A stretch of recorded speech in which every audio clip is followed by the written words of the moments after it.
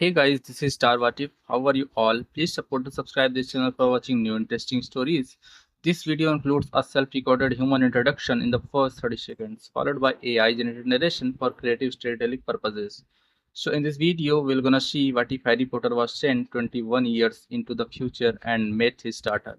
But before we start, if you want more stuff like this, then please support to subscribe this channel and share with your friends. Now let's start the video. Here is short summary. Harry is thrown decades ahead, face to face with the daughter he never knew, only to find the future is full of secrets no one will share. But before we start, if you want more stuffs like this, then please support to subscribe this channel and share with your friends. Let's start the video. Harry Potter threw his quill on the table in frustration, deciding that nothing was more difficult than fifth-year potions with Severus Snape. If it was somehow Snape's hatred over him somehow intensified over the summer and it was not helping his grades or his progress in potions class. However, his goofing off with his best friend, Ron Weasley, and torturing his archenemy Draco Malfoy did not help matters much. Ron noticed Harry's reaction to the potions assignment, did the same. Hermione Granger, Harry and Ron's other best friend, smiled coolly at them and continued reading her arithmancy book. Having trouble? She asked in a mock, innocent voice. Yes. Ron nearly shouted, running a hair through his fiery red hair. Hermione's smug smile only widened. Harry sensed an argument and immediately groaned in annoyance. Neither Ron or Hermione noticed it. What in the world is all this lot supposed to mean? He's a slimy git, giving us a final at the last minute. Harry snarled, thinking horrible thoughts about the potion's mater. Like we didn't have enough work with ROWLS this year. Hermione simply shrugged and did not take her chestnut eyes off of her textbook. Maybe if you two would just stop shooting dung bombs in Malfoy's cauldron and actually pay attention in potions, you might know what you're doing, said Hermione, still not looking at them, a smug smile still playing on her lips. Ron rolled his eyes. Snape takes points off of me and Harry anyway, said Ron. Might as well make the most of it and torture Malfoy in the process. Harry and I, said Hermione, correcting his grammar. Ron narrowed his eyes at her and clenched his quill tightly. Harry's eyes widened, waiting for the explosion. He could almost see the steam coming out of Ron's ear. Quit being a know-it-all, snapped Ron. It's not appealing, in fact it damn well annoys everyone. Well, maybe. Oh, just shut up, Hermione. I should shut up. Maybe you should be quiet and start working on your potions homework, Hermione retorted. Shush. No, she hissed. You. While you two argue over who is going to shut up first, Harry shouted impatiently, rising from his seat and running a hand through his already messy hair. I think I'll go to the library and try to find out what his junk is supposed to mean. There has to be a book in there that explains this lot more clearly. You can't go to the library now, said Hermione in her usual bossy, nagging tone, raising an eyebrow at him. Harry ignored her and continued to gather his potions books and stuffing them into his bag. You know, Snape is on duty tonight and he would love any excuse to give you a month's worth of detention. Yeah, plus it is almost 11, said Ron, checking his watch. Harry grinned and summoned his invisibility cloak. Wow, Ron, you sound like Hermione, said Harry, grinning with a malicious smile. He threw the cloak over his head and dashed out of the common room before Ron and Hermione both had a chance to yell and scold him for making such a so-called ridiculous comment. As Harry quietly roamed the corridors of Hogwarts School of Witchcraft and Wizardry towards the library, he rubbed the bridge of his nose. Quite frankly, he was getting sick and tired of Ron and Hermione's constant bickering. What was worse, he knew deep down that their constant arguing was just a way of them expressing their hidden feelings for each other. Harry always had inkling that their feelings for each other ran deeper than friendship and that it was only a matter of time before the two of them got together. Harry did not mind that his two best friends might end up together. He was just concerned about what would happen to him. Who would he hang out with? Harry supposed that he could always spend time with Ginny Weasley, Ron's little sister. This summer, since Ron and Hermione were at each other's throats, so he had spent the majority of his time with her. He smiled as he thought of the times he and Ginny spent time together, playing Quidditch, playing pranks on Ron and Hermione, but he shook the idea of he and Ginny together out of his head. Ron would never approve and he would not risk his friendship with Ron for anything. Luckily, he did not have to dwell on his feelings any longer because before he knew it, he was standing in front of the doors to the library. He wandered into the library in desperate search for something that would clarify the potion's information for Snape's test tomorrow, but unfortunately could not find a single solitary book that could help him. Harry groaned in frustration and suddenly became even more tired than he was before. Because of this, and without even thinking, this caused Harry to wander into the restricted section. Biting his lip, he thought that maybe there could be a book that could help them study for this test. As Harry began his search, he saw a book that caught his eye titled, "What You Do Not Know, You Will See." It was not the book itself that caught Harry's eye, it was more the title. What on earth was that supposed to mean? Harry did not know, but he was always such a curious boy, and despite the fact that his curiosity always got him in trouble, he pulled the black leather-bound book off of the shelf and flipped through it. It was unlike any other book he had ever read. All of the pages were completely blank and Harry was strongly reminded of Tom Riddle's diary. Becoming hesitant, he flipped to the first page and it was also blank, except for one sentence, say of a number. 21, said Harry out loud, shrugging. He had no idea why he picked that number. No specific reason, it just rolled off his tongue nicely. He turned to the next page and it too only had one sentence on it, say a place. This sentence concerned Harry, but his curiosity won out and he called out, "Gryffindor Common Room." He figured that if this book was something dangerous, that he would at least end up at Hogwarts, in the Gryffindor Common Room, where it was safe and where he would still be under the watchful eye of Albus Dumbledore. Without thinking, Harry turned to the third page, and suddenly, was swirling in colors of pink, purple and blue. It was like it was being beeped into a thick, rubber tube and he could barely catch his breath. Before he could think, before he could even become frightened, Harry landed with a loud thud on the floor of the Gryffindor Tower. "You are going to get into so much trouble," a teenage boy whispered warningly. He was speaking to a teenage girl. The girl was anxiously pacing around the Gryffindor Tower with her wand at the ready and wore a furious expression on her face. But despite her angry look, if one looked closely enough, they would be able to see beads of sweat coming down her forehead and down the base of her neck. She turned to the boy sharply. "You're one to talk." The girl snapped at him, gesturing her arm towards him. "Didn't you get a detention from Remus the other night for putting Not under the boogie bat hex?" "I wasn't talking about getting in trouble with the teachers," said the boy impatiently, running a hand through his bushy, fiery red hair. "I was talking about Darius Malfoy.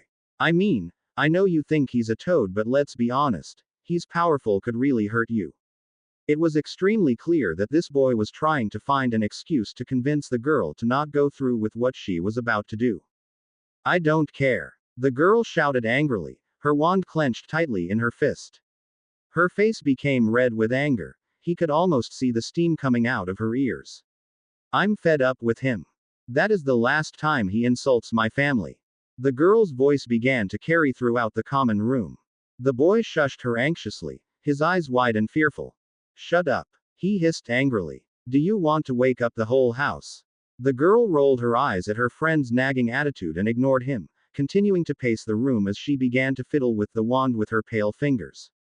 "What time is it?" she snapped suddenly, not looking at the boy, who looked at his watch, giving the girl a disapproving look before he did so. 11:30. "Perfect," whispered the girl. The boy raised a bored eyebrow. "Just one more half hour and, what the bloody hell was that?" she asked urgently. There had been a sudden thud, crash, and a grunt from behind the dark red couch in the common room. The girl had gotten position with her wand at the ready.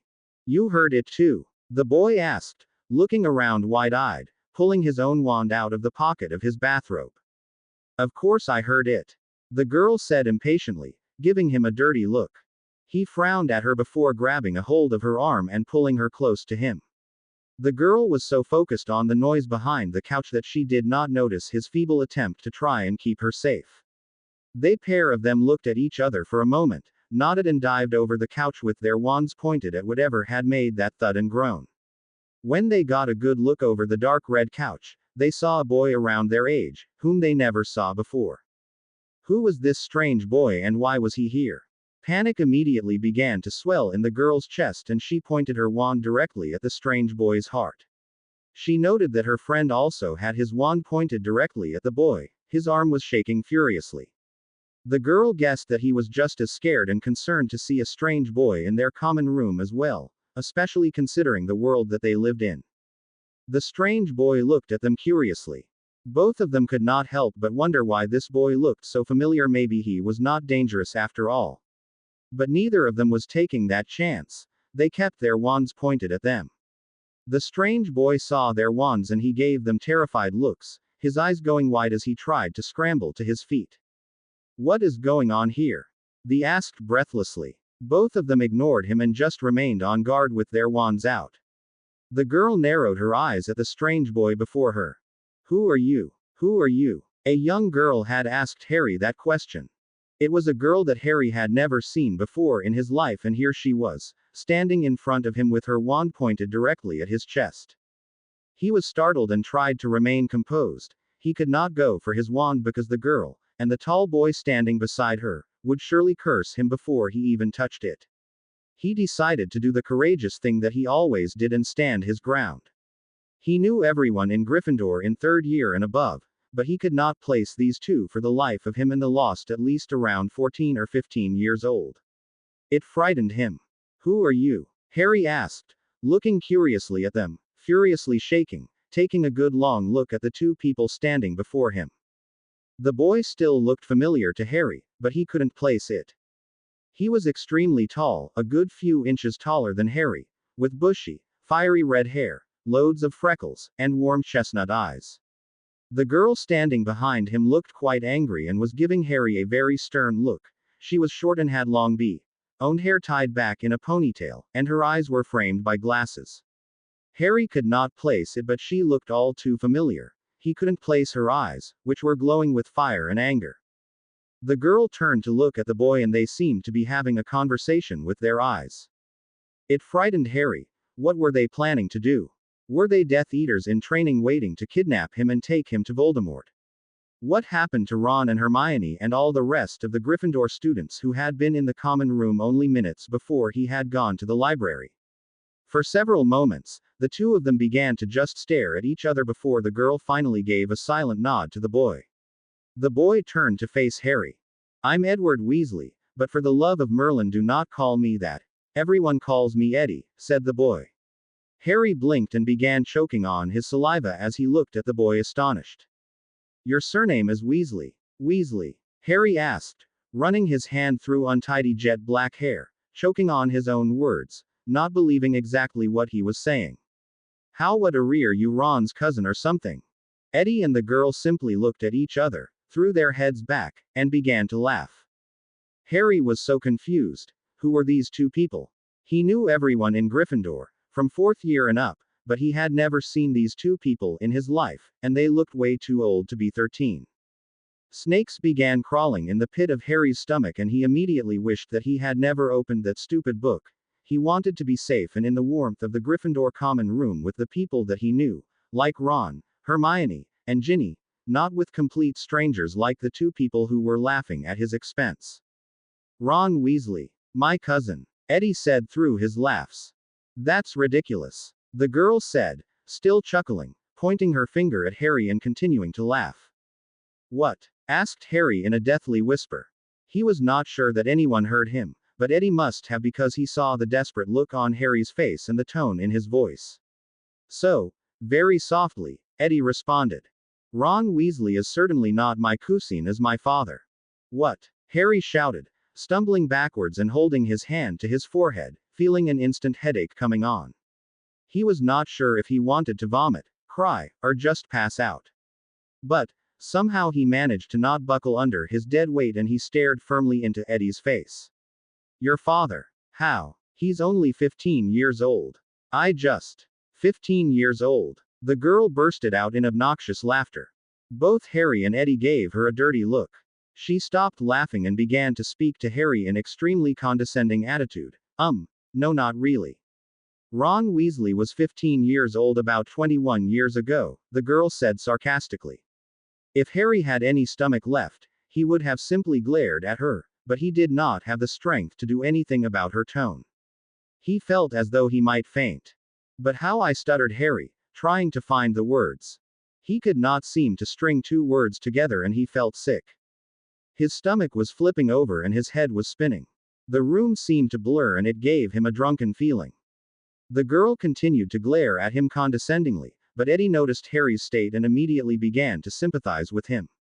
Eddie pocketed his wand and walked over to Harry, placing a comforting hand on his shoulder. The girl gave Eddie an astonished look, her eyes nearly popping out of her head, but she kept her wand at the ready. "Ed, what are you doing?" she hissed. Eddie ignored her. "Are you okay?" asked Eddie, looking at Harry with the utmost concern. You look sick." Harry could not take it anymore. His knees buckled under his weight and he fell to his knees, holding on to his stomach to stop himself from losing his dinner. Eddie bent over, placing his hands on Harry's shoulders, as Harry began to dry heave. The girl finally noticed his weak state and lowered her wand, looking at him in concern. She followed Eddie's actions and kneeled behind Harry, gently rubbing his back as he tried to catch his breath. It felt weird to her to be comforting a stranger, but she really did not know what to make of it. Out of nowhere she just felt this overwhelming desire to take care of this strange boy who appeared in the Gryffindor common room. Who appeared out of thin air. "What's your name?" the girl asked gently, still rubbing Harry's back. Harry just continued to dry heave and did not answer. "Maybe we should take him to my mum," said Eddie, turning to the girl.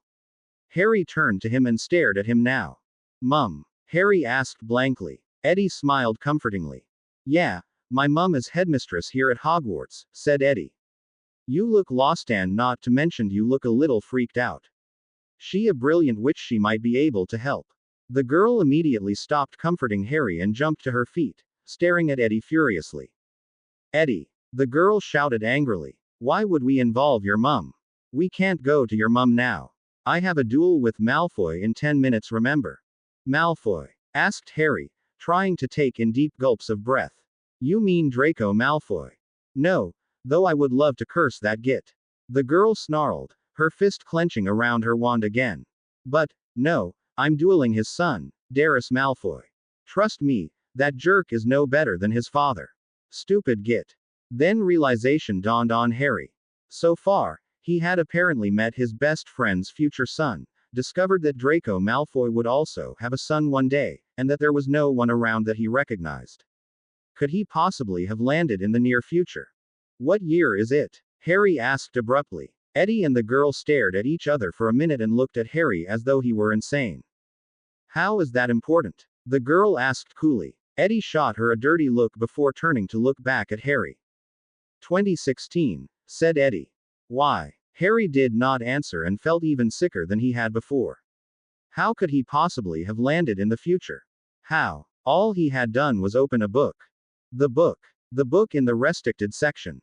It was titled, "What You Know Not, You Will See." No one knew the future, but here he was seeing it, living it. The book must be some kind of time machine. And if it was some kind of time travel device, why would Dumbledore keep it in the school?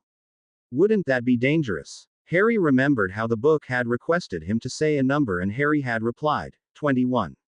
He was now 21 years into the future. The place. Harry said the Gryffindor Tower and he was in the Gryffindor Tower. All of this information hit Harry like a ton of bricks, but for some reason they did not make him feel worse or even sicker. In fact, he felt as though a weight was lifted. Now that he knew the answer of where or when he was, all he needed to do was go to Albus Dumbledore and Dumbledore would know exactly what to do. He always did. "I need to see Dumbledore," said Harry urgently. Eddie and the girl looked as though Harry had lost his sanity.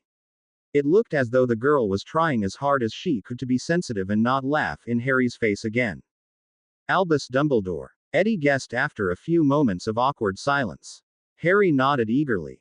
"Yeah, he'd be able to help," explained Harry, getting to his feet, causing Eddie and the girl to take a few steps back. "I'm sure he would have, but he has been dead for almost 16 years. "What?" Harry shouted, causing the girl to shush him so that he did not wake up whole Gryffindor Tower. She then checked her watch and then turned to Eddie. "Listen, Eddie," the girl said impatiently, "I've got to go." It's almost midnight and I'm not about to let Malfoy get at me for being late. The girl grabbed an invisibility cloak that Harry recognized as his own, but he did not say anything. He was beginning to feel too sick to speak. Eddie jumped up, completely now ignoring Harry. I'm coming with you, Eddie said firmly. The girl stared at him, giving him an antagonizing look. Eddie rolled his eyes. Look, even though I'm afraid Malfoy is going to blow you into a million pieces, started Eddie, this comment causing the girl to narrow her eyes at him. You're still my best friend and I still have to support you when you need it. Well, I appreciate that, Ed, she said with a smile. Eddie gave her a famous, Weasley lopsided smirk. Harry was astounded of how much he looked like Ron when he smiled like that, and it rather frightened him. Eddie smiled back at the girl. Are you ready? You shouldn't go, whispered Harry. Eddie and the girl both looked at him wide-eyed. Eddie is right. Malfoy could hurt you. Don't try and tell me what to do, the girl said coolly. You're not my father. Yeah, we don't even know who you are, said Eddie with a shrug. What's your name? Harry's mind was so out of it he just seemed much too confused that he just responded without even thinking about how crazy it would sound.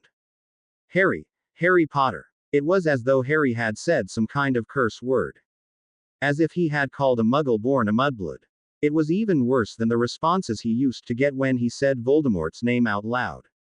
Harry began to wait for the explosion because when he said his name, Eddie's kind-hearted face became shocked and angry, as though he were trying to control that famous Weasley temper and not curse Harry. It was the girl's response that really caught Harry's attention. At first, she just stared at Harry, her face completely impassive. There was no emotion on her features and or in her eyes. Then out of nowhere, the girl was charging at him with a voracious and evil look on her face. Out of fear, Harry stumbled backwards until he hit the cold stones of the wall. Lily, don't, called out Eddie, following in the girl's footsteps, as though he were going to try and stop her if she made an attempt to attack Harry. Looking into her eyes, Harry had never seen such a hateful, evil look in a pair of eyes before, except when Voldemort looked at him. There was an angry blazing fire in her eyes. It was the same look Sirius gave Peter Pettigrew when Harry first met them both. A look of hate, anger, and disgust all rolled in one. A murderous look. Who do you think you are? The girl roared, pushing Harry against the wall and pointed her wand at his throat. I have half a mind to curse right now. Eddie dashed over to the pair of them and shushed her by placing a calming and gentle hand on her shoulder. The girl looked at Eddie's hand, then at his face before nodding. Once she calmed down, she gave Harry a look of deepest loathing and ran out of the portrait hole, her dark blue bathrobe billowing behind her. When she was out of sight, Eddie turned sharply and frowned at Harry, fingering his wand. You should never have said that. That was low, said Eddie in a harsh whisper. Harry cringed. Only someone like a Slytherin would say something like that. I almost thought you were a decent guy. What did I say? Asked Harry, scratching the back of his head, giving Eddie a confused look. It looked genuine, but Eddie frowned and stared at him for a moment. Who are you, really? Asked Eddie. My name is Harry Potter, said Harry desperately, his eyes begging for Eddie to believe him. You don't believe me. Look, Harry shouted as he lifted his bangs to show Eddie the infamous lightning scar that had plagued him for the last 14 years of his life. Eddie gave Harry a condescending look but humored him and looked directly at his forehead. He stared at it curiously for a minute and realization dawned on Eddie as he let the information slowly sink in. The scar was really there, like lightning. Eddie's eyes widened with shock as he gasped and stumbled backwards. He tripped on his own 2 feet and fell to the ground, staring at Harry as though he had never seen anything quite like him before. You're. Why how? To be honest, I'm really not sure how I got here myself, explained Harry.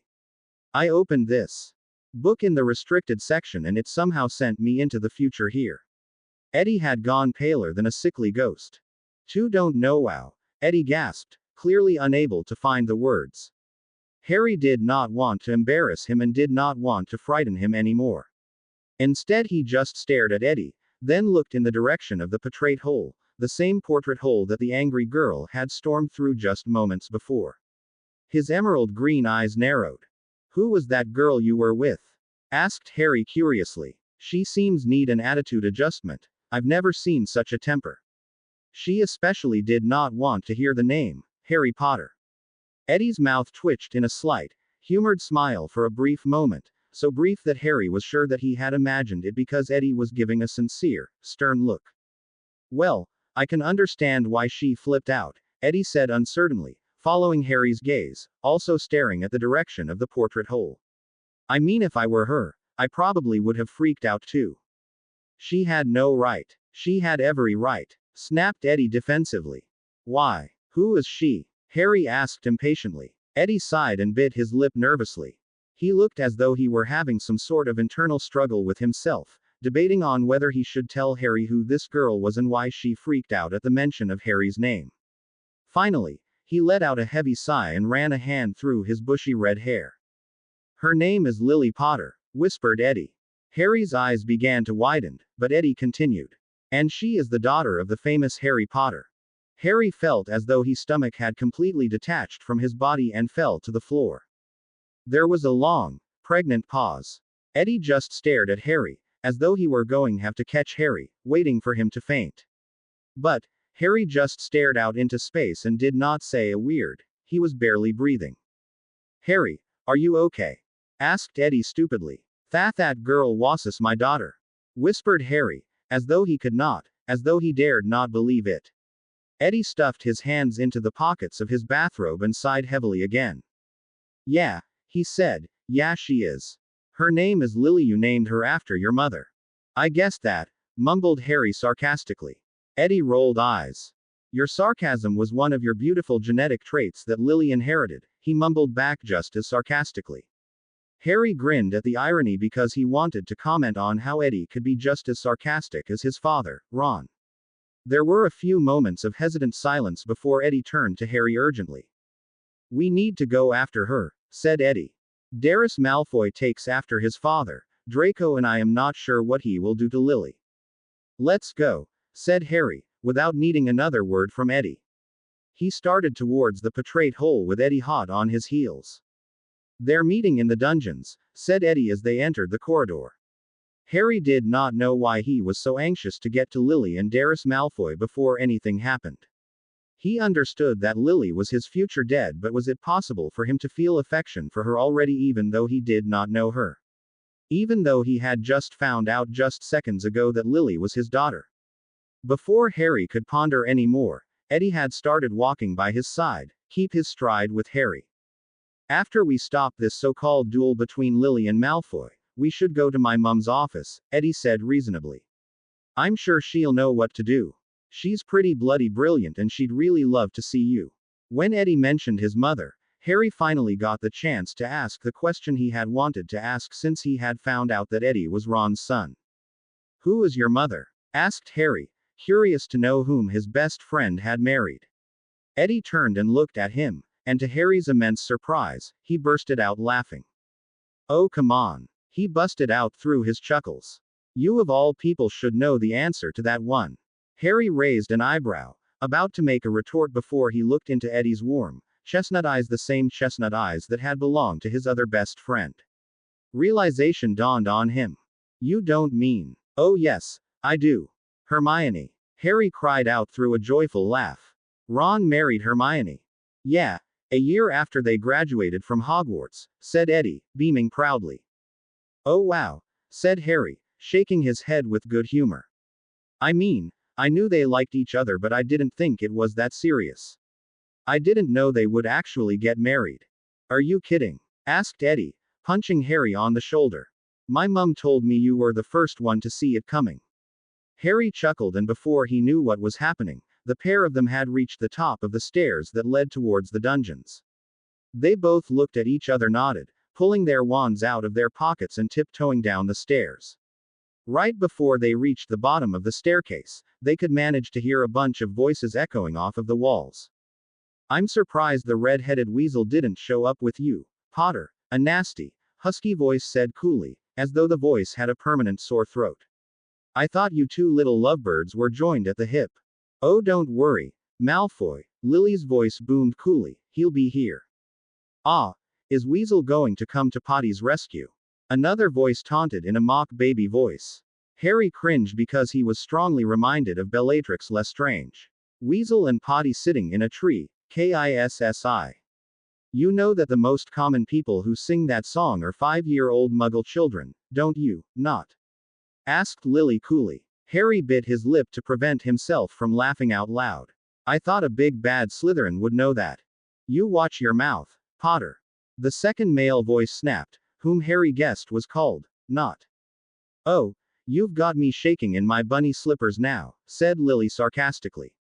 Harry wanted to laugh again, but he could hear Eddie groan from beside him. That tongue of hers always gets her in trouble, he mumbled, more to himself than to Harry. With those words he stepped out of the shadows and stood protectively behind Lily. Harry followed suit and followed Eddie, taking in the scene before him. His future daughter, Lily, was standing with her wand at the ready, facing 3 other boys. The one in the front, who also had his wand out, pointing it straight at Lily, was no doubt Darius Malfoy. He greatly resembled his father with dark owned hair that was neatly combed, cold gray eyes, and a pug face. Standing closely beside him was a short, stocky boy with long black hair and ice blue eyes and a long pointed nose. He was glaring at Lily and Harry assumed that he must be, not. The third boy, standing far behind Darius Malfoy and not, was a huge, tall boy whom greatly resembled a large gorilla. Harry could only assume that this was the son of either Crabbe or Goyle. Ah, there's Weasel Bean, called out Malfoy, as though it were a joyous occasion. We knew it was only a matter of time before you came to watch me completely obliterate your friend here. Not going to happen, snarled Eddie, glaring at Malfoy. The duel is off. Lily and I are not going to fall for any more of your evil tricks anymore. Who says I'm falling for a trick? Lily mumbled defensively. I'm just looking for any excuse to hex the life out of this little git. Eddie ignored her as Harry took a few more steps forward, standing closely behind Lily and Eddie. Malfoy caught sight of him and narrowed his eyes in fear, raising his wand and pointing it directly at Harry. Who are you? Questioned Malfoy. Not and the large boy also noted Harry's presence and came to Malfoy's side. Lily whipped around, saw Harry and immediately shot him a deathly glare that could have frozen hell. She rounded on Eddie. Why did you bring him? Growled Lily, clenching her wand tightly in her fist. Malfoy took advantage of Lily having her back turned to him. He quickly turned his wand on her instead, raising it. A rage came over Harry that he had never felt before and it made him want to kill the little spawn of the ferret with his bare hands. Even if Lily wanted to block the curse Malfoy was about to throw at her, she would not have time to turn around. As Malfoy shouted a curse at Lily's back, Harry dived between them and raised his own wand. Protega! Shouted Harry. The curse rebounded off of Harry's shield and bounced back towards Malfoy and his cronies. Lily gasped and turned around, raising her wand, but it was too late. Harry had taken care of the work for her. Eddie was shooting death glares at Malfoy, but before he could curse Malfoy with a few well-chosen profanities, once again, Harry beat him to the punch. He stood between Lily and Malfoy, with his wand pointed directly at Darius Malfoy's head. You're just like your father, Harry hissed, giving Malfoy a glare, a very similar glare that Lily had just given to Harry. He was a low-life scum who liked to attack when their opponents had their back turned. He always took the coward's way out as well. At the insult thrown at his father, Darius Malfoy immediately challenged Harry by raising his wand. You filthy, what do you know about my father? Darius snarled back at Harry. I don't even know who the bloody hell you are. How could you know me? Your father is Draco Malfoy, said Harry. Lily stared at him, completely astonished. Eddie could not help but grin arrogantly. Pansy, the pug, Parkinson is no doubt your mother because you inherited her pug-like face. Your grandparents are Lucius and Narcissa Malfoy, Death Eaters and followers of Voldemort. Everyone gasped when Harry shouted out his name. Your father's best friends were Gregory Goyle and Vincent Crabbe. You. Harry pointed at the boy who resembled a gorilla. You must be Crabbe's son. You have his squinted face. Harry turned back to Malfoy. No doubt your father followed in good old Lucius' footsteps and also became a slimy, wretched Death Eater. At those words, Malfoy practically grinded his teeth and growled at Harry. His angry eyes then landed on Lily. Well, Potter here is one to stupefy, Harry shouted, pointing at Malfoy, who somehow managed to scream and dodge the curse, sending both he and Nott to the cold, stone ground. Lily and Eddie ended up being overcome with laughter. When Crabbe managed to help the two of them to their feet, Malfoy glared at Harry. I don't know who you are, but I swear, he growled, I will make you pay. He turned to his friends. Let's go. With that, the three of them dashed up the dungeon stairs as fast as they could, speaking in hushed tones. Harry pocketed his wand with a proud smile and turned to Lily and Eddie. Eddie was still chuckled, but Lily was staring at him quite curiously. She looked like she did not know whether to curse Harry or to thank him. Instead, she bit her lip uncertainly. Just because you did that, does not mean I forgive you for what you said back in the common room, she snapped quickly. Harry gave a defeated groan as Eddie rolled his eyes. Harry noted that he seemed to do that a lot when he was around Lily, and Lily never seemed to notice. Either that or she just did not care. Come on, started Eddie, we need to take him to my mum's office. Why must you question everything? Asked Eddie impatiently, grabbing her by the forearm and dragging her up the dungeon stairs with Harry on their heels. Just come on. The three of them walked to Hermione's office in silence. Eddie was too frustrated with Lily's attitude to say anything. Lily was too irritated with Eddie's decision to bring Harry along to the duel and his decision to help Harry, and Harry honestly just did not know what to say to either of them. Honestly, what do you say to your future daughter and the future son of your two best friends? This was no ordinary scenario. It is not every day that something like this happens. Even in the wizarding world. Harry's thoughts were once again interrupted when they reached the statue of the gargoyle. The same statue that Harry encountered so many times when he wanted to see Dumbledore. It was going to be very strange for him to enter this office and not have Albus Dumbledore, with his twinkling blue eyes staring at him from behind his half-moon spectacles, sitting on the other side of that desk. Instead, it was going to be his best friend, Hermione Granger. Well, Hermione Weasley technically. The idea boggled Harry's mind. Tooties roll, said Eddie. The three of them stepped onto the platform and the gargoyle immediately began to spin, taking them to Hermione's office. When they stepped off of the platform, Harry looked around and was surprised to how similar Hermione's office was to Dumbledore's. The desk, chairs, and all of the portraits were in their exact positions. Just as he remembered them. All of the shelves were the same and the window was still open and had a magnificent view of the grounds. However, unlike Dumbledore's office, Hermione's desk and shelves were not filled with fancy silver instruments and trinkets. Her shelves, desks, and literally everything else in the office was filled to the brim with books, and even more books. But this did not surprise Harry as Hermione was constantly always reading. It should not surprise him that she continued to do so throughout the remainder of her life. As Harry looked around, he noted that Eddie dashed immediately to the portrait of the 4 Hogwarts founders and muttered another password. The portrait swung open and Eddie stepped inside, and it instantly swung closed again, leaving Harry and Lily alone in Hermione's office. Harry glanced sideways at her and saw that she was fiddling with one of the rolled-up scrolls that was resting on Hermione's desk. Harry did not know what to say to her. He was never especially talented when it came to talking with girls, except for Hermione and Ginny. But this was his daughter, for crying out loud. Surely he had something that he needed to say to her. In realization though, Lily did not yet know that Harry was her father. She still thought he was some creep who had intentionally tried to make her angry. Harry opened his mouth to apologize, but the words never came out, as Lily spoke before he could. Look, she started. I don't know who you are, but I apologize for losing my temper back in the common room. This was the first time that Harry got a good look at her eyes because for once, they were not full of fire. They were bright and regretful and his stomach lurched when he realized that they were exactly like his own, almond-shaped and a bright emerald green. It was almost like looking into a mirror and Harry was astounded that Lily had not noticed how alike they were. He chose to try and ignore it.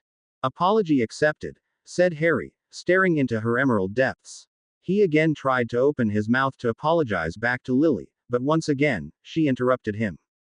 But what you said wasn't right, she said, rounding on Harry. It just you shouldn't have said it. I shouldn't have said that I was Harry Potter. Asked Harry slowly, knowing that he was walking on dangerous ground. Lily grinded her teeth. Forget it, she mumbled, turning her back on Harry. But forget it, growled Lily, not turning to face him. Harry knew that the conversation would have to end here for now. It was clear that Lily not only inherited his apparent sarcasm, but his stubbornness as well. He sighed and went over to the nearest bookshelf. The middle shelf was the only one in the entire office that was not completely filled with books. Instead, it was filled with tons of moving pictures. Harry smiled as he recognized some of them.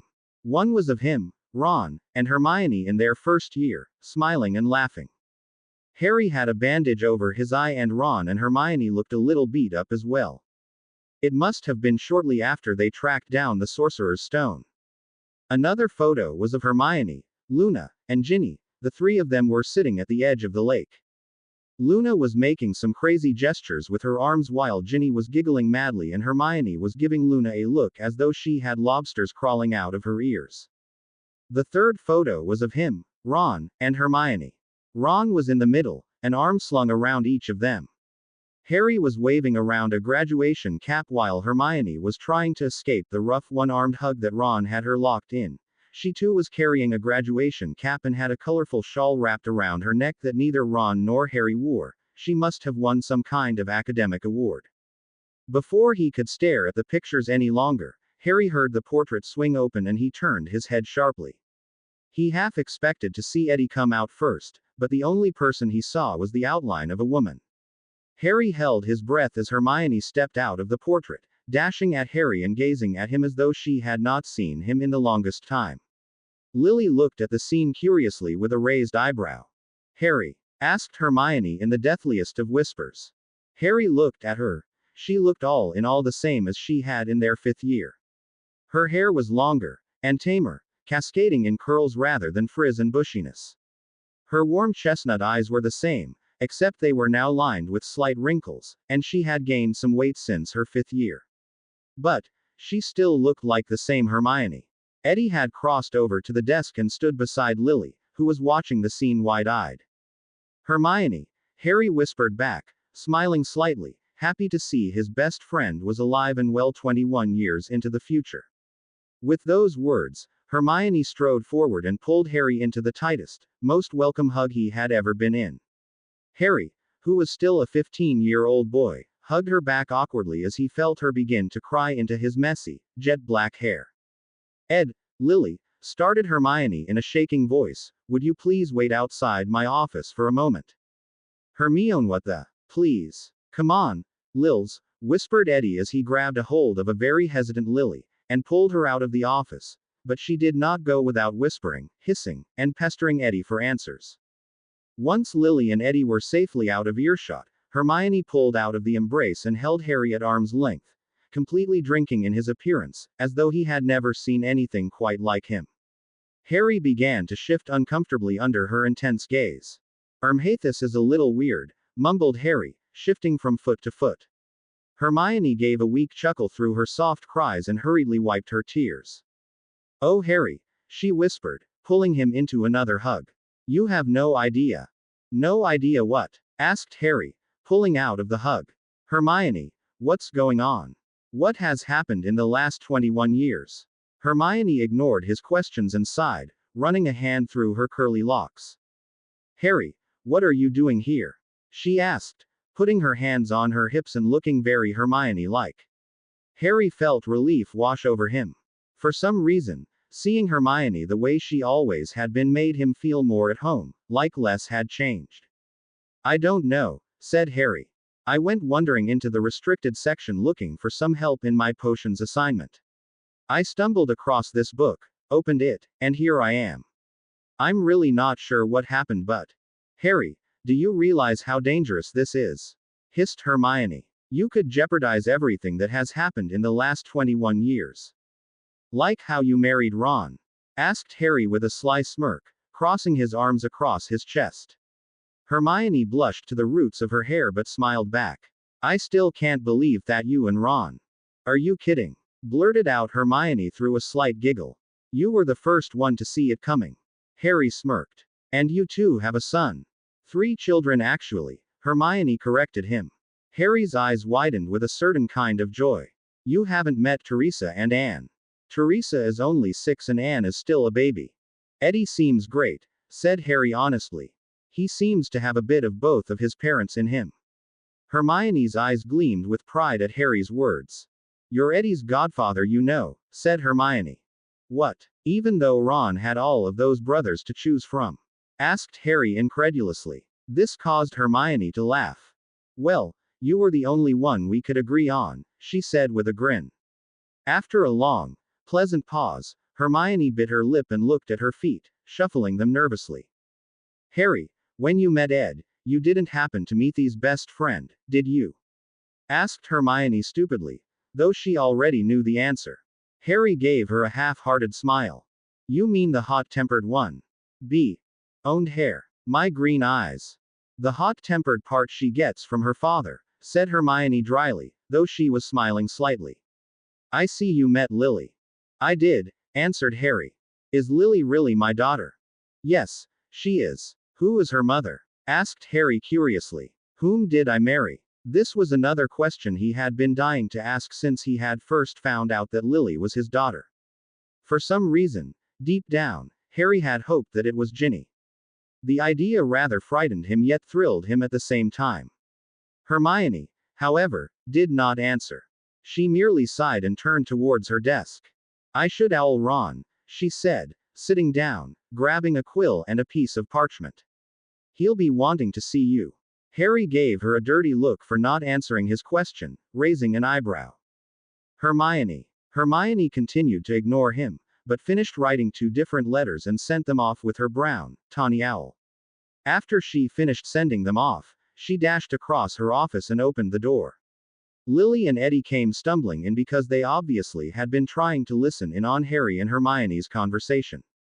As if she knew they were listening, Hermione completely stepped aside and let the pair of them become tangled on the floor with a bemused smile on her face. Ouch, Ed, get off of me, snapped Lily, trying to get untangled and shove Eddie off of her. Eddie has grunted in pain. Hey, it was your idea to listen in, he retorted. Harry could not help but grin at the scene before him. It made him happy to see how his daughter and his best friend's son became such close friends and that seemed to have the same knack for trouble as the trio did. If you two are quite finished, interrupted Hermione. The 2 teenagers scurried to their feet and stood anxiously in front of her. Lily was still looking at Harry with a curious raised eyebrow. Ed, would you please go to Professor Lupin's office and bring him here? I sent him a letter so you might meet up with him on the way here. Eddie looked reluctant to go but he nodded anyway and walked out of the office, grumbling under his breath. Hermione, however, placed a gentle hand on Lily's back and guided her towards Harry. Lily's eyes widened but they never left Harry's face. Lily, I know this may be hard for you to believe, but this is Harry Potter, explained Hermione.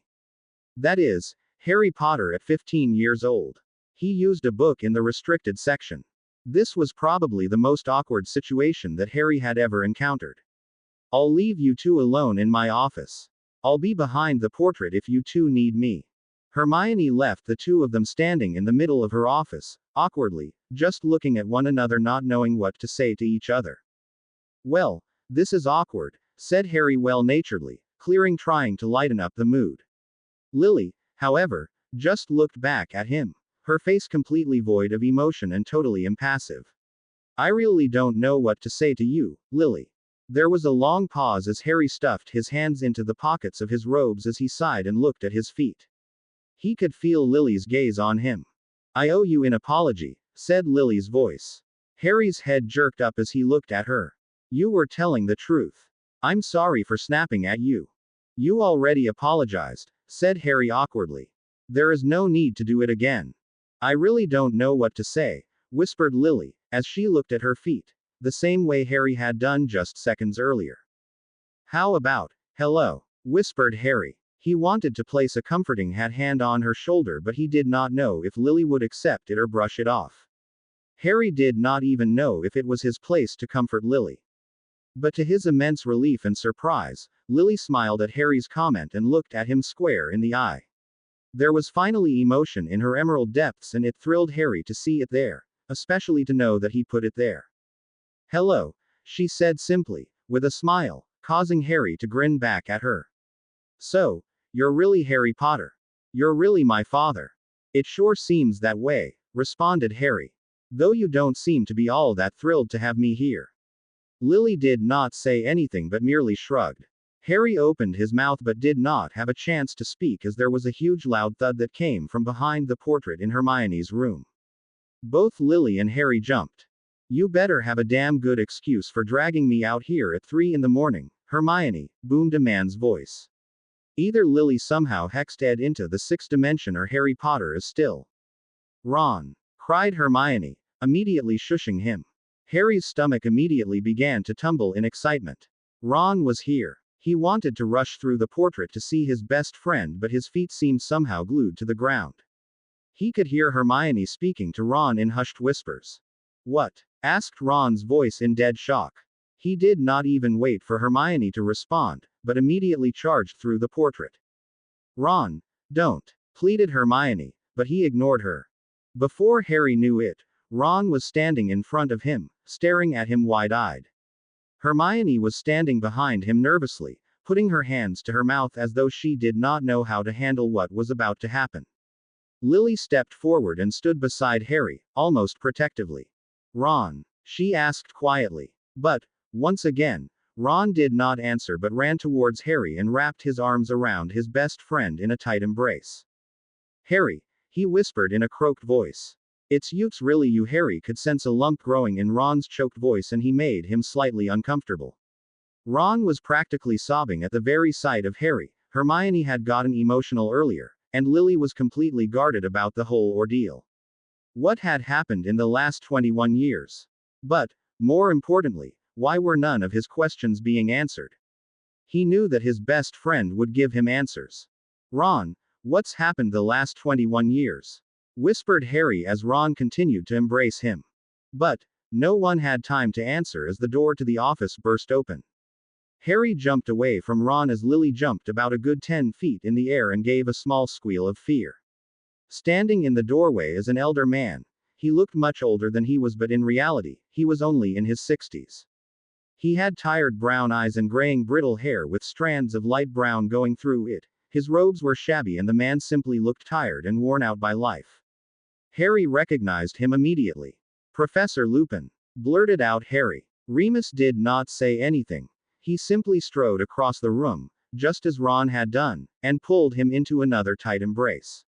The only difference was that Remus actually began sobbing into Harry's messy jet black hair. Remus choked through his sobs. Great Merlino Harry. It was at that point that Eddie came dashing into the office, completely drenched in sweat and out of breath, as though he had ran a full-fledged mile. I never knew a man so old could run so fast, he whispered to Lily, who chuckled. Oh Harry, repeated Remus as he pulled out of the hug, holding Harry at arm's length. Sirius will want to see you. Sirius is still alive? Asked Harry hopefully. Hermione immediately intervened. Remus, she hissed in a low whisper, which she had hoped was low enough so that Harry would not hear, but this was not the case. Are you insane? He can't see Sirius'll go crazy. This could be a blessing in disguise, for all of this. He needs this, retorted Remus. Think about it, think about all that he's been through. Harry being here would be something like a miracle to him. A miracle? Asked Hermione sardonically. Lily and Eddie were watching the scene. They're widened in fascination. Ron was merely rubbing the bridge of nose, feeling an instant headache coming along. Is that how you would describe it? He needs this, so does Harry. Repeated Remus, gesturing towards Harry. Hermione shook her head. I won't allow it. Who are you to call the shots? I want to see Sirius. Shouted Harry. He's my best friend, hissed Hermione. Well, he's the son of my best friend. Ron, will you please back me up here? Asked Hermione angrily, rounding on her husband. Ron ignored her. I want to see Sirius. We will lose him, Remus. You don't know that. Have a little faith in the man. Faith?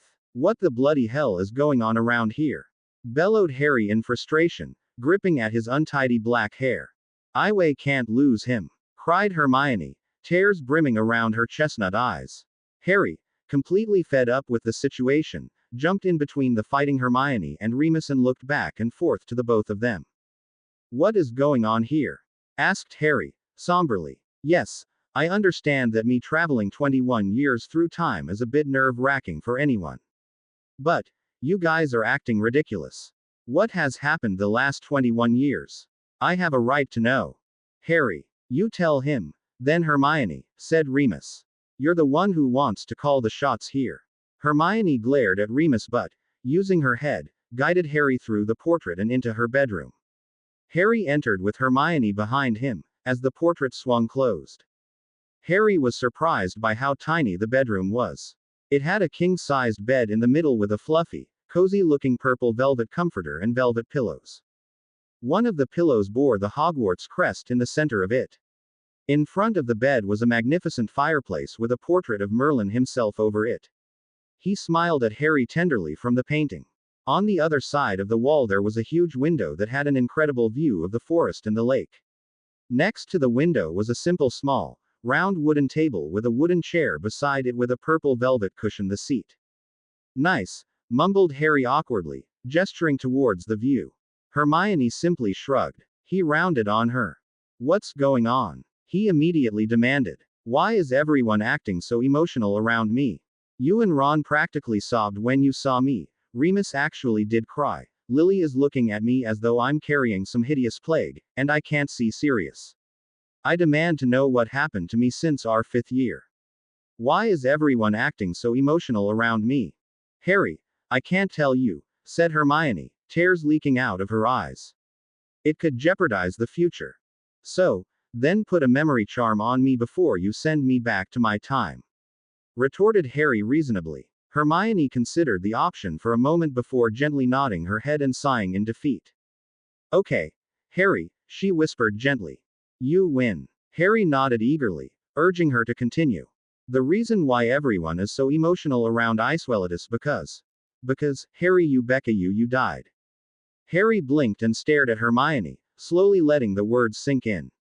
His throat had become dry and coarse and he was not sure that he had the capacity to speak. Hermione just stared at him, biting her lip, waiting for his reaction. "I died," Harry gasped, when he finally found his dry, aching voice. "But how?" "It happened 3 years ago," explained Hermione. "When Lily was 12 years old, you know who kidnapped her and of course you went after him." "Voldemort is still alive?" asked Harry incredulously. Hermione flinched at the name, but ignored him. "They say he is dead, but we know better. He is still very much after the Potter blood," Hermione said regrettably. "He's after Lily?" asked Harry, a sudden fire of anger coursing through his veins at the thought of his enemy coming within 3 feet of Lily. Hermione nodded. "I think he feels that by killing Lily he will gain his revenge for what happened that Halloween night when he tried to kill you," said Hermione reasonably. "But, that night when he kidnapped Lily I had never seen you so angry in your life. Sirius, Ron, Remus, and I insisted that we go with you, we were so overprotective of you. We went, and you fought so bravely for Lily's life.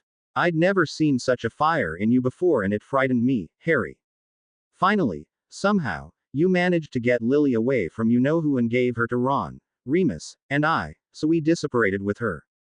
"Harry Potter," Voldemort sneered, as Harry approached him with his wand at the ready. Sirius, Remus, Ron, and Hermione were all standing behind him, looking around at the surrounding Death Eaters angrily. But none of their angry faces compared to that of Harry's. Harry's face was red with fury, a green fire blazing in his eyes. His fists were white from clutching on to his wand so tightly. "Where is she?" Harry snarled. Voldemort merely smirked. "Who?" Voldemort sneered. Sirius and Ron had to hold the back of Harry's robes to stop him from leaping on Voldemort. "You know who I'm talking about, Tom." Harry roared. Sirius and Ron's strength was no longer enough to hold Harry back. Remus also had to grab a hold on to a chunk of Harry's robes to prevent him from forgetting about wands and just punching the Dark Lord in the face. Voldemort smirked again, silently pleased at Harry's rage. "Oh, you mean her?" Voldemort asked, gesturing with his free hand for a Death Eater to come forward. As he had commanded, a masked Death Eater came up to Voldemort holding a little girl of 12 years old. Daddy! I'm sorry, I'm so sorry, Daddy! Lily shrieked. As frightened as she looked, Lily was not crying, she never cried. However, tears were welling up in Harry's eyes at the sight of his helpless daughter.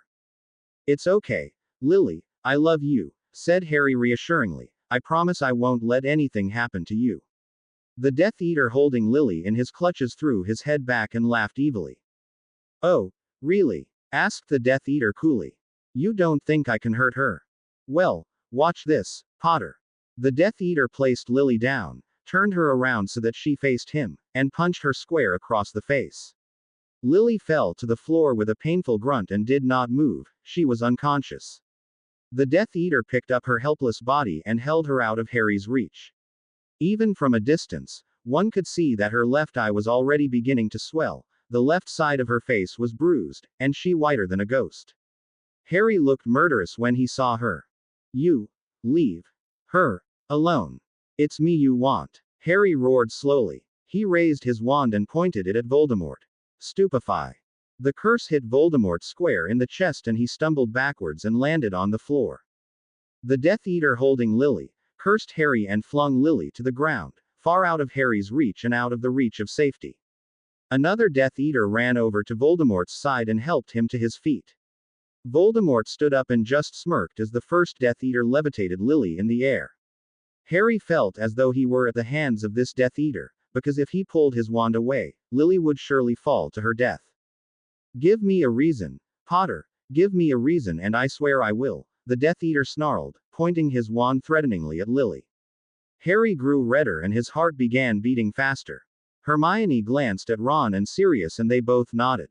They knew that no one would notice if they raised their wands, they were too busy concentrating on Harry and Lily. Sirius managed to raise his wand at the Death Eater levitating Lily. Stupefy! Sirius shouted. The curse hit the Death Eater and he lost his balance with his wand. This immediately took off the spell and Lily started to fall to the ground, to her death, for she was more than 50 feet off the ground. Lily! No! Harry, with terror in his eyes, pointed his wand at his daughter and slowed her down before she hit the ground. By this time, Ron, Hermione, Sirius, and Remus had their wands armed, stunning and hexing Death Eaters that tried to grab Lily before Harry could get to her. Harry ran towards Lily's unconscious body. Thanks to his fast Quidditch reflexes, along with the help of Ron, Hermione, Sirius, and Remus, he was able to dodge many of the curses and hexes that were being thrown at him by the Death Eaters. It was clear through the determination in his eyes that nothing, no obstacle, no hex, no curse, no Death Eater, and no Voldemort was going to stop him from getting to Lily. Finally, Voldemort stood up in a frustrated rage and raised his wand and pointed it directly at Harry. Hermione screamed, but to their immense surprise, he did not perform a killing curse against Harry. He simply closed his eyes and began muttering under his breath, mustering all the power he had in order for this spell to have even a small impact on Harry. Imperio! Muttered Voldemort with a snake-like hiss. Harry stopped dead in his tracks, a mere 3 feet away from Lily. He could feel that familiar blissful sensation taking over his body and mind. But, that blissful sensation immediately evaporated when he heard Voldemort's cold voice talking in his ear. Kill Lily. Kill her. What? Are you crazy? Absolutely not. Never. Kill your daughter. Harry walked over to Lily slowly. He bent down to his knees, gently lifting her head, and pointed his wand directly at her ear. His hand was shaking madly as though he were having an internal struggle with himself. Hermione took a step forward to try and stop him, but Ron stepped in front of her. Sirius, on the other hand, rushed over to Harry, placing his hands on his shoulders and shaking him madly. Harry, snap out of it. Wake up. Sirius shouted desperately. But Harry only stared out into oblivion aimlessly. Ignore him. Kill the girl. No. I love her. Kill her or I will kill you. Then kill me. Harry shouted. These words actually bursted out of Harry's mouth. Ron, Hermione, Sirius, and Remus looked at him, completely lost for words. Voldemort looked quite surprised too, but utterly furious that his imperious curse still had no effect on Harry. Fine then. Let me have the honors, sneered Voldemort. I've wanted this for a long time, Potter. Both he and Harry raised their wands, and Harry was shocked that instead of pointing it at him, Voldemort pointed it at Lily. He panicked at the same time. None of them Accio. Lily, who was still unconscious, levitated into the air and jerked back and forth, towards Voldemort, then jerked towards Harry. A third part could see the power going through both of their veins. Harry's emerald green eyes had certain fire in them, but not a normal fire. He almost looked evil, and it frightened his friends to even look at him. Looking at Harry, even Voldemort looked as though he were taking a step in fear. Finally, there was an explosion, and a gold light exploded from each of the wands. Lily! Harry shouted desperately, the fire still blazing in his eyes. Lily had not moved, nor was she injured from the explosion. She had simply fallen to the ground. Harry and Voldemort's wands were vibrating, and neither of them were surprised to see this. The wands connected. Harry and Voldemort inside a golden cage, and a phoenix song singing in the distance. Harry pulled his wand away with an almighty pull, and everything immediately died before any ghost-like bodies came bursting out of Voldemort's wand. Completely infuriated with the situation, Voldemort pointed his wand at Lily's unconscious. Harry's eyes widened in horror, and he immediately ran towards his daughter. Crucio. Harry got there just in time and ran in front of Lily, taking the curse for himself. Hermione screamed out loud as she watched her best friend fall to his knees, screaming in agony. She was the only reason that Ron did not run forward to help his friend. But it was Sirius who was now red with anger. Without thinking, he lunged at Voldemort and punched him square in the face. No one knew how to react to this, not even the Death Eaters. They all watched in horror as the Dark Lord and Sirius Black, wands out of their hands on the ground, wrestling each other. Harry sat up, silently thanking Sirius, all shaken and clammy, but he grabbed Lily. He held her in a tight hug for a minute and stood up, on shaking knees. Ron, Hermione, and Remus ran forward and helped him to his feet, as he held Lily close to him. Harry reluctantly handed his daughter to Hermione. Take her to Hogwarts, whispered Harry. Remus, Ron, and Hermione nodded as she took the unconscious little girl into her arms. Just as Lily was out of Harry's hold, someone jumped on top of Harry. It was Death Eater. It looked as though he tried to tackle Harry before he had a chance to hand off Lily. Hermione screamed as Ron stood protectively in front of her. Remus had his wand at arm, and tried to hex the Death Eater. Get Lily out of here! Harry roared as he and a Death Eater wrestled each other to the floor. Harry grabbed his wand and cursed the Death Eater off of him. Go! With those words, Hermione, Ron, and Remus immediately disapparated, and then apparated to Hogsmeade with Lily in Hermione's arms. The three of them ran into Hogwarts and straight the hospital wing. Madame Parks, the school nurse, took Lily from Hermione and started working on her treatments. I'm going back to Harry and Sirius, Hermione said firmly. Ron nodded in agreement. I'm going with you, Ron said just as firmly, grasping her hand and holding it tightly in his own. She smiled softly at him, fear welling up in her warm, chestnut eyes. Ron turned to Remus. Remus, can you watch over Lily and Ed? Of course, said Remus softly. Just make sure you guys get Harry and Sirius back safely. Watch out for yourselves as well, said Remus as he sat down on Lily's bed and patting her hand gently. Will do, said Ron, nodding affirmatively. Come on, Herm. Ron took Hermione's hand and ran as fast as they could back Hogsmeade before apparating back to the graveyard at the Riddle house. Ron took out his wand, and walked in front of Hermione. Stay behind me, whispered Ron. Hermione nodded when she heard Harry's scream pierce the darkness. Ron and Hermione looked at each other worriedly and ran towards the scream as fast as they could. When they arrived at the sound of his voice, they saw their best friend facing Voldemort, an angry expression on his face. Sirius was behind him hexing Death Eaters that even went within 10 feet of his godson. Without anyone noticing, a very sly Death Eater shoved Sirius out from behind Harry and he stumbled to the floor, landing on it with a painful grunt. It was right in the Dark Lord's path and out of Harry's protective reach. Voldemort beamed at the Death Eater and turned his wand on Sirius. Avada started Voldemort. Sirius simply stared. Terror had taken the place of anger in Harry's green eyes, and he ran towards his godfather, dropping his wand and dodging curses and hexes made by Voldemort's supporters.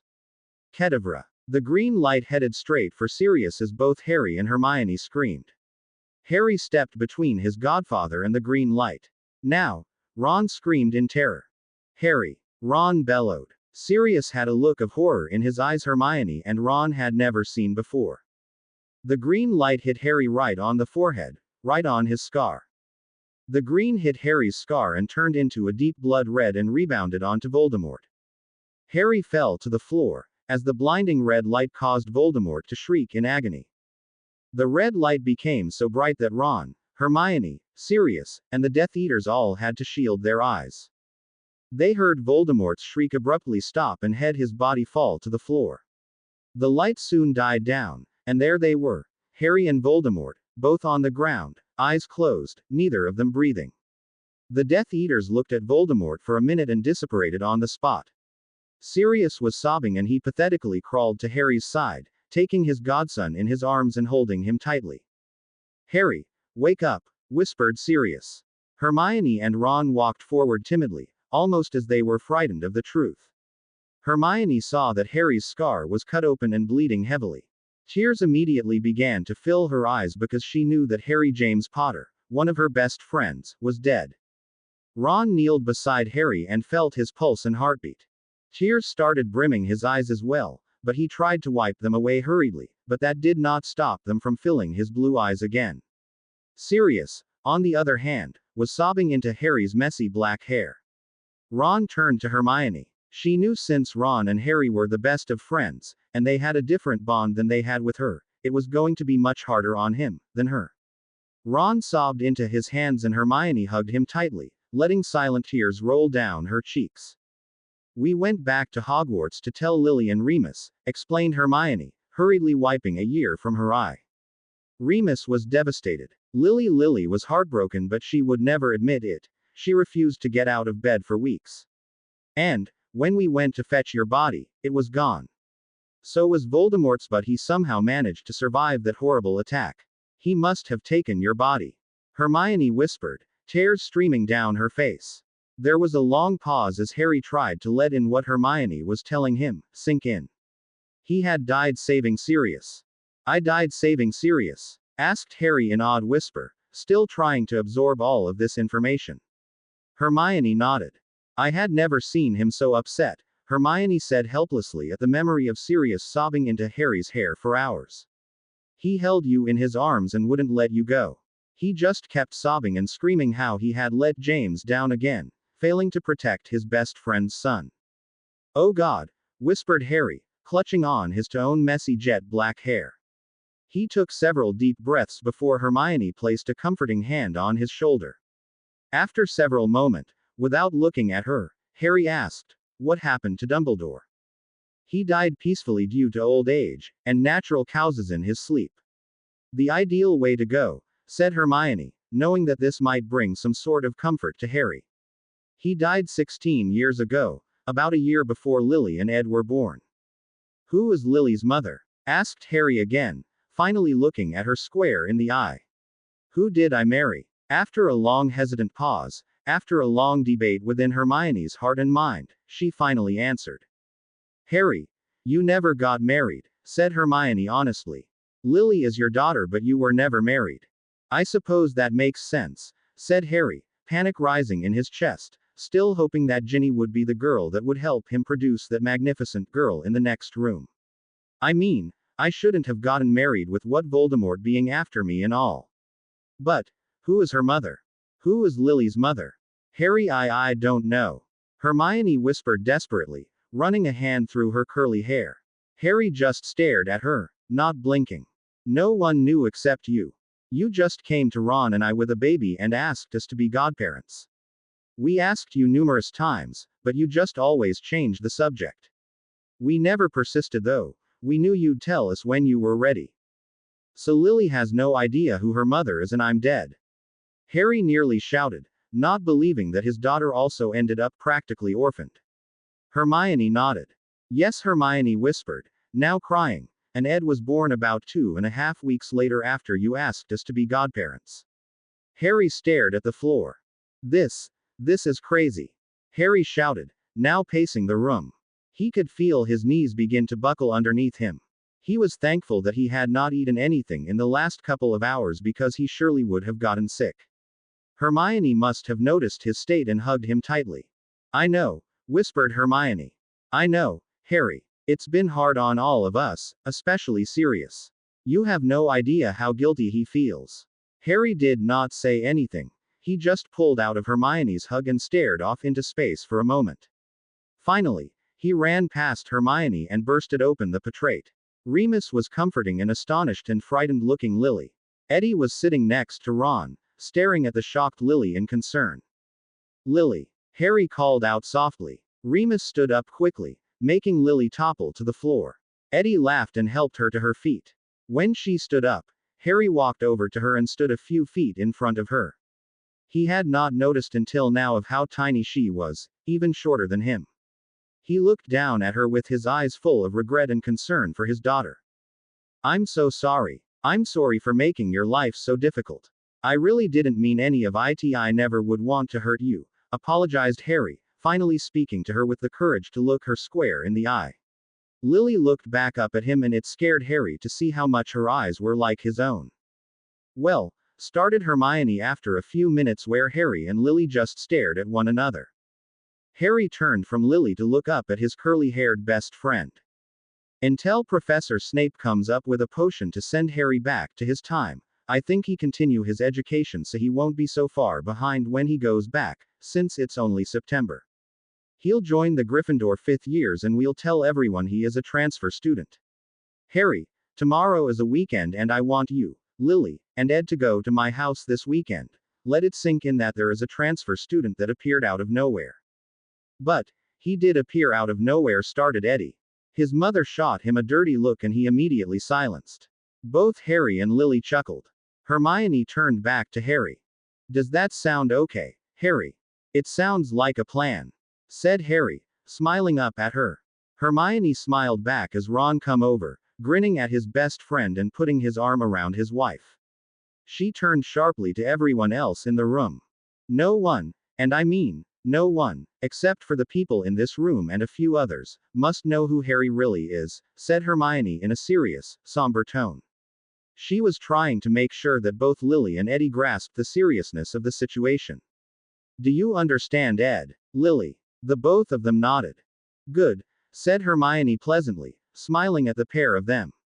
She turned back to Harry. Harry, you'll have to use another surname. People might think it's strange if a transfer student named Harry Potter transferred here and was walking around Hogwarts. How about he uses the surname Evans? Remus suggested. Ron looked at Remus strangely, but smiled brightly. Why that name? Lily asked curiously. Remus simply grinned and shrugged. That was your grandmother's maiden name, said Remus to Lily. Harry and Lily looked at each other for a moment before Harry turned and nodded at Hermione. I'll be Harry Evans, said Harry, nodding his head firmly. Excellent, she said. Ed, Lily, please take Harry to Gryffindor Tower and all three of you should get some rest. Ron, you may go home or you can stay for breakfast, but I really don't want Teresa wandering the castle halls again after what happened last time. Remus, you may return to your sleeping corridors. Oh, and Ron, if you do decide to go home, don't go to Hogsmeade and apparate hurts Anne's ears. I ask you leave through Flow Powder. Hermione ordered. Harry shook his head and smiled at the fact that some things just never change. Hermione was still as bossy as ever and Ron was still rolling her eyes at his orders. I'll take Teresa and Anne to the room of requirement. They can sleep there while I go nick some breakfast from the kitchens, said Ron. Hermione glared at him for nicking food out of the kitchens, but did not say anything about it. She just put her hands on her hips and narrowed her eyes at her husband. Harry felt like he was still watching them back in their 5th year as they argued over the potions assignments. As the three of them walked back to Gryffindor Tower, Eddie began telling Harry all about Hogwarts, and from what he heard, nothing had changed.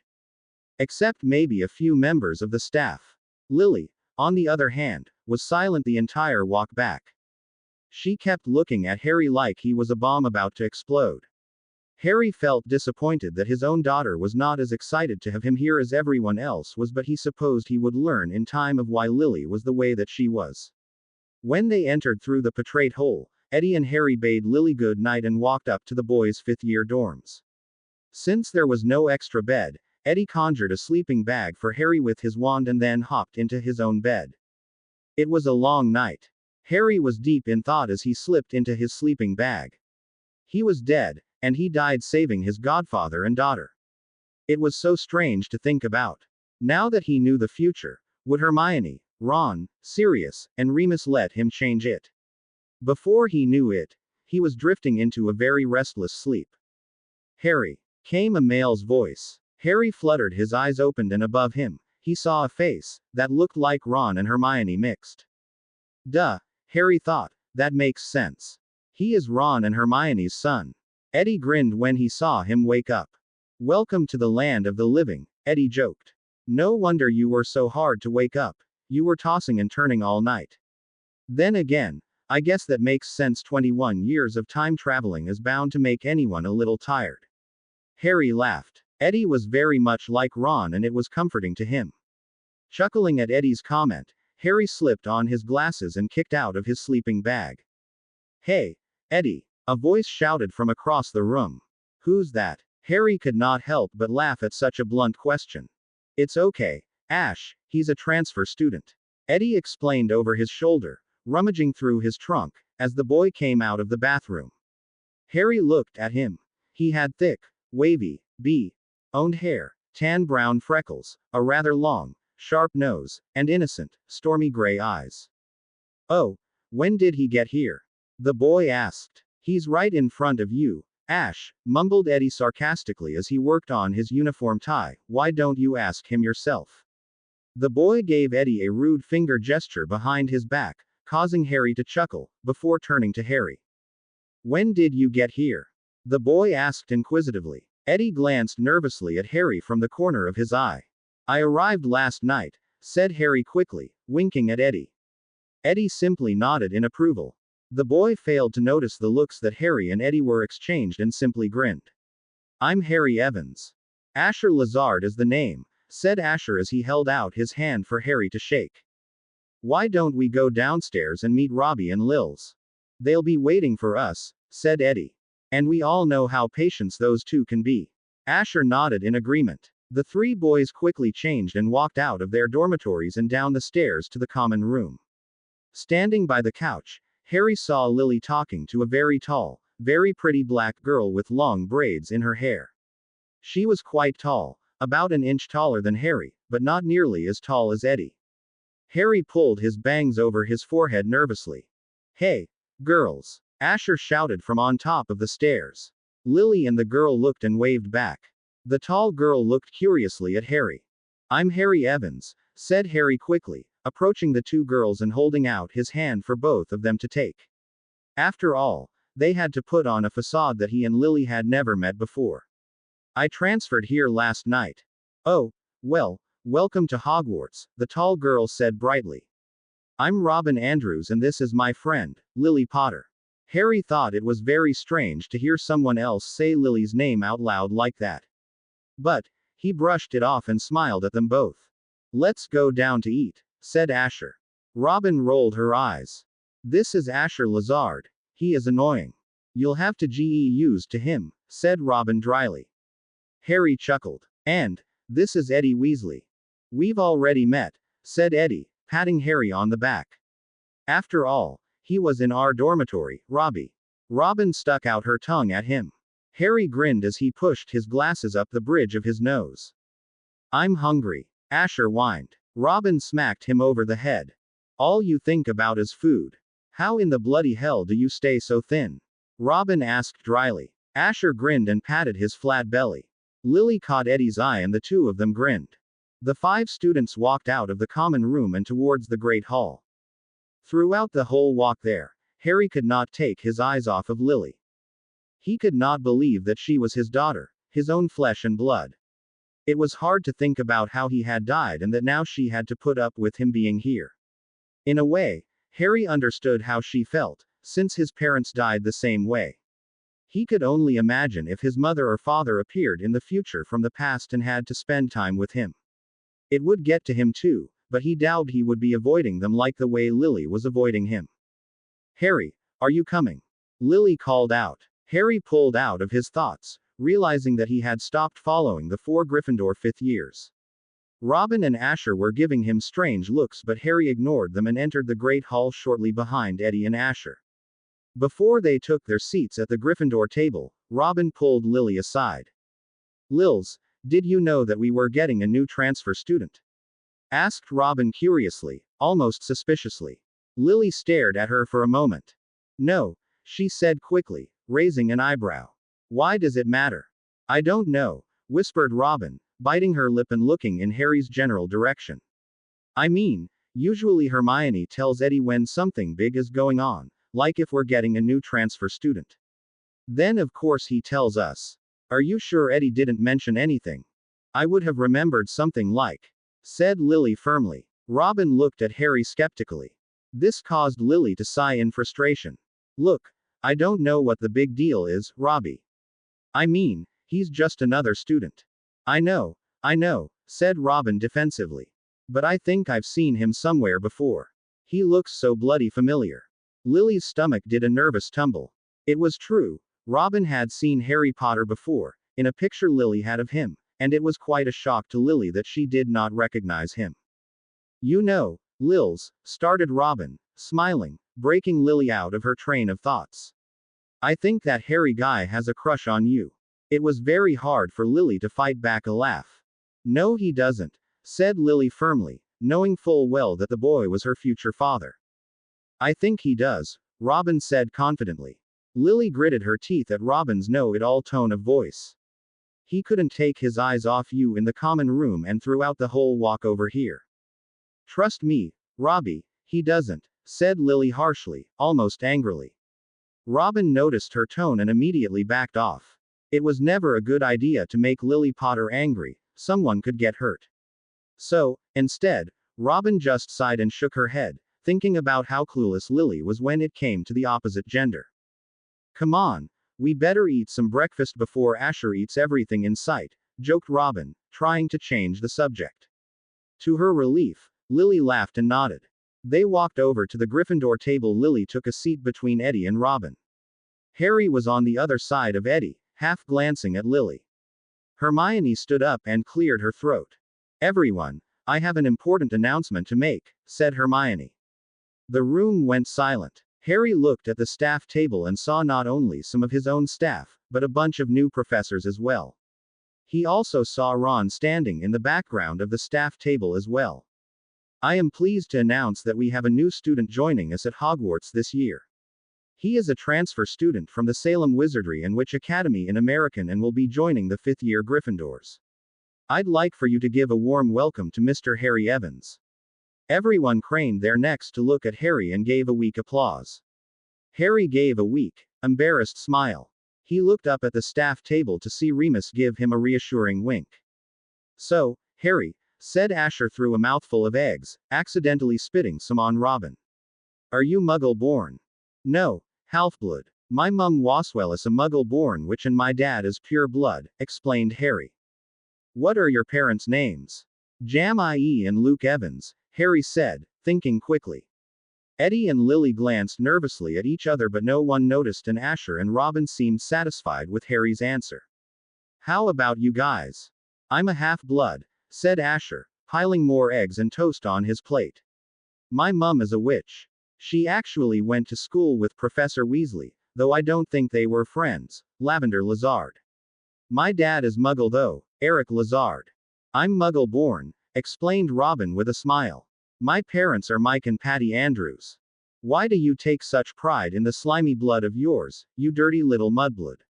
Came a cold, sketchy voice from behind Harry. Lily, Eddie, and Asher stood up, fists clenched. Robin looked at her plate in shame. It was very clear that Robin was self-conscious about her blood status and considered the term, mudblood, to be extremely insulting. Of course it was insulting, but Robin looked like she took it harder than other Muggle-born students. You watch it, threatened Eddie, pulling out his wand. Protecting Andrews. The voice said coolly. Has Weasley got a crush? Shove it up your language, Lazard. Sod off, Malfoy. Lily snapped. Harry looked up and saw Darius Malfoy and the other boy, not, standing behind him. You still owe me a duel, Potter, snarled Malfoy. Lily instantly drew out her wand. Gladly, said Lily furiously, starting toward Malfoy. Eddie and Asher lunged for her and clung on to her robes to stop her from beating the crap out of Malfoy. Malfoy threw his head back and laughed.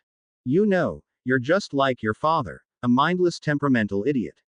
My father challenged him a duel in their first year and the fool almost got caught by Filch. What an idiot. Malfoy sneered. Anger hit the pit of Harry's stomach, more directed at Draco Malfoy for telling his son that stupid story, and he stood up slowly. Lily was red with rage and she was trying to fight off Eddie and Asher grips. Take that back, Lily snarled, almost deathly. Her voice sounded venom, as though she wanted to kill someone. No, said Malfoy coolly, not laughed at look on Lily's face. You know your disgrace of a father wasn't even a real wizard, having a mudblood for a mother, said not evilly. Harry felt his blood begin to boil at the insult shot at his mother. Hey Potter, aren't you named after that mudblood? Asked Malfoy, feigning innocence. That was the final straw for Lily. She finally fought off Eddie and Asher and lunged at Malfoy, landing on top of him, punching him in the face. Miss Potter, Hermione shouted from the staff table, getting to her feet. She had a horrified look on her face. Lily didn't seem to hear her. She just kept punching Malfoy in the face as he began to scream and cry. Not, when he awoke out of his stupor, shocked to see Lily attack Malfoy like that, was about to grab Lily, with his wand at arm. Watching not about to harm Lily made Harry so angry that all he saw was red light piercing his eyes. The next thing Harry knew, he had pulled out his own wand and shouted stupefy. And the next he saw was not on the floor, stunned. Eddie and Robin were trying to pull Lily off of Malfoy. Asher was watching, a bit horror-struck. Harry, Hermione shouted, just as horrified by his acts as she was by Lily's. By this time, she, Ron, Remus, and an old man had reached the fighting students. Ron pulled a fighting Lily off of Malfoy and Hermione grabbed Harry. The old man helped Malfoy and not to their feet. Remus was helping Ron keep a hold on Lily. Lily, that is enough, said Hermione sharply. Lily calmed down, but she had a look of pure hatred as she stared at Malfoy. Remus, Ron, please take Harry, Ed, and Lily to my office. Mr. Lazard, Miss Andrews, you may finish your breakfast. Severus, please take Malfoy and not to your office. I shall be there shortly. As you wish. Remus and Ron picked up a fighting Lily and dragged her through the castle and towards Hermione's office, followed closely by Harry and Eddie. Once everyone was inside Hermione's office, Ron rounded on Lily, shooting her a piercing look. Lily, I know you completely despise that Malfoy prat, and I don't blame you, but according to Hermione, that's the fourth fight you gotten in with him in this week. Ron lectured. Lily glared. You need to start controlling that temper of yours, Lily, said Remus reasonably, giving her an apologetic look. Hermione is fed up. She is losing her patience with all the fighting you do with him. That stupid git won't stop insulting my family. Lily shouted defensively. Ron reached out and hugged her. Ron was definitely someone who could empathize with the idea of a Malfoy insulting their family. You, Ed, and Harry should head back to Gryffindor Tower to get packed for the weekend, said Ron, pulling out of the hug. Eddie nodded in agreement. At that moment, Hermione came storming in. Not so fast, she snapped, shooting daggers at Lily. She shut the door to her office behind and looked directly at her goddaughter. Lily, you need to stop this fighting, said Hermione impatiently. I can only stick up for you against Draco Malfoy so much. I mean, you've been doing more fighting with than usual. I don't know what's gotten into you lately, but I think you know what you have to do. Lily went pale at Hermione's words, because she knew exactly what she was going to say next. You need to talk with Harry. What? Asked Harry blankly. Yeah, what? Shouted Lily urgently. She had been trying to avoid Harry, now here was Hermione forcing her to sit with him alone and talk with him. I agree. You two need to talk, said Ron, backing up his wife's decision. Come on, Ed. Let's get ready to go home for the weekend. Plus, I should probably go get your sisters out of the room of requirement. They're still in there? Asked Hermione incredulously. Ron looked at her. Yes, where else would they be? Ron, Hermione, Remus, and Eddie started towards the office door. Remus looked at them with an amused smile as Eddie shook his head and rubbed the bridge of his nose in embarrassment. Ron, you can't leave them alone in the room for too long, retorted Hermione. Well, what else would you like me to do, Hermione? What do you suggest? With that, the door to the office closed behind the four of them and everyone had left the office, except Lily and Harry. They just stared at each other awkwardly before Lily crossed the room to stare out of the window. Harry sighed and stuffed his hands into the pocket of his robes, shuffling his feet nervously. Lily, called out Harry. Lily nodded to show she was listening, but continued to simply stare out of the window and out onto the grounds. Why do I have the feeling that you don't like me? Lily still did not look at him, she just sighed in frustration and pressed her forehead against the cool glass. It's not that I don't like you, said Lily honestly. Harry did not say anything but waited for her to continue. It's just weird. I haven't seen you in years because you died, and all of a sudden, you appear out of nowhere and, it's just hard. You know. I guess I would feel the same way if my parents somehow came to my time, muttered Harry. But, I'd still want to get to know them. Just like how I want to get to know you. Can you think of me more like your friend instead of your father? I mean, considering I'm not technically your father yet and we're the same age. Lily finally tore her gaze from the window and her eyes locked with Harry's. She appreciated Harry's concern and his understanding, and she thought his solution was one that showed he truly cared about and had her best interests at heart. And for the first time, she gave him a true, genuine smile. I'll try, said Lily with a smile. Harry grinned back. There was a long, pregnant pause when finally Harry took a seat in one of the chairs in front of Hermione's desk. So, what has happened in the last 21 years? Asked Harry. Is Sirius free? Lily laughed. Yes, Sirius is free. He is my legal guardian. Since I'm more or less an orphan, he adopted me. I still go to Ron and Hermione's a lot, but I live with Padfoot. I doubt the ministry would let me spend my holidays with an escaped convict. Lily laughed. Harry chuckled. What happened? Asked Harry eagerly. They caught Pettigrew. Yeah, they caught him in the beginning of your 7th year, explained Lily. See, you were sitting in the Great Hall. Harry, Harry, a voice shouted from the entrance hall. Harry immediately jumped out of his seat, his eyes wide. Sirius Black bursted into the Great Hall and there was an immediate panic. Pettigrew. He is here. Voldemort sent him to kill you. Harry felt his stomach drop as he looked around in fear. People were screaming and panicking. Dumbledore heard what Sirius had screamed and immediately paled, forgetting about getting the students under control and immediately striding over towards Harry. Harry turned around and saw a white rat, glaring at him, with its sharp teeth, ready to sink them into the boy. Harry stumbled backward with Ron and Hermione, who were holding hands tightly. Harry, get out of there! Sirius shouted desperately as he ran as fast he could towards his godson through a crowd of running and screaming people. Harry plunged his hand into his robes to grab his wand, but Dumbledore reached Harry in time, dragging him out of the way as the rat dived at him. Harry, safely out of harm's way, pointed his wand at the rat. Petrificus totalis, Harry shouted. The rat froze and Harry looked up at his godfather. Sirius, get out of here. Sirius nodded and ran out of the Great Hall and through the entrance hall. People were still horrified that Sirius Black had just entered the Hogwarts grounds. Ron was hugging Hermione tightly. Dumbledore stood behind Harry, looking at the frozen rat curiously. Harry, is that Peter Pettigrew? Asked Dumbledore gently. Harry nodded as he picked up the stiff rat. Its eyes looked horrified at the very sight of the son of James Potter, the person whom that rat betrayed.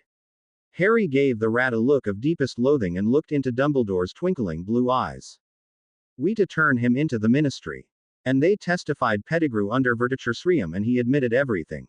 Sirius was set free and you lived with him from then on. Sirius is finally free, Harry said in relief as he leaned back in his chair. Lily took the seat across from him and looked at him with a smile. What happened to Wormtail? Fudge ordered him to receive the Dementor's key. But you wouldn't allow it, said Lily. You thought it was too inhuman or something, acting like the good Boy Scout we all knew you were deep down. That's one thing you and Sirius disagreed on. Harry laughed. Lily smiled. So, Sirius takes care of you? Asked Harry. Lily nodded. Yeah, we live in a small house in Godric's Hollow, said Lily with a smile. I mean, Sirius is a bit overprotective, but he is the best. I bet, said Harry bitterly. He was bitter because he had never gotten the chance to live with Sirius and Lily had. Harry was almost jealous. Lily sighed, knowing full why Harry was bitter, but she overlooked it. Changing the subject, Harry asked, who is teaching here at Hogwarts now? Well, Hermione is headmistress, started Lily, listing off all of the professors. McGonagall and Snape are still here and both teach the same subjects they taught you. Everything else is basically the same, as well except Professor Orion Frankstarf is teaching herbology, Remus is teaching defense against the dark arts, and Professor Olivia Morris is teaching charms. Everyone else is the same. Lily explained. Is Hagrid still around? Harry asked eagerly, wondering what happened to his giant friend. Lily smiled. He is no long gamekeeper at Hogwarts but he's alive and well, said Lily. He married Madame Maxime. Harry's eyes widened. Lily laughed at the look on the boy's face. I know, they have a 10-year-old son, Samson Hagrid. He's quite a large one. I can only imagine. Harry laughed. There was a long pause. Lily. Did Sirius ever get married, or anything? Asked Harry in concern for his godfather. I mean, did he do anything to make his life happy? He's had such a rough life and I always thought. Lily sighed. It's hard to explain Sirius' story. You know most of it. But it was your 6th year when things got really bad for Sirius. Bad? What do you mean? You said he got freed in the beginning of my 7th year. Things couldn't have gotten that bad, said Harry nervously. You'd be surprised, Harry, how bad things can really get, said Lily, barely above a whisper. Sirius has been through more than anyone could imagine. What happened? Harry asked urgently. Lily hesitated and bit her lip. Please, Lily, tell me. It's my godfather. Well, I guess you do have a right to know, said Lily with a defeated shrug. Do you know Arabella Figg? Harry thought for a moment. Yes, she's in the order. She is an elder woman. Harry asked. Lily nodded. Yes, she took care of me when I was younger, when the Dursleys used to go away. I remember catching her doing magic when I was in the beginning of the summer this year. Well, Harry, do you know anything about Sirius' past? Asked Lily. Harry jumped, and was rather taken back by this question, when he realized he did not know much about Sirius' past. All he knew was that he was sorted into Gryffindor with best friends James Potter, Remus Lupin, and that git Peter Pettigrew. Harry knew that he was a marauder, a troublemaker, best man at his parents' wedding, and his godfather. Well, started Harry, uncomfortably, almost shamefully, I know some things. Harry, I don't want to sound snotty or condescending or anything, but you know nothing about Sirius except that he was in Azkaban and why he was in there. Lily said, giving him a lopsided grin. Harry sighed. She was right. He was quite embarrassed that he knew almost nothing about his godfather. You know, continued Lily, studying Harry's look, I can tell you everything I know about him, if you want me to. Yes, said Harry without hesitation. Tell me everything. Lily smiled. Well, Sirius was a Gryffindor, of course, with Grandpa, Remus, and Peter, though I don't see how that cowardly git ever got into Gryffindor. Lily snarled. Her attitude caused Harry to grin slightly. Sirius was always considered very good-looking, a ladies' man, a prankster. Let's just say Grandpa and him were the two most popular guys in school. I knew all that, said Harry impatiently. What has that all got to do with Arabella Figg? Everything. How? Long before Sirius was born, a man named Caleb Black was at Hogwarts, and he met a girl there, started Lily. Harry listened intently. They fell in love in 7th year, and they loved each other so much that. Well, the girl got pregnant. The problem was, when she found out she was pregnant, Caleb and her had already broken up, and he was engaged to another girl named Patricia. The girl, of course, told Caleb and he was devastated. The woman felt sorry for her ex-boyfriend, and since she still loved him, she agreed to give the child to Caleb after it was born. Caleb was to tell Patricia that he had adopted the baby. When the baby was finally born, the girl kept her promise and gave the baby, which was a boy, to Caleb. Caleb took the boy and told Patricia that it was adopted. Patricia never found out that the boy was truly Caleb's son. But the boy did. Would this boy happen to be Sirius? Harry asked smartly. Lily nodded. Caleb told Sirius all of this information on his deathbed, said Lily. Patricia had died sometime beforehand. This all happened a year after he graduated Hogwarts. Just before Caleb died, he told Sirius the name of his mother.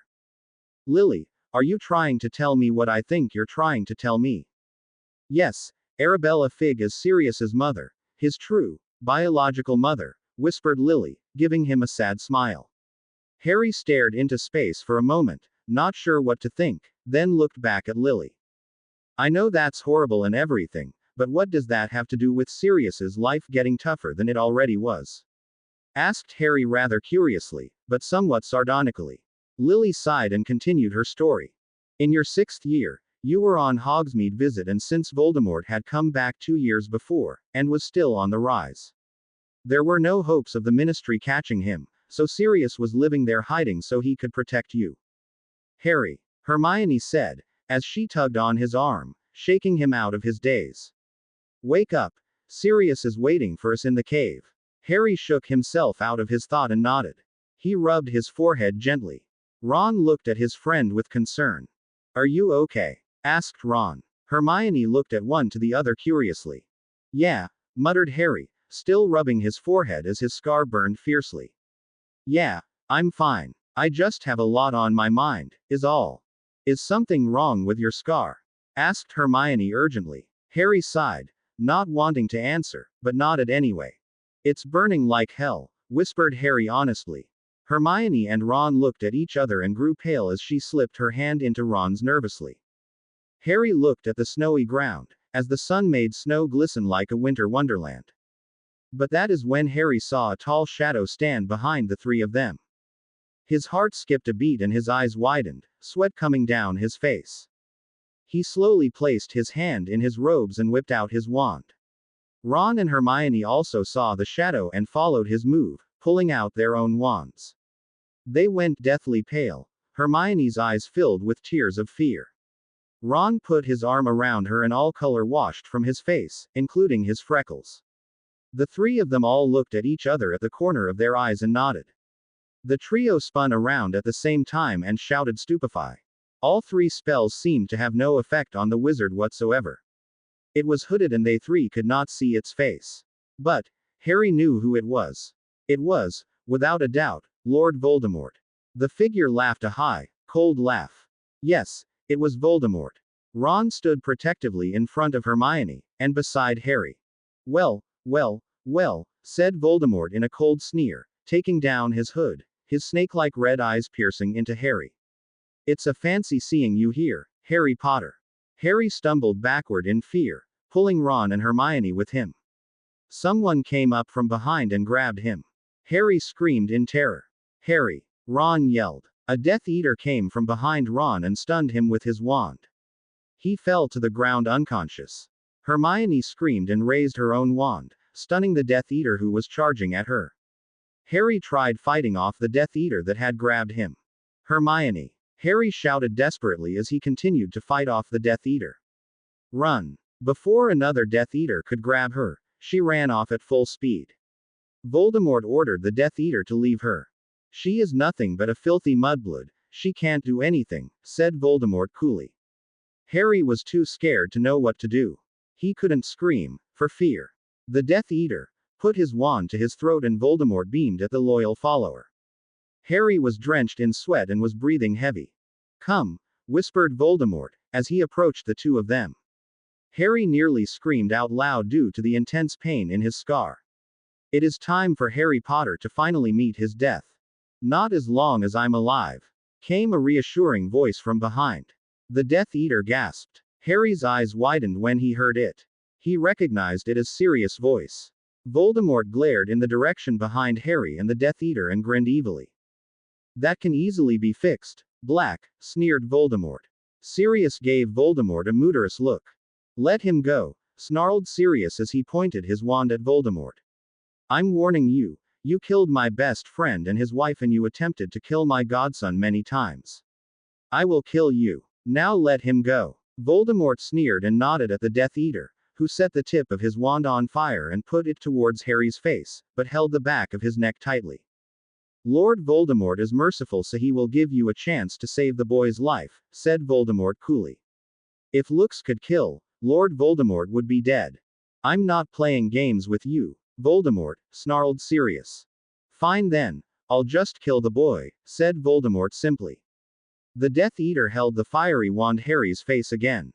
Don't, Sirius shouted desperately, holding his hand up.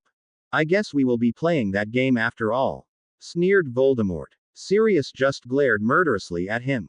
Now let me see. Ah, perfect. Accio. Sirius stared as someone soared toward Voldemort. It was an old woman. Voldemort grabbed her and held her around the neck. Harry recognized her. She was part of the Order of the Phoenix, the same woman who used to watch him as a child when the Dursleys went away. It was Arabella Figg. Sirius grew pale when he saw her. Now, Black, choose. Voldemort hissed in his high, cold, snake-like voice. Who shall die? Will it be your godson or your mother? Sirius looked down at his feet. Harry stared at Sirius horror-struck. Arabella Figg was his mother. But how? It did not make any sense to him. But, the look on his godfather's face told him that it was true. Sirius! Screamed Arabella, tears streaming down her face, looking desperately at her son. Pick me. Don't worry about me, pick your godson. He is only a boy. He has his whole life ahead of him.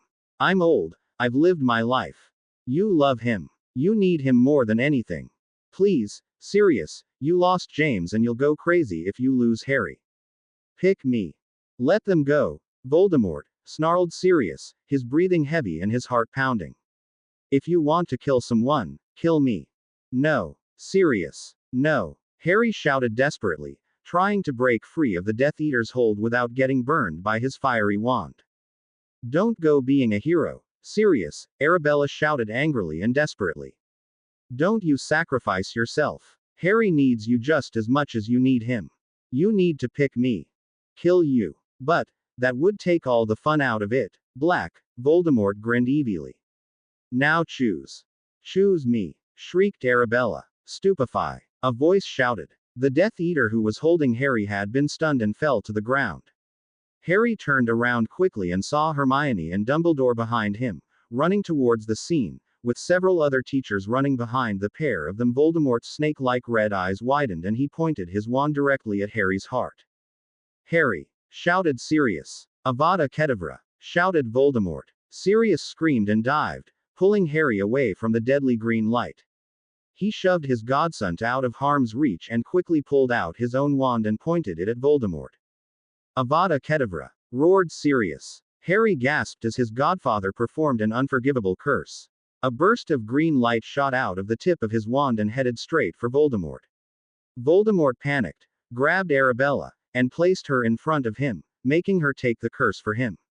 Arabella screamed and held her hands up to her face, as though that would prevent the curse from killing her. Sirius! She screamed. Sirius's eyes widened and his jaw dropped.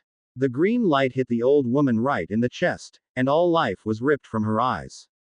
She was dead before she hit the floor. Voldemort laughed evilly when he saw the lifeless woman on the floor. Sirius's face was pale green, his eyes widened in horror and tears welled up in his eyes. Well, Black, you tried saving your godson and ended up killing your mother. Just like your friends. You attempted to save them by making Wormtail secret keeper, but ended up killing them. You are a murderer, Sirius Black. Voldemort sneered. With that the Dark Lord apparated from Hogsmeade. Sirius fell to his knees and began to sob. Harry ran to his godfather's side and out a comforting arm around him. Don't listen to him, Sirius. Please, don't listen. What? Gasped Harry. Lily nodded. Yes, Voldemort caused Sirius to kill his own mother, Lily explained. Harry stared. Now he knew why things were so bad for Sirius. First, his best friends are killed because he was trying to protect them. Then, he accidentally kills his mother in attempt to kill Voldemort and save his mother and godson. Now, his godson sacrifices his life for him. Lily was right. Sirius had it rough. He doesn't deserve this, snarled Harry angrily. Lily nodded in agreement. I know, replied Lily, looking down at her hands, shaking her head. Sirius is a person with the biggest heart.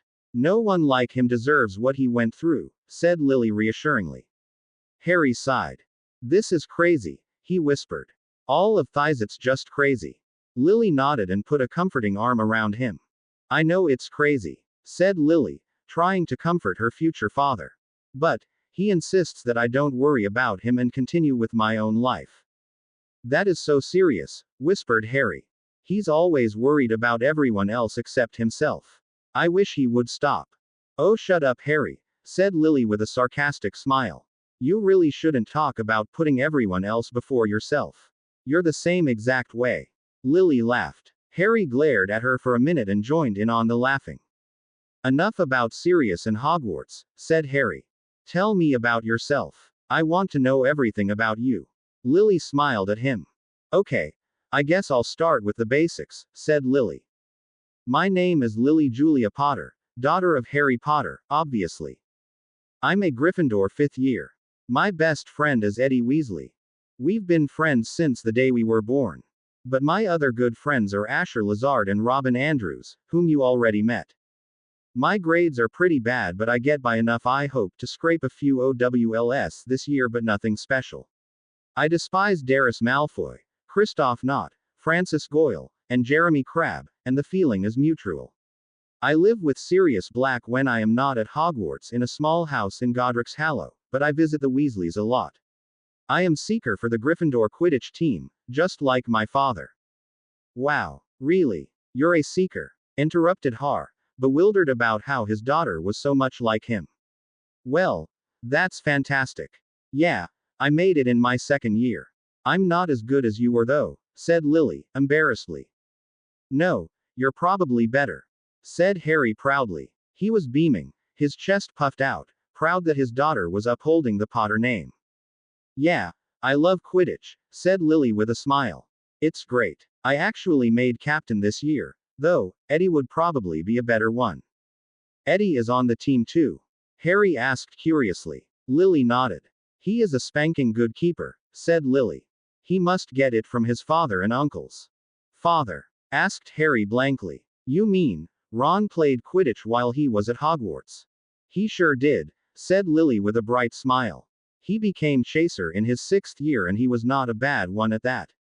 What about Hermione? I think you know that story, said Lily with a slight chuckle. Hermione became prefect in 5th year, as you already know. Ron finally admitted his feelings for her in your 6th year and they began dating during the summer before 7th year. In 7th year, she was made head girl and graduated top in the year. Ron proposed to her on graduation day.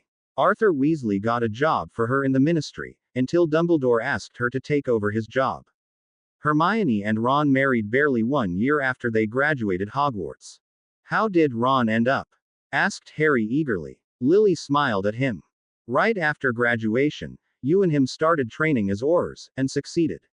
After Anne was born, Ron took a desk job in the Auror department so he would have more time to spend with Eddie, Teresa, and Anne, Lily told Harry, beaming at his stunned face. Ron and I become Aurors, gasped Harry. Lily laughed very nervously, too nervous for comfort, and nodded. Yup, she said quickly. I mean, no one was surprised after all the stuff you guys did in school. Lily explained with a big grin on her face, but Harry could see nervousness, fear, and anger behind the grin, as though she were hiding something. He overlooked it. Do you do stuff like that? Asked Harry curiously. I mean, do you go and save sorcerer's stones and save people from chambers of secrets?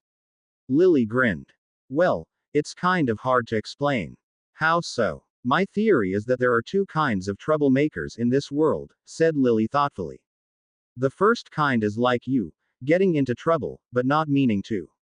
The second kind is like Sirius and Grandpa, and that is getting into trouble purposely. Harry looked at her wide-eyed. And which one are you? Asked Harry slowly. Let's just say that I am a lot like Grandpa, said Lily with a big smile. She began to laugh as Harry rolled his eyes and chuckled. Eddie and I almost have the record for most detentions. Who has that record? Asked Harry, raising an eyebrow. Lily grinned wickedly. There's a tie actually. Sirius Black, James Potter, and Fred and George Weasley are in a tie for the most detentions of 1,999. You need 2,000 to get expelled, said Lily. Harry began to beam at the familiar names. But, let's just say Eddie and I aren't far behind. Harry laughed. How's your life here at Hogwarts? Asked Harry, leaning on his elbows, hanging on to Lily's every word. I don't think I was that popular while at Hogwarts, but this stupid scar made me famous.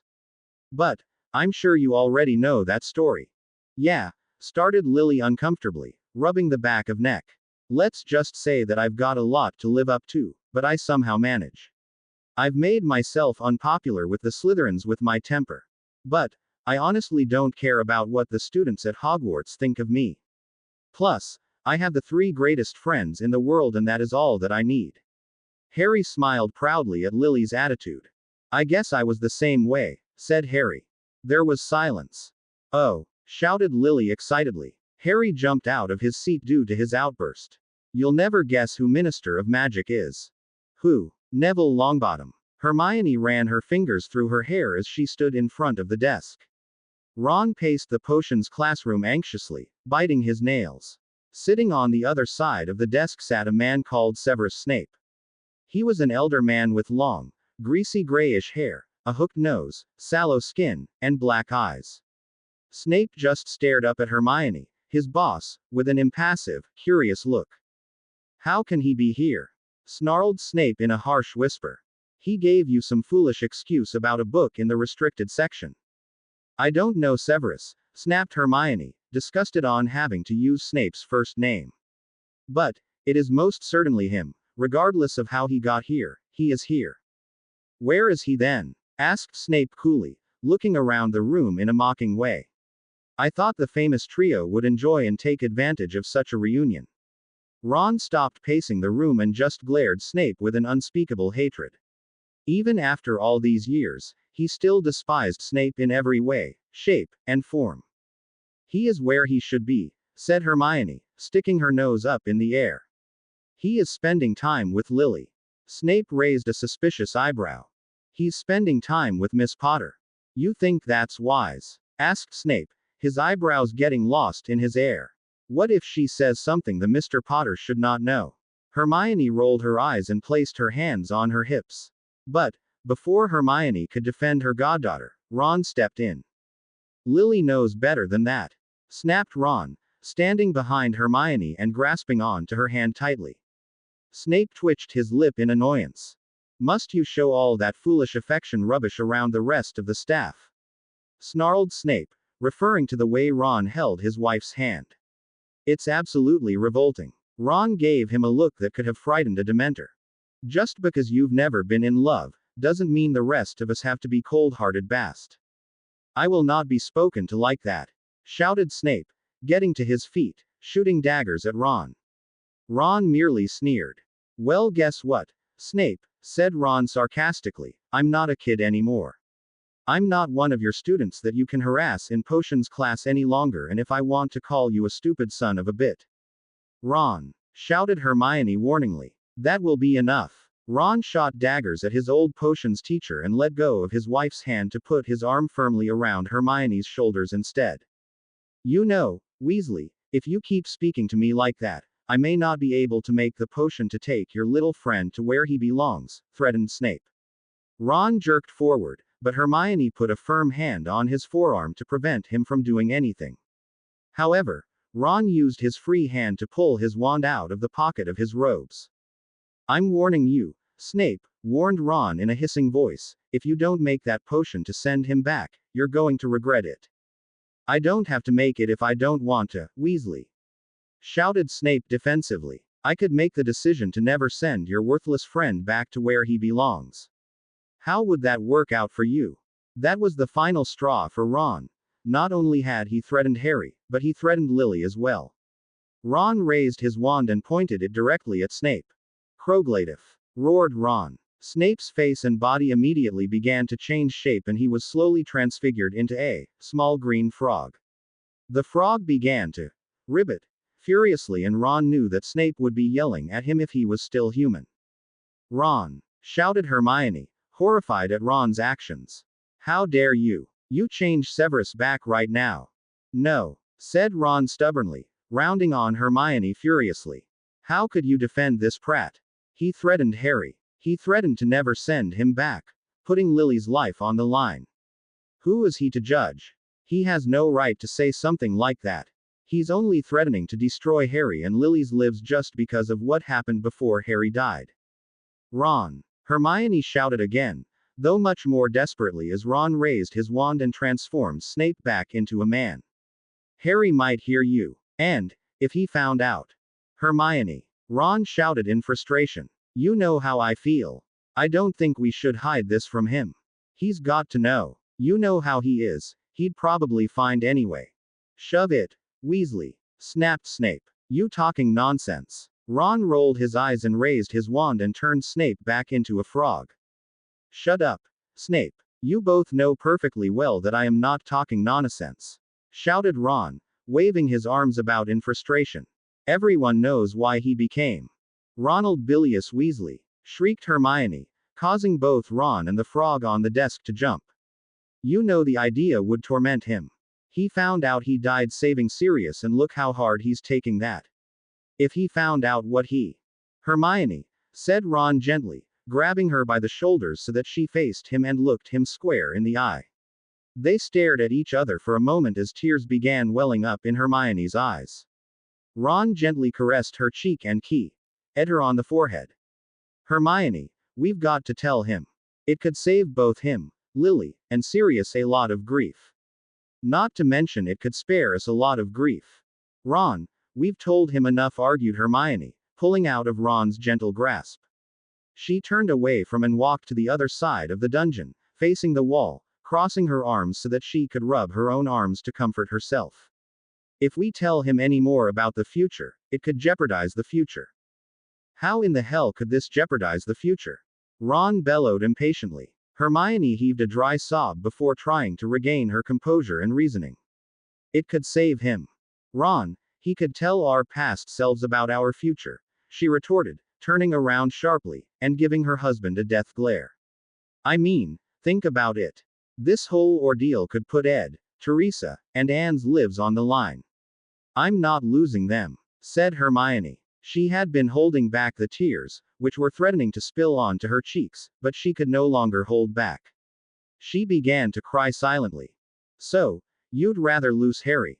Ron shouted angrily. Hermione, with tears still in her eyes, looked at him in horrified anger and shock. She crossed the room in a flash and slapped her husband square across the face. Ron clutched onto his face and looked at her wide-eyed, clearly not believing what she had just done. How dare you choose your best friend over your own family? Growled Hermione. There was pure venom leaking from her voice. Ron looked at her in awe. She did not even look like Hermione. She looked like a creature ready to pounce on him and eat him alive. If she had not had tears in eyes, he would have not thought that it was his wife at all.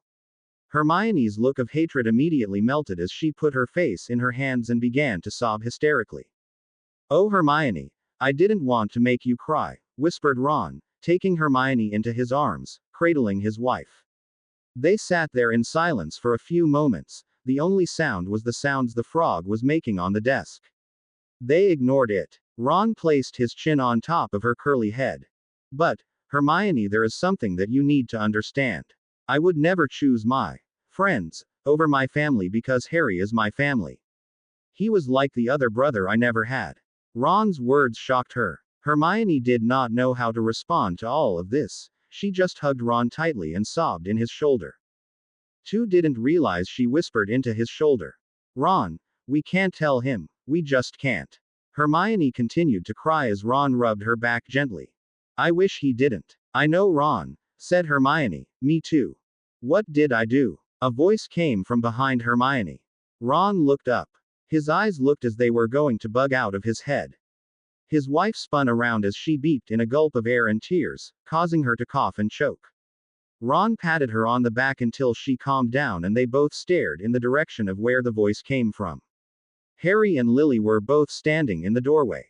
Lily had gone ghostly pale and had a nervous look on her face, leaving Harry looking utterly confused and frustrated. I asked you a question. Harry asked again slowly. What did I do? Harry. Hermione whispered in a breathless voice. She looked from her best friend to her goddaughter, immediately widening her eyes. Lily. What is he doing here? He wanted to see you guys, said Lily defensively, crossing her arms over her chest as she narrowed her eyes back at her godmother. Is it my fault that you two have voices that could carry across the country?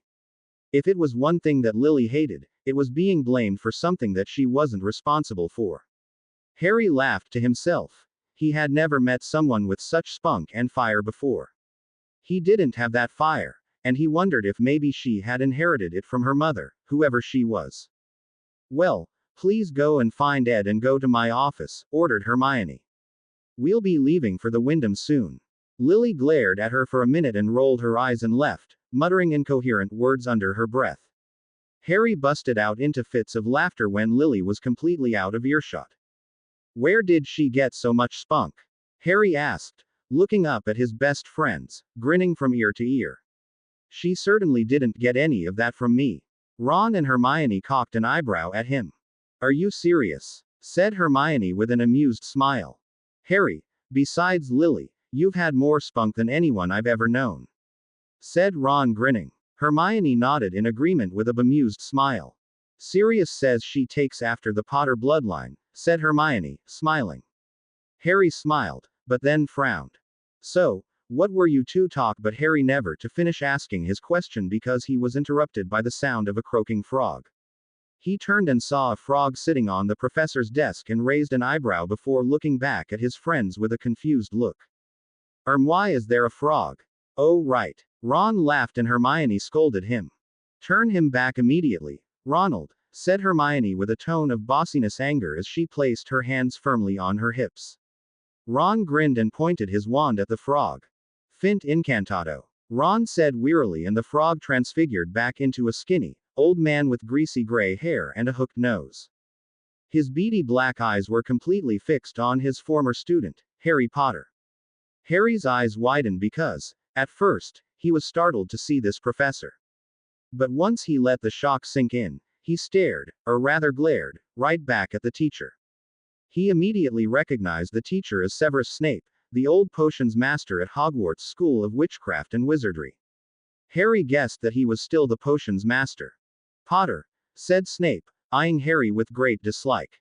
Harry just folded his arms across his chest and continued glaring at the potions master.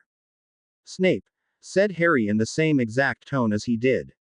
Professor Snape to you, Potter, snapped Snape angrily, glaring at Harry as though he were a piece of scum. Harry took a step backwards at the look Snape was giving him, but he did not have to worry because Ron stepped in between them, protectively in front of Harry. Hermione looked nervously from Ron to Snape. Leave him alone, Snape, growled Ron. He's still just a kid.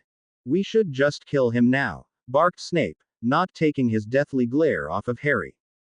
Hermione gasped and her eyes widened in utter and complete disbelief. Harry felt his stomach drop and his throat became dry, suddenly very thankful that Ron was standing between he and Snape. Severus, how could you even suggest something like that? Hermione asked in a disbelieving whisper. Ron, however, ignored Hermione's comments. The look on his face made him look ready to kill. Getting rid of Potter, here, would save a lot of people a lot of grief, said Snape, mocking them. I mean, isn't that similar to what Weasley just said? Ron pointed his wand directly at Snape, his arm shaking like mad. How dare you suggest so much as harming a hair on his head? Ron roared slowly. He gave a look that could scare Voldemort towards Snape. Snape blinked in fear for a moment but held his ground.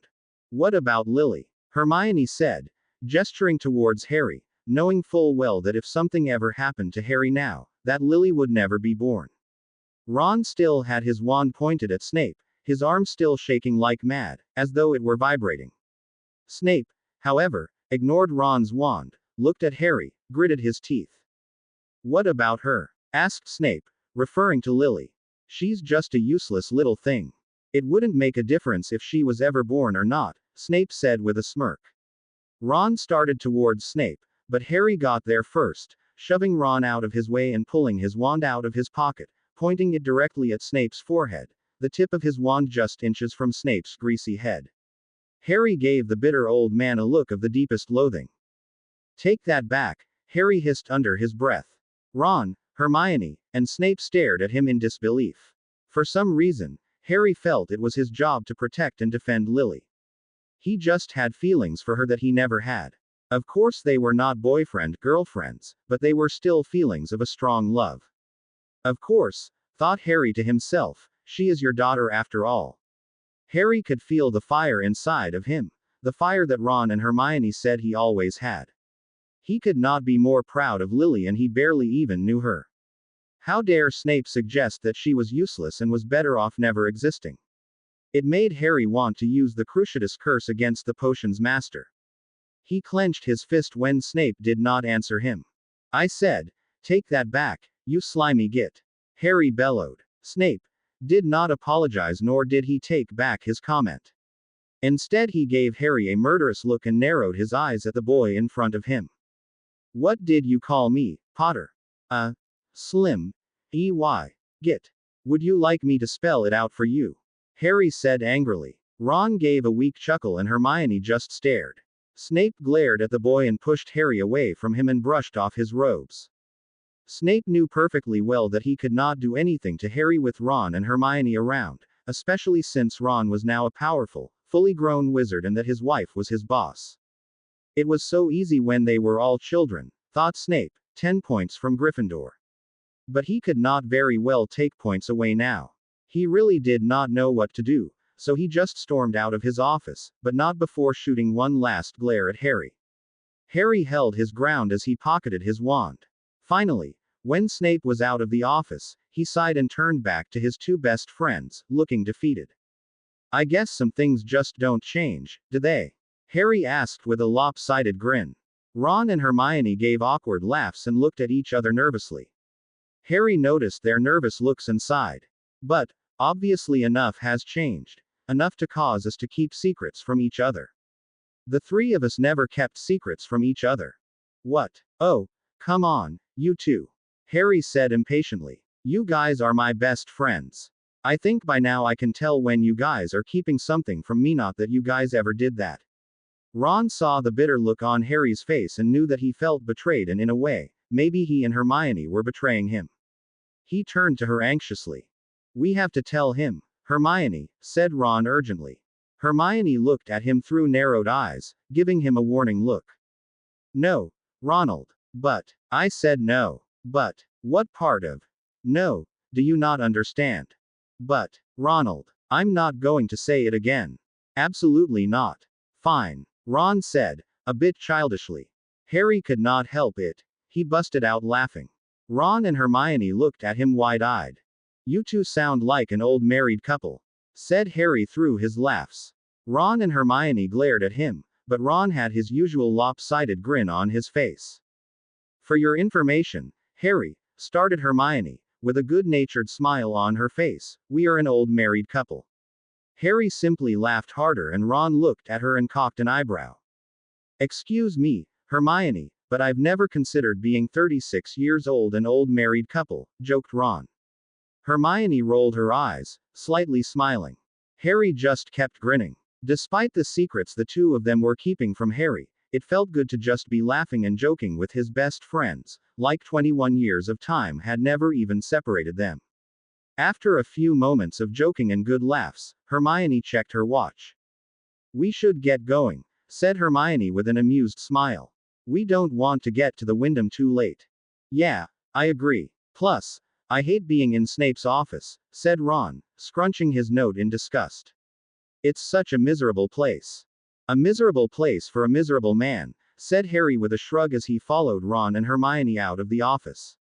Even though Harry had been serious, his comment still caused Ron to laugh out loud. The three of them did not say much while they walked into the dungeons, up the stairs, and down the corridor towards Hermione's office. It was a comfortable silence. They did not to say anything and the three of them did not need to. It was just like old times. When they entered Hermione's office, Harry noticed that Lily and Eddie were already there waiting with their trunks. Eddie was sitting on the edge of Hermione's desk, cradling a baby. The baby had brown fuzz on his head and was cooing playfully. Lily, on the other hand, was on her hands and knees, on the floor, playfully beating up little Teresa Weasley. Teresa had fiery red hair that was tied in pigtails and bright, big blue eyes. Harry could not help but grin at the sight before him. "Are you all ready?" asked Hermione, heading towards a cupboard behind her desk and pulled out a small jar of powder, which Harry recognized as Flow powder. She handed the jar towards Eddie. He handed off his baby sister to his father before taking a handful and threw it into the fireplace before stepping aside, dragging his trunk behind him. Lily was now hugging Teresa and giving her a noogie. Harry laughed. "The Wyndham!" shouted Eddie, and he disappeared within the bright green flames with his trunk. "All right, Lils, your turn," said Ron as she pushed her trunk into the fireplace. Lily let go of Teresa and playfully shoved her towards her father before she too grabbed some Flow powder and followed Eddie's move and threw it into the fireplace before stepping in. She glanced at Harry quickly and sighed. "The Wyndham," she muttered, and the green flames seemed to swallow her as she also disappeared with her trunk.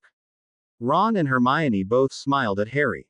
"Ready, Harry?" asked Hermione, handing him the jar with her free arm as Ron handed her the baby. Harry shrugged and took the powder and stepped into the fireplace. "The Wyndham," he said clearly, and he began twirling. Harry grunted and stumbled out of a small fireplace, landing hard on a hardwood floor. He looked up so see a large hand in front of him and realized that Eddie was offering him a hand. Eddie helped him to his feet and he stood up, wiping the soot off of his robes. Harry looked around the house and noticed it was a very nice house indeed, very homey and comfortable with a navy blue carpet and wooden couches with blue cushions. Straight ahead, he could see the entrance to the roomy kitchen. Around the living there were tons of wizard pictures on the end tables, mantels, and the corner bookshelf. Harry was a little surprised that the Wyndham looked like a Muggle home, because this room contained a television and a small radio. Before he could observe any more, someone painfully pushed Harry forward as it fell out of the fireplace, causing Harry and Eddie to topple on each other and fall to the floor. Lily, who was in the kitchen, beginning to make sandwiches for everyone, busted out laughing as she saw Harry, Eddie, and someone else tangled in knots. "Ron!" Harry gasped as he tried kicking his best friend off of his chest and ribs. He heard Ron chuckle and helped the two boys to their feet. "Sometimes to helps to move out of the way, Harry," said Ron sarcastically, "especially when you know someone if flowing in after you." He was wearing his usual lopsided. Harry rolled his eyes but smiled nonetheless. Out of nowhere, Ron grabbed Harry and Eddie and pulled both of them to the side of the fireplace, yelling, "Geez, you two, watch out." As Hermione, holding Teresa and Anne came tumbling out of the fireplace. Anne was crying out loud due to the frightening feeling of traveling with Flow powder. After Hermione had settled Anne in her playpen in the family room, helped Lily made some sandwiches for everyone. She had sent them all upstairs to eat their lunches. This left the famous trio alone in the living room to eat in peace and spend the time together that they had not shared since Harry had died. But Harry was not hungry. He just kept wandering over into the living room and stared at all of the pictures. Hermione and Ron just looked at their friend curiously, giving each other worried glances every now and then. One of the photographs caught Harry's eye. It was a picture of Harry, about 20 years old, holding a little baby girl with his bright green eyes, and owned curls circling her head and ears. Ron and Hermione were standing behind him, smiling brightly, each had a hand on his shoulder. Behind Ron was an old man with shoulder-length gray hair with black streaks going through it. He would have been quite handsome if he didn't have a haunted look in his eyes. Harry recognized the man as Sirius, smiling proudly. "Ron, when was that taken?" asked Harry, referring to the picture. Ron smiled and patted his former best friend on the back. "About a year after Eddie and Lily were born," said Ron. Harry smiled and nodded, looking around at more pictures. There was one with Eddie and Lily, about 3 years old. Eddie was sitting in Ron's lap and Lily in Hermione's. Another photo was of Eddie and Lily's first day at Hogwarts. They were standing in front of the Hogwarts Express. Hermione and Ron were standing proudly behind both of them as they two children held out their wands and held each other roughly by the neck. Sirius had his hand firmly on Lily's shoulder, beaming. Then, there was also another photo with Lily. It looked like it was about her 6th birthday. Ron was standing behind her, his arm wrapped around Hermione and the other around Lily as Hermione was hugging Eddie close to her. On Lily's left was Sirius, beaming as he ruffled Lily's already messy owned hair, which was tied in pigtails with ribbons that were falling out of her hair. All these pictures, while they made Harry smile, at the same time, made him very curious. He wondered why he was not in any of the pictures with Lily. Harry knew that he did not die until Lily was 12 years old, so why was he not in one single picture with his daughter?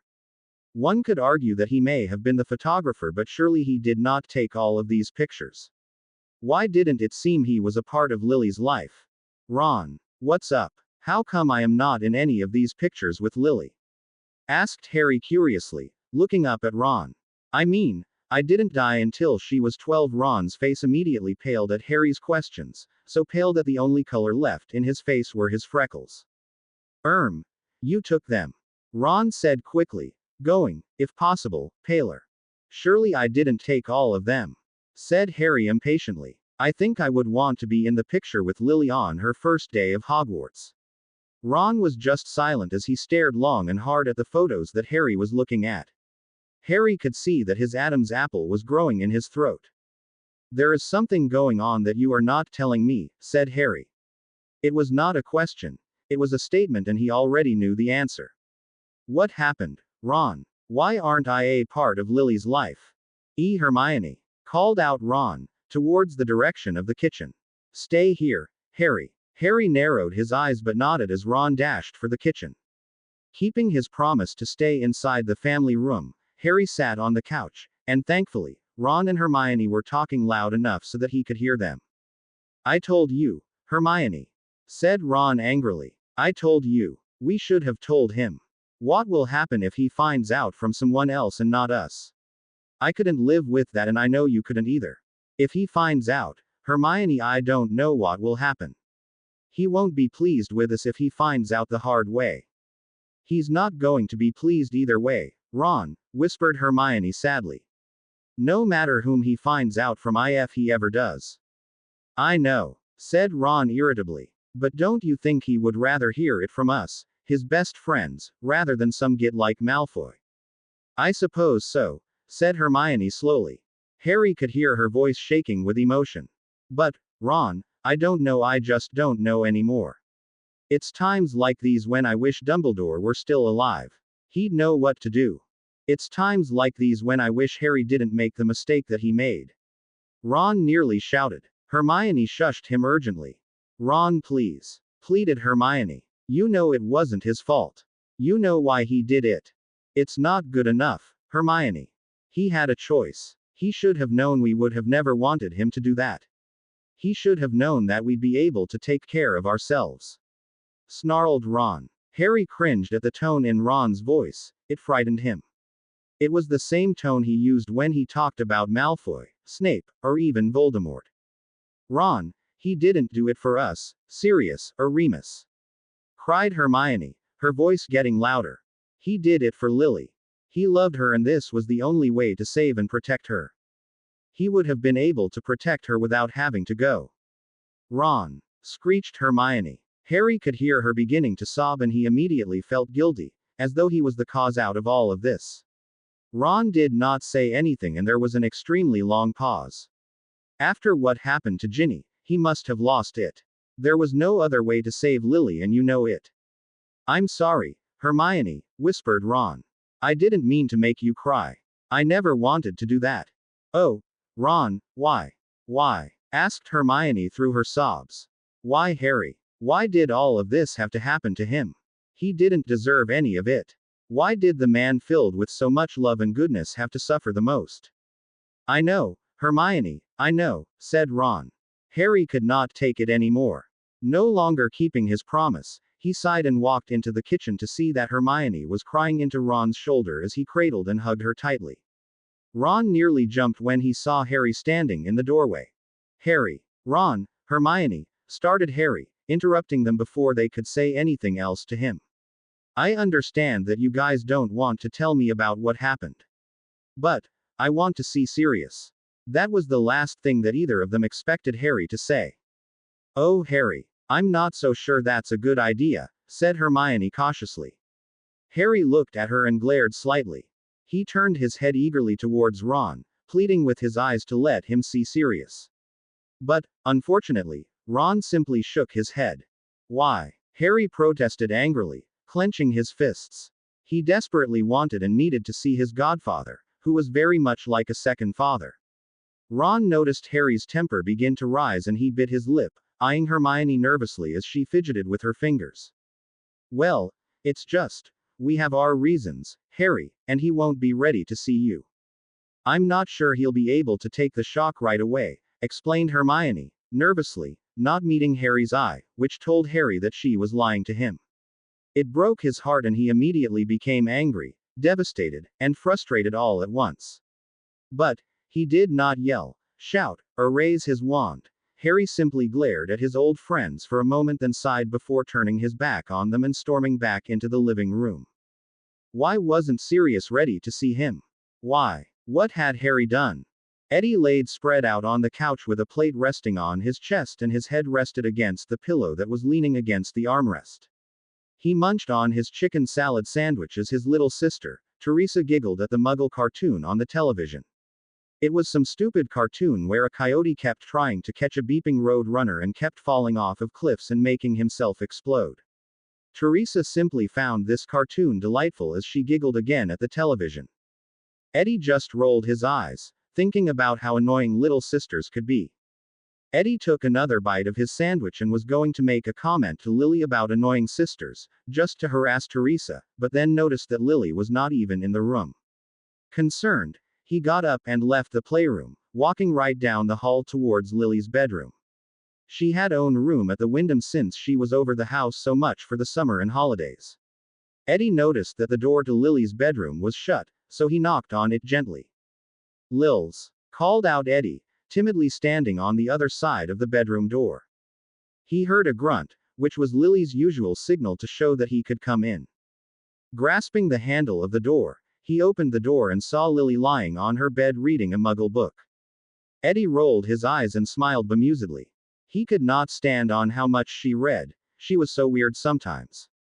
It made no sense that she absolutely refused to read her school books and she absolutely refused to study or do homework, but you could always catch her behind a Muggle book, just reading. Sometimes Lily made absolutely no sense to him, but it was part of what made her so different compared to the rest of the girls at Hogwarts, compared to the rest of girls in the world. What book you reading now? Asked Eddie, pulling up a chair from her desk, turning it around, and sitting beside her bed, his arms leaning against the back of the chair, resting his chin on his hands. Pride and Prejudice, she muttered, turning the page and nibbling the end of the sandwich. Eddie looked at her astonished. Pride and Prejudice? Isn't that a romance novel? I believe so, said Lily nonchalantly, not really paying attention to her best friend. Since when do you read romance novels? Asked Eddie teasingly. Lily was always reading mystery, fantasy, science fiction, and horror novels. Sometimes she would expand outside her comfort zone and could be found reading science fiction. But, no one would ever catch her reading a romance novel. Lily always claimed that romance novels were either really trashy or just too boring.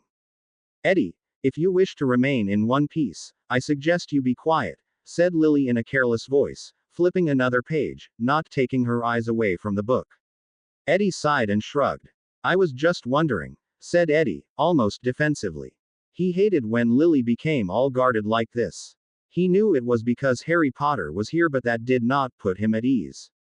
He tried keeping the subject off of Harry and went back to teasing Lily instead. You always say about how much you can't stand that mushy garbage. Is there a reason why you came in here? Asked Lily impatiently, snapping the book shut and sitting up. Did you come in here just because you felt like annoying me? Well, someone is in a cranky mood, said Eddie, rolling his eyes angrily. Lily rolled her eyes back as she pushed her gold-rimmed glasses up the bridge of her nose, crossing her arms over her chest and raising an eyebrow. I'm not cranky, said Lily. I've just had a long day, that's all. Eddie took a deep breath and dared to turn the conversation to where he knew Lily did not want it to turn to. But, deep down, he knew that Lily wanted and needed to talk about. Eddie knew that he might get hexed or cursed, but he took a deep breath and mustered all of the courage he had to ask the question he was about to ask. You mean with Harry coming back and all? Asked Eddie in a concerned voice, chancing a glance at her. To his immense surprise, Lily did not turn and glare at him, she did not raise her voice and begin yelling at him, and most importantly, she did not pull out her wand and begin hexing him. Instead, she sighed and ran her fingers through the end of her long, bee-owned ponytail. She did not meet Eddie's eye, she just stared ahead in a deep daze.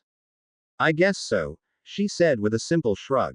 Eddie cocked a concerned eyebrow at her, once again leaning against the chair to show her that he was willing to sit there and listen to what she had to say. When she did not keep talking or respond to anything that Eddie was doing and groaned in frustration. What do you mean, you guess so? Asked Eddie in a slightly frustrated tone. I mean, Lils, this is your chance. My chance to do what exactly? Snapped Lily angrily, rising to her feet with her fists clenched. My chance to live through all of that hell all over again. I doubt I could handle it, Ed. Eddie followed suit and got up on his own feet, making sure that he was eye to eye with his best friend. Eddie looked at her wide-eyed. This your chance to get to know your father, said Eddie. I mean, this is not an everyday occurrence. Lily got red with anger and turned away to stare out of her window with her arms across her chest. Eddie simply watched and waited patiently until she was ready to respond. They both sat there in silence for several minutes, but Eddie still waited patiently as he sat back down in his seat and stared at her back. I don't want to get to know him, whispered Lily, finally after several minutes of silence. She still stood staring out the window with her arms crossed and her back to her best friend. She could feel Eddie's eyes burning into her back and it made her uncomfortable. Eddie, however, said nothing, he simply looked at her as though she had 6 heads and frowned. How could you be so heartless, Lily? Asked Eddie breathlessly, standing up from his seat again. You have a chance that not many people have. I mean, after all he did for you and you won't even give him a chance. Lily did not say anything nor did she move from her position in front of the window. They sat there in silence again when Eddie finally let out an impatient groan and threw his hands up in the air in frustration. I'll never understand you, Lily, said Eddie defeated, shaking his head in disappointment. You have an opportunity of a lifetime here but you are too stubborn, too cold-hearted and heartless to see it. What exactly did he do for me, Eddie? Shouted Lily angrily as she whipped around, narrowing her eyes at her best friend. Eddie took a step back with his eyes widened. Tell me, I would love to know. Because the only thing he ever did for me was give me lots of pain and grief. The man gave his life for you, Lily. Bellowed Eddie, yelling to try to get his point across to Lily. When Voldemort kidnapped you, your dad did everything he could to save you and make sure that you came back alive. Besides that, can you imagine how much he suffered for you? Lily clenched her fists even tighter. Eddie, stop talking about what you don't understand, snapped Lily impatiently. You'll never understand. I won't give Harry a chance because I can't. I just can't. Eddie stopped glaring at Lily and considered her for a moment, thinking about what she had just said. She was right. He did not understand. Why could she not give Harry a chance? Before he could ask her, Lily flopped onto her bed, staring at the ceiling. With all of this emotional stress that she was going through, any normal person would expect Lily to cry, but Lily Potter never cried. Oh no. No one had ever seen her cry. Not Eddie, not Sirius, not Ron, not Hermione, not Remus, not Roby, and not Asher. None of them had ever seen her shed a single tear. What do you mean? Asked Eddie, sitting down in his chair again, looking at his best friend thoughtfully. Why do you think you can't give Harry a chance? Lily sighed and ran a frustrated hand over her forehead and eyes. I can't give him a chance because it'll just cause more grief and pain, muttered Lily quickly, still staring hard at the ceiling, determined not to look at Eddie. How can it cause more grief, Lils? Asked Eddie softly, almost tenderly, trying and wanting to understand where Lily was coming from and what she was feeling. Lily, if my dad died and came back as a 15-year-old from the past, I'd be overjoyed. Yeah, well, your father didn't do the things my father did, said Lily bitterly under her breath. Eddie looked at her, and gently put his hand on his best friend's shoulder gently. But, he did those things for you, Lils, said Eddie reassuringly, giving her shoulder a gentle shake. Lily just shrugged. It's hard, Eddie, whispered Lily sadly. I mean, I know if I get to know him, I'll just be harder for me when he has to leave. You mean, started Eddie, you're afraid to get too close to him, and then lose him. Yeah, said Lily softly. Yeah, I guess you could say that. You're afraid to feel the pain you once felt when he died.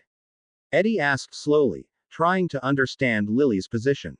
I mean, I lost him once. Well, twice really, and I'm just afraid to feel that pain again, Lily whispered, sitting up and finally looking at Eddie in the eye. I've already had a pleasant conversation with him and I know we could be the best of friends. But I just don't want any of the pain that will come when he has to leave.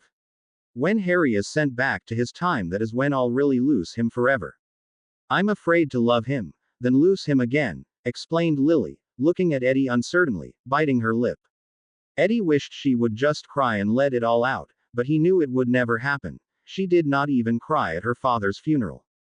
I thought Lily Potter wasn't afraid of anything, said Eddie teasingly, giving her a small lopsided grin, trying to cheer her up and lighten the mood. Lily smiled weakly, but still rolled her eyes. You'd be surprised of how much I'm afraid of, Ed whispered Lily, staring down at her hands which were now folded in her lap, as though it was shameful to be afraid of something. Eddie looked at her astonished. You never talk about your fears. How come you never tell me? Asked Eddie, sounding a little offended. He and Lily had always confided in each other. They were closer than a sister and brother. Some would even argue that they were closer than most spouses. They were friends, the very best. I didn't think you would understand, muttered Lily, unable to meet his eye once again. Lils, you are my best friend, said Eddie impatiently, reaching over and taking her hands in his own. How can I be your best friend if you don't talk to me? I dunno, whispered Lily, still not looking at him. It's just that I've just got a lot to live up to, being the daughter of the boy who lived and all. I just figured, being afraid of things never really seemed much to talk about. But, Lils, you always go on and about like you're not afraid of anything, said Eddie. He was not sure whether it came as a statement or a question. Lily just sighed and stared off into space. Well, believe it or not, Eddie, I am afraid of things. Why not talk about it? There's nothing to talk about, said Lily coolly, grinning innocently. Eddie realized she had quickly changed her attitude to quickly change the uncomfortable subject. Unlike most girls, Lily did not like talking about her feelings, fears, and dreams.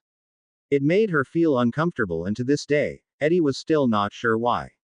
He rolled his eyes, groaned, and threw up his hands in frustration. You are hopeless, Lily, shouted Eddie as he got out of his seat and stalked out of her bedroom, closing the door behind him. Lily grinned to herself, knowing that she was one of the few people who knew how to get under Eddie's skin. Finishing up her sandwich, Lily put down her plate, grabbed her book and continued to read. Ed, Teresa, Lily, Hermione called from at the foot of the stairs. Come downstairs. It is dinner time. Ron and Harry had already taken their seats at the dinner table, waiting patiently. It was only a few moments before it sounded as though a stampede were coming down the stairs. Harry chuckled as he saw a little red-headed girl storm into the kitchen and sat down anxiously in the seat next to Ron and, without a moment's hesitation, began loading tons of food onto her plate and dug in. Whoa, relax, Teresa, said Ron, chuckling in amusement at his daughter's antics. The food isn't going anywhere. Yes, it is, she said through a mouthful of mashed potatoes, causing Hermione to give her a stern look. Teresa ignored her. It's all going in my stomach, Daddy. With those words, Teresa managed to spit half of what she was chewing across the table.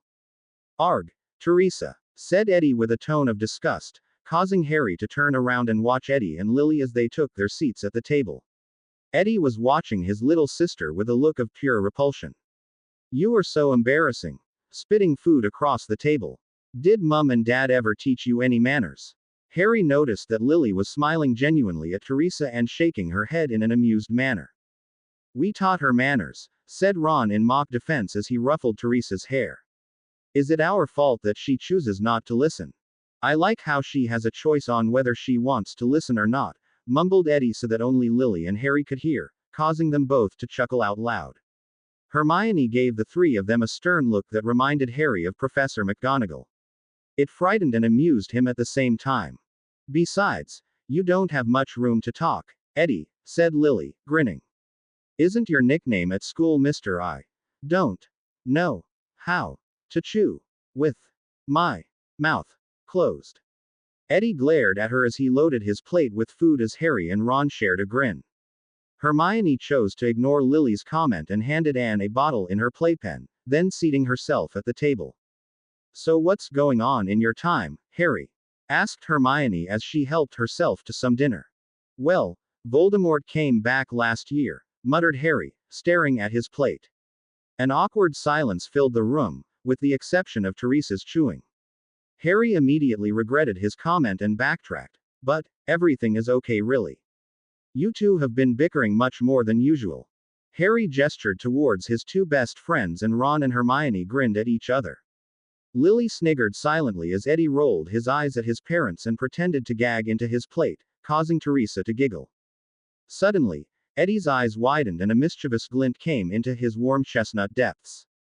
Speaking of love stories, Eddie announced, Ray McMillian was hitting on Lily the other day. At those words, everybody's gaze turned towards Lily, who blushed severely and gave Eddie a murderous look. Hermione smiled slightly and leaned in with interest. Ron acted like nothing was wrong. Everyone was too busy setting their sights on Lily that none of them noticed the frown that presented itself on Harry's face.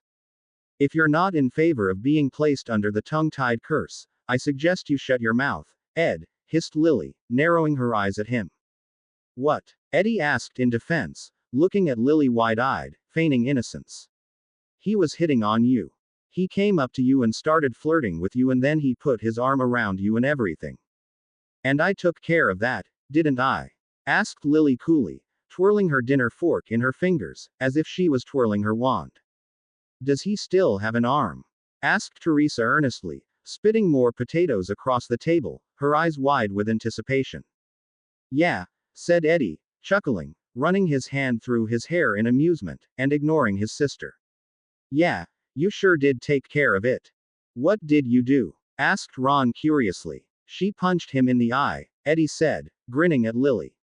She just rolled her eyes and took a bite of her chicken. I have never seen such a black eye in all my life. That wasn't very nice, Lily, said Hermione, shaking her head in disappointed. Girls don't give guys black eyes. It sounded as though she were disciplining a toddler. Ron and Eddie caught each other's eye and grinned at each other in amusement.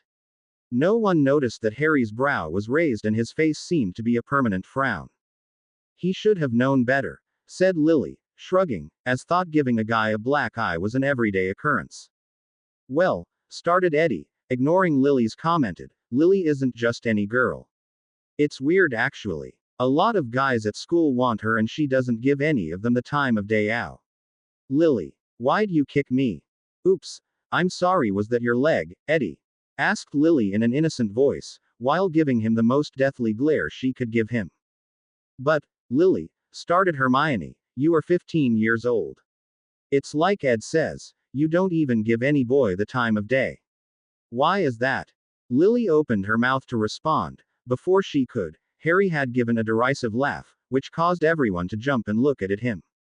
It should bloody stay that way, snapped Harry. He had not meant to laugh or say anything out loud, but he could not help it. After all, it was only natural he felt overprotective of Lily, even though he did not want to or mean to. Hermione, Ron, and Eddie were staring at Harry as though they had never seen anything quite like him. Lily's face was completely impassive.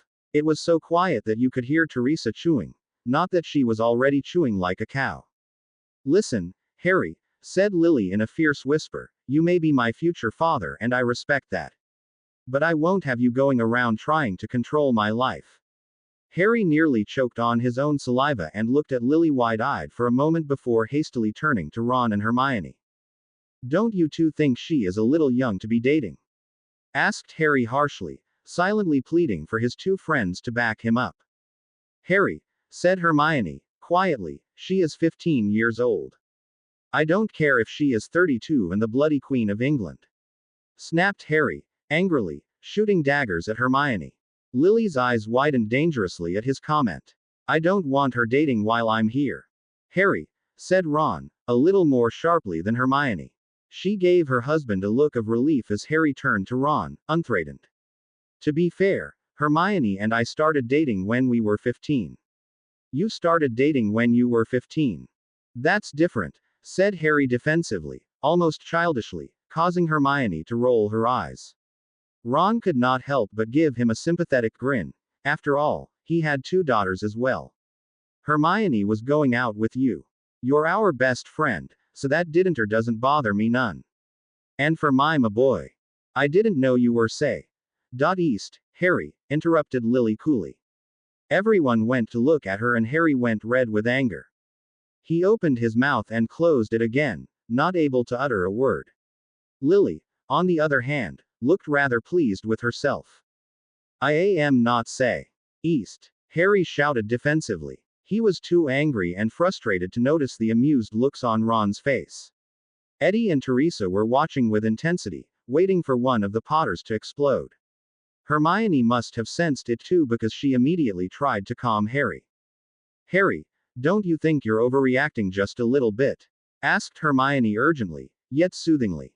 Yeah, started Ron, finally chiming in. I mean, even Sirius doesn't have a problem with Lily dating. And we all know how overprotective he can get. I am not overreacting, snapped Harry, getting defensive again. Overreacting would be taking Lily and locking her up in her room until she is 52 years old. In fact, he considered after a pause, that doesn't sound like a bad idea. Ron could not help but laugh out loud at the comment. Lily shot him daggers and his laughter immediately subsided. Listen, Harry, said Lily said, getting to her feet and glaring at her future father. She had a dangerous tone in her voice that gave Eddie an unnoticed shiver down his spine. I won't have you going around trying to be my father. You aren't even my father yet.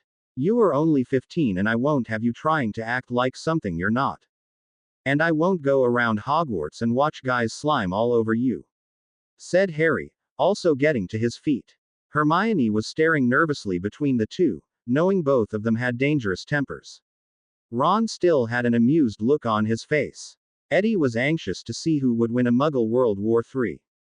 Well, you had better get used to it, said Lily, placing her hands on her hips. What is that supposed to mean? Asked Harry, narrowing his eyes at her. What it means, Harry, is that, Lily, said Ron in a warning tone of voice, sensing that Lily was about to say something truly cruel or hurtful towards Harry. Lily looked at Ron for a moment before glaring at Harry and sitting back down in her seat, and continued eating her chicken without another word. Harry also took his seat, completely frustrated, and finally realized that getting along with Lily was not going to be an easy thing. The rest of the dinner continued in absolute silence, with exception, once again, for Teresa's chewing. After dinner, Lily and Eddie decided to ease the obvious tension and went outside to the woods behind the Wyndham with Ron to play some Quidditch. Harry was invited, but did not feel like going or that he was even really invited. Lily kept giving him dirty looks and glares all through dinner and he decided to stay out of her way until she calmed down. So instead of playing Quidditch, Harry decided to help Hermione clean the table. Herm, do you think Lily is mad at me? Asked Harry, raising a nervous eyebrow. To his immense surprise, Hermione laughed. No, Harry, she isn't mad at you, explained Hermione reasonably. She is just under a lot of stress right now. After all, her late future father came turned up from the past out of nowhere. Can you really blame her for acting this way? I suppose not, said Harry with a defeated sigh. I just don't understand why she got so mad at me during dinner. I mean, I understand that I died a few years ago, and according to those pictures in the living room, I seem to have no part of her life. But, I was only trying to protect her. Harry, we all try to help protect Lily, said Hermione. But if it's one thing that girl can't stand, it is people fussing over her. Why? He asked curiously. Lily has been through a lot in her life, and she is very independent, explained Hermione as she waved her wand to dry the dishes. She can't stand it when people try to do things for her or try to keep her safe. She wants to do things for herself. Well, I mean, I don't want to control her life or anything, but. I know, Harry, I know, said Hermione smiling. It's a natural reaction for you to be concerned about her, you being her future father and all. Even if you had no idea she was your daughter, you would probably still have those natural feelings. I guess so, muttered Harry, a little unsure. Hermione must have read his mind, because she turned him so that she faced him, eye to eye. And, if you're worried about boys and Lily, trust me, Lily is more than capable of taking care of herself when it comes to boys and their raging hormones. How do you know that? Well, Lily has always been known for her attitude, said Hermione delicately. A lot of boys have tried making moves on her and she always ended up physically beating them up. What? She's gotten quite a lot of detentions for it too, said Hermione, ignoring Harry's outburst. I had to put my foot down in Lily's 4th year when she actually put a boy in the hospital wing. I tried talking to Sirius about it. Eddie, whined Lily as she laid her head down on the Gryffindor table in aggravation. You've had enough eggs. Come on, we're going to be late for class. Oh come on, Lils, one more plate, pleaded Eddie asked with a puppy dog expression on his face as he loaded his plate with food. Lily let out a groan of frustration as Asher did the same. Robbie rolled her eyes and gathered her belongings. Fine, snapped Robbie, as she stuffed her books in her bag and rose to her feet. It's your stomach, not mine. You two are never going to fit into your dress robes, you know, said Lily with a lopsided grin. Robbie laughed and Eddie shrugged and continued stuffing his face. We have 2 days until the Christmas ball, said Asher grinning, that is plenty of time to pump some iron. He winked at the pair of them. Lily rolled her eyes as Robbie smirked. Well, I'm not going to be late for class. Well, good morning Lily, said a voice from behind. Robbie stopped mid-sentence. Lily turned around and saw Ned Collins standing behind the 4 of them. Robbie immediately lowered herself back into her seat and gave Lily a nudge in the ribs. Ned Collins was on the Ravenclaw Quidditch team, prefect, very popular, and extremely handsome. Eddie and Asher stopped eating, just stared, awaiting an interesting outcome, considering Lily's history with the opposite gender. "Oh, he Ned," muttered Lily, not really meeting his eye. Ned pulled up a seat next to Lily and just stared at her. He stared for a good minute before Lily stuffed her books into her bag and turned towards him sharply. "Is there something I can help you with or do you feel lost?" Lily asked sardonically. Eddie and Asher went into a fit of chuckles. Ned just grinned and put his arm around Lily's shoulder. Lily cocked an eyebrow at him. "I was wondering, Lily, if you would like to attend the Christmas ball with me," asked Ned, giving her a charming grin that would make most girls at Hogwarts melt, but not Lily. Lily was different and it took a lot more than a handsome, charming grin to impress her. Instead of swooning, she just rolled her eyes so that Ned could not see and gave an inward groan. She took his arm from around her and placed it gently, but firmly on the table. "Thanks for the offer, Ned, but no thanks," said Lily, as Ned stared at her, completely astonished at her rejection. No one had ever turned him down before and, now a 4th year was turning him down. There were people watching and some were laughing. Ned glared at them and turned back to Lily. "And may I ask why not?" asked Ned, a bit coldly. Lily narrowed her eyes at him. "Because I would prefer to go alone, with my friends," she answered honestly, indicating Eddie, Asher, and Robbie, who had also agreed to go alone. Ned raised an eyebrow, clearly not believing her reason. "Is that all?" Ned asked coldly. Lily nodded slowly, her eyebrows raised. "Well, that's a pretty stupid reason. I say you're coming with me to whether you like it or not, Lily." Ned roughly grabbed her arm.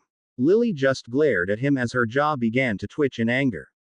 Eddie and Asher got to their feet angrily. She said she didn't want to go with you, hissed Asher, immediately coming to Lily's defense. Or do you not understand English? Shut up, Ned snapped, not looking at him. I wasn't talking to you, was I, Lazard? Listen, you started Eddie, taking a step towards him with his fists clenched. But Lily gave him a look to silence him, that told him to stay back, that she would take care of the situation. Lily took her free hand and grabbed her wand and pointed it at Ned. If you don't want me to hex the pants off of you, I suggest you let go of me right now, said Lily harshly, yet smiling innocently. Eddie, Asher, and Robbie just stared at them nervously. Ned simply laughed. I would love if you'd hex the pants off of me, Potter, said Ned lustfully. Lily's eyes widened furiously and she beeped in a gulp of air. Eddie jerked forward, ready to dive at Ned, but Asher grabbed his arm to stop him. He reassured Eddie that Lily would take care of herself, like she always has. I'm warning you, started Lily, but Ned paid no mind. His lustful look never left his eyes. Instead of backing off, he leaned down and tried to key her. Furious, Lily shoved him away angrily and jumped to her feet with her wand at the ready. Eddie, on the other hand, saw red, brushed off Asher's grip and charged forward. How dare you? Roared Eddie. He started toward Ned with his fists raised. But Ned was much quicker than Eddie and took out his wand and stunned him. I'm getting Professor Weasley, cried Robbie, clearly frantic and nervous at the scene before her. But she did not go anywhere. Lily looked at Eddie's unconscious body, then looked at Ned, with a very dangerous look in her emerald green eyes. Asher jumped in front of her, trying to prevent her from leaping at Ned and punching the life out of him. Instead of going to get a professor, Robbie bent down to try and revive Eddie. Did you just stun my best friend? Asked Lily in a dangerous whisper. Ned grinned and folded his arms across his chest. You bet I did. Now come here, Potter. Ned started toward Lily, but she took a step back and threw her wand on the floor. Ned raised a curious eyebrow but continued advancing on her.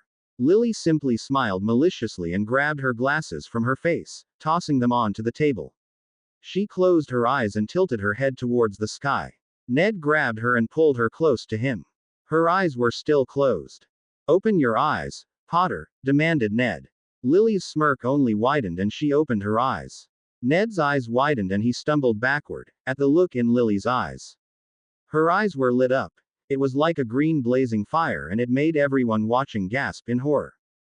Lily, don't. Robbie cried out, but it was too late. Lily muttered something under her breath and a green light shot out of her eyes, knocking Ned off his feet and onto the ground, unconscious. Everyone who was watching screamed out loud, which caught the attention of the professors at the staff table who were looking on the scene curiously. Never, ever, harm any of my friends like that again, Collins. Snarled Lily, the fire in her eyes slowly dimming. She did not notice Hermione put her hands to her mouth, jumped to her feet, and was dashing over to the Gryffindor table, looking furious. Lily Potter! Hermione roared as she approached the scene, followed closely by Remus and Snape. Lily turned around. The fire had completely vanished from her eyes. Robbie, who had tears in her eyes, was helping a now awake Eddie to his feet. Professor Snape, please take Mr. Collins to the hospital wing, ordered Hermione, bending down to make sure he was all right. Snape nodded and levitated Ned into the air, looking at him, completely horrified. What in the world did you do to him, Potter? Asked Snape, horrified at Lily's actions. Lily glared at him before grabbing her glasses and putting them back on her face. You could have killed him. Miss Potter, follow me to my office immediately, said Hermione firmly. Lily nodded and followed her godmother to her office, knowing she was in a huge amount of trouble. According to the Hogwarts Code of Conduct, Hermione had every right to expel Lily for what she had just done, and she knew she would too. Lily felt her stomach immediately fall out of her body. Lily! Hermione yelled once they were safe within the walls of her office. What were you thinking? You knocked that boy unconscious. I have a feeling he will be in that hospital wing for quite some time. I have every right to expel you right now. He stunned Eddie, and no one does that to my friends. Retorted Lily, emotion choking her voice. Hermione put her hands on her hips, but looked at her goddaughter thoughtfully. Sometimes she was strongly reminded of Harry when she looked at Lily, not because of her eyes, but because Harry would have done the same thing someone had stunned Ron or herself. They really were so much alike. Why did he stun Eddie? Asked Hermione curiously as she took a seat behind her desk. Lily bit her lip and looked at her feet. I know there has to be reason. Collins asked me to the ball and I turned him down politely, but he kept pushing me, explained Lily, color rising to her face. Hermione nodded, urging her to continue. Then, he tried to key Mew and I didn't want him to. Eddie came to my defense, but before he could do anything, Collins stunned him and I lost my temper. I see. When I saw Eddie lying there, unconscious, Lily's voice trailed off and she turned to look at the magnificent view from Hermione's window. Hermione sighed and rested her chin on her hands as she leaned on her desk, watching Lily, waiting for some kind of reaction because she knew the real reason why her goddaughter had stunned Ned Collins and she wanted Lily to admit it herself. But, she knew she never would and it frustrated Hermione to no end. Lily turned to look at her. I'm going to ask you something and I want you to be honest, started Hermione. Lily did not do anything, simply stared. Was this really about Eddie being stunned, or was it because Ned tried to key you when you said no? Lily sighed, stuffed her hands in the pocket of her robes, and looked at her feet again. Well, no, yeah, I suppose that was part of it, muttered Lily. Hermione looked at her skeptically with a raised eyebrow. Okay, that was most it. Lily, said Hermione as she rubbed the bridge of her nose in irritation. I know how you can't stand how boys hit on you and act disrespectfully, but you are going to have to get used to it. You are a very pretty girl, Lily, and I won't have a hospital wing full of boys who got there just for looking at you funny. Do you understand, Lily? Yes, Hermione, she muttered. I'm serious, Lily, continued Hermione, getting to her feet. If I hear that you've done something like this again, I will have no choice but to expel my own goddaughter. Please do not make me do that. Never. Hermione smiled at her, gave a week's worth of detentions, and dismissed her. I better owl Sirius immediately, Hermione muttered to herself once Lily was out of the office door. A few hours later, Hermione sat impatiently in her office as she waited for Sirius to respond to her owl. Finally, a large figure stumbled out of the fireplace, at first frightening Lily, but calmed when she saw the figure stand up and greet her with a mischievous grin. Hello, Padfoot, Hermione said, smiling, crossing the office and embracing Sirius tightly. He gladly returned the hug. How are you? I can't complain, said Sirius as Hermione gestured for him to take a seat in front of her desk. How is everything at Hogwarts? Good, answered Hermione honestly as she poured each of them a glass of elfin wine and took her own seat at the desk. Sirius took the drink graciously and the two of them sat there in silence for a few moments. So, what's this I hear about Lily losing her temper, yet again? Well, she just used her gift to stun a boy that tried hitting on her, said Hermione angrily. Sirius was baffled by her sudden mood change. Have you influenced this kind of behavior at all? Never, said Sirius, looking quite shocked, placing his wine on her desk. In fact, I'm quite insulted that you would think I would influence that kind of behavior. But, I try to encourage her to get a boyfriend and find love. So do Ron and I, said Hermione earnestly. Sirius immediately calmed. Where does she get the idea that she has to be so protective of herself against boys? Sirius got to his feet and began pacing the room. To be honest, Hermione, I don't have a clue to where Lily gets these ideas, said Sirius worriedly. He seemed quite taken back by what was going on with Lily and how she was behaving. Sirius, would you mind talking to her about? Maybe get some answers out of her. Of course, Hermione. And Sirius tried talking to her about it, but she would just always change the subject. When it comes to the opposite gender, no one really knows what goes on inside of Lily's head. At this point, Harry was not so much concerned about the whole boy situation with Lily for now. He was more concerned with something else about the story Hermione just told him caught his attention and his concern. Hermione, what was that power with Lily's eyes, the power that Lily used to attack Ned Collins? asked Harry, curiosity and some kind of panic rising in his chest. Isn't controlled magic impossible without a wand? Hermione went deathly pale. Oh, never mind, Harry, muttered Hermione, trying to brush it off like it was nothing. There was no color in her cheeks. You should just forget I mentioned it. It is nothing important. If it's not important, why can't you tell me? I told you, just forget I mentioned it. No, said Harry firmly. What was that magic that Lily used with her eyes? The green light she used to attack Ned Collins. What was it? I have a right to know. I said forget it, Harry. Hermione nearly shouted. Harry was rather shocked. Hermione rarely ever lost her temper, especially with Harry. He shrugged and thought it was best to drop the subject, for now. Maybe he would ask Ron or Eddie about it later. Hell, maybe he would work up enough courage to ask Lily, herself, about it later. The weekend at the Wyndham went by rather fast for Harry. It was like being at the Burrow all over again, except with less Weasleys and an extra Potter. He spent the entire weekend playing Quidditch, wizard chess, and exploding Snap with Eddie, Lily, and even little crazy Teresa. Harry genuinely liked spending time with Eddie, considering he was so much like Ron. But, spending time with Lily was certainly a different experience. Sometimes it would seem that she and Harry were the best of friends, and other times she seemed to hate him. Eddie said she was like that with almost everybody except himself. She just has mood swings, Eddie told Harry with a casual shrug. She doesn't seem to have this bipolar behavior with you, Harry protested. Eddie could only shrug. I'm her best friend, Harry, said Eddie. I guess she feels some kind of special bond with me or something. I wouldn't feel bad though. She is the same way with Robbie, Asher, Mum, Dad, Remus, and even Sirius. Was she like that with me when, before I died? Harry asked slowly. Eddie went slightly pale and did not respond to Harry's question, which continued to infuriate Harry.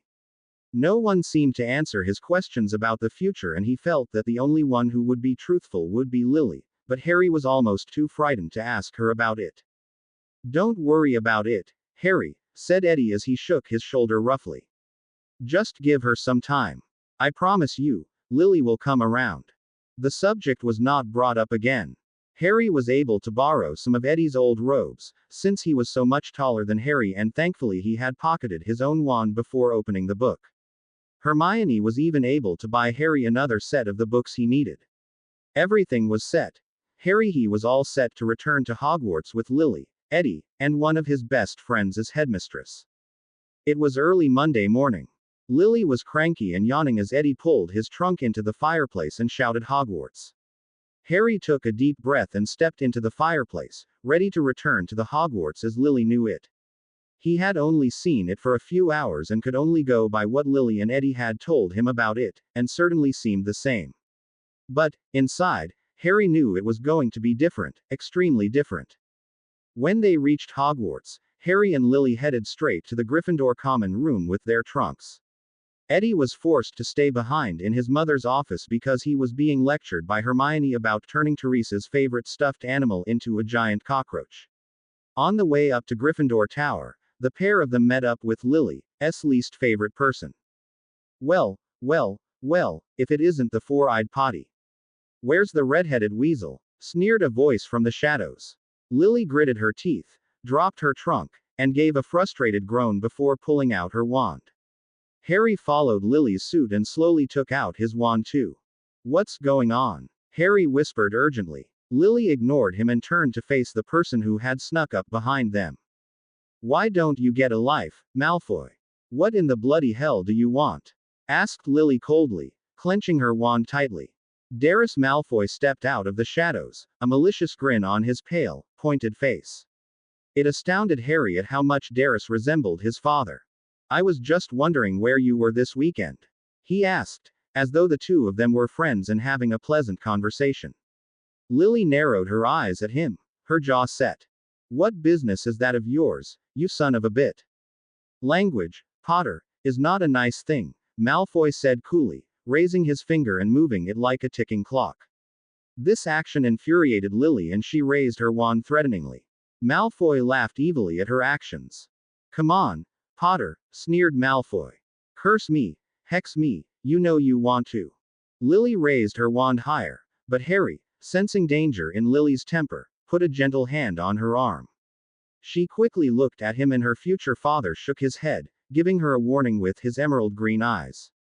Lily looked from Harry to Malfoy before muttering something under her breath and pocketing her wand. You're not worth it, you scum, hissed Lily. Malfoy, who had been looking for a fight with Lily, looked furiously at Harry. Harry just glared right back at him. Why don't you mind your own business, you mop-head? Shouted Malfoy, gesturing towards Harry's hair. Lily threw her head back and laughed out loud, almost cruelly. Harry could not help but grin as well. Mop-head. Busted Lily. Really, Malfoy, is that the best that you can do? Malfoy ignored Lily and continued to shoot daggers at Harry with his cold, gray eyes. You. He growled, pointing his finger straight at Harry. Who are you? Harry Evans, Harry said proudly. Now why don't you go get a life and join the rest of your slimy Slytherin friends who will all become nothing but low-life Death Eaters? What did you say to me, Evans? Malfoy asked slowly. Lily started coughing nervously. Harry and Malfoy did not seem to hear her, nor did they notice that she had grown deathly pale. You heard me. Well, Potter, how do you asked Malfoy, crossing his arms across his chest coolly, raising a smug eyebrow. Lily quickly pulled her wand out of the pocket and raised it as Harry did the same. Stupefy. Lily and Harry shouted in unison. 2 jets of light bursted from both of their wands and Malfoy was knocked off of his feet and unconscious before he hit the floor. Lily and Harry stared at their wands for a minute, then at each other for a moment before they heard footsteps coming from behind them. Harry swore loudly and turned to Lily desperately. Now what? Lily turned around, biting her lip before turning back to look at her future father. Don't say anything, she ordered. Just do as I say and follow my lead. Harry nodded as Lily hurriedly ripped open her trunk and pulled out what Harry recognized as his old invisibility cloak. Harry wanted to question her about it, but he remembered her orders and did not say anything. Instead, he watched as she flicked her wand in the direction of their trunks, causing them both to shrink to the size of small coins. Lily quickly grabbed them and shoved them into her pocket before throwing the cloak over both herself and Harry. This all amazed and impressed Harry. He certainly would not have thought of any of it. Lily seemed to be very sly, slick, and seemed to thrive under this kind of pressure. He could tell that she had done something like this before. Safely hidden underneath the famous Potter invisibility cloak, the two of them turned around to Snape coming down the corridor. He had on a faded green bathrobe and was walking on a cane with a nasty scowl on his face. Lily and Harry backed up away from their nasty professor until their backs hit the wall and they held their breaths. They stared wide-eyed as Snape looked around and saw Malfoy lying on the floor unconscious and immediately rushed to his side and revived him. Mr. Malfoy, what happened? Who did this to you? Asked Snape urgently. Malfoy's cold gray eyes fluttered open and he shook his head slowly and gazed around the corridor. Potter, he shouted. Harry could almost see Snape's eyes light up at the sound of Lily's name. It was Lily Potter and that Evans boy. I was walking down the corridor minding my own business when they both came out of nowhere and hexed me. Lily held on to her wand tightly, her knuckles turning white. There was a look of pure fury in her emerald green eyes and Harry understood why. He did not appreciate or respect when people lied to get him in trouble, especially when it was Slytherin scum like a Malfoy. Lily started forward, ready to lose her temper, but Harry grabbed a hold of her arm. She turned to look at him and he just shook his head, as though telling her with his eyes to not do anything. Lily made a frown, but obeyed Harry's warning, knowing he was right and that it would just get her into trouble.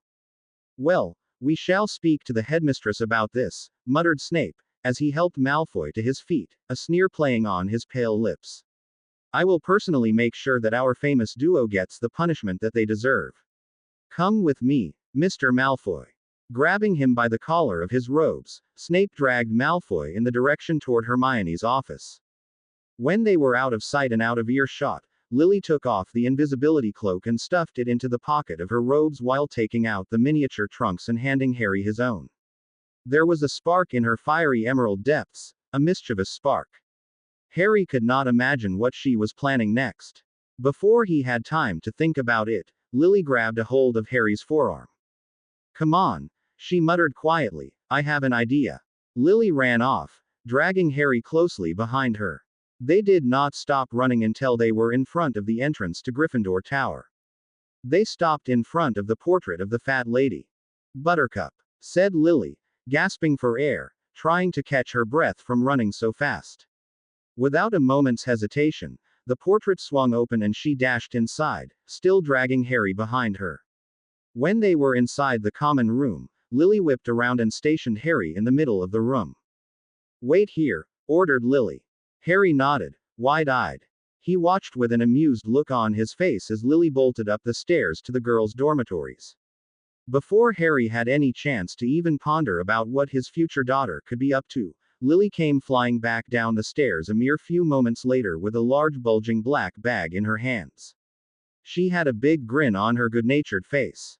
Come on, Lily whispered excitedly as she grabbed Harry's arm, her invisibility cloak still hanging out of the pocket of her robes, and dragged him through the portrait hole. Once they were down the corridor, she threw the cloak over herself and Harry and led him towards the dungeons. Harry, still completely bewildered on what Lily was planning, bit his lip nervously and beeped in a large gulp of air. Lily? Asked Harry uncertainly, raising a curious eyebrow. Where are we going? And, what are we doing exactly? Harry saw Lily's grin widened and she handed Harry the large, black velvet bag. Harry was not surprised to find that it was heavy and his curiosity got the better of him, so he opened it. When he saw what was inside, he could not help but chuckle to himself in amusement. He had never seen so many dung bombs in his entire life. Fred and George sent them to me last Christmas, explained Lily, seeing the look on Harry's amused face. I haven't been able to put them to good use yet. Until now, that is. We're going to set them off all over the Slytherin common room. What? Choked Harry. Lily. Quiet. They reached the familiar wall in the dungeons that Harry recognized from his second year as the entrance to the Slytherin common room. You know the password? Asked Harry curiously. Lily nodded with a proud smile on her face. How could you possibly know it? Robbie is Gryffindor prefect and having one of your best friends as a prefect has some advantages, she said with an impish grin on her face. Harry shook his head disapprovingly but could not help but chuckle. Lily stopped in front of the damp wall. Sissing snakes, she whispered. The password sent shivers down Harry's spine. The wall slid open and Lily put a finger to her lips, telling Harry to keep quiet. Harry nodded obediently and she beckoned him to follow her. Quietly, they tiptoed into the Slytherin common room and Lily placed a silencing charm on the two of them so that no one could hear them from their dormitories. Okay, now we can speak freely, said Lily with a breath of relief. Take the dung bombs and place them randomly around the common room.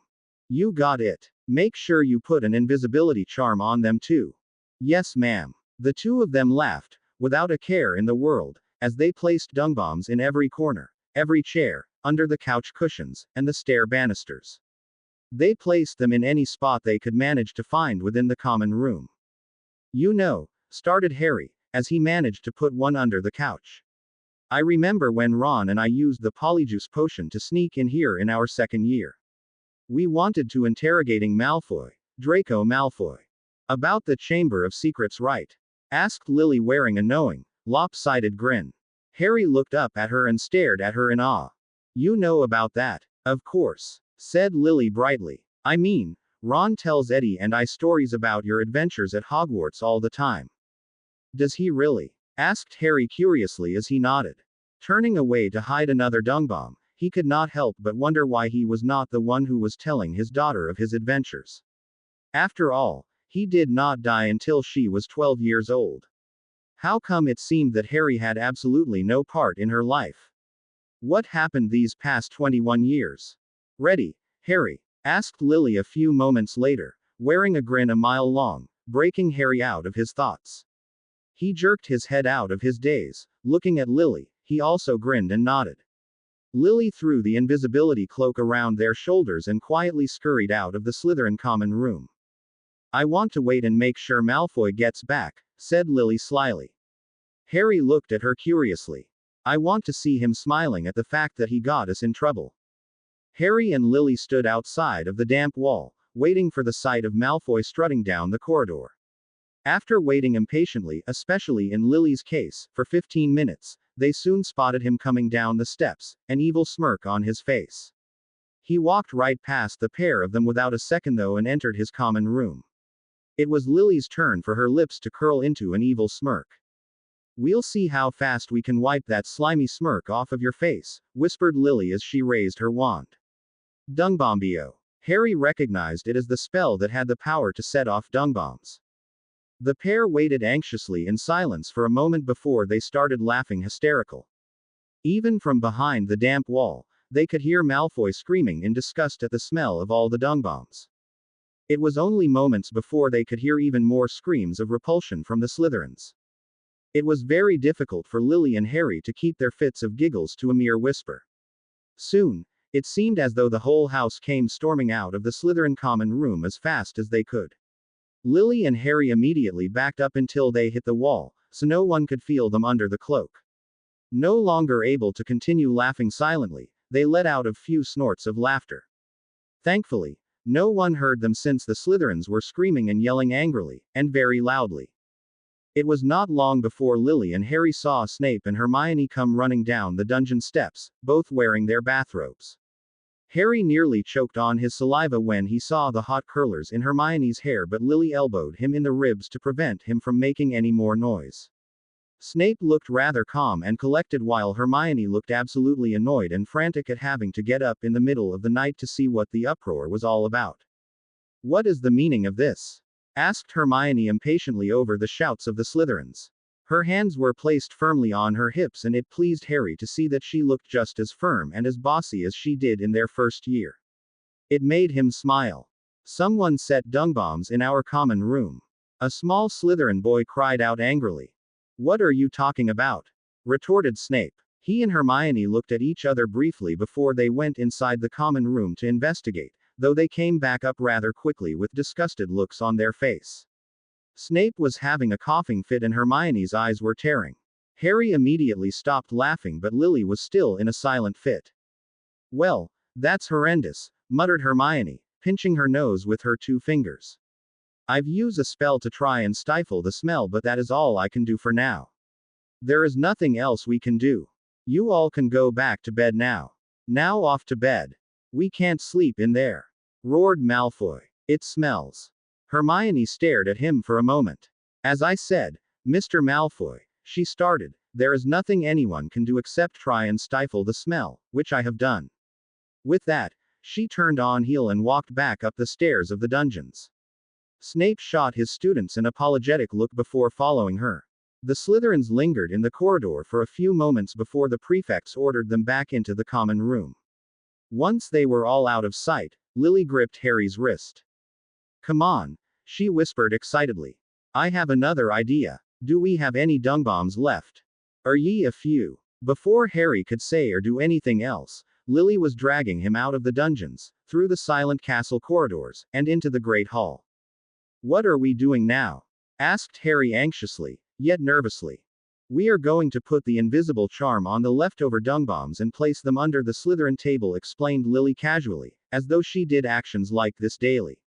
"Tomorrow, while the scummy snakes are eating their breakfasts, we'll set them off." Harry could not help but grin and shake his head in amusement. With a defeated sigh, he held out his hand.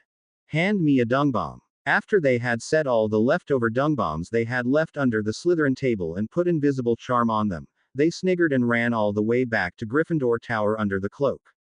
When they arrived through the portrait hole, still laughing, they saw Eddie sitting on an armchair in the common room wearing a large, freckled grin. "Lils," Eddie called out, "please, take off your dumb cloak and tell me you didn't sneak into the Slytherin common room and set dung bombs all over the place."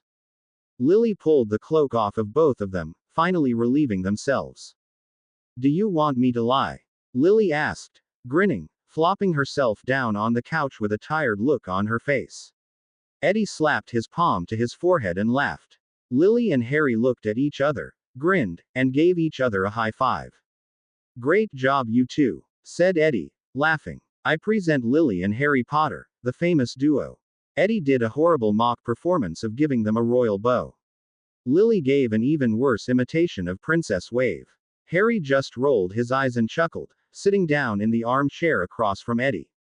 Well, Harry Evans in this case, said Harry with a shrug.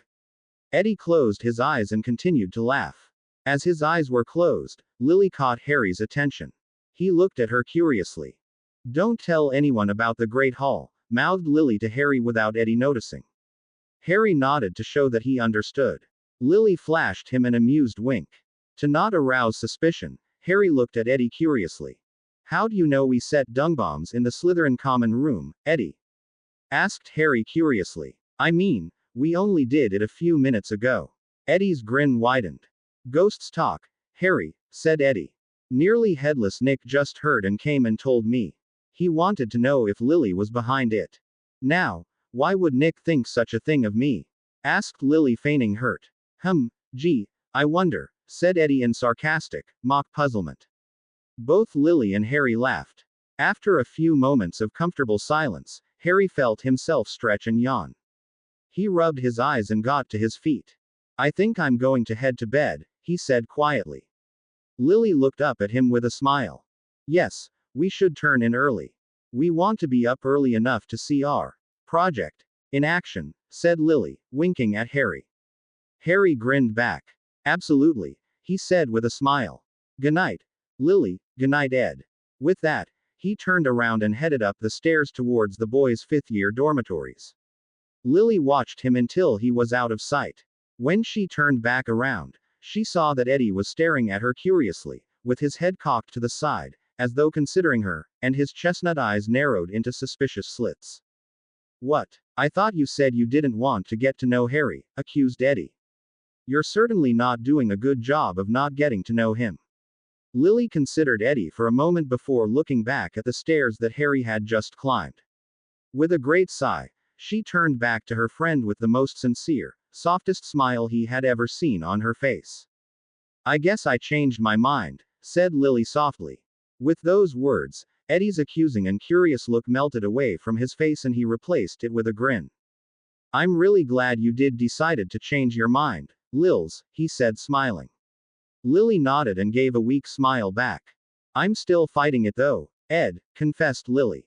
Eddie rested his elbows on his knees and stared intently at his friend, to show that he was listening. I want to hang to get to know him, but I'm afraid to get close. Part of me will just allow myself to hang out with him, maybe pull a few pranks with us. But then, there is that other part of me. Eddie reached over and gently grasped Lily's hand tightly in his own. Lily continued to look up at the staircase and would not meet his gaze. This did not surprise nor offend Eddie. Instead, he tightened his grip on her hand and spoke to her anyway. Just don't fight it, Lils, he whispered gently. Just let it go. It's just, started Lily, but she cut herself off. Eddie let go of her hand but kept his gaze on her, to show her that he was still listening and to allow her to find the right words. It's just that he seems so different. Different? How? He's not like how I imagined he would be, explained Lily, still staring up at the staircase. He just seems to be filled with so much goodness. I find it hard to believe that Heathboy who pulled a prank with me tonight turns out that one day in his future he will do the things that he did in my past. I just can't believe it. Maybe you'll finally come to understand why he did the things that he did, said Eddie, wearing his Ron-like lopsided grin. He was clearly trying to lighten up the mood with a sincere topic. It did not amuse Lily and she simply shook her head. Don't say he did it for me, Ed. He did though, interrupted Eddie, protesting Lily's comment. But Lily did not say anything. Instead, she finally tore her eyes off of the staircase and looked at Eddie with a light-hearted smile that did not match her tone of her eyes. I'm going to bed, announced Lily, getting up and starting towards the fifth-year girls' dormitories. Like Harry, I need to get up early tomorrow. Do I dare ask why? Asked Eddie dryly, but good-naturedly. Lily, who was halfway up the stairs, turned to look at her friend with a bright, mischievous smile on her face. You'll see tomorrow. Until tomorrow then, said Eddie, getting to his own feet. Good night, Lils. Good night, Eddie. With that, Eddie retreated to bed as well. Harry could feel himself deep in the warm, comfortable depths of slumber. Wake up. Until just now. Harry jumped with a squeal, tumbling out of bed to see Lily standing above it grinning like a maniac. Lovely wake-up call, Lily, said Harry, dryly. Lily laughed. I thought you might like it. But, you need to get up, she said as she threw Harry his Hogwarts robes. I want to make sure that those slimy Slytherins get their little surprise. Harry, finally recovering from shock, recalled the events from last night. He chuckled to himself and ran into the bathroom to change. When he came out, he found Lily pacing around the Gryffindor common room anxiously and rather impatiently. Without a word, the two of them sprinted towards the Great Hall. They found Eddie, Asher, and Robbie were already sitting and eating at the Gryffindor table. Harry flopped into a seat between Asher and Lily.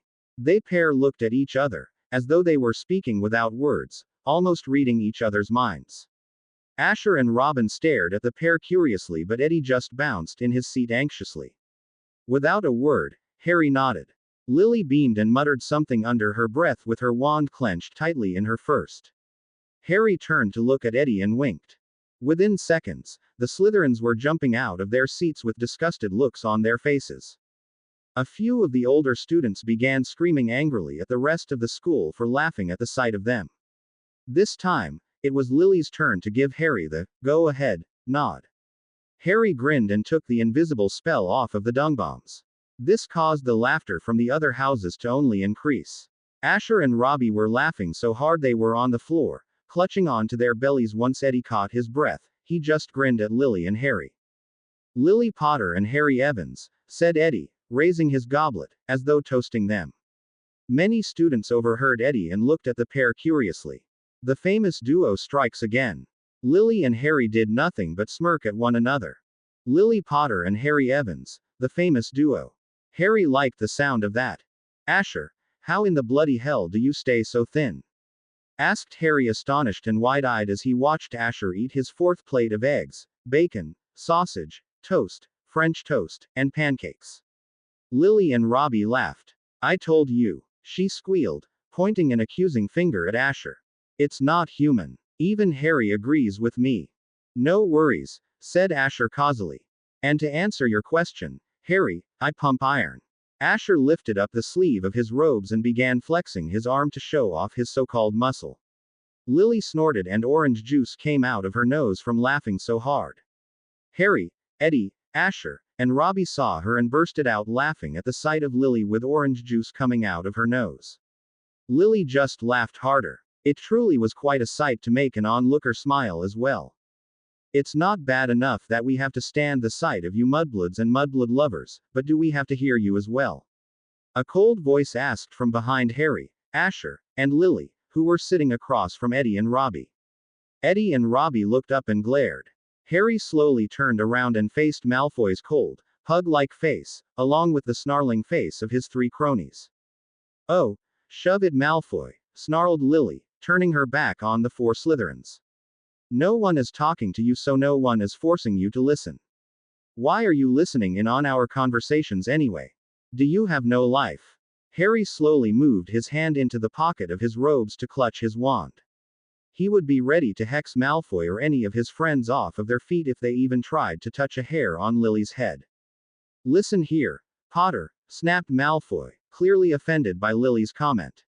I know it was you and Evans who set up the Dungbombs in our common room and at our table yesterday. Do you? Asked Lily innocently. Well, why on earth would you think that? After all, I have so much love and respect for you Slytherins. Both Eddie and Asher chuckled at Lily's antics. Meanwhile, Robin and Harry looked on in concern. Harry refused to take his eyes off of Malfoy or take his hand off of the handle of his wand. Lily, stop, whispered Robin urgently. Really, it's not worth it. Shut your mouth, mudblood, snapped Nott, who overheard Robin's comment. No one asked you. Don't you talk to her like that, shouted Eddie. Both he and Asher got to their feet. But Lily ignored their conversation. She just continued her stare down with Darius Malfoy. Neither of them noticed that Harry was in on their staring contest.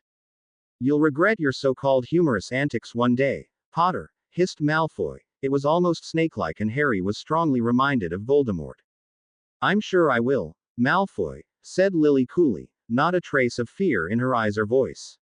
Harry had to admire her nerve. In the meantime, you can't prove it was me who set the dung bombs. You're at a dead end. You'll never get me.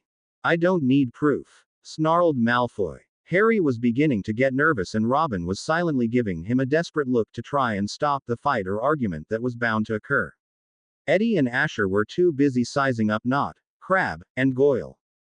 I know it was you, Potter, continued Malfoy, and I'll get you.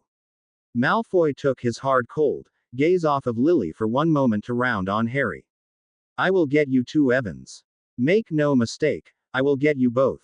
Malfoy turned to look back at Lily, and an impish, evil grin crossed his features.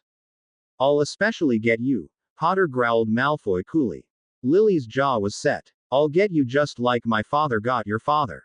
It was at that moment that Harry jumped to his feet and pulled out his wand. Not because Malfoy made a physical threat towards Lily, but because Lily had gone red with rage and leapt on top of Malfoy, punching him as hard as she could in the face. Lily, don't! Harry and Eddie shouted in unison.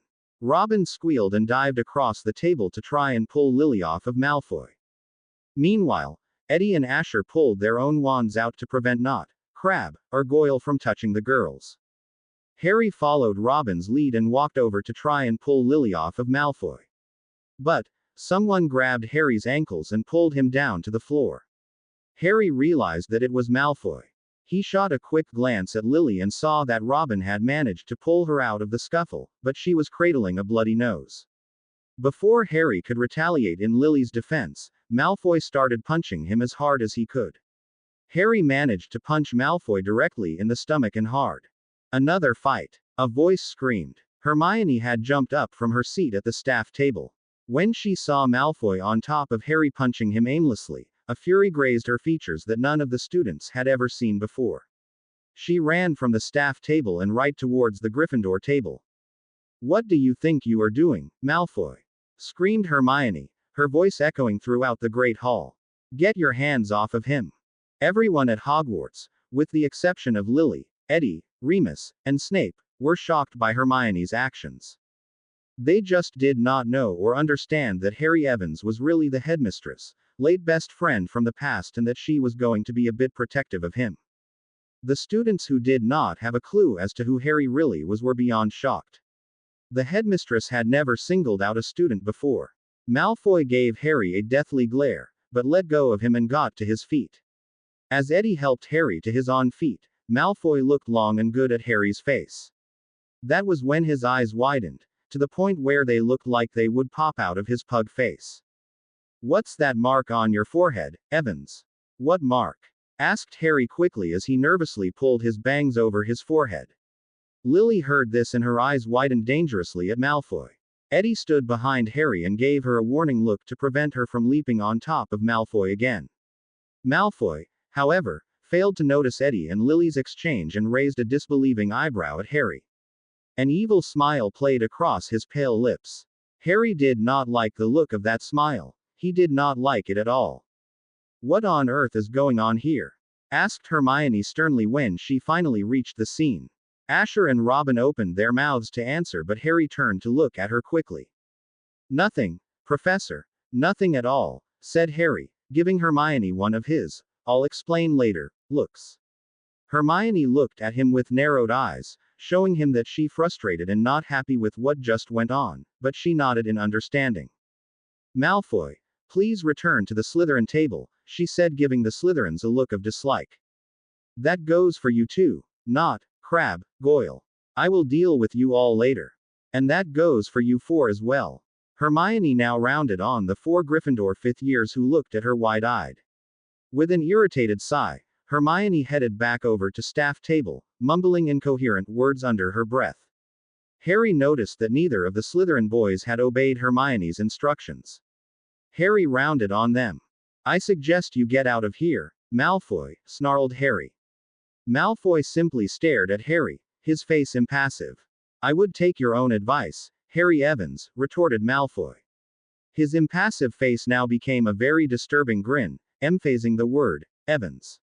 Harry, Lily, and Eddie all looked at each other out of the corner of their eyes, a bit nervously. When Malfoy and his goons finally turned and walked back to their own table, Lily turned urgently to Harry.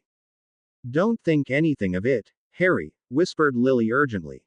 "He has no idea who you really are. I mean, how can he know?" Harry just grinned and nodded uncomfortably. Lily sighed and dropped the subject as the four of them returned to their breakfast. But it was not what Malfoy had said that troubled Harry. He knew that Lily was right and that there was no possible way that Malfoy would assume that Harry was really Harry Potter. It was something else. Something was still nagging in the back of Harry's mind. What did Malfoy mean when he said to Lily, "Like my father got your father"? What did that mean? Harry asked himself. Those were the thoughts that were troubling him. "Hey Nott," started Darius Malfoy. He was talking to his best friend, Kristoff Nott, as they walked down the corridors of Hogwarts to their Defense Against the Dark Arts class which they shared with the Hufflepuffs. Nott looked at him and nodded to show he was listening. Malfoy decided to ask Nott since he was always so observant and Crabbe and Goyle were both rather stupid. "Do you notice anything familiar about Harry Evans?" Nott was not expecting that question and looked rather perturbed by it. "What do you mean? He just reminds me of someone and I cannot quite put my finger on it," muttered Malfoy, more to himself rather than towards Nott. "I suppose he reminds me a bit of that mudblood lover Potter," said Nott simply with a casual shrug. Malfoy swung around and faced his friend both urgently and curiously. "Really?" asked Malfoy. "How so? Why does it matter?" asked Nott impatiently. "It doesn't make a difference on whether Potter resembles Evans in any way." Malfoy moved to stand directly in front of his friend and he narrowed his cold gray eyes at him. "It makes all of the difference in the world," snapped Malfoy. "Otherwise, I would not be asking such a ridiculous question. Now answer it." Nott was rather taken back by Malfoy's tone and attitude. He always lost his temper when it came to Crabbe and Goyle, but never with him. Nott gulped and shrugged his shoulders. "I suppose their mannerisms and how they carry themselves are rather similar," started Nott. "They seem to have the same facial expressions and such. I really can't explain it. I mean, they even look somewhat alike. They both have similar eyes and they both wear glasses. And they are always sharing smiles and winks. Judging by that, maybe that Evans has feelings for Potter. He'll give Weasley a run for his money. This is alvery curious, Nott. And at the same time, extremely helpful, almost crucial," said Malfoy slowly. "Why are you asking, Malfoy?" asked Nott sarcastically. "Do you plan on asking Evans to the Halloween ball?" "You shut your mouth," snapped Malfoy, fingering his wand. "I have my own suspicions about Harry Evans. And that statement you just made about how he resembles Potter is making me think that my suspicions might be correct." They entered the classroom and walked to the back row, where they always sat. Crabbe was already sitting in his usual seat in front of them, fiddling with the ends of his textbook. "What suspicions?" asked Nott impatiently. "What are you talking about, Malfoy?" Patience was never one of Nott's virtues. "That maybe Harry Evans isn't who he says he is," said Malfoy, looking at his friend wide-eyed. Nott raised an eyebrow and shook his head. "Maybe Potter punched you harder than you thought," he said dryly. "You're off your rocker. Would you just listen to me?" hissed Malfoy. "Or am I going to bring down the downfall of Lily Potter myself?" Nott stared at his friend. He hated Lily Potter just as much as Malfoy. Nothing would please him more than to see the ultimate mudblood lover, Lily Potter, suffer. So, instead of retorting with his usual, sarcastic comeback, Nott nodded to show that he was listening. "Well, for one, did you ever notice how Evans is always pulling his bangs over his forehead?" asked Malfoy. Nott considered Malfoy's observation for a moment. "I never noticed it before," said Nott, "but now that I think about it, yeah. Yeah, he does do that a lot, doesn't he? So what? Do you want to give him a haircut before you take him to the Halloween ball?" Nott noticed the look on Malfoy's face and put his hands up in defeat. "I'm sorry. Continue." "I appreciate that," snapped Malfoy sardonically. Nott rolled his eyes but did not say anything. "But, don't you find that suspicious that he's always doing that?" "Why would I find Evans' vain obsession with his hair suspicious?" asked Nott dryly. "Unless you are Harry Potter or an acne-infested freak, there is no reason to hide your forehead behind your bangs. At those words, Malfoy began choking on his saliva and his ice-gray eyes were wide. That's it, shouted Malfoy. Lupin shot him a dirty look from the front of the classroom and Nott looked at him strangely. Malfoy. That's who he reminds me of. What in the bloody hell are you talking about? Don't you see? Asked Malfoy incredulously. Doesn't Evans look almost like what Harry Potter used to look like? Nott opened his mouth to tell his friend that he was losing his mind and that good spells shocks at St. Mungo's might help fix the problem. But, instead, he considered it for a moment and thought. After a few moments of Malfoy watching him anxiously, Nott's eyes also widened. They look remarkably alike, he gasped. They could be mistaken for identical twins. How could we not have noticed that before? I don't know. I just don't know, mumbled Malfoy, running his hand through his dark owned hair. I also noticed a mark on Evan's forehead when I was fighting with him and Potter. It looked as though it might be some kind of scar. Nott continued to stare at Malfoy wide-eyed. Malfoy, started Nott slowly, are you suggesting what I think you're suggesting? But, it can't be. Yes, whispered Malfoy, I think Harry Evans is actually Harry Potter. But, how is that possible? Harry Potter has been dead for 3 years. The Dark Lord killed him. Nott whispered in an odd voice, as though not daring to believe the thoughts that were racing about in his head. I don't know how it's possible, said Malfoy impatiently. But, I'm so sure that Harry Evans is actually Harry Potter. That would explain the resemblance between him and Lily Potter and the so-called feelings he has for her. There are no feelings of attraction. It's the feelings between a father and a daughter. It's so crazy that it actually makes sense. Hissed Nott excitedly. But, how do we prove it? There's a simple way to find out, said Malfoy. An evil grin was playing on his pale lips and his gray eyes were narrowed into mischievous slits. We need to get Potter. We need to use her to get to Evans and see how he reacts. Why don't you just ask your father? Asked Nott. I mean, he and Harry Potter knew one another all the back in their first year. Ask him to come and take a look at Evans. I'm sure he'll recognize him in a second if he really is Harry Potter. Yes, that is true, started Malfoy, that evil smile playing on his pug face, but, somehow hurting Potter would be so much more pleasurable. Nott chuckled and nodded in agreement, also wearing an evil grin. It was quite similar to the one Malfoy was wearing. Yeah, it could be pretty amusing to see that scum Potter in some kind of agony, said Nott nonchalantly. But, we should also consider Weasley's reaction. Malfoy frowned at him. What does that red-headed half-blood git have anything to do with this? Asked Malfoy angrily. I want to see Evans's reaction to Potter getting hurt, not Weasley's, you fool. Oh come on. Everyone knows Weasley is head over heels in love with Potter, but doesn't know it yet himself. Whatever. Malfoy mumbled impatiently. I don't care about that weasel. The important thing is to see how Evans reacts. I suppose so, said Nott with a defeated sigh. They opened their textbooks and watched as Professor Lupin stood in front of the class and began to lecture. Only moments into the lecture, a serene smile appeared on Malfoy's face.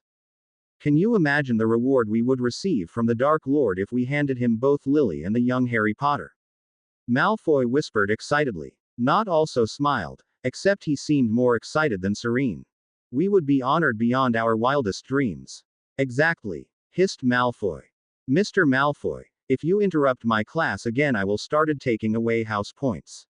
Lectured Professor Lupin from the front of the class. Sorry, mumbled Malfoy half-heartedly. Professor Lupin returned to his lecture and Malfoy brought his tone down a notch. My father could tell the Dark Lord about what's going on. They can find a way to kidnap Potter and they could bring her to him. If Evans is really Harry Potter, then he would go after her. After all, according to our theory, Potter is the future daughter of Evans. Are we even sure that Potter knows who Evans is? Asked Malfoy uncertainly. Of course she knows. She has to know, snapped Malfoy. I mean, how could she not know? And it really does not matter if Potter knows the truth. It is only Crucial knows and he does know. That is all that matters. You're right, said Nott. But, kidnapping Potter won't be easy. She is very well protected here at Hogwarts. That mudblood headmistress of ours and the werewolf always have a close eye on her. Not to mention that I sometimes see that Sirius Black wandering the halls. I know he is close to Potter as well. Yes, she is very well protected, whispered Malfoy. But, I'm sure my father and the rest of them could figure something out. Despite the protection she is no match for the Dark Lord. Sometimes I am not so sure, whispered Malfoy uncertainly. Despite the fact that I despise her to my very core, we all know what Lily Potter is capable of. You mean her special ability? Asked Nott smartly. Malfoy nodded. Yes, that is a powerful type of magic. Very rare. How should we do this? Should we kidnap her or leave it up to my father and the rest of the Death Eaters? Malfoy kept trailing off and talking to himself out loud. Nott rolled his eyes and grew impatient. Maybe we should figure out whether Evans is actually Harry Potter before we try to plan a kidnap attempt, said Nott dryly, snapping Malfoy out of his trance. He looked at Nott curiously. What do you mean? The Dark Lord does not forgive easily. And he will not be overly pleased with us if we kidnap someone who just looks like Harry Potter, explained Nott. Malfoy nodded in agreement. Continue. So, why should we go through all of this trouble if we are not even sure of our theory? Questioned Nott. I think we should do something to make sure that Evans really is Harry Potter. What do you suggest? Why not try something to demonstrate Evans' fatherly feelings for Potter? Said Nott slowly. If he shows fatherly feelings, we can be sure that he is Harry Potter. Once we can confirm it, then we can really plan the kidnap. You make sense, Nott, said Malfoy in agreement, scratching the bottom of his chin curiously. But what can we possibly do to make sure that Evans shows fatherly feelings for Potter? A sly smile played on Nott's lips and he seemed to look fairly pleased with himself. I have an idea. What? Asked Malfoy anxiously. You, Darius Malfoy, son of Harry Potter's archenemy, ask Lily Potter, Harry Potter's daughter, to this year's Halloween ball, said Nott proudly. Malfoy considered his friend for a moment and narrowed his eyes. And if she refuses? You're Darius Malfoy, said Nott coolly, you can make her go. Malfoy said nothing. He merely grinned and looked at and listened intently to Professor Lupin's lecture.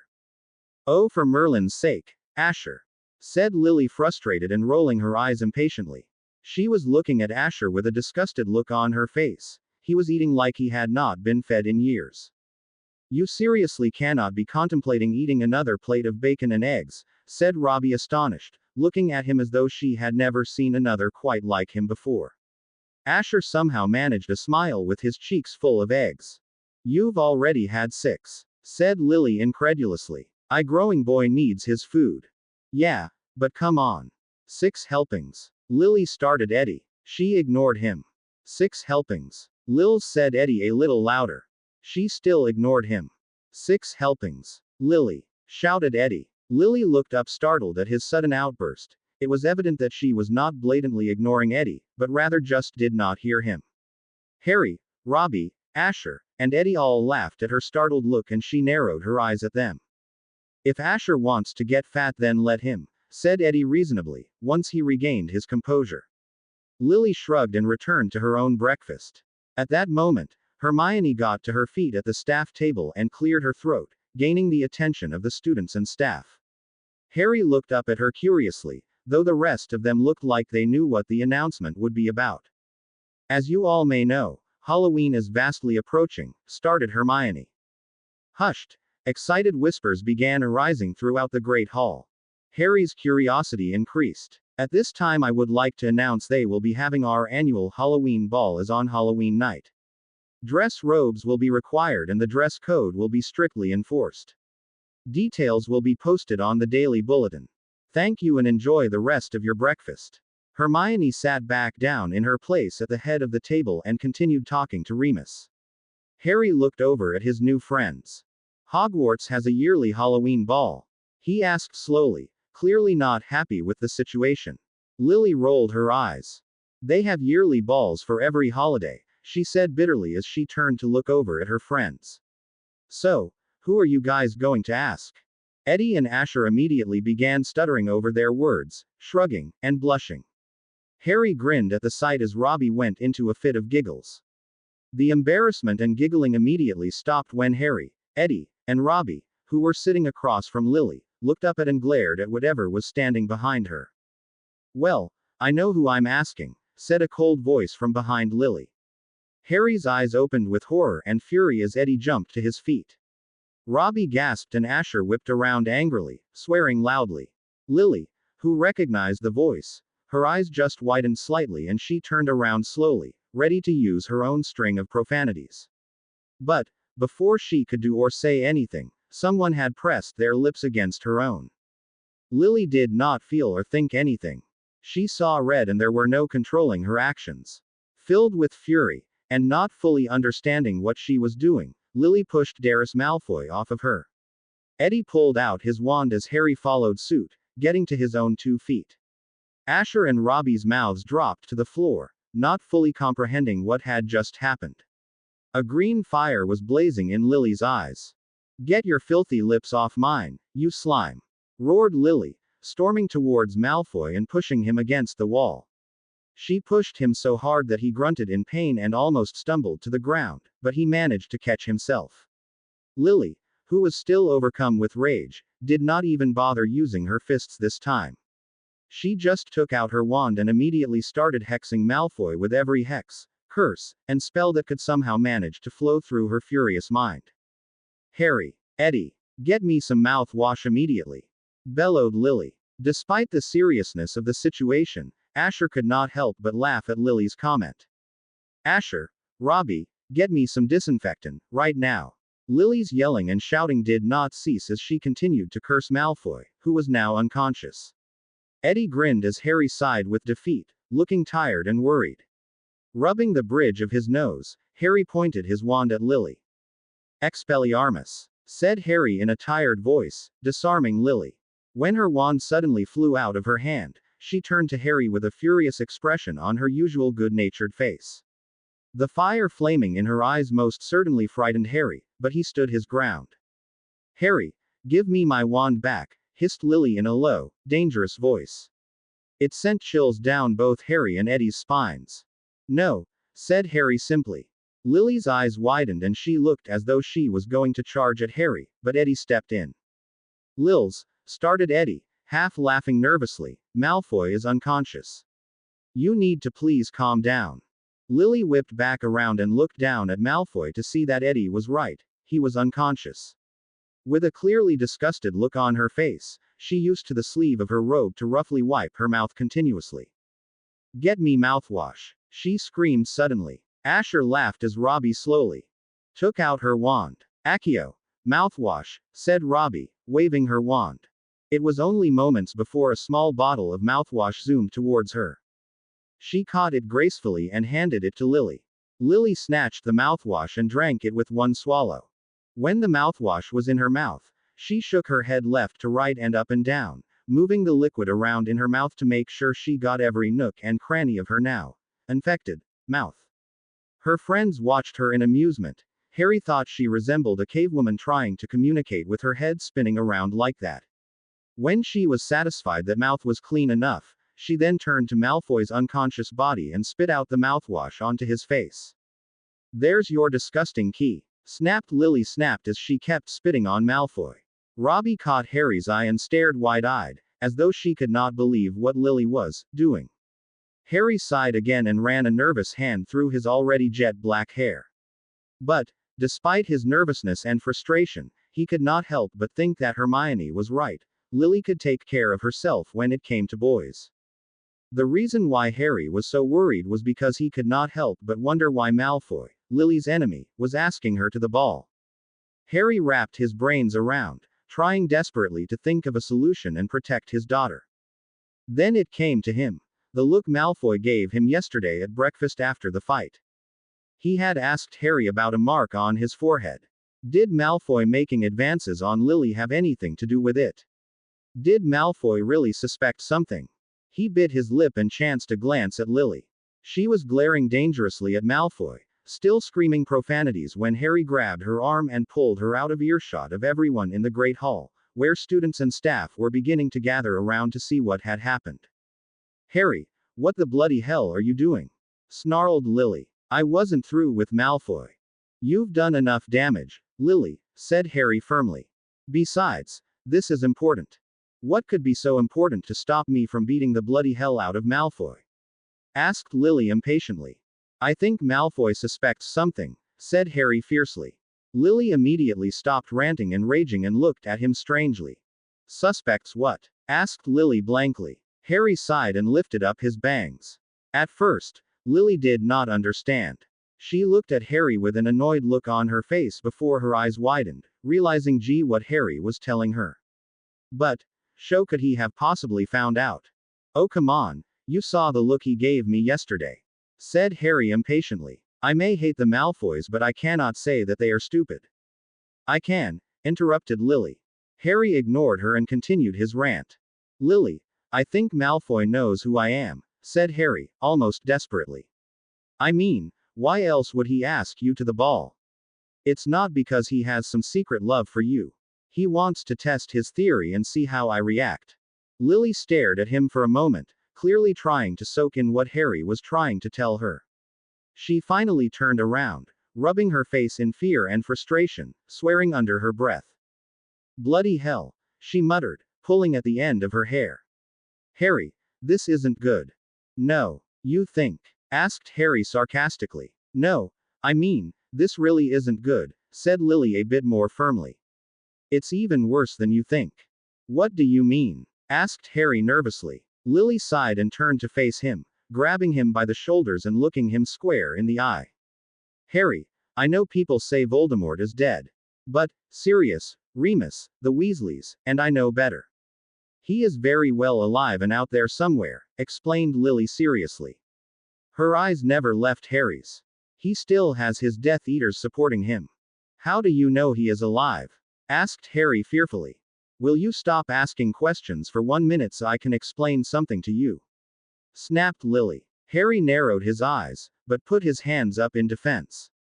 Thank you. Now like I was saying, Voldemort he still has his Death Eaters and they are still extremely loyal to him. But, what does that have to do with Darius Malfoy?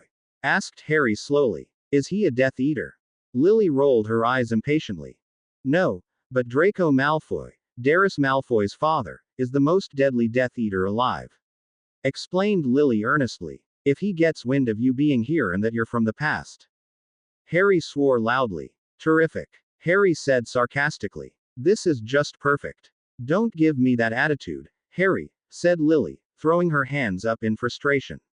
Your sarcasm is not going to help the situation. Harry raised an eyebrow at her. You're lecturing me about my attitude. You're one to talk, said Harry with a slight grin on his face. Lily glared at him, but then could not help but smile as well. She turned serious rather quickly. We have to make sure Malfoy doesn't get any more suspicious about you being who you really are, said Lily seriously. Harry titled his head slightly and looked at her curiously. How do we make sure of that? You know how Malfoy asked me to the Halloween ball. How could I forget? You were spitting mouthwash at him. Were you going to flip out and curse him to death? Asked Lily wearing a lopsided grin that looked almost identical to his own. It freaked him out. Yeah, I was going to curse him like mad, said Harry slowly, but I think you took care of that. You can't go around cursing guys for asking me out. That will just confirm Malfoy's theory. Lily said, looking somber. Malfoy knew you would flip out about you asking me to the Halloween ball if you were really my future father. There was a long pause. Do you get what I am saying, Harry? I think so, muttered Harry. Lily rolled her eyes. And, you are supposed to become a famous Auror? Asked Lily sarcastically. Harry looked at her wide-eyed. I become a famous Auror? He asked excitedly. Harry could tell that Lily was trying as hard as she could to not throw her temper out at him. It was obvious that patience was not one of her virtues. You're famous anyway, said Lily dryly. You're the boy who lived, remember? Harry glared at her and had an urge to lecture her about her attitude. But, she was already irritated and he was no mood to fight with her at the moment. So what do you suggest we do, miss? I need an attitude adjustment. Asked Harry coldly. What was that supposed mean? Asked Lily angrily. Harry rolled his eyes and pushed his glasses up the bridge of his nose. Never mind, he muttered, still not in the mood to fight with her. So, what do you think we should do about Malfoy? Other than you keeping your fatherly instincts in check, I'm really not sure if there is anything else we can do, said Lily, biting her lip.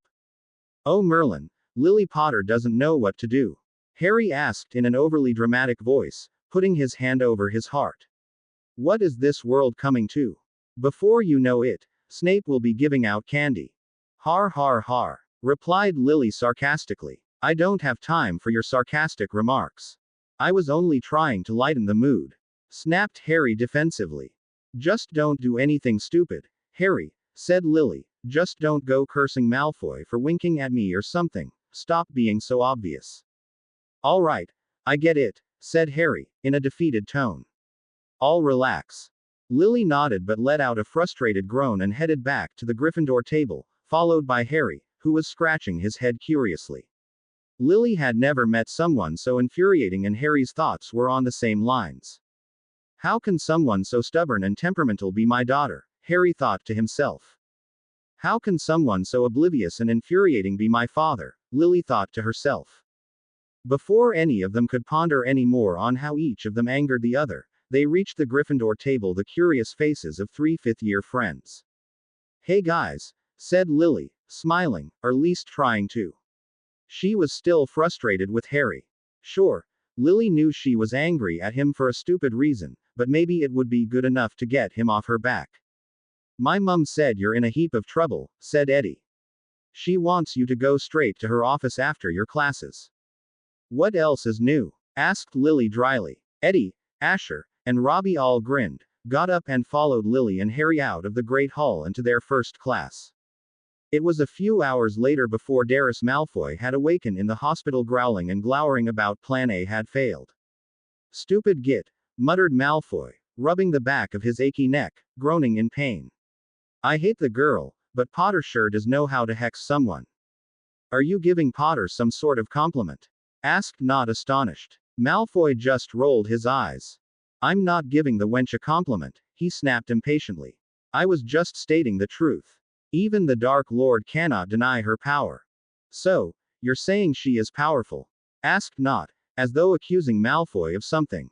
Malfoy moved his arm from his neck and rubbed his sore arm. Flinching at the pain, he rolled the left sleeve of his robes up and saw that his forearm was badly bruised. He groaned in agony as he gently rubbed it. I never said she wasn't powerful, snapped Malfoy angrily. After all, she is. I know what she is. Snapped Not in tone of annoyance. Your parents and my parents have told me enough times to stay away from that. Silently, the pair headed off for their first class, leaving Crabbe to stuff his face with more breakfast. The pair just rolled their eyes and headed off to Charms with the Hufflepuffs. As Malfoy took his seat near the back of the classroom, he let out a small hiss of pain and felt his bones crunch. No one was in class yet, except a few other Slytherin students. They just looked at him and went back to their own business. I can't believe that plan didn't work, hissed Malfoy, slamming his fist on his desk. Not took a seat beside him and shrugged. We should have realized that Potter is more than capable of taking care of herself. She doesn't need Evans to do that for her, said Not in a bored voice. I mean, remember what she did to Ned Collins last year? Yes, groaned Malfoy as he continued to rub his forearm.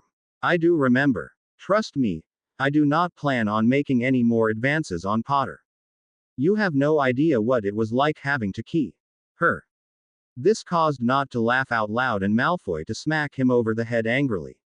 They gathered their books from their bags and placed them neatly on their desks. More students began piling into the classroom and Malfoy was still angry over the failure of his plan. There has to be a way to get at Potter without her being able to fight back, said Malfoy desperately. I need to see if Evans comes to her aid. Well, there is a Quidditch game tomorrow, said Not nonchalantly. Malfoy looked at him curiously. It's Gryffindor vs Slytherin and you and Potter are both Seekers. It could work well if you gave her a small shove off her broomstick and make it look like an accident. Sure, it might not cause Evans to dive out of his seat and save her, but it might put her in the hospital wing. Or better yet, in a grave. Nothing would please me more than to put Potter into a grave, whispered Malfoy, taking another look at his bruised arm. But, it would be a challenge getting her off of that broomstick, especially with the mudblood and werewolf watching her. No doubt that convict, Sirius Black, will show up as well. You have a point, said Nott reasonably. It was at the time that both boys realized whatever idea that they came up with would be completely useless and would not work. Lily Potter was too well protected, and even if Harry Evans did come to her rescue, that would not be proof enough for the Dark Lord that Evans could actually be Harry Potter. Finally, Malfoy decided to go to his last resort. How about we just write to my father? Suggested Malfoy. Nott turned to look at him with wide eyes. Maybe I could explain our theory and he could come and see Evans for himself. You can't be serious. Why not? Asked Malfoy angrily and defensively. My father knew Harry Potter, and if anyone could recognize him, it would be him. It's the only way to make sure that Evans is or isn't really Harry Potter. I suppose that could work, said Nott slowly. Better your father than mine. How about we write the letter during lunch and send it after dinner? It sounds like a plan, said Malfoy, nodding his head. I just hope it works better than Plan A. Snarled Malfoy. My bones are still cracking and this bruise is getting bigger and greener by the second. If anything, it'll work better than our last plan, said Nott. It better work, snapped Malfoy. I will get that mudblood lover Potter if it's the last thing I do. I finished, called out Malfoy, running into the Slytherin common room where Nott was playing wizard chess by himself. I finished the letter. Let me read it over, said Nott as he snatched the letter from Malfoy's hands. Malfoy muttered something under his breath, calling his friend a few names that would have made his mother faint, but Nott ignored him. Dear father, I hope all is well at home and that mother is doing well.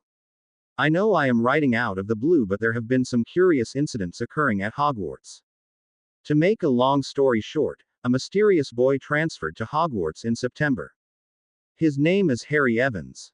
But, I have reason to believe that he is really Harry Potter from the past. Now, I know you must think I'm crazy, but hear the evidence. The boy may be only 15 years old, but it is possible if he were transported into the future. He appeared out of nowhere, sorted into Gryffindor. Professor Mudblood and Professor Werewolf have taken a mysterious liking to him. He has messy black hair, bright green eyes, glasses, and I saw a mark on his forehead. He has been hanging around with Weasel, Lazard, and Mudblood Andrews. But he and Lily Potter have been extremely close. Also, Evans and Potter both have the same exact green eyes. I know you must think I need a room in Mungo's, but please come and visit to take a look at this Harry Evans. Kristoff and I believe he is Harry Potter, and how happy would the Dark Lord be if we were able to deliver the young Harry Potter and Lily Potter at the same time. I'll be back to see what you think. Send mother my best. Your son, Darius. It sounds all right to me, said Nott shrugging. Malfoy snatched the letter from Nott's hands and handed it to his dark, black owl, Hades. Hades flew out of the window and into the night sky. I wonder what he'll think about our theory, wondered Nott. Malfoy simply shrugged. I have no idea, he whispered. But, I can't ponder on it too much. I need to go to bed. I need my rest for the Quidditch match tomorrow. It might do you some good to at least try and knock Potter off her broom 50 feet in the air, said Nott dryly. Oh, I will, said Malfoy earnestly and without hesitation. You can bet 1,000,000 bloody galleons that I will try and get Potter off the broom and 6 feet under. Despite the excitement that Harry was feeling for the next day, where he would watch his daughter play his old position in a Quidditch match, he fell into a peaceful, deep slumber. Harry was rather surprised by how well he was sleeping in this new time frame. Maybe it was because Voldemort did not know of his existence, therefore, was not much of a threat. Or maybe it was because he knew Hermione and Remus were watching his every move. But deep down, Harry figured it was because of Lily's presence. Despite the fact that she sometimes infuriated him to the point of insanity, she made him feel content, like he knew that one day his life would mean something because he would take part in creating her. Harry knew Lily would do great things in her lifetime and that he was able to take part in her life. Harry could feel the warm sunlight beaming on his face, and he gave a soft smile at its warmth and pleasantness. His smile immediately disappeared when he felt a small nudge of his shoulder. Hey, Harry, said Eddie's voice, it's time to get up. You slept through the alarm again. Harry groaned and grabbed his glasses from his bedside table. Putting them on, he sat up in bed and saw that Asher was earnestly trying to get dressed. You know, I've been trying to wake you up for the past 10 minutes, said Eddie. I heard you were a light sleeper. I guess I'm more comfortable here, said Harry with a shrug. Asher did not make anything of the conversation. He was too busy going through his trunk, looking for his Gryffindor flag to bring to the match. You know, Ed, started Asher, you would think we would be used to we should be used to it be now.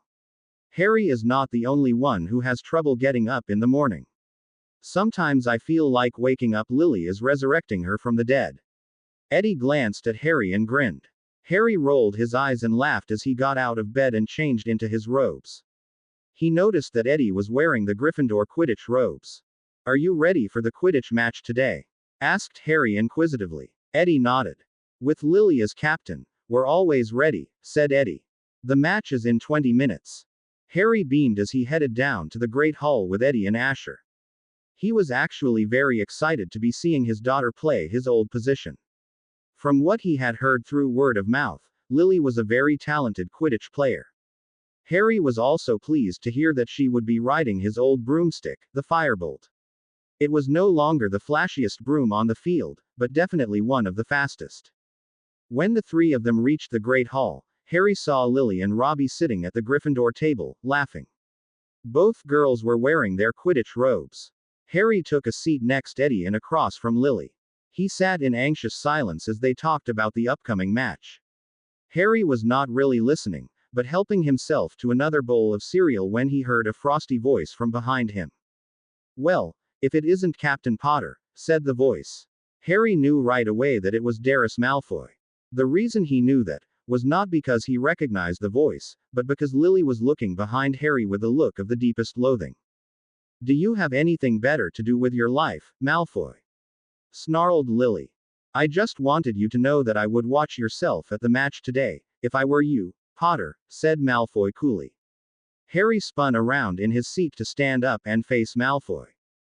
Is that a threat? Snarled Harry, sounding quite similar to Lily. No, no threat, Evans, a promise, said Malfoy coolly. Before any of them could make a response, he stalked back to the Slytherin table with a smug smirk on his pug face. Harry, Lily, Eddie, Asher, and Robbie all glared at him as he walked off. I swear if he, Eddie, don't even think about it. I can take care of myself. Snapped Lily. She noticed Harry's clenched fists. That goes for you too, Harry. Remember what we talked about.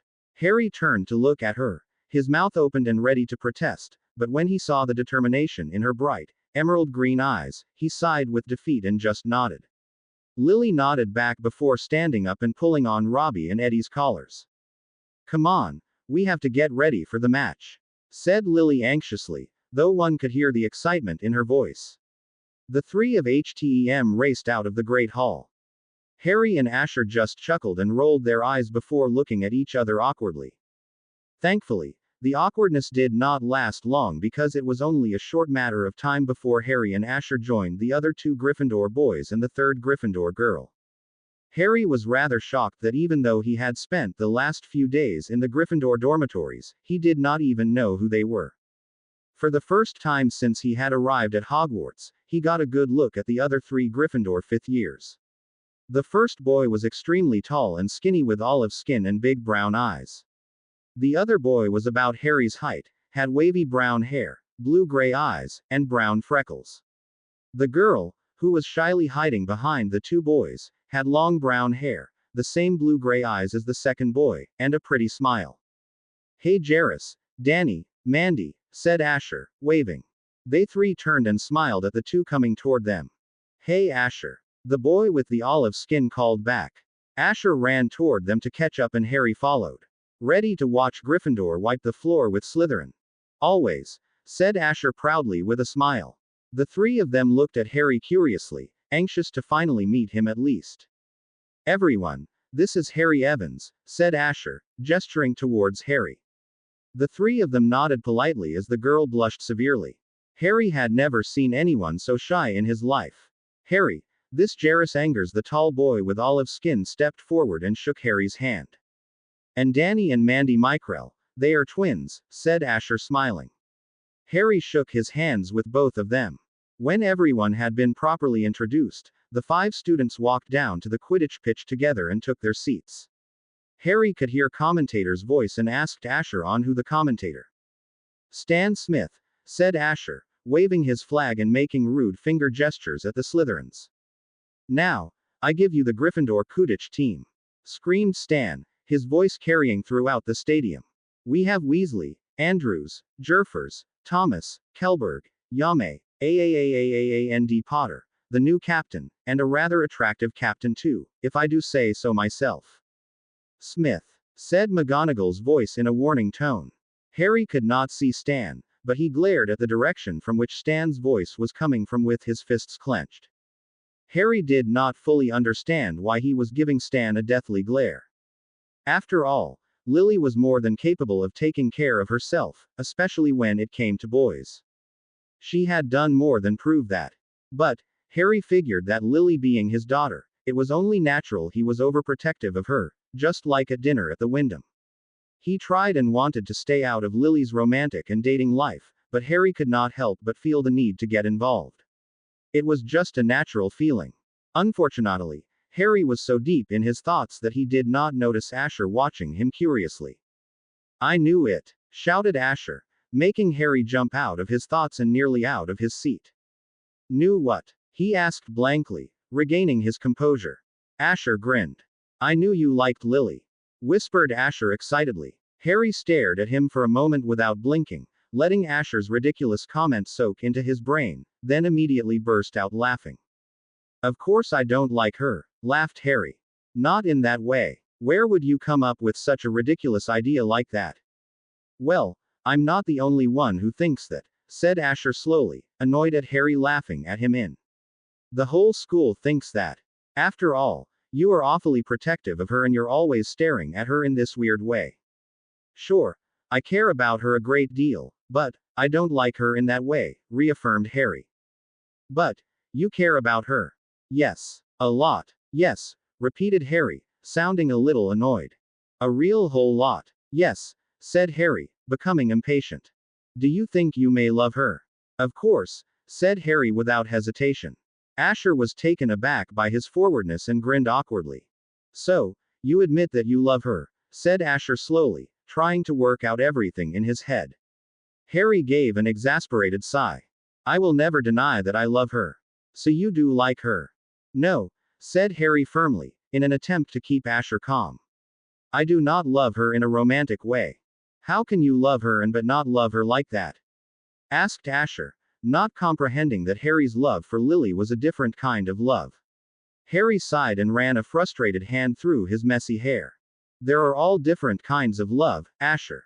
I do love Lily, but not in a romantic way, explained Harry. I guess there is no other way to explain it except to tell you the truth. You had better come with me. With that, Harry got up from his seat and urged Asher to follow him, which he did, but looked rather annoyed about missing the beginning of the match.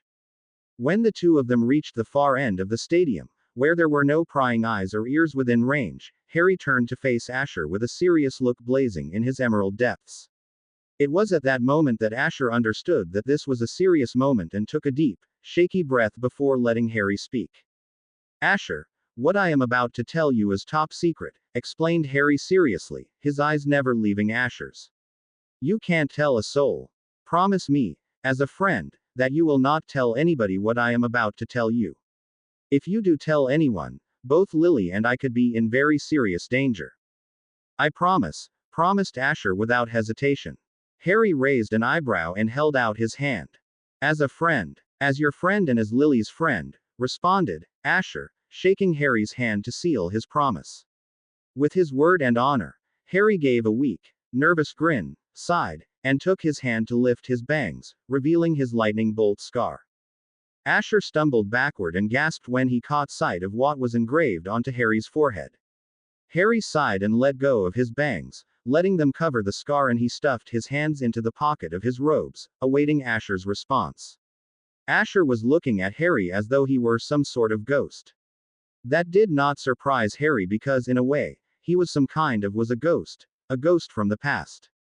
Harry, whispered Asher, clearly frightened. You've got a lightning bolt scar on your forehead. Yes, whispered Harry, softy. Yes, I do. Just like Asher was stuttering. He could not seem to find the words that were floating around anxiously in his head.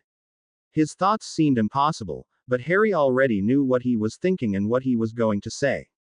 Just like Harry Potter, said Harry, finishing Asher's sentence. That's because I am Harry Potter. But how? Asher nearly shouted. That's impossible. Shush, whispered Harry urgently and harshly. Do you want the whole world to hear? Seriously, Asher, this is top secret. Sorry, whispered Asher quickly as he lowered his voice. He just stared at Harry. His face had gone green, as though he were about to be sick, and his lips were paler than milk. Harry just continued to look at him anxiously, not really knowing to say to him. What could he possibly say to him? How is this possible? Whispered Asher when he finally found his voice to speak. Harry sighed and explained the long story about the Book of Time and how it had transported him 21 years into the future, how he had stumbled across Lily and Eddie, how Snape was trying to create a potion or spell to send him back to his time, and how Hermione planned to place a memory charm on him before he went. Asher did not interrupt Harry, which he was very thankful for. Finally, when Harry finished explaining, Asher sighed and ran a hand through his soft, wavy hair. Does Lily know who you really are? He finally asked after several moments of silence. He had a concerned eyebrow raised. Yes, she does, said Harry, nodding. Eddie knows too, as well as Hermione, Remus, Ron, and Snape. But no one else can know, understood Asher. I actually wasn't supposed to tell you. Lily and I could be in a lot of danger if anyone else found out. I understand, said Asher seriously. This was the first time Harry had ever seen him speak or act serious. I would never do anything that would jeopardize Lily's life. And since you're the man that will one day help conceive Lily, I would not do anything to jeopardize your life as well. Thanks, I think, said Harry awkwardly. Asher continued to stare at him completely frightened. Harry started to feel uncomfortable under his gaze. I know me coming from the future is a little nerve-wracking, but not even Lily and Eddie reacted this way. Is something wrong? No, he said way too quickly. Harry raised a disbelieving eyebrow. Then why are you looking at me as though I have 6 heads? And act like I am a dung bomb about to explode? Asked Harry dryly. It's just. I mean, how much do you actually know about the future? Asked Asher in a nervous whisper. Well, I know that Lily is my daughter, of course, started Harry, checking off the facts that he knew. Eddie is the son of my 2 best friends. I somehow hurt Sirius in the past to the point where he is not ready to know that I am here. Voldemort is alive and still has full support of the Death Eaters, and that I died saving Lily and Sirius. Really? That's all you know? Is there something else I should know? Asked Harry skeptically. Asher looked down at his feet and shuffled them awkwardly. No, that all sounds about right, said Asher. It doesn't cover every single detail, but it's all true. Harry did not fail to notice that Asher was unable to meet his eye said and that he went pale with every word that he said. You know, Asher, started Harry slowly, you said that those were not all of the details. I feel like everyone is keeping something important from me. No one will give me those details. I was wondering if you knew what was going on, or that maybe you could fill me in on those details. No, Harry, said Asher firmly, shaking his head, color returning into his face. If Lily or Hermione did not tell you, then I am certainly not the one to tell you. It is not my place. So, there is something being hidden from me, stated Harry smartly. Asher sighed and looked back at his feet. But, he spoke firmer and more confident now, letting Harry know that he was telling the truth. I'm not one for lying, Harry, he said honestly. I don't like to lie and I was never very good at it. I always counted on Lily and Eddie to do the lying for me whenever it needed to be done. But, I'll tell you this much, I'm surprised Lily has let you enter her world after finding who you really are. I'm surprised she is even associating with you. Asher's tone sounded more like a warning than anything else. Why would you think that? It doesn't matter right now, muttered Asher. You have more important things to worry about. Like what? Like watching Lily and the rest of the Gryffindor team kick the bloody hell out of the Slytherins," said Asher brightly. Harry could not help but grin at that comment and he nodded in full-hearted agreement. "Come on. Let's go watch the match. We've already missed the beginning of it." The two of them turned around and returned to the main part of the stadium, dashing towards their seats beside Jairus, Danny, and Mandy. Harry beamed as he sat down and searched the sky for Lily. Somehow, that beam somehow widened when saw the bee-owned-headed girl, pushing her glasses up the bridge of her nose, flying over everyone else on the pitch. She was looking determinedly around the field and Malfoy was not far from the tail end of her broomstick. Harry was not the only one to notice that Malfoy was tailing Lily closely. Lily looked over at Malfoy out of the corner of her eye and grinned maliciously to herself. Before Harry could even ponder on what she was about to do, she swerved her broomstick around and pulled into a dangerous, steep, and very deep dive. Harry immediately was having an internal fight with himself. On one hand, his seeker mind could not believe the brilliant move Lily was pulling, especially since he had been known to do this himself when he was playing seeker. On the other hand, his fatherly instincts were shouting at Lily to not pull such a dangerous stunt, and not to mention a dangerous dive. Malfoy, thinking that Lily had seen the snitch, immediately followed her, also pulling into a dangerous dive. Harry held his breath as he watched Lily charge towards the ground at such a high speed. Finally, inches, or maybe even centimeters before she hit the ground, she pulled into a sudden swerve towards the sky, sending Malfoy crashing to the ground. The crowd, especially the Gryffindors, jumped to their feet and cheered. Harry could hear the Slytherins from across the field booing and cursing Lily. Despite that, he could not help but beam proudly as Lily's mischievous twinkled at the sight of Malfoy painfully getting to his feet and back onto his broomstick. Harry was astonished and proud on how well Lily performed the Wronski feint. All of the Gryffindors were on their feet chanting and cheering. It was then that Harry realized that he was so worked up over Lily's Wronski feint, that he had not gotten up to cheer. He jumped to his feet and screamed words of encouragement on the top of his lungs. Lily must have heard him above the rest of because she somehow managed to catch Harry's eye winked at him. That mischievous glint still remained in her bright emerald green eyes. Harry laughed, knowing she had fully enjoyed making Malfoy crash on purpose. The crowd remained on their feet and watched the match anxiously, as the score was now very close, at 90-80, Slytherin. Harry himself was so into watching the match and cheering on his daughter and house that he did not notice a dark, cloaked hooded figure walk towards the Quidditch pitch and enter the stadium. That was very interesting, he said to himself as he put down the piece of paper and looked around the large, oval room. He got up from his desk and began to pace the room, scratch the bottom of his chin. Could that be true? Was it even possible? He thought to himself. He had decided a long time ago that in the wizarding world, almost anything was possible. With that notion, he decided that he should not waste any time in finding out the truth. He grabbed his heavy, dark hooded cloak and threw it over his shoulders, with an insane smile on his face. "Dear, I'm off to Gringotts," he called out to his wife, who was sitting in the next room. "Apparently there is a problem with security. I'll tell the house elves to postpone dinner," she said quietly. With that insane smile still etched onto his face, he threw the hood of his cloak over his head, completely covering his face before apparating to Hogsmeade, right outside the Three Broomsticks. When he got there, he realized that there was really no one around, which he was very thankful for. Not that anyone would be suspicious of a man apparating into Hogsmeade in the middle of the day, but he did not want anyone to know that he was there. He laughed quietly to himself and reached deep into the pocket of his cloak. He pulled out his wand as he moved it slyly between his fingers before gripping it tightly and running towards the castle in the distance, Hogwarts. When he slipped onto the Hogwarts grounds unnoticed, he could not help but wonder why everything was so quiet. There were no students walking about the grounds and the whole castle looked deserted. It all seemed so eerie and a little frightening. He kept wandering the grounds for another moment or two when he heard a loud applause coming from the distance. He jumped at the sudden noise, but immediately calmed down after he realized it came from the Quidditch pitch.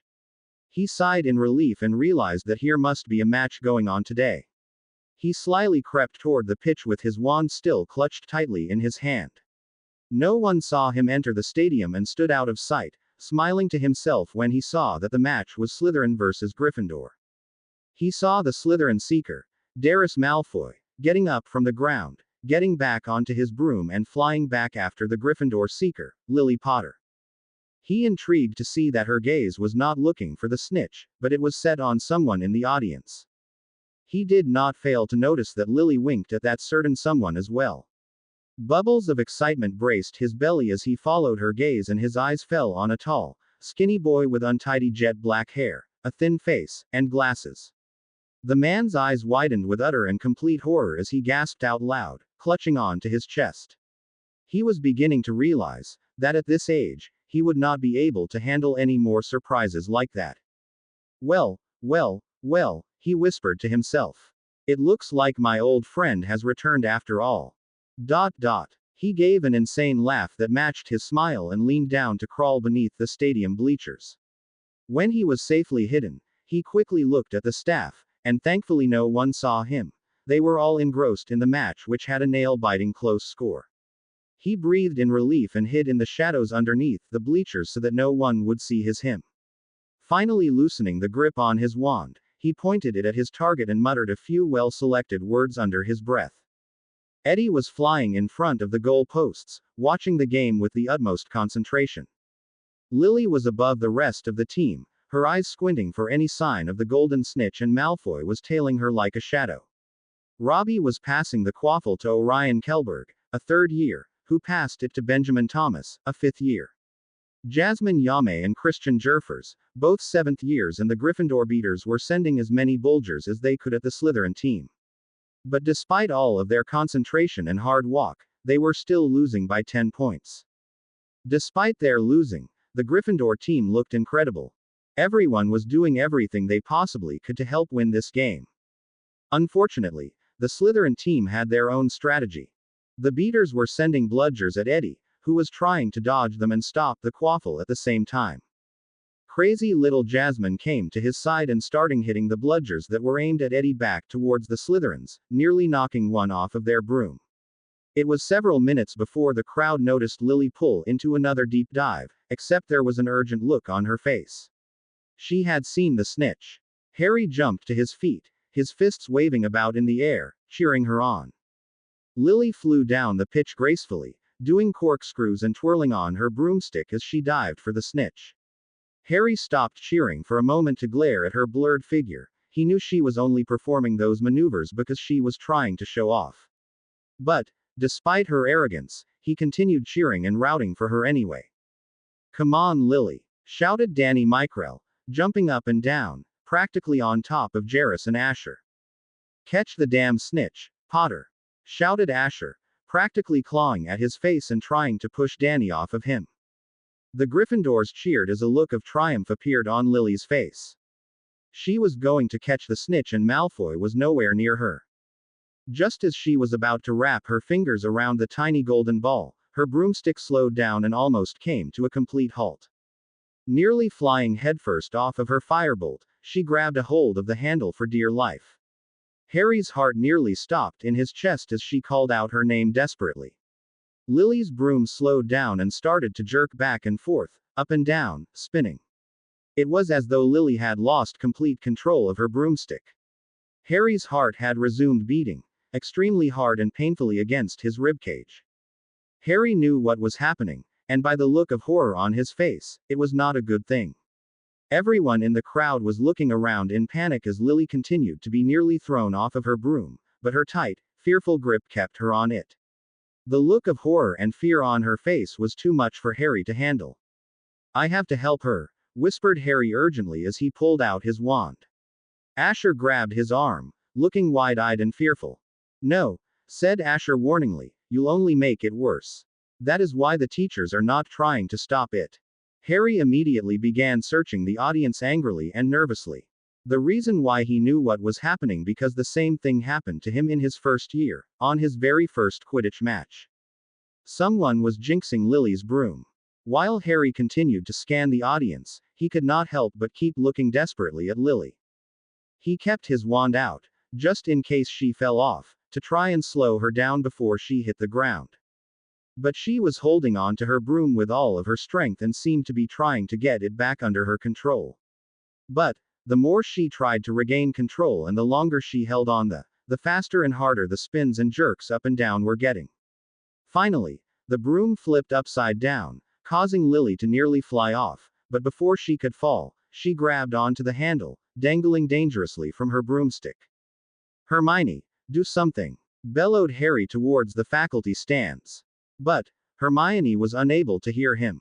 She looked as though she were about to cry from panic, and Harry could tell from the look on her face that she was trying to think of a counter curse that would stop the broomstick and in no way harm Lily. "Lily!" Harry heard Mandy Mykrell scream from beside him. Lily grabbed onto her broom tightly with her hands and swung her leg back over, and Harry almost breathed again, but it was no use. The second that Lily managed to sit back on her broom, it went completely insane. Harry had now gone sickly pale looking, and the only color in him were the sockets for his eyes and the line of his lips. Even his bright green eyes had gone pale. The faculty was not trying to throw counter jinxes in Lily's direction, but it was no use. They all came too close to hitting her, and Remus immediately demanded that they stop. Harry let out a frustrated loud yell and turned back to Lily. "I'm coming, Lily," a voice from the back of the pitch shouted. Harry turned in the direction of the voice, saw a broomstick speed towards Lily at the corner of his eye. Harry held his breath as Eddie pulled his broom close to Lily's and grabbed her hand. They both looked at each other and nodded, as though they were speaking with their minds. With that, Lily slid off her broomstick, causing Harry and Mandy to scream in fear. But, Eddie had a tight grip on her wrist and she was dangling from his own broomstick, with her best friend holding on to her hand as tightly as he could. Eddie used every bit of strength that he could muster and pulled Lily up. When Lily was high enough, she swung her leg over so that she was sitting in front of Eddie.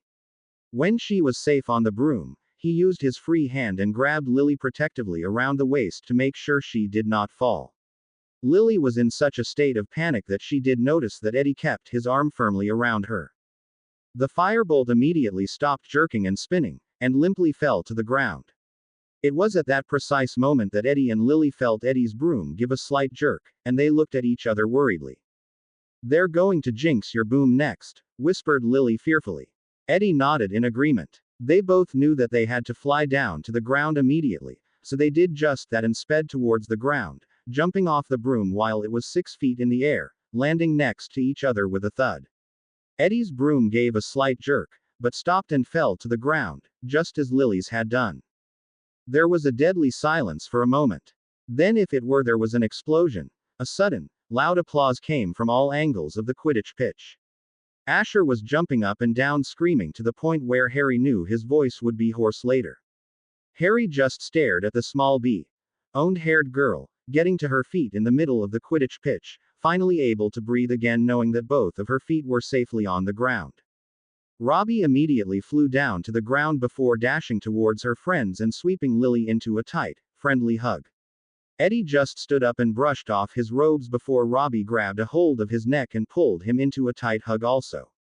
Harry could not take it anymore and left the stands to head down to the field to make sure Lily was unscathed. Asher was hot on his heels. Hermione followed Harry's example and came running down to the middle of the field. After hugging both Lily and Eddie, and making sure that they were all right, she grabbed Lily and Eddie's brooms and announced that all Quidditch matches would be postponed until further notice. The student body groaned and began filing out of the stands to walk back towards the castle. Harry and Asher, on the other hand, reached the field immediately, dashed towards Lily, Eddie, Robbie, and the rest of the Gryffindor Quidditch team, who had all flown down to show their concern for their seeker and keeper. "Lils, are you okay?" asked Asher, panting for breath from running so fast and hugging his friend tightly. Lily rolled her eyes, and grinned slightly, but nonetheless, returned the hug. "I'm alive, aren't I?" asked Lily with dry humor. She looked up at Harry, who had his hands stuffed into the pockets of his robes. Despite her attempt to lighten the mood, he did not think the situation was funny at all, and she could tell by the look on his face. "I'm okay," she said firmly, opening her arms out to Harry. Harry sighed and nodded before embracing his daughter tightly. He knew that Lily did not like people fawning over her health, so he just looked at her in concern when they pulled out of the hug. Finally, with an embarrassed look on her face, Lily awkwardly turned to face Eddie while biting her lip rather hard. "Thanks, Ed," she said embarrassedly. "I don't know what would have happened had you not been there." Eddie shrugged and gave his Ron-like lopsided grin. Harry could still not get over how much that grin resembled Ron's. It unnerved him. "Hey, what are friends for?" asked Eddie. "To protect her when she is in danger, right?" Lily simply smiled. It was the truest smile Harry had ever seen on her face. He raised a confused eyebrow. "What does that mean?" he asked curiously. However, Lily ignored him. "Come on, let's go inside," said Lily in a bored voice. "Hermione insists that I go to the hospital wing to make sure everything is okay." Asher nodded in agreement. "Yeah, plus I'm starving." "So, what else is new?" asked Robbie sarcastically as she rolled her eyes. Harry, Lily, and Eddie all laughed as Asher shot daggers at Robbie. Together, the five of them walked back to the castle in comfortable silence. "Stupid weasel," he snarled under his breath. "If he wasn't so in love with the brat, Potter would be dead by now. Surely, that fall would have killed her. My master would have been so pleased, so very pleased." He crawled out from under the bleachers when all of the students and faculty had cleared out. He pocketed his wand and strolled back up the castle to make a surprise visit for the staff. As he walked towards the school, he could not help but wonder how the boy who resembled Harry Potter seemed completely and utterly distressed when young Lily Potter almost fell off of her broom and lost her life. Harry followed Asher into the Great Hall as Lily, Eddie, and Robin went to the locker rooms to change out of their Quidditch gear. As Harry, Asher, and the rest of the Hogwarts student body shuffled their way through the entrance hall and towards the Great Hall for dinner, Harry noticed that a man, wearing a dark black cloak and their hood was up. Completely hiding their face, the mysterious figure was standing in the entrance hall, looking as though they were waiting impatiently for someone.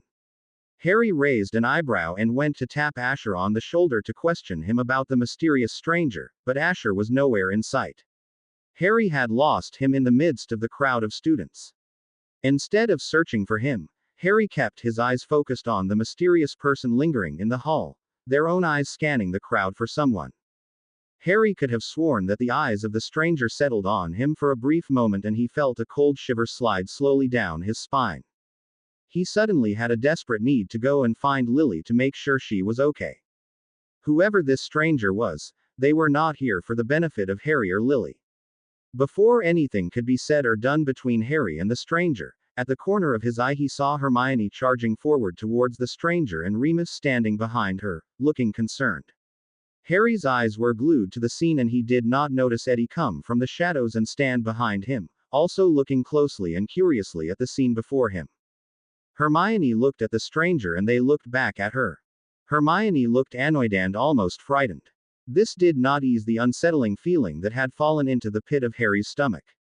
They spoke for a brief moment before Hermione stormed out of the entrance hall and down the corridor that led towards the first-floor classrooms. The mysterious figure followed her and Remus sprinted down another corridor, the one that led to his office. Harry wanted to follow them but he was not sure whom to follow. Before he could contemplate any more on his decision, he felt a tap on his shoulder. He whipped around and finally noticed that Eddie standing behind him. "Harry, what's going on?" asked Eddie quietly, gesturing towards the mysterious figure that had just followed his mother down an empty corridor. "I was going to ask you the same question," said Harry somberly. Without another word, Eddie jerked his head towards the direction where his mother and the figure had disappeared. Together, they quietly and slowly ran down the empty corridor. No one was around. Everyone was still filing in from the Quidditch match or enjoying dinner in the Great Hall. As they walked through the corridor in search of Hermione and this mysterious person, they heard voices coming from inside an empty classroom. Harry and Eddie both stopped dead in their tracks and heard the voice being bossy and indignant. It was Hermione's voice and she was talking to a man within the classroom. Harry and Eddie looked at each other wide-eyed for a moment before quietly dashing towards the door and pushing their ears against it, listening carefully. "Stop avoiding the question. I will ask it one last time. What are you doing here?" snapped Hermione. You know perfectly well that you or your kind are not welcome here at Hogwarts with an invitation or a situation that concerns your child. Oh, since when have I ever listened to the orders of a mudblood? The man asked coolly, as though taunting Hermione. Eddie went stiff with rage for a moment, but he did not move. Harry, on the hand, was trying to place the voice. It sounded oddly familiar to him, cold and dulling. You watch your language, said Hermione bossily. You watch yourself. I swear, if Ron had been at your trial, you'd be in Azkaban right now. Yes, that is true, Mudblood, said the voice in a slick tone. I would have been a huge inconvenience for me if your weasel of a husband had not mysteriously forgotten the details of my case. It was almost as though he were oblivious to the whole thing, wouldn't you say so? I knew you or one of your wretched kind used a memory charm. I have no idea what you're talking about, Granger. Shove it, Malfoy. And it's Professor Weasley to you. Snapped Hermione, her voice beginning to rise. Harry's jaw dropped at the name that Hermione had used. It was Malfoy. The mysterious figure was Draco Malfoy, and that is why his voice sounded familiar to Harry. But Harry could not ponder about Malfoy's voice. He immediately began to inwardly panic about why Malfoy was here and what he wanted. Harry's thoughts immediately went to Lily and her safety, and he wanted more than anything to run to her and guard her from harm. But he knew that in order to do that, he had to keep on listening to find out why Malfoy was here. Thankfully, Hermione asked the question that he needed answered. I'll ask you for the last time, said Hermione slowly. What are you doing here, Malfoy? Malfoy seemed tired of playing this game with her, sighed, and finally answered the question. Well, I got a very interesting letter from my son the other day, said Malfoy casually. Hermione seemed to be holding her breath. Harry and Eddie both kept their ears sharp and were barely breathing themselves. Lily's safety had taken over both of their minds. Yes, our students generally write to their parents from time to time, said Hermione dryly. Now, how would that concern me? Are the Hogwarts owls not delivering them fast enough for you, Malfoy? Hermione sounded angry now. But before Malfoy could answer, there was a sudden muffling sound and a loud thump. Harry and Eddie both began to choke on the air that they were breathing and had looks of worry and concern etched out on both of their faces. It sounded as though Malfoy and Hermione had started fighting and were struggling. Both of them pulled out their wands, and as Eddie reached for the door, a second man's voice was heard. What the bloody hell is going on? What are you doing here? The second male's voice snapped. Eddie seemed to sigh with relief and put his wand back in his pocket before looking at Harry and mouthing, Dad. Harry nodded, also recognizing Ron's voice, and pocketed his own wand. Ron must have toppled out of the fireplace in the classroom by using flow powder. I should ask you the same thing, Weasley, said Malfoy coolly. Last time I checked, you were not a professor here at Hogwarts.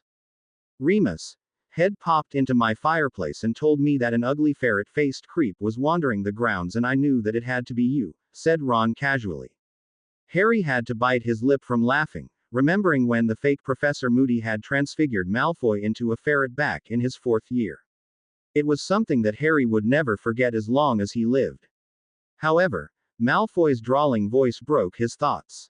I'd rather be transfigured into a ridiculous ferret than ruin a long line of pureblood wizards and witches, Weasley, and marry a disgusting, filthy mudblood.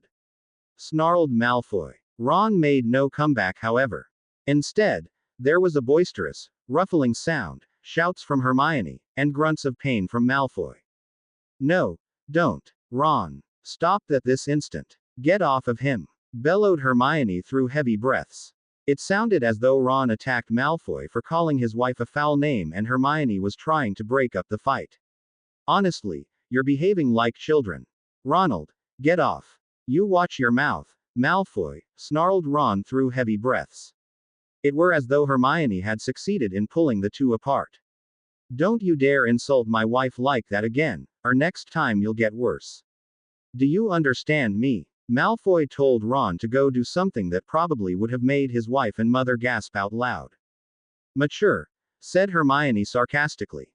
Ron gave a half-hearted sound that sounded as a cross between a laugh and a grunt. Honestly, you're just as bad as some of second years at this school. You watch yourself, Weasel, Malfoy said in a deathly whisper.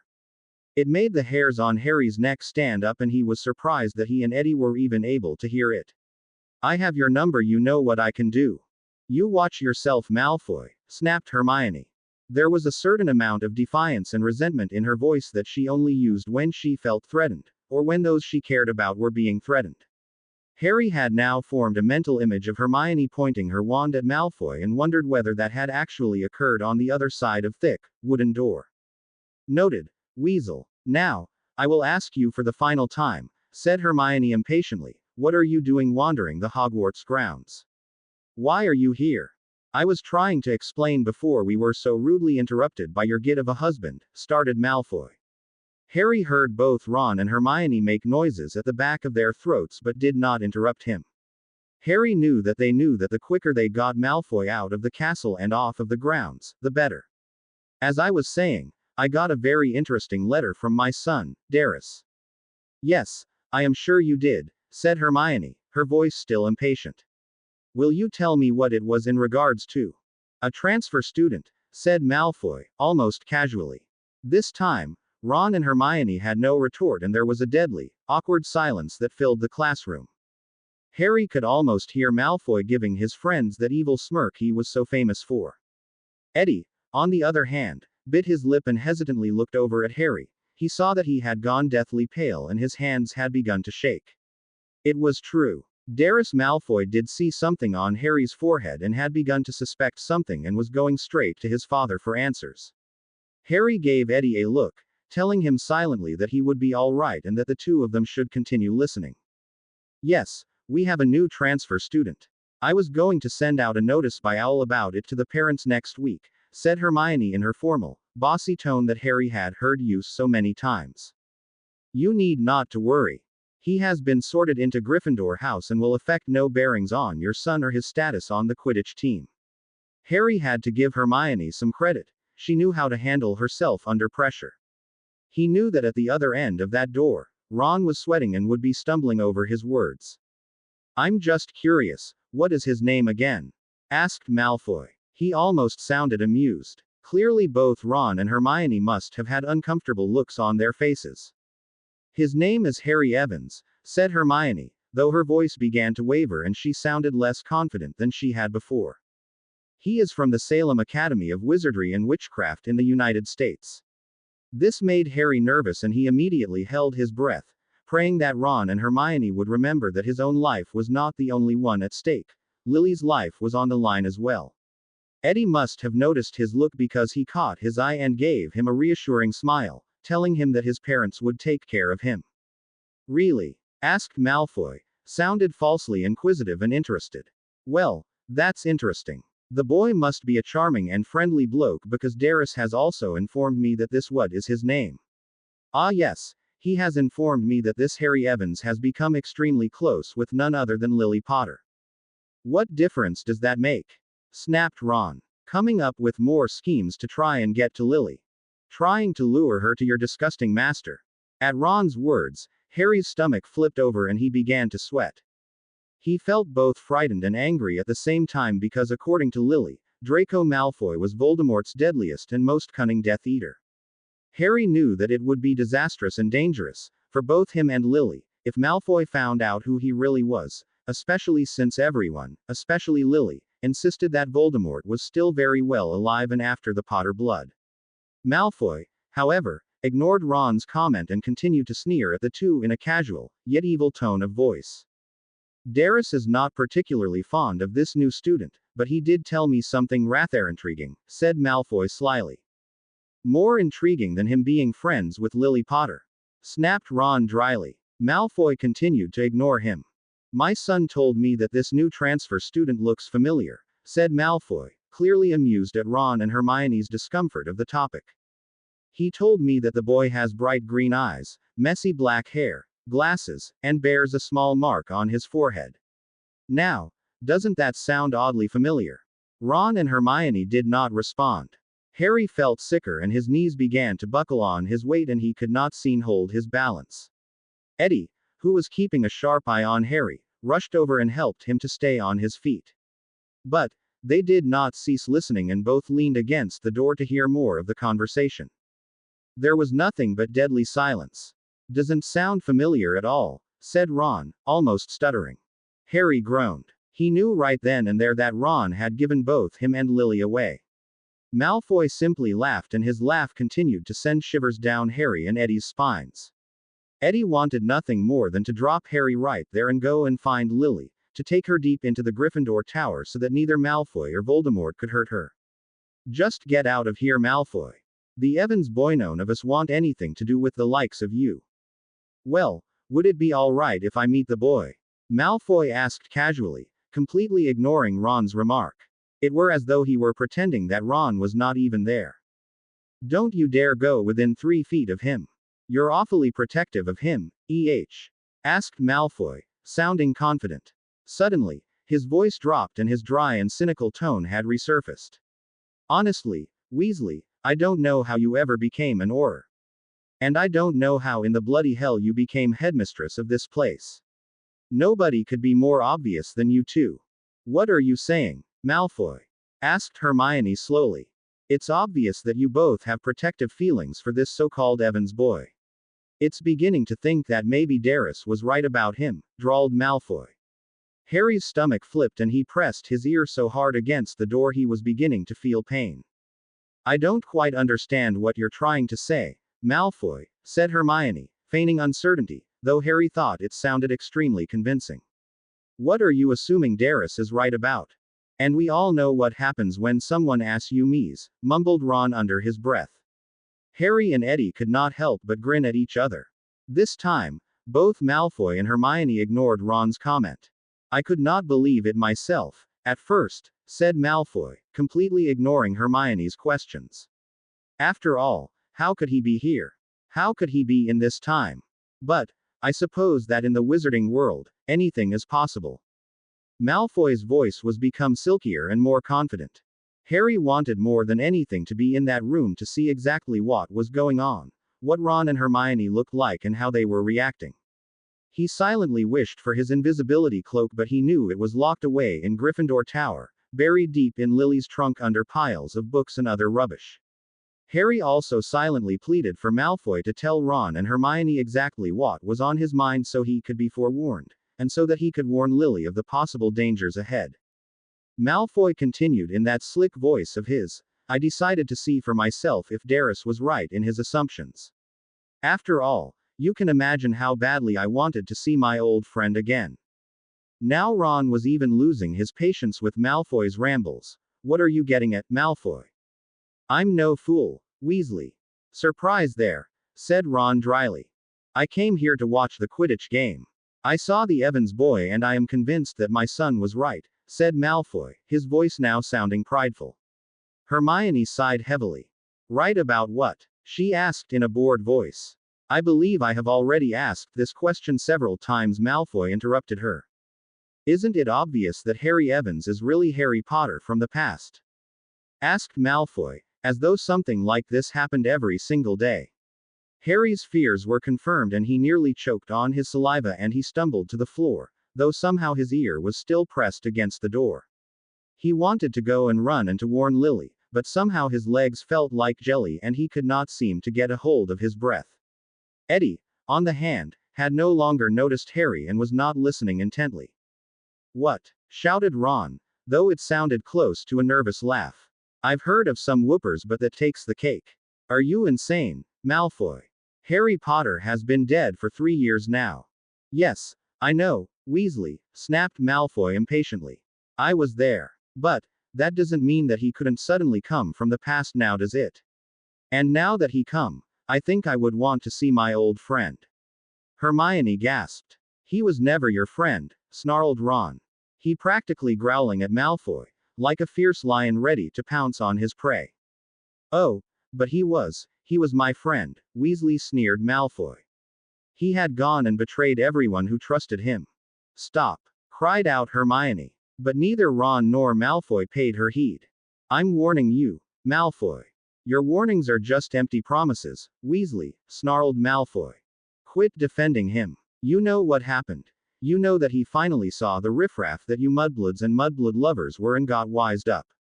I mean, look what happened to that poor, sweet, baby sister of yours. Harry's ears perked up at the mention of Ginny and he scrambled to his feet, also listening intently, as Eddie was doing. What happened to Ginny and how was Harry involved? Fear bubbled like acid in his stomach as the conversation continued. How dare you? Whispered Hermione, though it sounded as though she were crying. Her voice dripped with pain and horror. What did you say? Hissed Ron. His voice was barely above a whisper and Harry was not sure he even heard it. You heard me, Weasel, said Malfoy. That wasn't Harry's fault, growled Ron. Hermione was now sobbing quietly. Harry bit his lip and looked up at Eddie. Eddie refused to meet his eye and continued to listen carefully. What had he done and how did it involve Ginny? Ron, please, don't, begged Hermione. Come on, get out of denial, Weasley. Even you have to realize that what happened was indeed your best friend's fault, said Malfoy. Harry could almost hear the insane smile that was playing on his lips. It wasn't his fault, Ron repeated hastily, though he sounded as though he were trying to convince himself rather than Malfoy.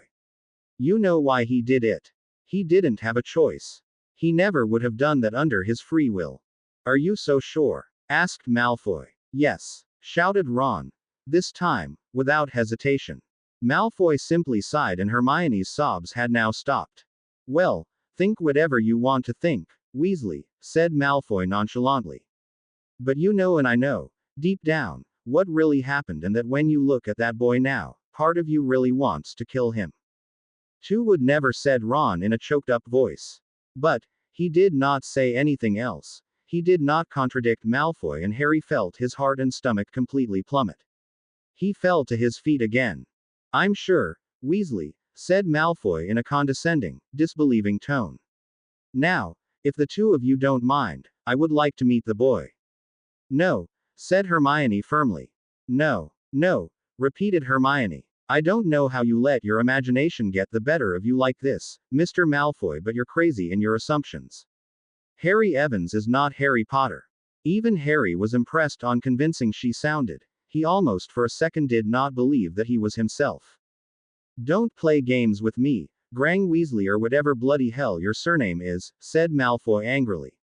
An angry noise erupted from the back of Ron's throat. Don't go and act like it's not possible that the younger Harry Potter can come here from the past.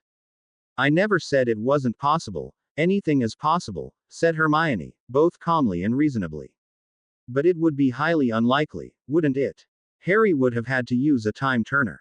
Can we agree, Mr. Malfoy, that there is no other way he could have come here from the past unless he used one? Yes, agreed. And, Harry knew he couldn't and shouldn't meddle with time. He learned that lesson in his third year. Also, in order to time travel, Harry would have needed a time turner and those you need to receive from the Ministry of Magic, and you need special permission to have one. I doubt the Ministry would have just handed Harry Potter a time turner without a justifiable reason, continued Hermione smartly. Armias, this is true, but Malfoy, who was speaking so slyly and confident just moments earlier, could not see to string two words together now. Hermione continued. And unless Harry found another way to time travel, which I doubt he did, as even Harry Potter was not that powerful, there is not possible way that he could not be here, explained Hermione reasonably. That is true, mumbled Ron in agreement, clearly disgruntled from the earlier part of the argument with Malfoy. To suppose not, grumbled Malfoy, his voice now sounding downcast, agreeing with Hermione. I suggest you think things over before jumping into conclusions, especially when you're relying on an imagination as great as your son's, Mr. Malfoy, said Hermione coolly. Eddie and Harry could only imagine the look of embarrassment on Draco Malfoy's face. Oofadiver, Weasley, muttered Malfoy. He sounded unbelievably embarrassed. Probably infuriated that he had just made a fool out of himself in front of two of his enemies, one being Muggle-born, which was something that Malfoy always frowned upon. I think I should be going now. I think that's the best idea you've had all day, snarled Ron. Though I wish to see Darius before I leave, and that is no question. I demand to see my son, stated Malfoy. Hermione sighed. Harry knew she would never deny a parent to see their child, no matter who he or she was. All right, Fine, she sighed. Quidditch is well over, so I'm sure he is in the Great Hall having dinner by now. You can follow me. Hermione must have turned to Ron and gave him a key. Because Harry and Eddie a puckering sound. See you soon. Of course, said Ron in a gentle voice, the gentlest Harry had ever heard him speak. Malfoy cleared his throat angrily. If you please. No one wants to see that. They heard footsteps coming towards the door. Panicking, Eddie and Harry made an attempt to back away, but it was too late. Hermione had opened the door and the two students came pouring into the classroom, stumbling over their robes and each other. It was more than obvious that they were obviously eavesdropping on the conversation. Malfoy looked at Harry with wide eyes as he stood and got to his feet. Hermione looked appalled at their actions and Ron looked simply angry. Harry just stared at his feet as Eddie looked up at his mother fierce brown eyes and gulped. Hi Mum, he mumbled meekly. Edward Ronald Weasley. She nearly shrieked. Eddie flinched. Mr. Evans. What do you think you are doing? Eddie was staring at his mother, wide-eyed, waiting for explosion. Meanwhile, Harry had become very interested in his feet and managed to pull his bangs over his forehead without anyone noticing. Malfoy fixated his glare on Harry. There is a commotion in the Great Hall. Lied Eddie. Lily eyes are causing trouble again. This was not far from what could have been the truth, as Lily was always causing some kind of trouble. That's the best you can come up with, Ed? Asked Ron from behind Hermione, looking anything but amused. Despite this, Eddie grinned and shrugged. Hey, I'm sure it's the truth. I hate to interrupt parental bonding time, but I wish to see my son. Snapped Malfoy impatiently, still looking straight at Harry. Harry shifted uncomfortably under Malfoy's gaze, a gaze filled with loathing. Ron noticed his friend's fears and glared Malfoy's hateful look and moved to stand protectively behind his best friend. Take Malfoy to see his kid, I'll take care of these two, said Ron, putting his hand on her shoulder, but not taking his narrowed eyes off of Malfoy. Hermione noticed the looks exchanged between the two and how Malfoy was looking menacingly at Harry. She nodded and with her head, urged Malfoy to follow her and left the classroom, followed by Malfoy, who did not take his eyes off of Harry until he was completely out of sight. When the two of them were completely out of earshot, Ron peeked his head the door to make sure they were gone before closing the door behind him and turning towards Harry and Eddie. What the bloody hell did you two think you were doing? He nearly shouted. Eddie looked at his father desperately, but Harry continued to stare at his feet, not saying a word and his face completely impassive. We thought something fishy was going on and come to investigate, said Eddie defensively. Ron narrowed his eyes at his son. You do realize that you could have investigated with Lily or Asher. Do you know how dangerous it is for the future to investigate situations like this with Harry? Asked Ron incredulously. When he said the words, he realized what they meant. Harry had probably heard the majority, if not all of the conversation. Even all of the horrible things, the things Malfoy said and the things that Ron did not say. Ron immediately softened his gaze and turned to look at his best friend. Harry, who was still 15 and who was already shorter than Ron anyway, looked up at Ron for a moment, then back down at his feet. Ron sighed and bent down so that he was eye level with his friend. Are you okay, Harry? Asked Ron with genuine concern. Harry said nothing, but nodded weakly, feeling slightly sick and looking a little green. I'll be okay, he managed to mutter. Deep down, both of them knew that Harry's response was a lie. Ron did not contradict him though, he simply nodded at him with a concerned look in his big blue eyes. Eddie, realizing what his father was implying, was looking slightly worried about Harry himself. After a moment's silence, Ron turned to Eddie, with an angry look in his eyes. Eddie cowered under his gaze. How long were you two listening? He asked sharply. Eddie, still cowering, began to pale. Harry wasn't listening and was now walking to go stand in front of the window, gazing down at the grounds. He felt too sick to listen, especially after that discussion Ron, Hermione, and Malfoy had. I guess for a little while Eddie lied, trying to look innocent. Ron frowned at him and knew that Eddie was lying. Eddie not inherit the uncanny abilities to lie like Fred and George did. When he lied, like his mother, everyone could see right through him. How long? Ron asked again, this time even more angry. Eddie sighed and looked down at his feet as he ran a hand through fiery bushy red hair. Probably the whole time, Eddie whispered truthfully. Ron beeped in a shaky breath and suddenly paled and turned to look back at his best friend, who was sick, pale, and shaking all over. He was just staring out of the window, in a daze. How much did Harry hear? Ron asked urgently, turning back to Eddie. Everything. Hermione strutted towards the Great Hall with Draco Malfoy on her heels.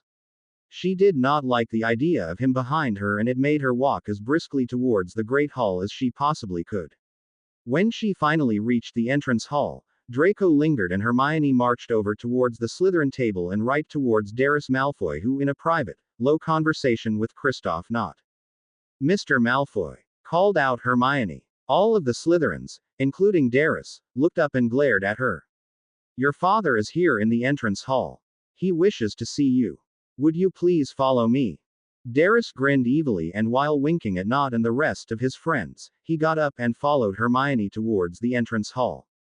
Standing there, leaning against the wall, white, receding, owned hair, a pointed nose, and wearing a heavy, black cloak, was his father.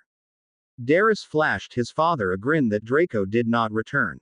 Darius's grin faltered and the two of them followed Hermione to her office. She let them inside and told them that she would be waiting outside so that they would speak in private. I'll be back shortly, said Hermione sternly, giving Draco Malfoy a look of the utmost dislike. She closed the door and her footsteps were heard leaving. Slimy mudblood, muttered Draco under his breath. He had his back towards his son as Darius turned to look at him. Draco turned to his son with his cold, gray eyes narrowed. Father, I'm assuming you're here because you got my letter? Asked Darius anxiously. If it was somehow possible, Draco narrowed his eyes even further and took out the piece of paper out of the pocket of his cloak, which Darius immediately recognized as the letter that he and Kristoff Nott had written. Yes, and I'm glad you brought it up, hissed Draco. Darius's anxious look faltered and he was clearly startled. He had expected his father to be pleased with him for discovering something this big, certainly not angry.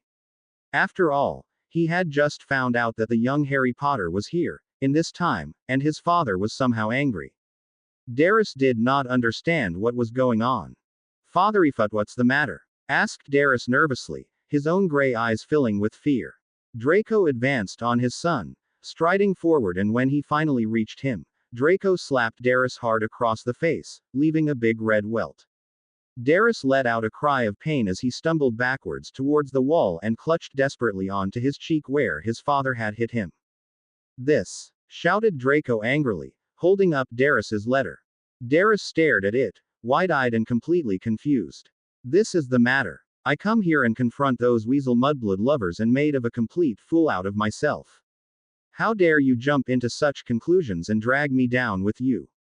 You made a fool out of me, Darius, with your ridiculous imagination and theories. What kind of idiot are you, thinking that Evans boy could possibly be Harry Potter? Harry Potter is dead. Darius was completely dumbfounded. He looked up into his father's angry face and then back at the letter, then at his face again. Father, don't understand. What are you saying? Darius asked slowly and fearfully. You don't believe me. I admit that I was foolish enough to believe you at first, said Draco coolly, rereading the letter in his hands. I came to watch the Quidditch match to see if I could get a glimpse of this Evans boy. By the way, you need some practicing.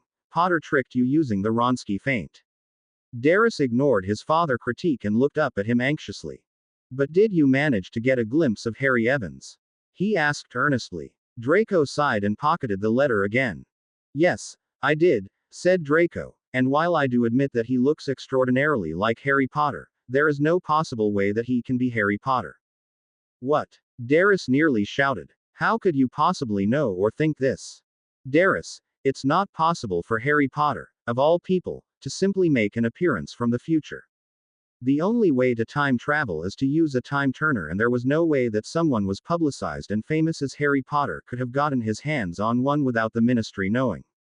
The mudblood, for once, had a point, said Draco reasonably and quietly. Darius looked at his father astonished. Father, think about what you just said.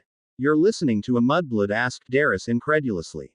And not just any mudblood, but a mudblood who was as Harry Potter's best friend and would do absolutely anything to protect him.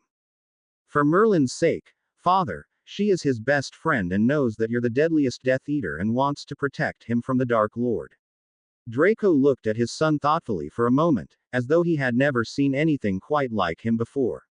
He took out the letter that Darius had written and then looked back at him before pacing wildly around Hermione's office, clearly deep in thought. Darius did not interrupt his father, but just watched him wide-eyed and with earnest. You know, Darius, you might be right, they could be lying to try and protect him. I know I am right, Father, said Darius excitedly. I just know it. I'm telling you, Harry Evans is really Harry Potter. There was something on his forehead. I saw his scar. But, that doesn't explain how he could have time traveled without a time turner, Draco said to himself out loud.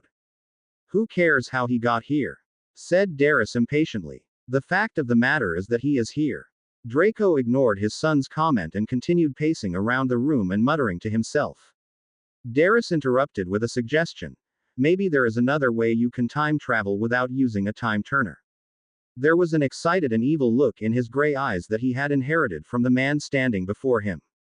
Draco stopped pacing and looked at him quickly, almost annoyed. I doubt it, Darius. Well, I don't think it could hurt to find out, said Darius, slightly crestfallen at his father's discouragement. Draco sighed and ran his hand through his neatly combed, white owned hair.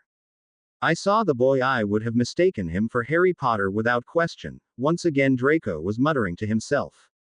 He thought for a moment before rounding on his son, who was staring at him with an impatient, yet anxious, excited look on his face. I can't help but think that you're right, Darius. I know I am, Father, said Darius, almost pleadingly. Trust me on this one. All right, started Draco, gathering his belongings. All right, I will explain to your mother and she and I will do some researching on the different methods on time travel. But, in the meantime, I want you to do some researching of your own. On time traveling? No, on this so-called Harry Evans, said Draco impatiently. Watch his relationship with Lily Potter and how it grows. Notice how the mudblood and werewolf treat him and act around him. I want you to keep a sharp eye on this boy and report anything unusual to me. I do not want to deliver him to the Dark Lord unless we are sure that he is Harry Potter. Do you understand, Darius? Darius nodded. Don't get anybody suspicious, especially the Weasleys and werewolf. Understand? Once again, Darius nodded. Okay, son, I will see you over the holidays, said Draco as he gently ruffled Darius's combed and gelled hair. Darius nodded and smiled up at his father.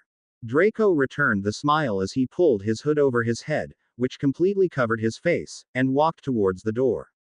As he walked away, Darius thought of something. Father. Yes, Darius. Just out of morbid curiosity, was it you who jinxed Potter's broomstick? Asked Darius curiously, an evil twinkle in his stormy eyes, resembling a bolt of lightning a dark, cloudy day. Draco gave an evil chuckle. Yes, he said simply. I did try. You know, Darius, make sure that the Weasley boy doesn't get in your way. I have a feeling he'll be more of a problem than the mudblood and werewolf when it concerns Lily Potter. Do anything you can to get him out of the way. Yes, sir, said Darius. And be careful around Potter and Evans. Do not let them suspect what you're up to. They are both I know. Okay. Goodbye, Darius, said Draco. He opened the door and slipped out. Darius grinned to himself as Hermione came back with Eddie and sent Darius off to his dormitories. As he left the office and glared at Eddie, who glared back, he thought this is going to be a very interesting year. Hermione left the Malfoys in her office and she dashed as fast as she could back to the classroom where she had left Ron, Eddie, and Harry. She received some strange stares from some of the students. After all, it was odd to see the headmistress running down the hallways when there was no real school emergency. But, what the students did not know was that there was an emergency. And that emergency was Harry and how much of the conversation he heard between she, Ron, and Malfoy. When Hermione finally reached the classroom and ran through the doorway, she saw Ron looking nervously at Harry with concern. Eddie was looking at his feet, with his head hung in shame. Regret written all over his features. There was no doubt in her mind that Ron gave him a good, Solid lecture about how stupid he had acted, allowing Harry to listen on a conversation that could have jeopardized everything. When neither Ron nor Eddie met her gaze when she entered the classroom, Hermione turned her gaze onto Harry instead. He looked sick and pale and was staring blankly out of the window and at the Hogwarts grounds. Hermione sighed, and told Ron to stay with him a while longer. Ron nodded in understanding as Hermione ran to the Great Hall as fast as she could and ran straight up to Remus, panting for breath. Hermione, you look like you've ran a mile. Are you practicing for some kind of marathon that I do not know about? Asked Remus teasingly before noticing the worried look on her face. His face immediately became one of concern. What's wrong? Something happened at its Harry. Hermione did not have to say anything else because Remus had already jumped out of his seat as though it had been set on fire, concern etched on his tired, worn-out face. Where is he? What happened? Remus asked urgently. Hermione led him towards the Transfiguration classroom. The pair both ran as fast they could down the corridors of Hogwarts. Hermione was shocked to see how fast he was running, especially for such an old man. Remus was now pushing his late 50s and could not believe a man as old and as tired as him could be so fast. But then, of course, he was running fast because of Harry. Harry was as the son of one of his best friends and he cared about him and his well-being. When Hermione and Remus reached the classroom, the scene before them had basically remained the same. Ron and Eddie were watching Harry in concern and Harry was just staring out the window, pale and shaken. Remus wasted no time and immediately ran to Harry's side and shook him lightly. Harry just stared aimlessly out the window. Harry? Asked Remus softly. When Harry did not respond, Remus turned furiously to Ron, Hermione, and Eddie and demanded to know what had happened to cause Harry to go into such a state of shock. Though hesitant, Hermione explained everything that she, Ron, and Malfoy had talked about, and how Harry and Eddie had listened in on the whole conversation. Remus's eyes widened as Hermione spoke and when she was finished, he immediately turned back to Harry. Harry? Remus asked again. But, it was no use. Harry seemed oblivious to anyone and anything around him. He was just so shocked, so deep in his thoughts that he did not seem to notice his surroundings. Remus finally gave up trying to stir Harry and muttered something under his breath. He needs to see Sirius, muttered Remus firmly. Ron sighed and looked cautiously at Hermione who looked like her bushy brown head was about to explode. No, she stated firmly. No, I won't allow it. Remus did not look at her but stared out the window and shook his head impatiently. Hermione, you don't understand, started Remus, he needs to see Sirius. Neither Ron nor Eddie had ever heard Remus sound this serious or this firm before, especially towards Hermione. They always seemed to agree on decisions in the past. However, Hermione seemed dead set on not allowing Harry and Sirius to reunite. No, Hermione repeated firmly. It's too dangerous and I'm not sure what Sirius and that temper of his will do. Remus opened his mouth and looked as though he was going to protest, but he closed it instead and shook his head. In some ways, Hermione was right. In other ways, she was very wrong. Hermione sighed and turned to her husband. Will you and Remus escort Harry to the hospital wing?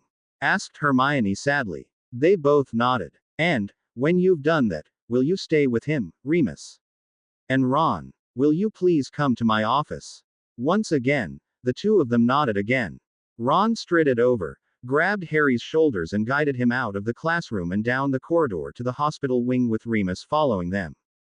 Eddie opened his mouth and announced that he was going to find Lily, Asher, and Robin, but Hermione put her hand on Eddie's shoulder and led him to her office. I don't think so, Edward, she said angrily. He winced. She had used his full name. She only used that when he was in serious trouble. You and I are in for a nice, long talk. Eddie gulped. After a long while, Harry, Ron, and Remus finally reached the hospital wing. It took longer than normal because both Ron and Remus had to guide Harry, as he was still in some kind of shocked daze. When they finally got there, Ron set Harry down on one of the hospital wing beds. As his friend lay there, in shock, Ron tried to think back on what could have caused this shock. They had not said anything that revealing about what happened. Remus was now searching for the school nurse, leaving Ron to his thoughts. He tried hard thinking about what he, Hermione and Malfoy had talked about Harry Ginny. That's when it hit him. He was never your friend, snarled Ron. He was practically growling at Malfoy, like a fierce lion ready to pounce on his prey. Oh, but he was my friend, Weasley sneered Malfoy. He had gone and betrayed everyone who trusted him. Stop, cried out Hermione. But neither Ron nor Malfoy paid her heed. I'm warning you, Malfoy. Your warnings are just empty promises, Weasley, snarled Malfoy. Quit defending him. You know what happened. You know that he finally saw the riffraff that you mudbloods and mudblood lovers were and got wised up. I mean, look what happened to that poor, sweet, baby sister of yours. How dare you, whispered Hermione, though it sounded as though she were crying. Her voice dripped with pain and horror. What did you say? Hissed Ron. You heard me, Weasel, said Malfoy. That wasn't Harry's fault, growled Ron. Hermione was now sobbing quietly. Ron, please, don't, begged Hermione. Come on, get out of denial, Weasley. Even you have to realize that what happened was indeed your best friend's fault, said Malfoy. It wasn't his fault, Ron repeated hastily, though he sounded as though he were trying to convince himself rather than Malfoy. You know why he did it. He didn't have a choice. He never would have done that under his free will. Are you so sure? Asked Malfoy. Yes, shouted Ron. This time, without hesitation.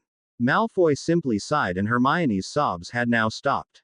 Well, think whatever you want to think, Weasley, said Malfoy nonchalantly. But you know and I know, deep down, what really happened and that when you look at that boy now, part of you really wants to kill him. "Two would never," said Ron in a choked-up voice. But he did not say anything else. He did not contradict Malfoy. Ron had never contradicted Malfoy. He might as well have admitted it to Harry. He ran a frustrated and frightened hand through his bright red locks and gave out a yell of frustration. "Merlin's beard!" shouted Ron angrily, running his hand through his hair and anxiously pacing the hospital wing. Remus, who was still looking for the school nurse, popped his head in from the open door, his eyes full of concern.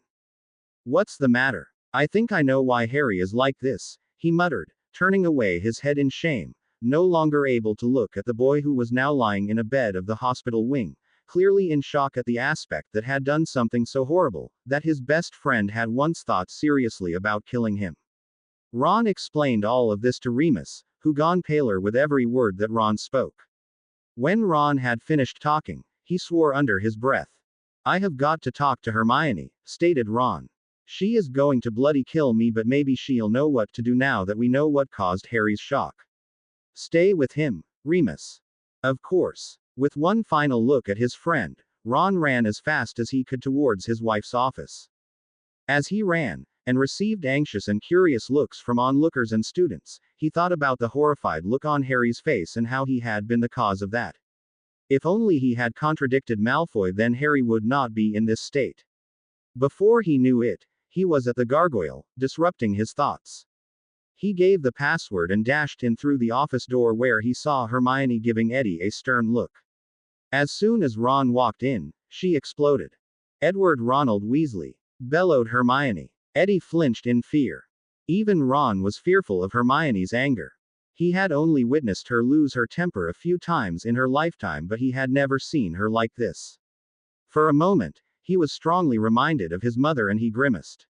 "What were you thinking about letting Harry eavesdrop like that?" Eddie looked at Ron desperately and Ron immediately came to his son's aid. He walked over to Hermione and placed a gentle hand on her shoulder. She looked at with a cocked eyebrow. "Herm, please calm down.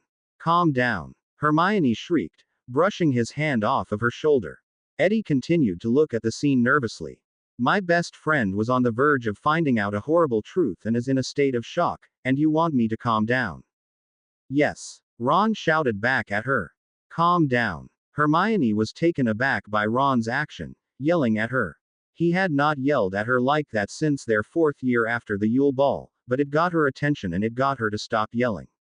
"Yelling at Ed is not going to get us anywhere," said Ron firmly, nodding his head in Eddie's direction. Hermione glared at him and placed her hands on her hips. "Okay. Yes, Harry almost found out the truth. But he didn't. Once he gets over this shock, I am sure he will be perfectly fine. Harry always bounced back. Don't you think he might question what he heard? Asked Hermione slowly, as though asking a small child. Don't you think he might ask to explain what that conversation meant? What do you mean? Asked Ron, suddenly looking nervous. You don't think he'll ask about, he gulped, clearly having a hard time trying to get the words out. About Ginny Dou. He will ask. I know he will, said Hermione, going pale and tears welling up in her eyes. Fifth year was the year he started to take notice of her and have romantic feelings for her. But, how are we supposed to tell him, Ron?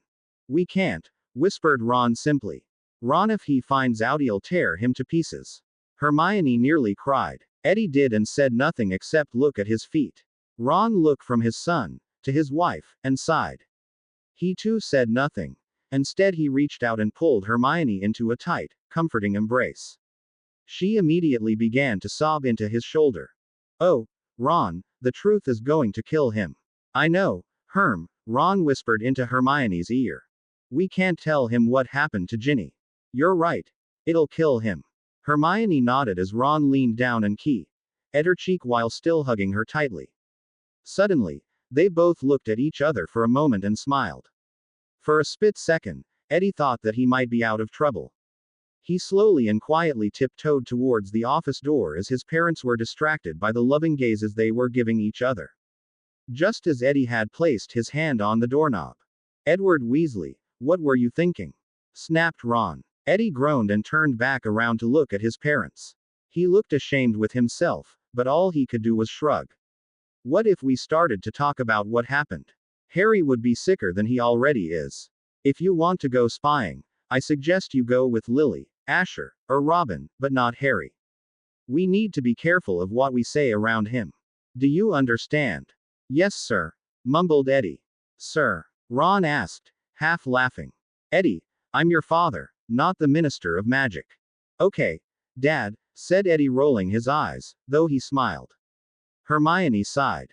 20 points from Gryffindor for spying, Edward. Now go straight to the Gryffindor common room and get started on the potions homework that I know you have, said Hermione, pushing Eddie out of her office. When she had shut the door behind her, she turned to Ron. I think it's time we go talk to Harry, she whispered softly. Ron nodded in agreement, took Hermione's hand, and the pair headed off to the hospital wing. He is so bloody heavy. Lily panted impatiently. He weighs almost as much as he eats, Robbie panted, though unlike Lily, she was smiling. Lily laughed, dropping Asher's unconscious body in the process. He had gotten stunned and they were taking him to the hospital wing to revive him. Lily helped Robbie pick him up again. We're idiots, Robbie blurted, dropping Asher on the floor and pulling out her wand out of the pocket of her robes. Lily looked at her and raised an eyebrow. Lily asked jokingly. What's this? Stuff. You may consider yourself an idiot, but I consider myself as a truly talented and intelligent witch. You forgot modest, said Robbie dryly. Well, yeah, modest too, said Lily grinning. Robbie and Lily both shook their hands and laughed before returning to Asher's unconscious frame. Seriously though, we are idiots, said Robbie, still smiling. Instead of carrying this load, we could have just levitated it. Lily slapped her forehead with the palm of her hand, making a groan. Sometimes I think I forget that I am a witch. Come on, said Robbie, half laughing, taking out her wand. Lily did the same and together they shouted, Wingardium Leviosa. Asher's body levitated into the air and Robbie guided him with her wand towards the hospital wing. When the two girls carried, or rather levitated, the stunned boy to the hospital wing, the nurse Madame Parks looked at the girls, rolling her eyes. Madame Parks was a kind, plump witch who had a sense of humor, but was extremely strict when it came to visiting hours. She smiled knowingly as the three came into the room. Lily, Eddie, Asher, and Robbie, along with Malfoy, Nott, Crabbe, and Goyle, visited the hospital wing on a regular basis as they were always fighting, dueling, and getting in trouble. To be honest, Madame Parks was not very fond of the four Slytherins, as they were so cruel towards the nurse, since she was Muggle-born, but the four Gryffindors were highly entertaining and she enjoyed their company. Hello, Miss Potter, Miss Andrews, she said, a twinkle in her topaz eyes. What have you, Weasley, and Lazard done this time? No Weasley this time, Madam Parks, said Robbie with a giggle. Lily rolled eyes. Not called Robbie a mudblood and Asher flipped out, explained Lily. He and Nott decided it would be a good idea to start dueling in the middle of a crowded corridor. While they dueled, Nott stunned him. We brought up here so he doesn't get into any trouble and we knew you'd be able to revive him. Well, I do admire Mr. Lazard for being so loyal and protective of his friends, said Madam Parks, smiling knowingly. Robbie blushed a deep red. Of course I will not report this, but I will need to speak to Professor Snape about the inappropriate language of his students.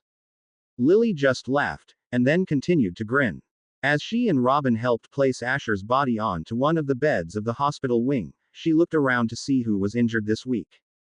To her immense surprise, she saw Remus, sitting beside a bed on the far end of the hospital wing, looking pale and scared. Immediately concerned, Lily walked over to him, leaving Robbie to help Madam Parks take care of Asher.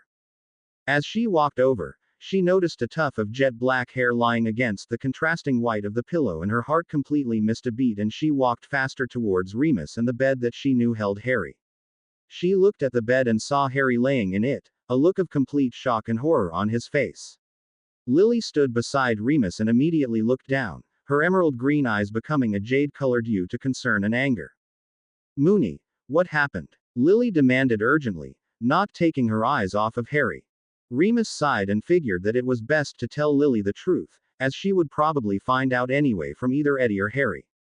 He explained everything Ron had told him, including the flashback. As Remus continued to talk, Lily's bright green eyes slowly widened in horror, and Remus was startled to see how much she looked like Harry when she widened her eyes. He had never seen it before. He brushed it off and turned back to his friend's son. I'm going to kill Eddie, snarled Lily, clenching her fists. How could he be so stupid? Remus looked at her startled. He had never seen her this protective of anyone, and he never imagined she would be this overprotective of Harry. Flower, killing your best friend won't make Harry feel any better, said Remus, reasonably. Lily's eyes narrowed as she pulled her wand out of the pocket of her robes and fingered it dangerously. No, but it'll make me feel better. With that, Lily stormed out of the hospital wing, leaving a very confused Robin and Madam Parks behind. Remus sighed and continued to watch over Harry, shaking his head bemused. Meanwhile, Lily stormed through the corridors and marched right to Gryffindor Tower and yelled the password to the fat lady, who started to lecture her about using manners, but Lily ignored her. She had more important business to take care of, and that was hexing the freckles off of thick-headed, foolish best friend. When she walked through the portrait hole, she looked around for any signs of flaming red hair and saw Eddie working on some homework in a far corner of the common room. He must have heard her footsteps coming towards him because he turned around and smiled at her. Hey Lils. What's up? You know, I'd love to know what you're smiling about. Snapped Lily angrily, her eyes flashing with a raging fire as they dangerously narrowed at him. Eddie seemed startled. Lils, what's the matter? Eddie asked, immediately standing up. Lily's eyes flashed even more dangerously. What's the matter? She asked incredulously. You're an idiot. That's what's the matter. Realization dawned on Eddie's face and he closed his eyes, waiting for the explosion. What were you thinking, Eddie? Lily roared. What if Harry found out? Did you see him? He is in state of shock. I know, said Eddie quietly, though tired of apologizing for the same thing over and over again.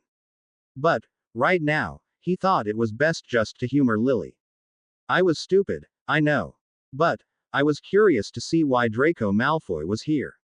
Apparently, Harry felt the same way and we decided to see what he was up to and what was going on. Merlin, you're an idiot, snapped Lily, shaking her head and waving her hands in the air. Eddie glared at her. You should have known that if it concerned Draco Malfoy, it couldn't have been anything good, especially in Harry's case. You should have known that if he got any glimpse of Harry that Malfoy would tell him everything without hesitation. I mean, seriously, Ed, do you not have a brain in that thick skull of yours? I wasn't thinking, shouted Eddie defensively, obviously embarrassed, as people were beginning to stare at them. And for your information, my head is not thick. I made a mistake and I'm sorry. Oh, your head isn't thick. Well, you could have fooled me, shouted Lily sarcastically. Eddie continued to glare at her. I said I was sorry and I'm tired of apologizing for the same bloody thing, growled Eddie, his own temper rising, his ears turning red, which was a trademark he had inherited from his father. Lily made a noise with her throat that sounded rather sarcastic.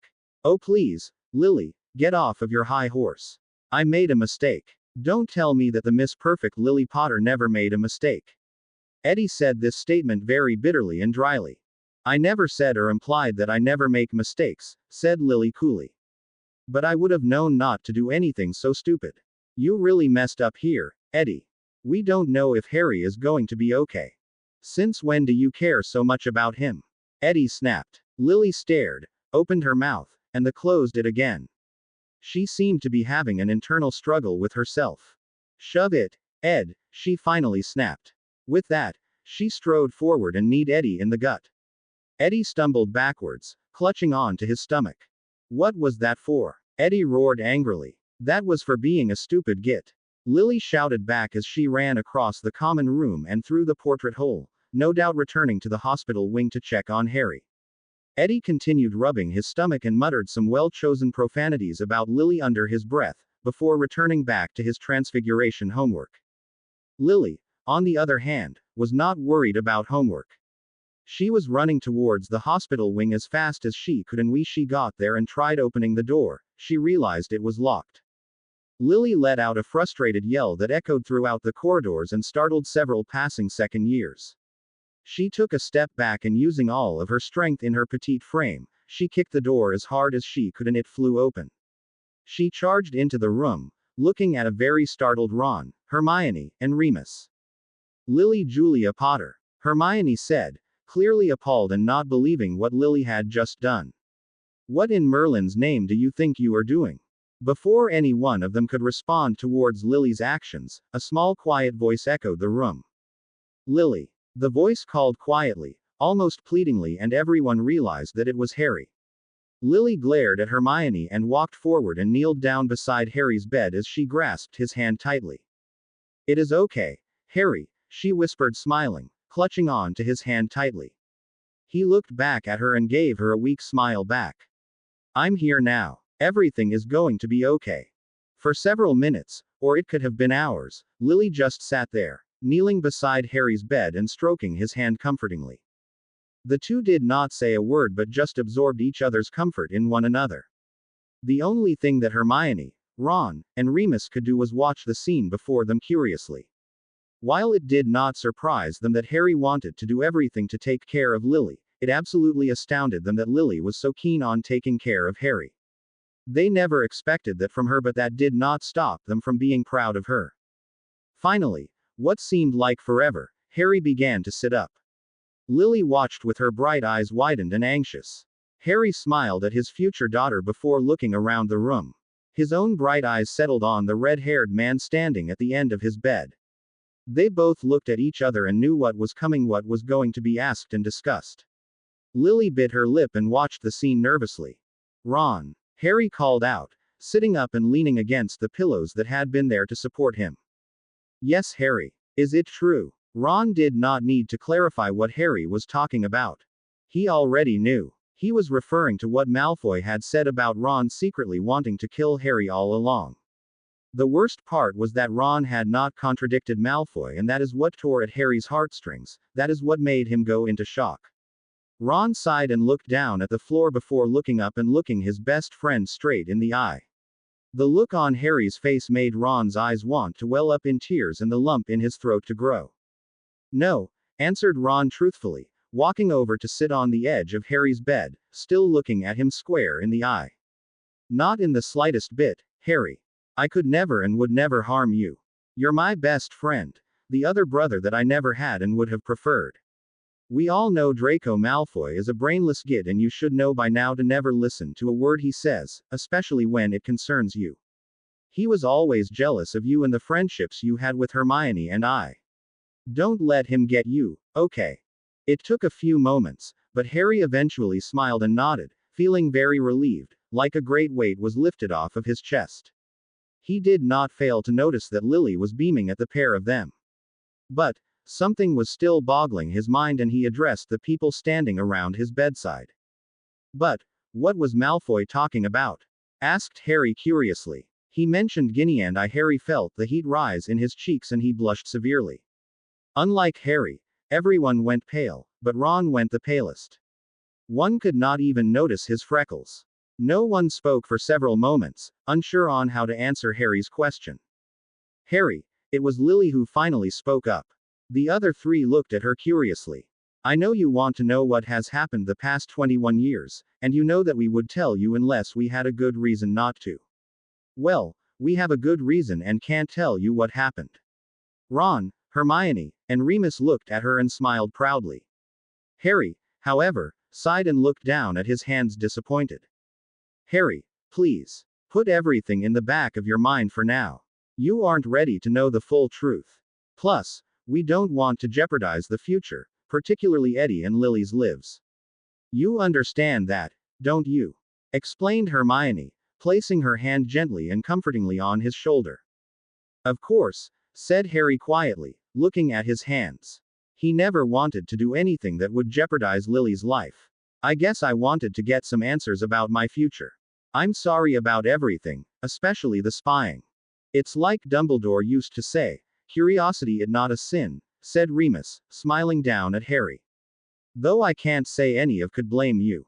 We would all probably want to know about our futures too.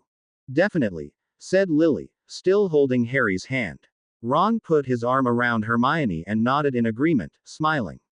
Hermione smiled too. Then, the four of them looked at each other mischievously and dived at Harry, pulling him into a five-way hug. Harry was shocked at first, but then his heart fluttered. He knew that no matter what happened or what he did, his friends, future daughter, and future godson were all going there for him, and will always be there for him. Harry knew he would go to any lengths to find out what has been going on these last 21 years, and try to stay out of danger at the same time, if that was even possible, but he had to try. It was obvious that no one here wanted to see him get hurt. He would be careful, but he had to know what happened. He had to make it up to Remus, to Ron, to Hermione, to Sirius, but most importantly, he had to make it up to Lily. Harry woke up in the hospital wing the next morning, feeling much better, though still slightly hazy from the traumatic events of yesterday. He decided to not try and spy any more about his future, but he knew deep down that there were some things that he needed to know, things that he could do to help make up for the pain that he had seemed to cause everyone before he had died 3 years ago. After a quick checkup from the sweet, plump Madame Parks, Harry left the hospital wing in decent graces and headed straight down to the Great Hall for breakfast. When he reached the Gryffindor table, he saw that Asher was there stuffing his face with food, with Eddie and Robbie. Lily, on the other hand, was nowhere to be found. He raised his eyebrows but did not question it. No one else seemed worried, so why should be worried? Harry began to fill his own plate with breakfast when, after a few minutes of chatting, no one noticed that Lily walked in, sat down, grinning ear to ear, almost like a madwoman. Harry just stared at her as she looked around the table, waiting for anyone, other than Harry, to notice that she had joined them and looked unbelievably happy. Okay, Lily called out impatiently, after several long moments of waiting for someone to notice her excited presence. Eddie, Asher, and Robbie all jumped and looked over at Lily, slightly annoyed that had either interrupted their conversation or breakfast. Lily did not seem to care. Is anyone going to ask me why I am smiling so much? Why are you smiling so much? Eddie asked dryly, clearly trying to patronize her. Lily noticed, gave him a quick glare, but continued grinning again. Harry now became curious. What could make her this happy that she would allow Eddie to patronize her without a punch in the face, or at least a sarcastic retort? Lily looked pointedly at Robbie. I got permission from Hermione. Lily said proudly, her emerald green eyes twinkling. She gave us the go-ahead for the Halloween ball. Robbie looked at Lily in pure delight and squealed in a classic, girly fashion. Really? Are you serious, Lily? No, Robin, I'm lying, said Lily sarcastically. Robin looked too excited to give a retort. She simply started clapping and jumping up and down, like a kid in a toy store at Christmas time. Lily was just grinning ear to ear. Harry had not the faintest clue of what Lily was talking about or what was going on. He expected Eddie and Asher to be as clueless as he was, but they seemed to have an idea of what was going on, or at least what Lily and Robbie were talking about, because they smiled proudly at the two. "Well done," said Asher, clapping Lily on the back. "Excellent," said Eddie, smiling pointedly at Lily. Lily smiled back. Before Harry could even open his mouth to ask what was going on, Lily rose from her seat. "I'm going to go tell Mandy and Jem the good news," said Lily excitedly, scurrying over where Jairus, Danny, and Mandy were sitting. At the other end of the Gryffindor table, Lily bent down and whispered something into Mandy's ear. Mandy looked stunned for a moment, but when she regained her composure, she beamed up at Lily, having a very similar reaction to Robbie. As they celebrated, another girl, wearing the Ravenclaw uniform, came over to Lily and Mandy looking wide-eyed and anxious. The Ravenclaw girl had short black hair with FAK red highlight in it. She asked Lily and Mandy a question and they both nodded at her. She also beamed. Robbie joined the three girls and the four of them began talking excitedly. Harry watched the scene for a few moments before growing impatient. "All right, does anyone care to fill me in on what's going on?" he asked in annoyed voice. Eddie, who was looking over at the four girls talking animatedly, looked at him, rather startled at his tone. "What, you Mandy didn't Lils tell you?" asked Eddie confusedly. When Harry shook his head slowly, Eddie's face went from confused to mischievous and he grinned maliciously, as though he knew a pleasant secret that Harry did not know. "Well, I guess Lils wants it to be a surprise, otherwise she would have told you. I suppose you'll have to wait and find out at the Halloween ball." Harry rolled his eyes and groaned, clearly disgruntled with all the secrecy that went on around him. But, according to Eddie, this was a good secret that Harry would shortly find out about. Lily came back over to sit with Robbie, Asher, Eddie, and Harry. Harry tried to get some answers right away about what was going on with Lily at the Halloween ball. "So, whose has dates for the Halloween ball?" asked Harry curiously, yet innocently. Eddie saw what he was doing and rolled his eyes, grinning, though he did not say anything. "Well, Robbie and I aren't getting dates this year," said Lily, winking at Robbie. Robbie nodded proudly. "That'll break hearts all over Hogwarts," said Asher with a charming smile and a wink. Lily grinned while Robbie giggled.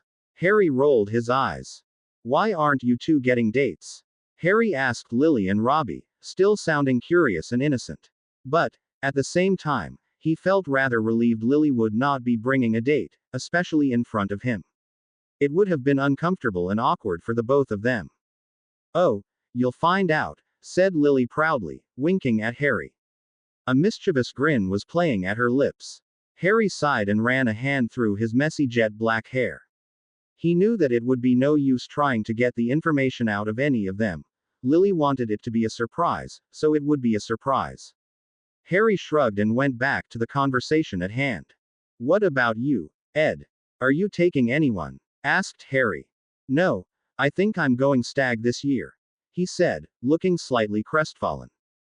"Yeah, so am I," said Harry in relief, knowing now that if he felt lonely, he would have at least Eddie to talk to. "Plus, it doesn't help matters that the only four people I really know at this school are you four." "What about you, Asher? Who are you taking?" "I'm going with a fourth-year girl from Hufflepuff." "You say that like it's something to be proud of," interrupted Lily dryly, and quite rudely. Eddie rolled his eyes. "All the fourth-year Hufflepuffs are complete ditzy wannabes. Going with them would probably better than going with you." Eddie muttered under his breath, but loud enough so that everyone could hear him. Unfortunately, Lily heard him and Robbie and Asher began to chuckle out loud. It was clear that he was teasing. "What did you say?" snarled Lily. Eddie looked over at her, grinning sheepishly and shrugging innocently. "Oops, did I say that out loud?" Eddie asked in mock innocence. Robbie and Asher were now laughing harder now as Harry watched the scene in front of him, bemused. Lily's eyes widened angrily.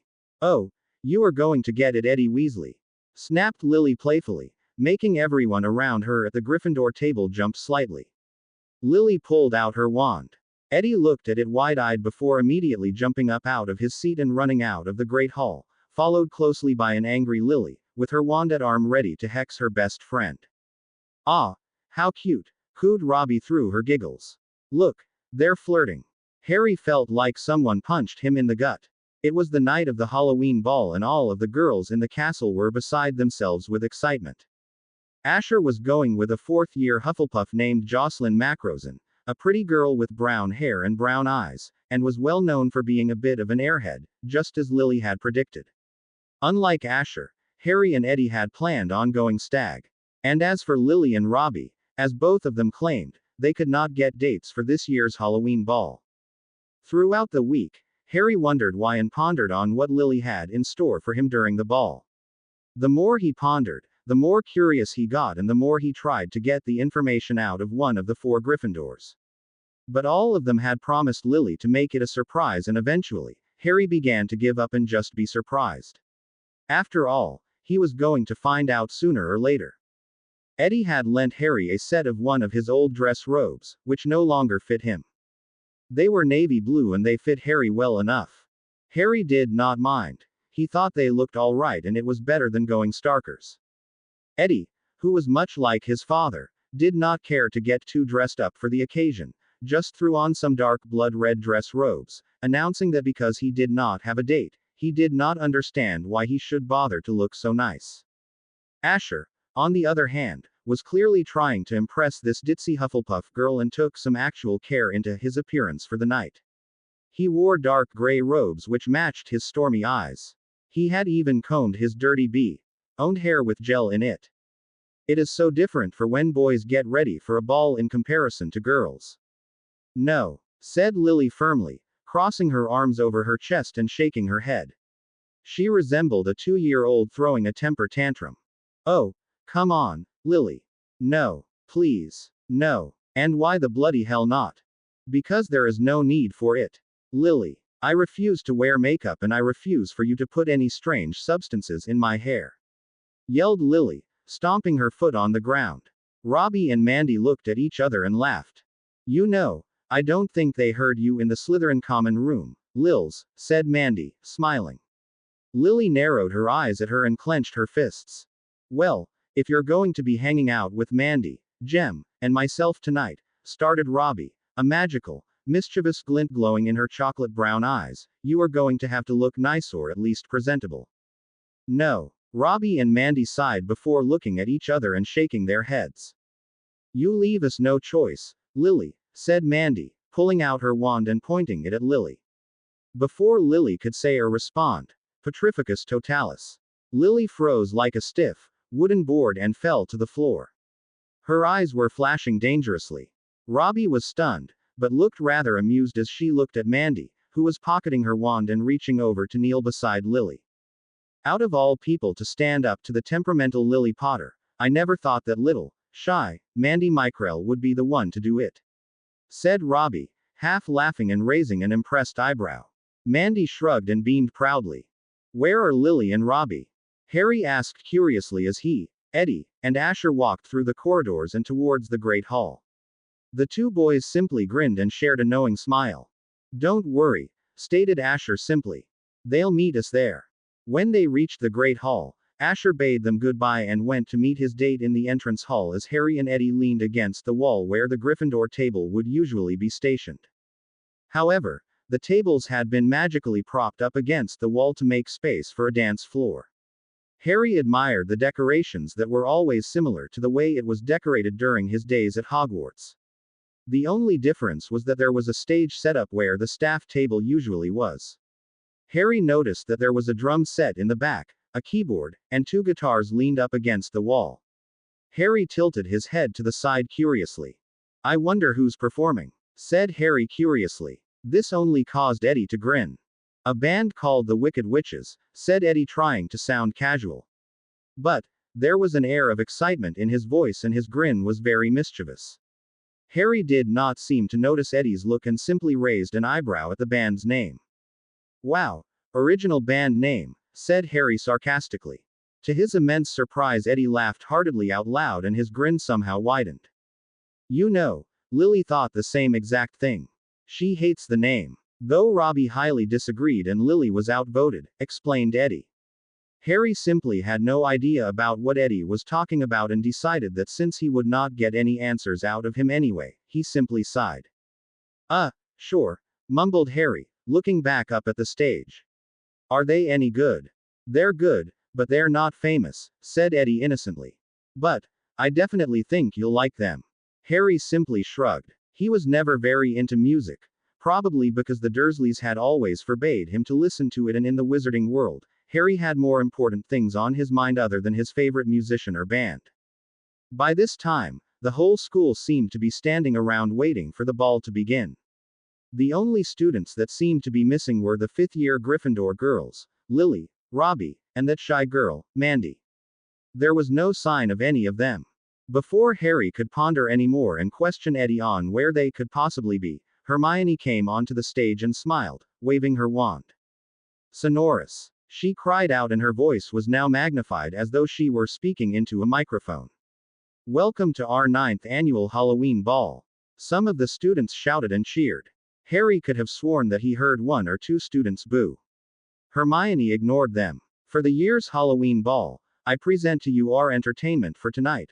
Our very own Wicked Witches. Please give a warm hand to Mandy Mykrell, Robin Andrews, Lily Potter, and Jane Elizabeth Mailerverson. Everyone, that is with the exception of a number of Slytherins, began to cheer and applaud. However, Harry could not find it in himself to applaud. He was too shocked to speak as he stood, staring at the stage with his mouth hanging wide open. Eddie caught sight of Harry's stunned look and laughed as he applauded. Lily is in a band? Asked Harry, astonished. Yeah, she's lead singer, explained Eddie through the applause. She's not half bad either. Where did she get that from? Asked Harry out loud, more to himself than to Eddie. She as hell did not inherit that from me. Maybe her mum, suggested Eddie before he turned back towards the direction of the stage and began shouting for Lily and Robbie. Harry got his bearings together and also began applauding for his daughter. He looked at the stage and watched as the girls, smiling, began to take their spots on stage and set up their equipment. Harry looked over and saw Robbie, wearing light purple robes made of pure silk, and her hair, which was usually in long braids, was poofed into an afro-like style. Mandy came out wearing white, lacy, simple robes. Her long hair was loose and curly. Jane Elizabeth, also known as Jem, was the Ravenclaw girl that Harry had noticed before. The girl who had approached Lily and Mandy. She came out wearing satin red robes, and her was still black with red highlights. Cut in a razor, punk look. In Harry's opinion, she probably would have looked a lot prettier without the extremely heavy eye makeup. Finally, Lily came out. Harry and Eddie's mouths both dropped. Lily actually looked like a girl. Her robes were a shimmering green, matching her eyes perfectly and making them stand out beautifully. Her long golden hair was pulled up into an elegant French twist with white lilies going through it. Harry always admitted that his daughter was very pretty, but it annoyed him greatly how some boys were looking at her, especially Eddie. All four girls smiled at their audience and immediately pulled out their wand and muttered sonorous. Robbie, Mandy, and Jem did the same. 1, 2, 3. Shouted Robbie. And the four of them started blasting on their instruments. Suddenly, there was music and everyone started dancing. Ha ya woo. Hey ya, ha, hoo ya, ha ya. Clock strikes upon the hour. And the sun begins to fade. Still enough time to figure out how to chase my blues away. Lily was talented. Her voice was good, but probably could have been stronger. It went very well to the fast tone of the music, as she easily strung the necessary chords on the guitar. Harry was stunned at how talented she was. Never once had she mentioned anything about music, and as he said before, she had not inherited this musical talent from him. I've done all right up to now. It's the light of day that shows me how. And when the night falls, loneliness calls. They're pretty good, aren't they? Eddie asked Harry loudly over the music. Harry nodded vigorously. Yeah, Lily has a great voice. Harry shouted over the fast-toned music. Eddie nodded in agreement. As the two of them spoke and bobbed their heads to the music, they were temporarily distracted and did not notice someone or something enter the great hall. It was a tall, broad figure wearing a dark silver cloak. As Eddie turned to look back at the stage, he caught sight of the figure, immediately recognized that cloak, and suddenly went pale. Oh, I wanna dance with somebody. I wanna feel the heat with somebody. Yeah, I wanna dance with somebody. With somebody who loves me. Oh, I wanna dance with somebody. I wanna feel the heat with somebody. Yeah, I wanna dance with somebody. With somebody who loves me. Harry listened intently and with a big smile on his face as Lily, Robbie, Mandy, and Jem all sang those last notes, which were probably the chorus, together. He had to admit that even though music was never really his thing, he could not deny that the four girls sounded great, together. Harry continued beating his head to the music, not noticing that Eddie was growing paler and sicker by the minute. He was too absorbed in watching his daughter sing and perform.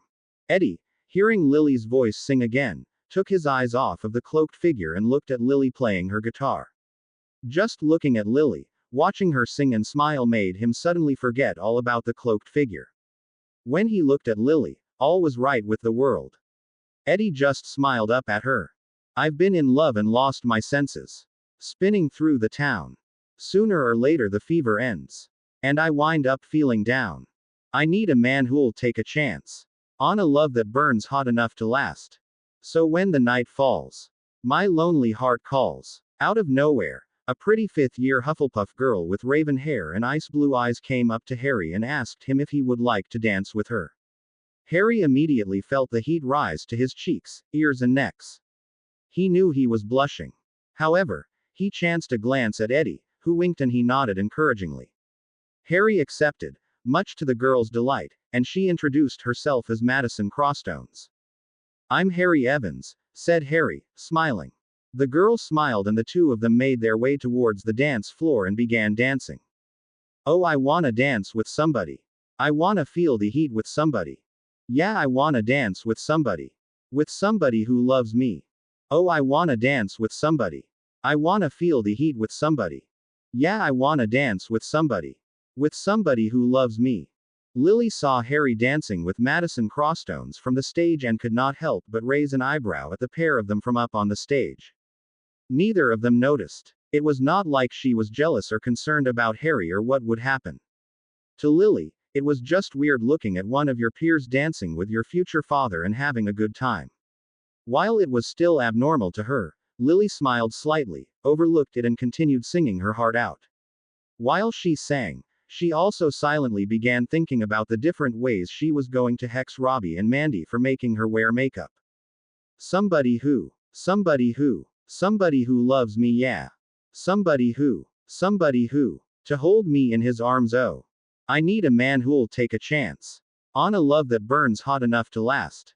So when the night falls, my lonely heart calls. Madison was a very good dancer, and because she was patient and willing to work with Harry, he was not doing so bad himself. He glanced over at Eddie, who was grinning at Lily while she sang on the stage. Harry shifted his gaze and also looked at Lily at the corner of his eyes and saw that she was not looking at Eddie, but she was looking Harry and Madison.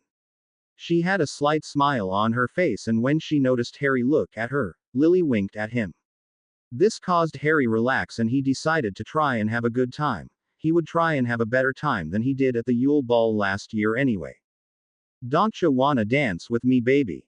Don't ya wanna dance with me, boy? Hey, don't ya wanna dance with me, baby? With somebody who loves me. Don't ya wanna dance, say you wanna dance.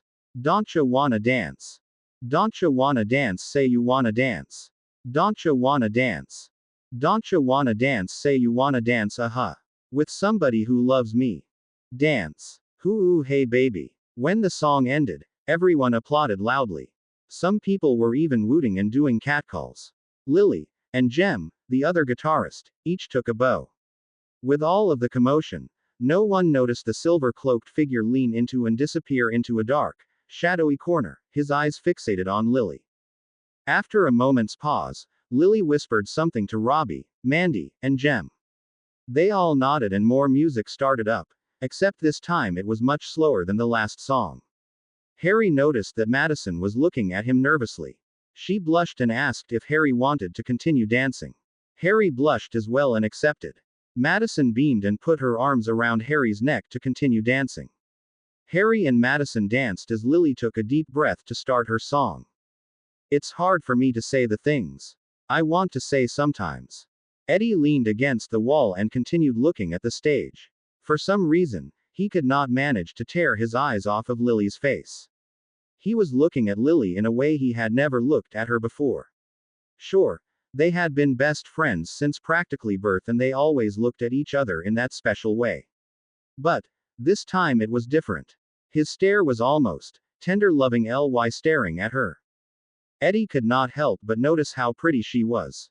I mean, Lily was always cute in his eyes but all dolled up and actually looking like a girl. It made him look at her in whole new light and he did not want to take his eyes off of her. As she sang, Eddie could not help but think how her voice resembled that of an angel's voice. Not only was she cute and talented, but it was her personality that really had always kept Eddie intrigued. Lily had a temper and a short fuse like no other, and while it frightened him, it enthralled him at the same time. She was also so loving, funny, and carefree. And no matter what happened, she would always there for you. In Eddie's eyes, Lily was just all around amazing. Lily continued singing and looked around the audience. When her eyes settled on Eddie, she saw that he was looking at her in a weird way, in a way that he had never looked at her before. Seriously, Eddie, her best friend. Why was he staring at her? She quickly looked away, her face feeling slightly hotter, and prayed for the fact that she was already red in the face from singing, that no one would notice her blush. She just continued singing, trying to ignore the abnormal stare that her best friend was giving her. The cloaked figure in the shadows was the only person in the great hall who was noticing the stares Eddie was giving Lily and how she was embarrassed by it. He also did not fail to notice that Lily was blushing. The figure simply grinned to himself. There's no one here but you and me. And that broken old street light. Lock the doors. We'll leave the world outside. All I've got to give to you are these 5 words tonight. As Eddie listened to the angelic tone of the music and Lily's voice, he could not help but think about how these lyrics were beginning to sum exactly how he was feeling at that moment where he continued to gaze hopelessly and desperately at Lily. He felt as though if he took his eyes off of her, the world would come crashing down. Lily was the force that always kept him going when times got tough, and he was her force that kept her going, and she needed that force. And he needed her. What was even more ironic was that these thoughts were coming out of Lily's mouth. That was when he began to realize, as he marveled at that fiery spirit and beauty, Eddie might be developing a crush on his best friend. Thank you for loving me. For being my eyes when I couldn't see. For parting my lips when I couldn't breathe. Thank you for loving me. Thank you for loving me. Harry glanced over Madison's shoulder to see Eddie still standing against the wall where the Gryffindor table usually sat. He noticed that Eddie was staring at something, as though he were in some kind of trance. Harry followed his gaze and came to the gut-wrenching realization that he was staring directly at Lily. His own eyes widened and he felt the breath in his throat hitch. What was even more worrisome, Lily was glancing back at Eddie in return. Granted, it was not as intense as Eddie's gaze. In fact, Lily was only chancing glances at him every few moments, and then she would quickly look away almost nervously. This whole scenario was making Harry's blood boil. He could not believe that his own godson was beginning to have those kinds of romantic feelings for his daughter. Then again, maybe he was just entranced by the performance. Harry thought to himself. He glanced at Eddie again and shook his head, realizing that that could not be possible. By the way Eddie was staring at her, it certainly looked like he was much interested in Lily than her performance.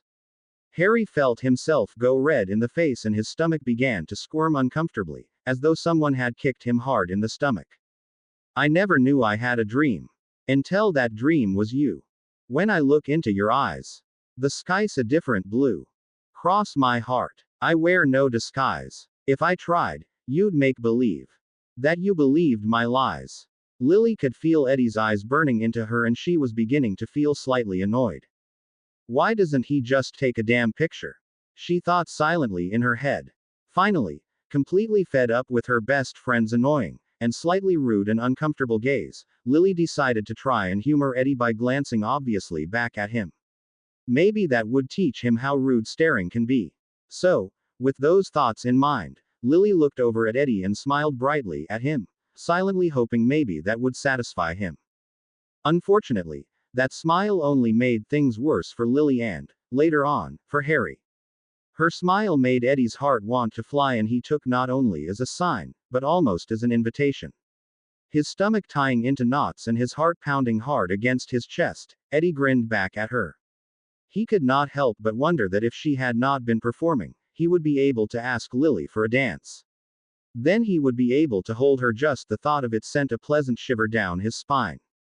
Harry had not taken his eyes off of the scene before him since he caught Eddie staring at Lily. What was even worse was that Lily had given him an uncomfortable smile back, and it only increased the emotion in Eddie's stare. Harry's heart filled with some kind of anxiety as he saw Eddie smile back at Lily. But there was nothing he could do about it at the moment. He knew it would be rude to push Madison away and punch his godson in the face for looking at Lily in such a manner, so he controlled his temper and smiled, or at least tried to smile, at Madison. Harry did not understand why he was sumptuous nervous. If he trusted anyone to be with Lily, he knew Eddie was the best man for the job. So, why was he feeling like this? Thank you for loving me. For being my eyes. When I couldn't see. For parting my lips. When I couldn't breathe. Thank you for loving me. Thank you for loving me. You pick me up when I fall down. You ring the bell before they count me out. If I was drowning, you would part the sea. And risk your own life to rescue me. Lock the doors. We'll leave the world outside. All I've got to give to you are these 5 words tonight. After Lily smiled at Eddie and then looked away, Eddie decided that could not take it anymore. He could not take the feeling that was bubbling in his stomach and rising towards his chest. He could not take not being able to be close to Lily, to hold her and look directly at her up close. Without really even thinking or considering how it would look in front of the entire school, including Harry and Hermione, Eddie jumped out of his seat and practically ran towards the stage. Meanwhile, Harry's eyes widened in horror and he nearly started choking as he watched his 2 best friends' son walk up to Lily and smile brightly. When Eddie reached the stage, he stood directly in front of Lily, still smiling down at her. Lily looked shocked and extremely confused over her friend's actions, but she smiled back nonetheless. Eddie took Lily's reciprocated smile as an invitation, and he wrapped his arms around Lily's waist, pulling her close to him. Lily looked rather startled by this, staring at Eddie's hand on her waist wide-eyed for a moment. But she smiled weakly and, whether she wanted to or if it was out of instinct, no one knew, but put her arms around Eddie's neck and they began to dance on the stage as Lily continued to sing. Harry could feel something spreading through his blood like a dangerous poison. He could not even define what this emotion he was feeling was. Was it anger, astonishment, nervousness, concern? Harry almost felt it were all of those emotions rolled into one, building and growing deep within his throat. He decided to not look at Lily and Eddie anymore. He would instead keep his thoughts otherwise occupied. So, instead, Harry just looked at Madison and smiled. This did not help Harry in the slightest because even though he was no longer looking at Lily and Eddie, he could not help but think about the pair of teenagers dancing slowly on the stage, probably looking perfectly content and happy. Back on the stage, Eddie was looking at Lily with such adoring eyes that any onlooker would have that he was in love with her. And maybe he did love her. Many people would think that 2 15-year-olds could not know or understand the intensity and meaning of love, but we all know that is not true. Teenagers who experience their first love are those who love the purest because they know nothing of the pain and complex situations that come with that kind of love. A first love is the purest and most desirable kind of love, no matter how old you are. Harry peeked over at the pair of the stage and noticed that the two were still dancing and swaying to the music as Lily sang. Those hands better stay north of the equator, Harry thought to himself. Meanwhile, certain members of the audience were also looking at the couple curiously and fondly. The cloaked figure was practically beaming and thought to himself, "Good, Eddie finally made a move and Lily has not hexed him into several little pieces. We're finally making progress." The figure gave a weak chuckle, and if anyone looked closely, his smile was a mile long. He could not help but think about how right it looked to see the spirited blonde-haired girl dancing on the stage with the fiery red-headed boy. Robbie smiled knowingly as she hummed to the tune of the music and pounded her drumsticks against the correct drums. She looked around in the audience and saw Asher trying to catch her eye. They looked at each other with a smile that both said, "Well, it's about time." Hermione watched the scene breathlessly. She smiled softly to herself, holding her hands tightly as she watched her son and her goddaughter dance slowly on the stage. Hermione could feel the tears welling up from behind her eyes, but she continued to smile as she thought, out of all the girls he picked to fall in love with, I'm glad he picked Lily.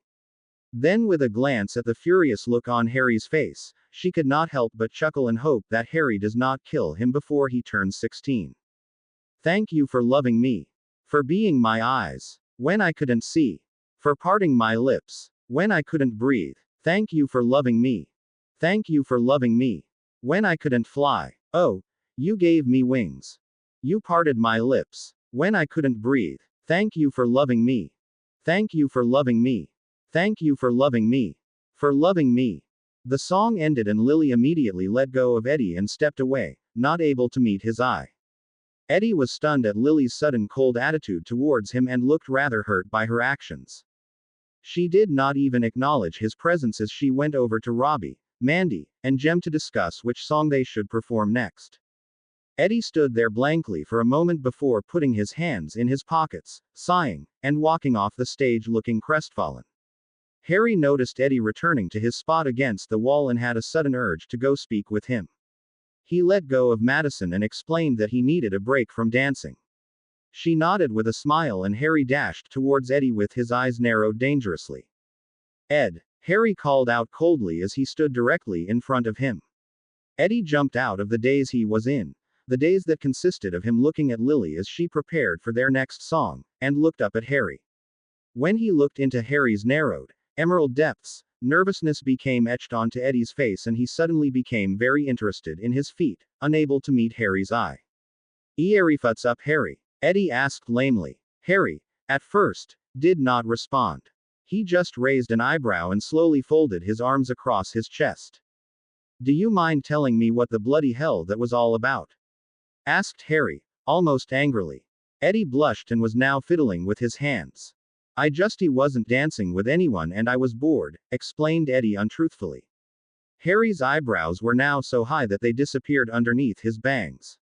"And since Lil's is my best friend and Allie thought maybe we could just have a friendly dance. Or something. It's no big deal." "Are you sure?" asked Harry slowly. "Because judging by the look on your face it looked more intense than a so-called friendly dance." "I'm positive," said Eddie, clearly trying to sound more confident. "Lily is my best friend, Harry. She's like a sister to me."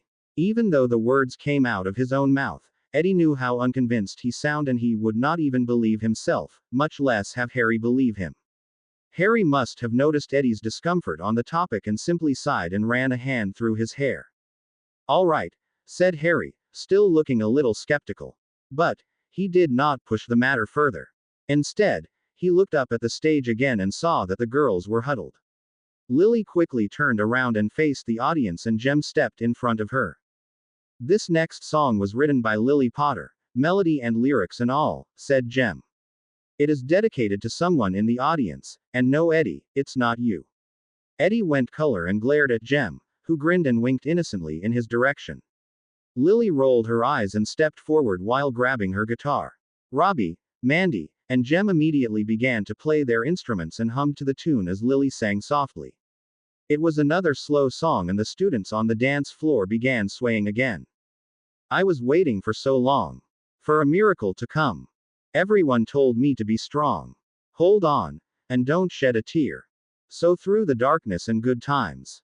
I know I'd make it through. And the world thought I had it all. But I was waiting for you." Slowly, very slowly, Lily drifted her eyes towards Harry as she sang and smiled brightly. Harry's eyes widened as some kind of assumption dawned on him and Lily's grin only became wider. The cloaked figure, who was still hiding in the shadows, watching the performance, was very curious to see who Lily had dedicated this song to, especially if it was not to someone like Eddie. He saw Lily turn her gaze toward the opposite wall of the great hall. He tried to follow her gaze but it was no use because he could not see to whom she was singing to over the dancing heads of the students. "Hush now. I see a light in the sky. Oh, it's almost blinding me. I can't believe I've been touched by an angel. With love. Lily's eyes were still fixated on Harry. Let the rain come down. And wash away my tears. Let it fill my soul. And drown my fears. Let it shatter the walls. For a new sun. A new day has come. The cloaked figure finally came out of the shadows and tried pushing his way through the crowd to see whom Lily was singing to, especially if this song was not dedicated to Eddie. Despite Eddie's feelings, did she have them for someone else? Where it was dark, now there's light. Where there was pain, now there's joy. Where there was weakness, I found my strength. All in the eyes of a boy. Harry could not help but beam as Eddie leaned in and whispered into his ear, I think this song is dedicated to you. Hush now. I see a light in the sky. Oh, it's almost blinding me. I can't believe I've been touched by an angel. With love. Let the rain come down. And wash away my tears. Let it fill my soul. And drown my fears. Let it shatter the walls. For a new sun. A new day has come.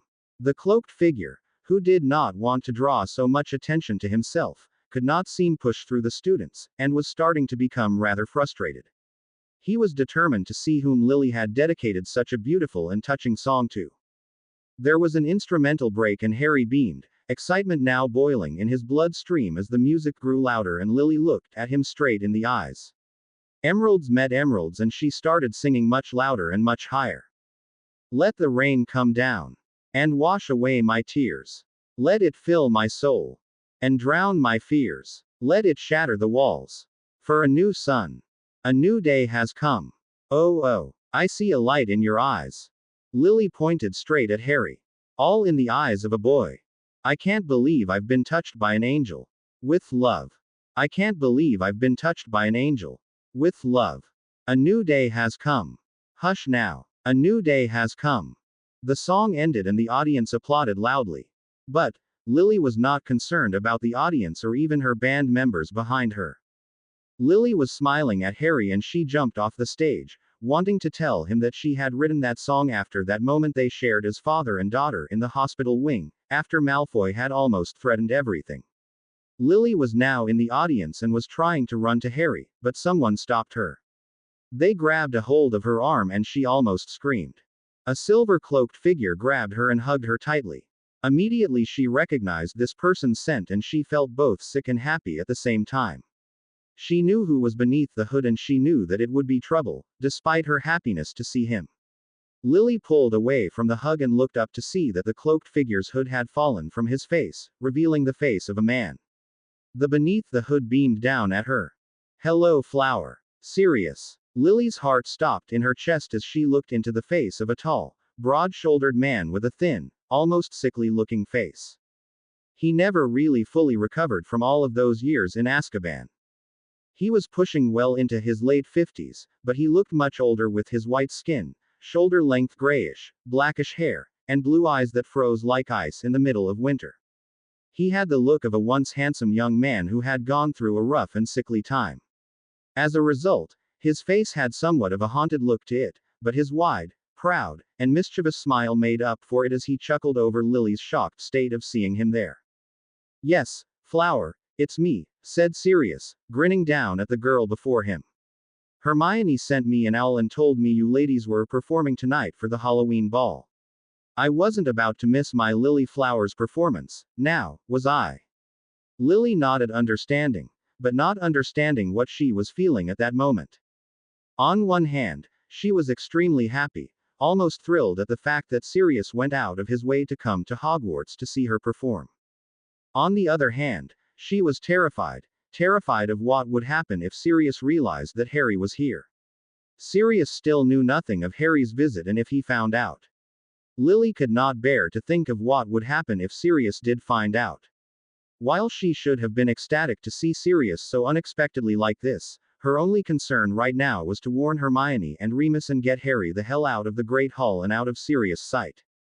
Lily smiled up at Sirius to show her gratitude for his presence. She wanted to say then thank you, she wanted to celebrate over the fact that he had come to see her. She loved Sirius' surprise visits to Hogwarts. But, Harry's face kept popping up in her mind. Lily knew she had to find Hermione and Remus and fast because she was starting to have an internal struggle with herself. Part of her wanted to tell Sirius about Harry's time-traveling visit. After all, Harry did die saving Sirius. Maybe he had learned to forgive Harry over the last 3 years. The other part of her knew that Sirius would never forgive Harry and would curse him as fast as look at him. She sighed heavily to herself. "Are you okay, Lily?" asked Sirius, noticing her sigh. He kneeled down so that he was eye level with her. He gently patted her head in loving concern. I'm fine," she muttered hastily, brushing his hand away. Sirius' eyes narrowed in confusion and concern but did not say anything. Padfoot, does Hermione or Moony know that you're here?" "No," said Sirius slowly, as he got back to his feet and looked down at her. "I always make surprise visits without informing them, and that has never bothered them or you before. Sure, it makes the parents angry. But who cares what they think, right?" The last part intended to be a joke, but Lily did not laugh. She was too busy looking around the room anxiously for any sign of Hermione or Remus. Sirius did not fail to notice. "Seriously, Lily, are you feeling all right?" he asked again, this time more sharp. Lily nodded her head. "Yeah," said Lily untruthfully, silently praying that someone would realize that Sirius was here. "Yeah, I'm fine." Sirius looked at her disbelievingly. "Then why do you look so sick? Or why do you look like Voldemort is going to pop out and say, 'Boo,' at any second?" asked Sirius skeptically. Lily sighed and knew that Sirius was not buying a word that she said. She just looked at him with complete fear and concern in her emerald green eyes. Her priority was Harry and how Sirius would react if he were to see him here. "I don't know, Padfoot," said Lily with a shrug. "I guess I'm just a little nervous about the performance tonight." Lily knew that she was lying through her teeth. And apparently, Sirius knew too because he made a disbelieving snort through his nose. "Now that's a cock-and-bull excuse if I ever heard one," he said, half smiling. "What do you mean? You never get nervous before singing performances or Quidditch matches. The day Lily Potter is nervous about something not considered dangerous is the day pigs fly," said Sirius, folding his arms across his chest. Lily shrugged and smiled mischievously. "Well, that can be arranged," she said as she pulled out her wand. Sirius looked at her curiously as Lily looked around the great hall for a moment and spotted Darius Malfoy chatting up a fourth-year Slytherin. Grinning, Lily pointed her wand at Malfoy and whispered, "Wingardium Leviosa." Malfoy levitated into the air and people around him began screaming and shouting before Lily pulled her wand away and he came crashing to the floor. When she turned back around, Sirius was clutching his stomach and laughing. "Good one, Flower," he said grinning. Lily shrugged, still smiling. "See, pigs can fly. So, I guess that means it's possible for me to get a little nervous," said Lily. Sirius rolled his eyes and placed a hand on her shoulder and shook it playfully. "You and your smart-ass comments," said Sirius shaking his head. "You have so much of your grandfather in you, Lily." At that moment, Lily knew that it was the perfect time to bring up Harry. She would judge whether Sirius was ready to see Harry based on his reaction to Lily mentioning him. Lily knew, for everyone's sake, that she had to make sure that Sirius would be absolutely ready. She took a deep, shaky breath. "I'm a lot like my grandfather," started Lily slowly. "But, what about my own father? Am I like him at all?" Lily did not look Sirius in the eye when she asked him this question. She chanced a glance up at him and noticed that his eyes were closed and he was making a face as though he were in pain. She felt his grip on her shoulder tighten to the point where it was painful for her to endure. "I told you this before, Lily. I don't want to talk about him," whispered Sirius as though he were growling it. He said the last word, him, referring to Harry as though it were something utterly disgusting. Lily took another deep, shaking breath before realizing that Sirius was not ready to see Harry. She had to find Hermione and Remus as quickly as possible, before Sirius laid eyes on his time-traveling godson whom he did not even want to talk about, much less see in person. "Come on, Padfoot," started Lily, which she hoped was in a cheerful voice and taking Sirius' hand. "Moony and Hermione will be wanting to see you." When Sirius' hand was tightly clenched in her own, Lily dragged him towards the staff table. As long as she kept him away from wall where the Gryffindors usually sat at their table, they would be all right. It would give Lily and Eddie enough time to get Harry out of the Great Hall and somewhere where Sirius would not find him. As they walked towards the staff table, she caught sight of both Hermione and Remus talking to Madame Parks, no doubt talking about how Harry was feeling since his last hospital visit. "Moony!" shouted Lily as she pushed her way through the crowd of students who were patting her on the back and offering her a job well done on the performance so far. Robbie, Mandy, and Jem had noticed that Lily had not yet returned and they continued performing songs that Jem knew how to sing. Lily ignored everything going on around her and continued dragging Sirius by his hand towards where the staff was sitting. "Moony! Hermione!" Thanks to Remus' wolf instincts that came with being a werewolf, he heard Lily's shout over the noise of the music and crowd and turned around to look at her in concern. "Lily, why aren't you up on stage singing? What's wrong?" Remus asked very quickly, and before Lily had time to answer, he saw whom Lily was dragging towards the staff table and had gone pale at the sight of his old friend. "Padfoot," he managed to squeak, spluttering out pumpkin juice down the front of his already shabby robes. Sirius, noticing Remus' behavior, nodded slowly. "Yes, Moony, it's just me," Sirius asked slowly, raising an eyebrow. "I'm not Voldemort in disguise, so you can take that look off of your face now." At that moment, Hermione also noticed Sirius' presence and her eyes widened and she gasped. "Sirius?" asked Hermione breathlessly, immediately going red with concern. "Sirius, what are you doing here?" "Bloody hell!" Sirius snapped impatiently, throwing his hands up in the air. "What in the bloody hell is going on around here?" "Nothing serious," Remus lied quickly, and in a very unconvincing tone. Sirius just rolled his eyes. "Remus, you never very good at lying to James and I, so don't try and start now." "You're still bad at it," said Sirius dryly. "Why is everyone completely terrified at the sight of me? In case you all forgot, I'm no longer a fugitive from Azkaban.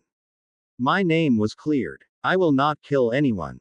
Sirius said this all very sarcastically, and his eyes were narrowed at the two adults in front of him. Lily nervously gulped and let go of Sirius' hand as she silently searched for Eddie so she could warn him to get Harry out of the Great Hall as soon as possible. Remus and Hermione ignored Sirius' comments and Hermione broke her thoughts. "Lily!" she called out. Lily shook herself out of her daze in her attempt to look for Eddie and looked up at her godmother uncertainly. "Why don't you and Eddie? I'm sure he would like to see Sirius as well." Lily, taking the hint to get Harry out of the Great Hall as soon as possible, nodded and dashed over to the Gryffindor wall as fast as her short legs could carry her. Sirius was about to go follow her, claiming that he would like to see Asher and Robin as well, when Hermione grabbed his arm to stop him. "No." Sirius said nothing, but raised an eyebrow at her. "Eddie!" shouted Lily as she saw him up ahead, leaning against the wall and watching Robbie, Mandy, and Jem perform. "Eddie!" When she got closer to him, she realized that Harry was standing next to him, also watching the band perform. They both looked up at the sound of Lily's voice. "Hey Lils," said Eddie, a pink color appearing in his cheeks. "Harry and I were just wondering when you were going back on."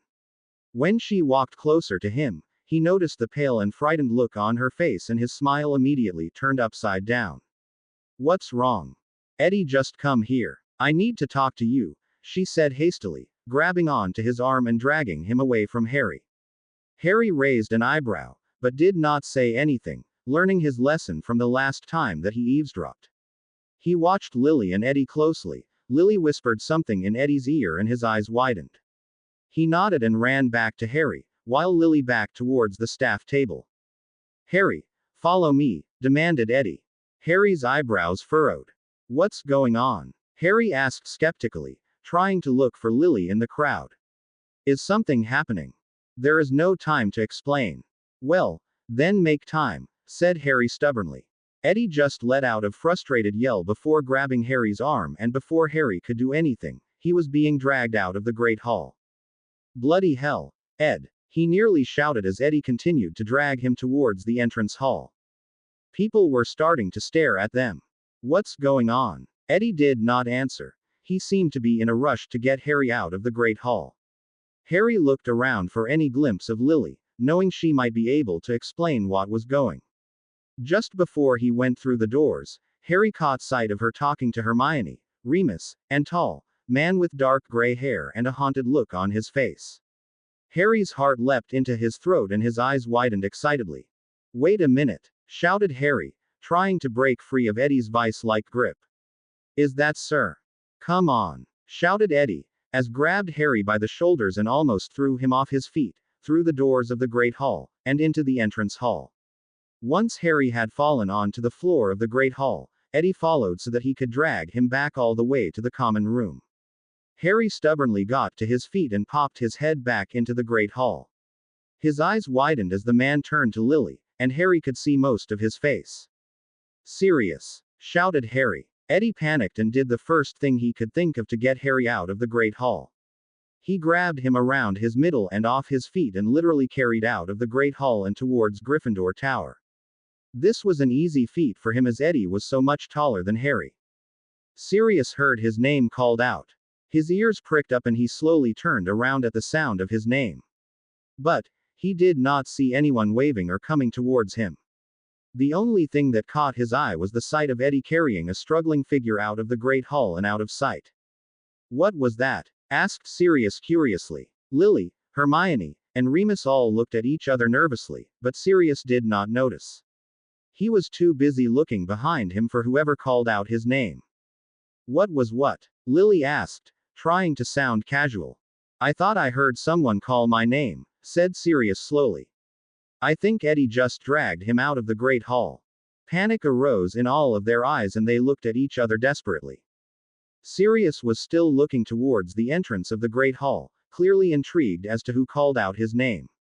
Thinking quickly, Lily said, Padfoot, your old age is really getting to you. You're starting to hear and see things now. Hermione looked as though she could have key at Lily because Sirius did not question it anymore. He simply turned back around to look at Lily and grinned with a mock expression of hurt on his face. I'm old, but I'm not that old, Flower, said Sirius with a wink. Lily rolled her eyes and decided to play along with this conversation, happy to get off the subject of who had called out his name. Well, I think Jem has run out of songs that she can sing, said Lily. I had better get back to the performance. She smiled at the three and headed to the stage. She whispered something to Jem who nodded in understanding. Without anyone noticing, particularly Sirius, Lily snuck out of the Great Hall and headed toward the Gryffindor Tower. Eddie! Bellowed Harry, kicking and punching, trying to get out of Eddie's grip. They were in front of the fat lady and Eddie was still carrying him as though he were a child. Get off of me. That was Sirius. I want to see Sirius. Eddie ignored him and carried him through the portrait hole. When they were safe inside of the empty tower, as everyone was still as the ball, Eddie dropped him onto the floor. Harry looked around and noticed they were in the Gryffindor common room. He stood up and looked at Eddie with anger flashing in his bright green eyes, quite similar to Lily's. It almost frightened to see how very alike Harry and Lily actually were, especially their eyes. It sent shivers down Eddie's spine. What the bloody hell did you do that for? Roared Harry, throwing his hands up in frustration. He tried to get around Eddie to go back to the Great Hall to see Sirius, but Eddie kept blocking his path. Stop it, Harry, said Eddie firmly, it was for the best. I don't care, bellowed Harry. He was so loud and so angry that Eddie actually, physically flinched. I don't care what is for the best anymore. I don't care about my future or what in the world I did to everyone that was so horrible. I just want to see Sirius. Why can't I see him? He's my godfather for Merlin's sake. You just need to trust us on this one, alright? Said Eddie impatiently. Lily told me to get you the hell out of there, so I did. Why did you have to get me out of there? Asked Harry angrily, narrowing his eyes at Eddie. Is it because Sirius was there? If that's the case, then you're all crazy. Sirius would never hurt me. Harry, don't you think if we wouldn't let you see Sirius, it would be for a good reason? Snapped Eddie impatiently. We're only looking out for your best interest. Trust us, it's better if you don't see him right now. Damn it, I'm bloody sick of all this secrecy. Shouted Harry. I don't care what is and isn't good for me anymore. I just want to see him. I don't care about my damn interest. You don't care. Snarled Eddie, completely losing his patience and his temper. You don't care. Well, you're the famous boy who lived, Harry Potter. Of course you don't bloody care about your bloody interest, but the rest of us do. Do you know what Sirius would do to you if he saw you right now? He'd go mental. I mean, for Merlin's sake, you heard what Draco Malfoy said to my dad. Even my dad wants to kill you. Can you imagine what hot-tempered Sirius would do? Harry stopped glaring and arguing with Eddie to think about the words that Eddie had just said. He let them sink in and realization began to dawn on him. Harry suddenly felt sick to his stomach and he was surprised that he was able to stand because his legs felt like jelly. His emerald green eyes suddenly became jaded and he felt like the whole world was spinning around him in slow motion. He did not respond. But for some reason, Eddie, who was so irritated with Harry at the moment, decided to continue on his rant. The only reason why everyone is protective of you is because we're only concerned with Lily's well-being. Do you seriously think any of us give a damn about you after everything you've put us through? No. We only act like we give a damn because of how much we love Lily. We love her way too much to risk anything happening to her because of your stupid time travel trip. When Eddie was done ranting and yelling, his face was bright red and he was completely out of breath. He was shocked that he got no response from Harry. Harry stared blankly at the wall behind Eddie's head, blinking repeatedly, letting the rest of what Eddie had said sink in even more. He said nothing. He simply turned around and looked down at his feet. Eddie's eyes widened when he started to realize the hurtful and untrue things he had just said about Harry. He was just so frustrated with him because Harry did not understand how dangerous confronting Sirius would be at this time. Timidly, Eddie took a step forward and placed a gentle, yet awkward hand on Harry's shoulder. Harry, too didn't mean. But it was too late. Harry roughly threw Eddie's hand off of his shoulder and dashed up the stairs to the boys' dormitories and slammed the door shut, completely shaking the walls of Gryffindor Tower, locking it with an anti-Alohomora spell. Eddie sighed and looked at his feet. Lily is going to kill me, he mumbled to himself.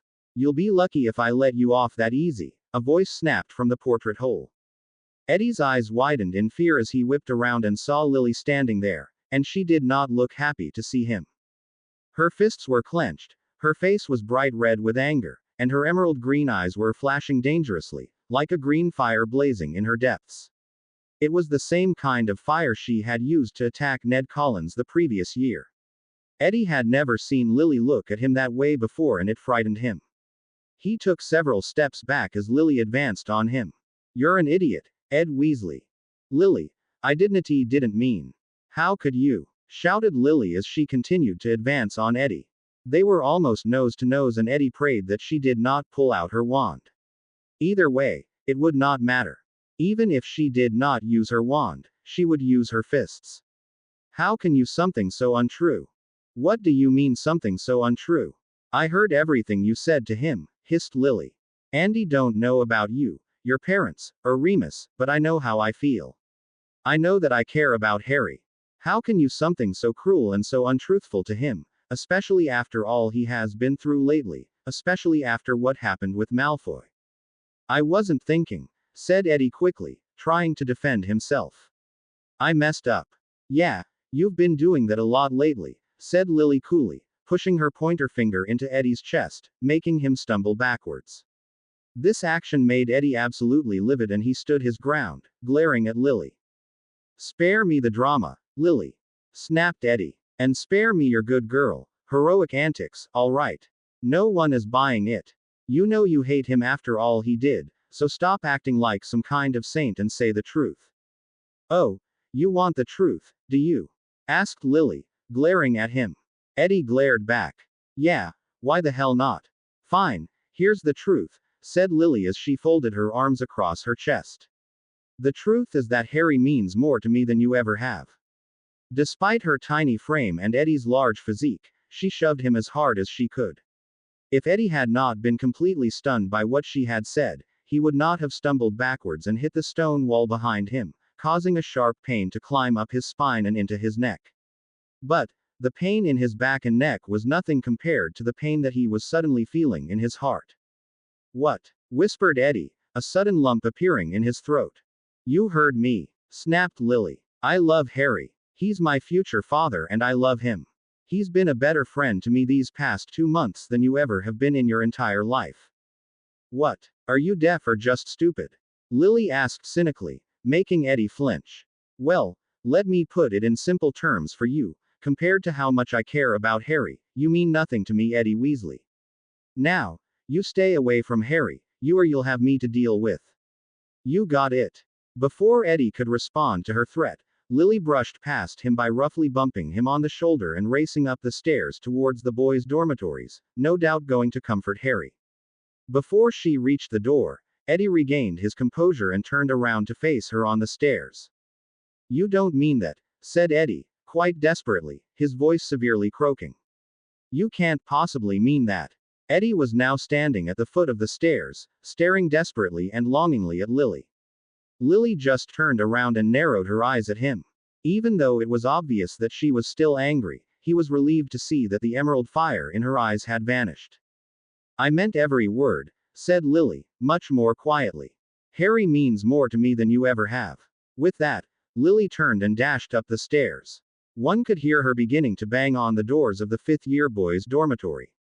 Eddie just stood there, broken-hearted, staring up at where she had been standing just a moment before. Eddie stood there for several moments, but it felt more like hours to him. The only sound that could be heard throughout Gryffindor Tower is the sound of Lily banging violently on the doors of the fifth-year boys' dormitories as she yelled loudly for Harry to open the door. He knew there would be no use in talking with Lily right now. She was dead set on trying to get to Harry to open the door for her so that she could talk to him. Eddie knew that Lily would comfort Harry and tell him that Eddie was a moron who could not have said more untruthful things and that her feelings for him could never be matched to her feelings for her future father. This infuriated Eddie. It broke his heart at the same time. He stared up at the staircase.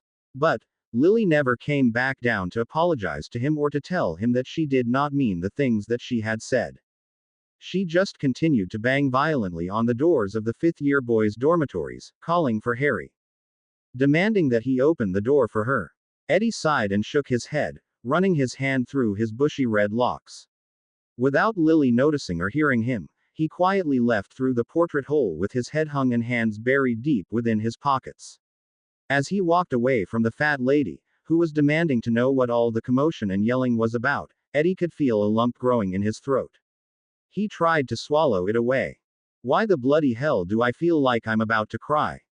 Eddie asked himself out loud, rubbing his eyes with his fists so that no tears would betray his feelings. Well, maybe it's because you found out that your best friend thinks so low of you you may have lost her trust forever, you get. Eddie thought to himself. He kicked at the stone floor of the corridor and silently hated himself. He could not explain how or why, but he had never felt so miserable in his entire life. He felt like someone had plunged their hand into his chest, ripped out his heart, and then stomped on it as he watched helplessly. Eddie did not understand why he was taking this so hard. Lily had only said that she loved Harry, her future father, more than she had ever loved him. Why should that hurt him so much? Harry was her future father. Lily had every right to love him more than Eddie. Eddie was, after all, just a friend. But, you're not just any friend, Eddie thought. You're her best friend. And she is your best friend. They were closer than most siblings were to each other. They both knew everything there was to know about each other. Lily and Eddie had been friends since, well, there is not a time in his life where Eddie could remember not being friends with Lily. She was only a few months older than him and they were thrown together at birth and had grown up together. And from the moment that they were thrown together, they had always been there for each other. Eddie gave a lopsided grin as he remembered that Quidditch match, back in their third year where he and Lily really stuck their necks out for each other. All right, started Dominic Stongbold, a seventh-year Gryffindor and captain of the Gryffindor Quidditch team. There was a timeout and he had his entire team in huddle, giving his team a prep talk about the current Quidditch against Slytherin. It was in the middle of the game. The score was tied 130 to 130. This is ridiculous. We have practiced night and day for this match and the score should not be this close. Dominic nearly angrily, causing everyone flinch, except Eddie who simply rolled his eyes. Ed, roll your eyes at me again and see if I don't throw you off of this time. And don't let that quaffle pass you again, understood? Dominic rounded on the chasers. You guys need to quit hogging the quaffle, he snapped. There is this amazing technique that I would love you guys to try. It's called passing. Believe it or not, it works, so start passing. My fellow beater, good work, but let's really beat the crap out of these slimy Slytherins.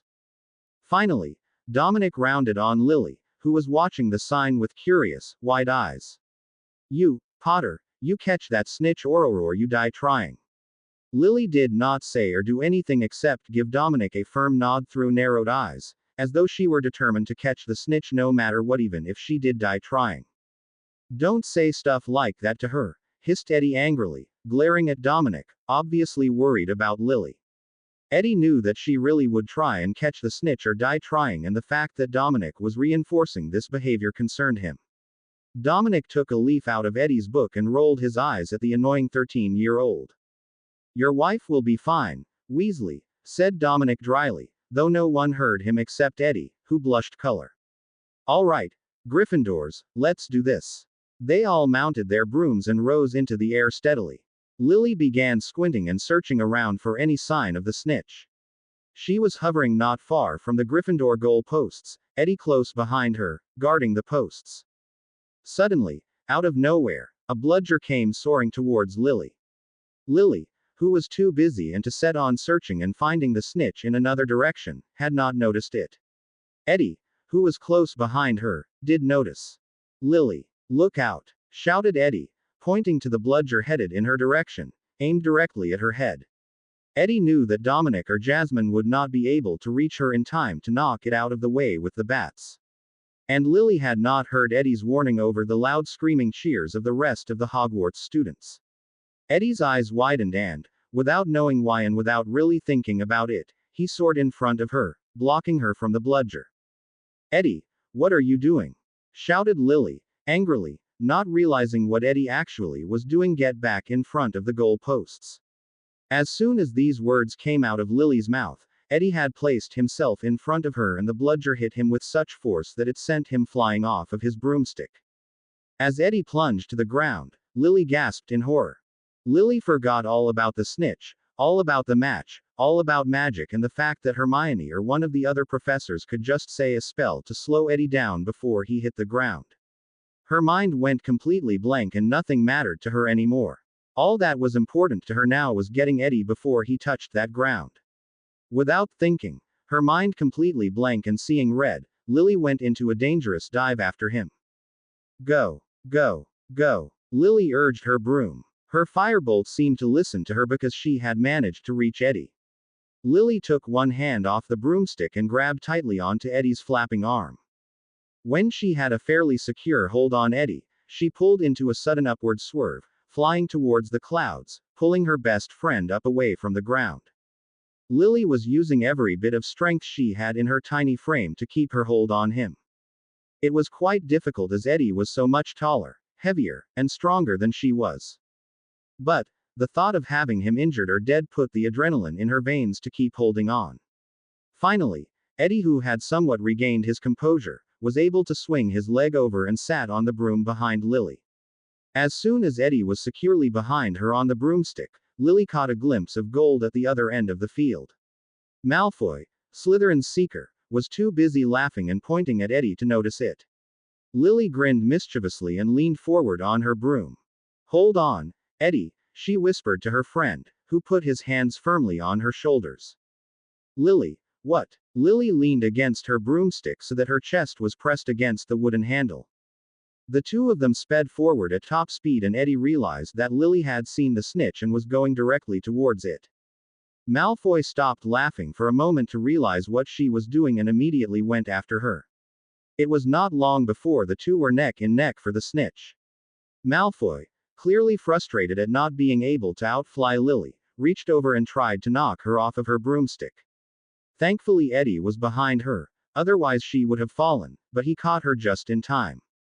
Mind your own business, Weasley, snapped Malfoy, furious that Eddie had prevented him from knocking Lily off of her broomstick. Eddie narrowed his eyes at Malfoy. Lily is my business, shouted Eddie. If you mess with Lily, you mess with me. Eddie took a leaf out of Malfoy's book and tried to punch him in the gut. While Eddie did not succeed on getting him off of the broom, he managed to make Malfoy swerve and slow down just enough so that Lily could inch forward. Without Eddie and Malfoy noticing, she reached out her hand and didn't pull it in until the snitch was safe in her fist. Great job, Lils, Eddie shouted, as they landed and both jumped off the broom. He shook her shoulder roughly, but playfully, and she grinned. Asher and Robbie, followed by the rest of the Gryffindors, raced out onto the field and carried Lily, Eddie, Wood, and the rest of the team on their shoulders as they celebrated. It was several minutes before Lily and Eddie were taken off of the shoulders of their fellow Gryffindors and were walking back to the locker rooms to change back into their school robes. It was only at this time that Lily knew that they would be able to talk, as there would no doubt be a huge celebration waiting for them in the Gryffindor common room. This would be their only chance to talk, and Lily took it, grinning up at her best friend. Eddie, what's up? I thanks for taking that bludger for me, said Lily, grinning though feeling a bit awkward. She was never very good at apologizing or thanking people for serious things, like practically saving her life. But, to her immense relief, Eddie did not make it awkward for her. That was one of the reasons he was her best friend. He knew that this type of situation was awkward for Lily and he did not rub it in her face. Eddie just had this miraculous way of understanding her, as he simply just grinned back. It was no sweat, Lils, said Eddie, patting her on the back, a bit roughly. Thanks for saving me when I fell. That would have been a painful night in the hospital wing. Well, I needed to improve on my dive anyway, said Lily in a light causal tone, shrugging as though it were nothing. Eddie laughed and shook his head. You know, Lils, started Eddie, it really is amazing of how much of a team we are. Yeah, we really are, said Lily, grinning with a firm nod of her head. Though I think that oath we made a long time ago may have something to do with it. I don't doubt it, said Eddie. The two of them finally reached the locker rooms and stood in front of their respective doors. Before going inside, Eddie smiled down at Lily and held out his hand towards her.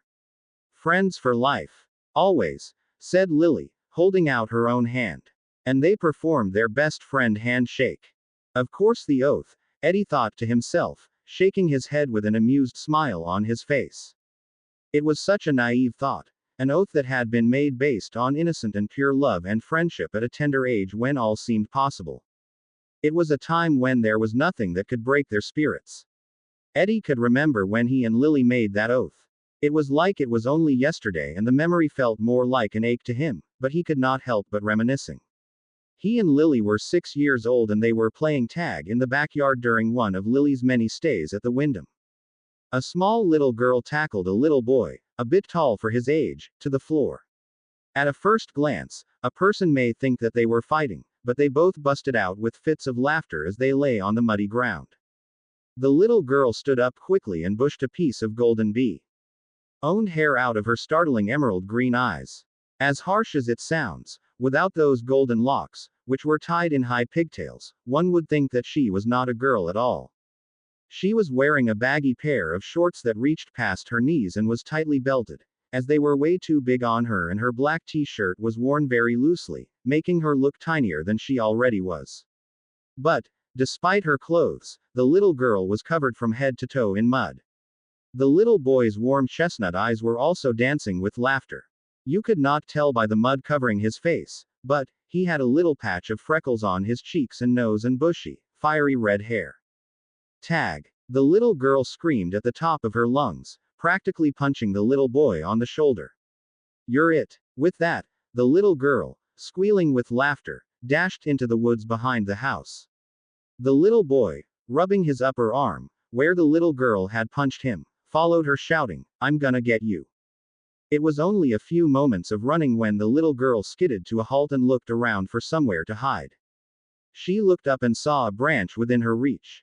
The tree would be easily to climb once she hoisted herself up, and Eddie would never think to look for her up in a tree. Hermione had forbidden her to climb trees, but the little girl was not one for listening.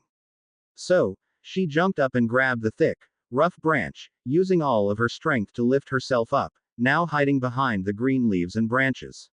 She could not help resisting giggling at her own brilliance. While the little girl was hiding in the tree, the little boy, whom the girl referred to as Eddie, dashed through the woods, looking frantically for his best friend. Even though it was only a few minutes, he felt like had searched for a long time, long and hard, and his legs and feet were beginning to feel heavy, as though someone had tied 2 bricks to his ankles. Breathing heavy and sweat coming down his brow, Eddie sat himself underneath a shady tree, sighed, and closed his eyes for a minute. The summer heat was beginning to make him feel hot and sleepy, and he would have liked nothing more than to lie down and take a nap right there. But that nap would never happen, for Eddie's peace was severely disturbed. It first started like a whisper in the hot summer wind, but the more he listened, the closer it came unto. The sound was right at his feet. A hissing, rattling sound. His eyes burst open and he looked around frantically at his muddy sneakers. There, coming towards him, was a large, slithering snake. Eddie gasped and pulled his legs up towards chest, wrapping his arms around them. Frantically and breathing hard, he looked up to see if he could reach any branches above so that he could climb up the tree and out of harm's way, away from the venomous snake fangs. No, there was absolutely no chance of him being able to reach any of those branches. Even if he could, the tree was so feeble that it would not be able to hold the weight of a mere 6-year-old boy. Panicking, he looked at the snake with widened eyes that were full of fear and terror. The snake continued to slowly slither towards him, as though teasing him before he took the deadly blow. Eddie was too terrified to move, which proved extremely beneficial because if he did, the snake would surely strike. There was nothing left for him to do but scream. The little girl sat impatiently in the tree for what felt like a century to her. Her legs continued to swing impatiently and she sighed heavily, wondering if Eddie would ever actually find her or if it would end up with her having to find him. She folded her arms loosely across her chest and began to hum to a soft tune to herself. It was not much, but it felt soothing and comforting to her as her impatience and frustration grew. But her humming was soon interrupted by a petrifying scream, Eddie's scream. Eddie! The little girl shouted towards the trees, hoping that maybe Eddie would be able to hear her.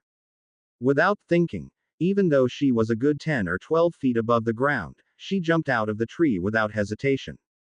When her legs hit the ground below, her ears were filled with a sickening crunch as she felt a sharp, excruciating pain in her ankle. The little girl yelled out in pain as she felt her ankle crunch beneath her and watched it immediately begin to swell. Clutching on to it tightly, she heard Eddie's scream again and knew that she had to ignore the pain that was building tremendously in her ankle. She leaned against the tree for support and managed to pull herself up. Her ankle continued to scream and protest in pain as she limped towards the sound of Eddie's voice. Eddie! The little girl shouted, praying and hoping that he would be able to hear her. Eddie! Where are you? Lily! Eddie's voice shouted. She could hear the relief in his tone. Snake! Snake! Lily's eyes widened and she gasped out loud. Ignoring the pains in her ankle, she limped as fast as she possibly could towards the sound of the Eddie's panicky voice. They continued to scream for each other's name, as though playing Marco Polo, and Lily continued to limp in agony towards the sound of his voice. Finally, she saw him in the distance, leaning against a tree with a look of terror in his eyes. He had his arms were grip locked around his legs, which were pressed tightly against his chest. There was a large, green snake that seemed to be circling around his feet, as though a predator hunting for its prey, about ready to strike. Lily limped forward and Eddie's desperate eyes found her. Lily! Help, he said desperately, almost pleadingly. Lily looked around frantically and saw an old, long tree branch. Thinking quick, she picked it up and slowly limped towards the deadly snake. Not knowing what else to do, Lily jabbed it with the stick and it turned and hissed furiously at her. Lily screamed and jumped back in surprise as it turned its fangs back towards Eddie. Eddie began to cry uncontrollably as he tightly squeezed his eyes shut. Suddenly, anger flooded Lily's veins and, once again without thinking, she grabbed hold of the branch and used it to pick up the snake. It turned towards her, hissing furiously, but Lily simply glared at it and threw the branch, with the snake on it, as far away as he could from the scene. Eddie's eyes popped open with relief, though tears of terror began to slide down his cheeks. Gone? He asked with a shaky breath.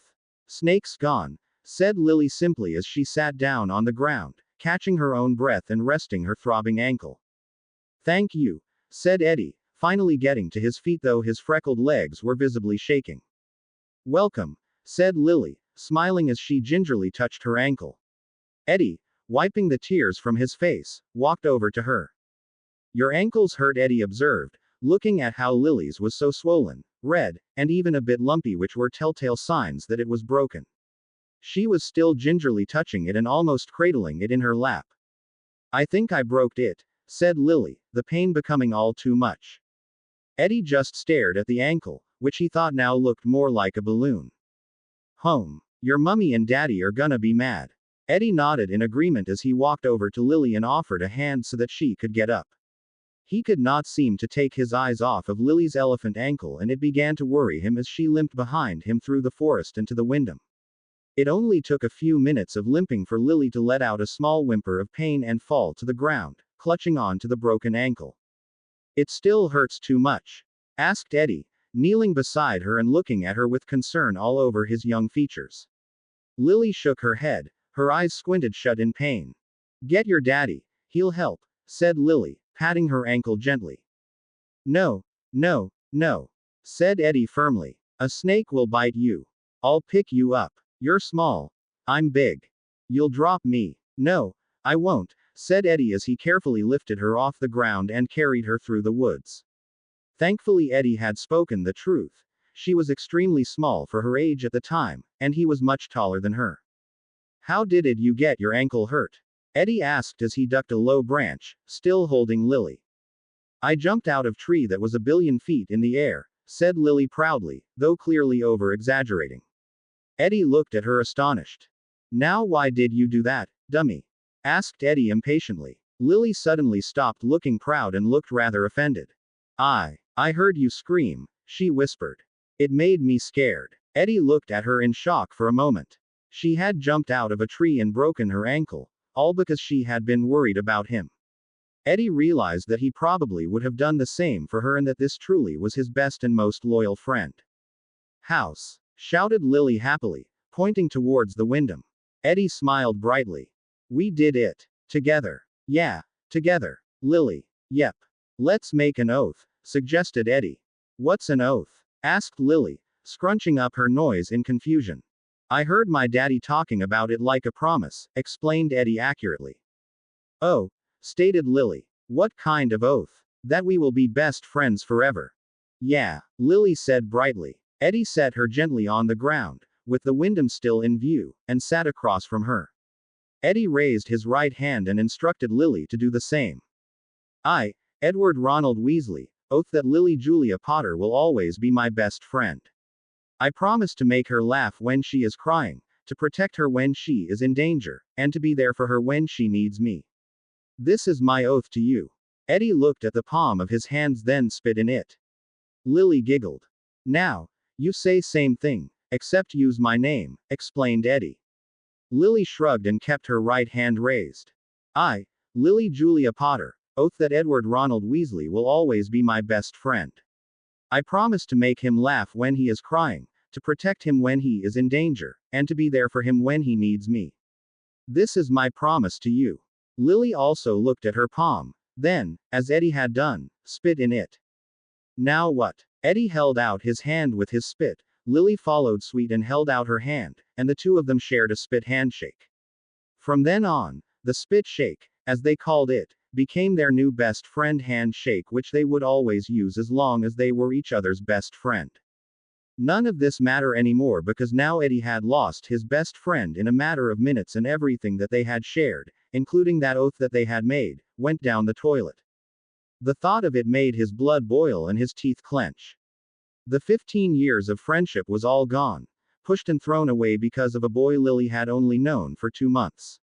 The worst part was that it was the same boy who would one day grow into the man that would break Lily's heart, that would bring so much suffering into her young life.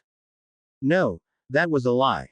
The fact that Lily had chosen Harry over him, despite Harry's future actions, was not what infuriated Eddie. What killed him the most was that he was the one that had comforted her when she was heartbroken over and in pain. He was the one who had been there for her and had supported her and protected her all of her life. In reality, her father had truly never been there for her, ever. Now, she goes and takes Harry's side and left him hanging out to dry in the dark, despite everything that they had been through together. The thought gave him the urge to kick something. He settled for the stone wall of the Hogwarts castle. I bloody hate him, muttered Eddie under his breath, kicking the wall again. The bloody bastard. He turned my Lily against me. His own words made him stop kicking the wall and pause for a minute. They had shocked him to the point where they made his stomach twist and turn into tight knots. My Lily. Where did that come from? And since when was Lily ever considered mine? Eddie did not know where this sudden possession aspect of their friendship came from, but it was not unwelcome. It felt almost right, like he was supposed to feel that strongly about Lily. However, what frightened Eddie was that he was thinking that it was possible that he was having feelings for Lily that he had never had before, feelings that ran stronger than friendship. Tonight at the Halloween ball, when he had put his arms around her and danced with her on the stage, it had felt so right, so perfect. Now he could not help but think about what it would have been like to have Key at her during that dance. The thought of Key dotting Lily put a sort of puppy dog, goofy grin on his face, though deep down he knew that she never would have let him Key her. Wait, why am I thinking of Key dotting Lily? Eddie thought to himself. He groaned in frustration and began to painfully rub the bridge of his nose with his forefingers. He could not believe it. He had started to fall very hard for Lily Potter. Eddie knew he had broken some unwritten rule because he had fallen for his best friend. But it did not really matter anymore because he did not even have a friendship with her anymore, forget a relationship. The thought of losing Lily out of his life forever caused tears to sting at Eddie's eyes. It was not the fact that he would lose her as a potential girlfriend or the fact that she may never feel the same way about him. It was more of the fact that had lost the thing that he had treasured most about her, her friendship. Damn, if I hadn't lost my temper and said those words to Harry, none of this would have happened, thought Eddie miserably. Well, it was too late now. All he could do was walk down the empty corridor, continuing to kick the wall as hot tears rolled down his cheeks. There is nothing else left to say. He had lost everything he had ever had with Lily, her trust, her love as a friend, but worst of all, her friendship. Eddie is not sure what he would do without her. After all, she had helped him through so many things and hard times. They both helped each other. They were always there for each other, ever since Eddie had been born. He could not understand how she could just end 15 years of friendship like that. It was at this moment that Eddie realized that he could not live happily without Lily Potter in his life. It was not a question anymore. He needed her. It was as simple as that. And more importantly, he needed to get her back into his life, no matter what the cost, even if had to get past the famous Harry Potter. Meanwhile, Lily did not even look or watch as Eddie slumped out of the Gryffindor common room with his head down. She was too busy screaming, shouting, and banging on the doors of the fifth-year boys' dormitories. It was not until that she heard the portrait hole close that she stopped and turned around to see that Eddie had left the common room. Stupid little git, muttered Lily, clenching her fists tightly. Letting out a frustrated yell, she turned back around and started banging on the doors violently. Harry, open up now. She stopped banging to allow Harry to open the door, but when he did not after a few moments, she resumed her raging banging on the door. Harry, I swear if you don't open this door in 5 seconds, I'm going to kick it down. Nice try, Lily, she heard Harry mumble from the other side of the door. Oh yeah, she shouted defiantly. 5. Lily took several steps back. 4. She rolled up the sleeves of her dress robes. 3. Lily stationed her body so that her head, neck, and shoulders were facing forward, getting ready to charge. 2. She raised her fists. 1. Lily shouted wildly and charged as fast and as hard as she could towards the dormitory door, but she did not have to kick it open. Harry had decided to take Lily seriously and had opened the door. She went flying headfirst into the room, running so fast, she could not stop herself. Losing all control, Lily went sailing headfirst into Asher's bedpost. Hitting her head, she fell backwards onto the floor, rubbing her head and swearing loudly. Harry could not help but buckle up with silent laughter. Oh, ha ha ha, said Lily sardonically, standing up as she continued to rub her head, which was bright red and swelling slightly. That wasn't funny. You could have at least warned me that you were going to open the door. Well, I didn't think you'd really try to knock it off the hinges, Harry managed to say through his laughter. Lily groaned and stopped rubbing her head and chuckled heartily. She had to admit, it probably looked funny seeing someone go running headfirst into a bedpost. Lily may have had a temper, but that didn't stop her from having a sense of humor. All right, she said in a humorous, exasperated voice. Maybe it was a little funny. A tad. There was a long pause as the two of them chuckled at the situation and as Lily continued to rub her head periodically. Finally, taking a deep breath, she looked at Harry square in the eye and did not look away. Are you okay, Harry? Harry's laughter and genuine smile suddenly melted away from his face and he remembered why he had locked himself in the dormitory in the first place. Lily could not help but notice that his eyes were glassy and slightly puffy. Her anger towards Eddie only intensified and she found her fists were clenched once again.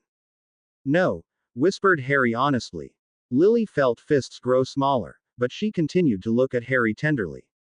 What's wrong? Asked Lily softly. I was just thinking about what Eddie said, started Harry, looking down at his feet.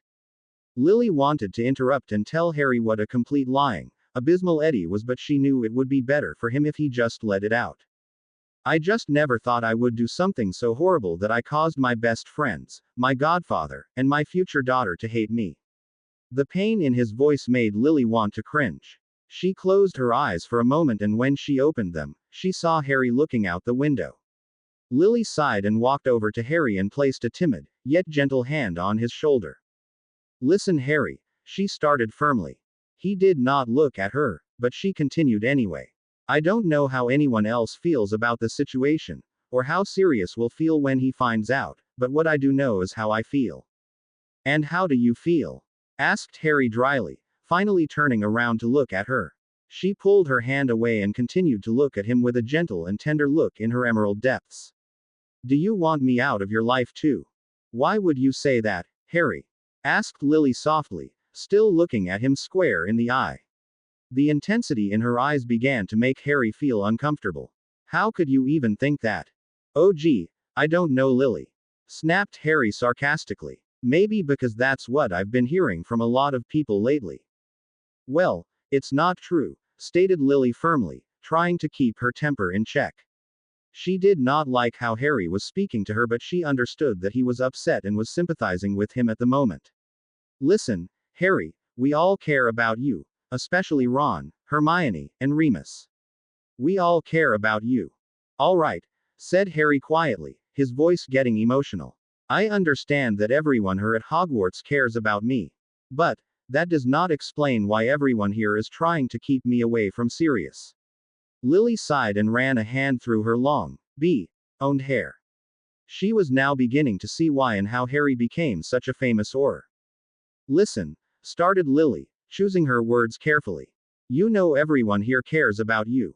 We know Sirius will too when he finds out that you're here. But, the only problem is that Sirius might not be so quick to forgive you like we were. So I did do something so horrible that everyone, including you, want me dead or out of their lives forever. Harry asked, his voice sounding shaky.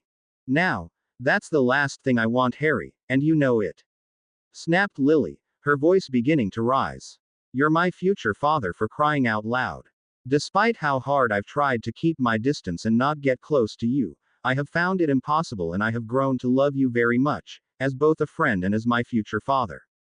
You have. Of course, she said, her voice getting lower and gentle again. I mean, isn't it obvious? You're a great guy, Harry. You have a kindness in you that I've never seen before, and it's only natural that people love you so much.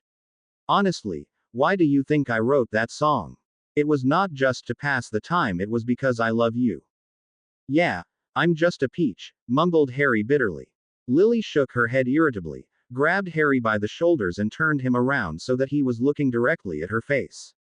It unnerved both of them to see the resemblance between their faces. Harry, what Eddie told you all bullocks. I don't know what he was thinking or why he said it, but he did. I don't even know why you are listening to that moron anyway. He may be my best friend, but he is not a mind reader, and when he said that I hated you, well, that couldn't be more of a lie. If anything, Eddie is the one who has to worry about a friendship with me, not you. said Lily, nodding firmly, but it was the first time that she did not meet Harry's eye. Harry listened to her words and his jaw dropped in shock. What did you say? Asked Harry, astonished. He had no right to say those things to you, said Lily, her voice shaking and turning away from Harry. You're my flesh and blood and he is only a friend. I have to take sides here, and if that's the case, I'm going to take your side. Eddie can go jump into the Great Lake, said Lily angrily, frowning at the thought of Eddie. Lily, no, said Harry, almost desperately. Lily looked at him, clearly startled and wide-eyed. I'm not going to come between you and Eddie. You two have a friendship unlike anything I've ever seen. You're closer with him than I was with Ron and Hermione, and that's say something. I can't and I won't ruin that. First of all, you do not decide who I'm friends with and who I'm not friends with, started Lily, her voice becoming edgy. Second, Eddie said some horrible and untruthful stuff about you and I don't hang around people who do that to my friends, especially you, Harry, because you're more than just a friend, you're my family, my father. Harry stared at her for a moment, his face completely impassive, and Lily looked at him completely unabashed at his look. Then, completely unexpectedly, before anything else could be said between the two of them, Lily dashed over towards Harry, threw her arms around him, and hugged him tightly. Harry was rather startled and looked at her own head wide-eyed, but quickly returned the hug, except that he held her even tighter. I love you, Lily, said Harry, squeezing his daughter tightly. Lily bit her lip, but a smile soon turned upright on her face. She knew she felt the same. I love you too, Harry, said Lily, and this caused Harry to smile as well. I still want you and Eddie to try and work this out, said Harry after they parted from the hug. You've been best friends your entire lives.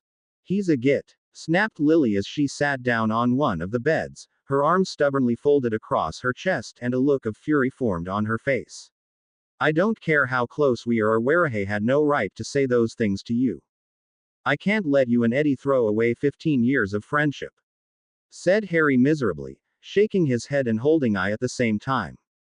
You shouldn't let a friendship like that end over me at my expense. You can't just give up all those memories and years of friendship together, Lily. You just can't. I can, said Lily stubbornly, and I am. Lily, I can't let you do this, said Harry firmly, narrowing his eyes at her. Lily stood up slowly, glaring at Harry. Didn't I already inform you that you will not tell me who I can and cannot be friends with? Growled Lily. I mean, who the bloody hell do you think you are? Harry crossed his arms over his chest and grinned. It just so happens that I'm your father. Well, you're not my father yet, Harry, snapped Lily. Harry sighed and shook his head. She was so stubborn and he did not know why he was still arguing with her. I just don't understand, how can you just do that, Lily? I could never do that to Ron or Hermione, said Harry thoughtfully, desperately trying to get Lily to see reason. Sure, Ron, and Hermione had arguments, but they always managed to get through them, because they were friends and loved each other. Can you imagine how much you hurt Eddie? That boy has been your friend for all your life and I've only been here 2 months. You can't do this to Eddie, Lily. I can do as I please, Harry, thank you very much. Lily, Eddie really cares about you and he's probably been torn to pieces over this, explained, trying absolutely anything to get Harry to see reason. You two have got to work this out. He should have thought twice before saying such those ridiculous things to you, said Lily, shaking her head. He tore you to pieces first, so I just did it back. Don't you think you're overreacting just a little bit? Asked Harry, running a hand through his already messy hair, and gave an exasperated sigh. I think I'm being perfectly reasonable, said Lily. Harry rolled his eyes. Lily, who had enough, finally decided to stand her ground and looked at Harry square in the eye, and for the first time during this conversation, she was angry. And I know that you have my best interests at heart, but it would be in your best interest to stay out of my personal life. Got it?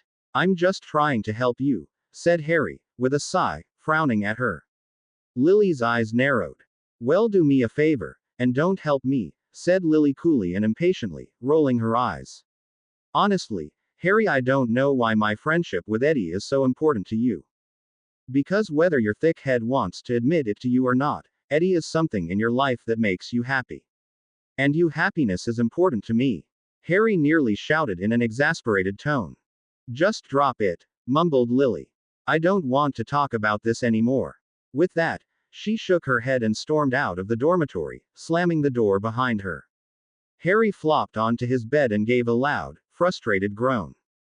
How in the bloody hell could someone be so stubborn? Harry asked himself out loud. You should try looking in the mirror, dear, he heard the high-pitched voice of the mirror call out. Harry frowned and threw his pillow as hard as he could at it before it exclaimed, how rude. It was about a week after the Halloween ball, and despite the many heartfelt apologies, the owls, and even the bouquet of ice roses charmed so that they glittered with ice without dying, he had given her, Lily still had not forgiven or spoken to Eddie.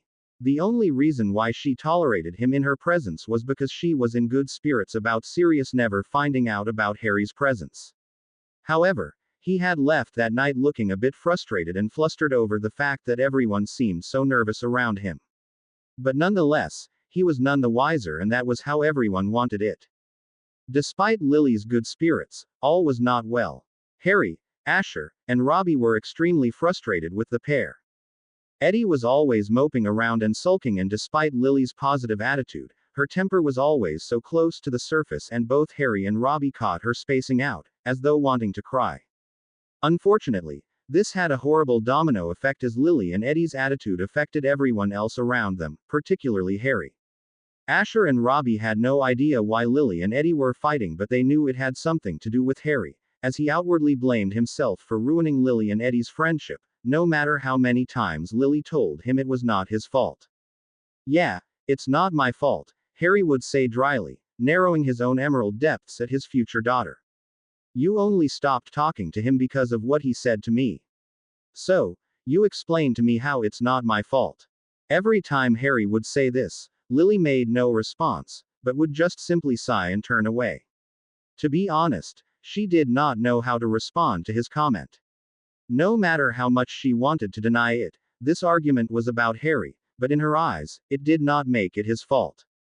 After all, it was Eddie's fault for making those comments, and it was Lily's fault for choosing not to forgive him.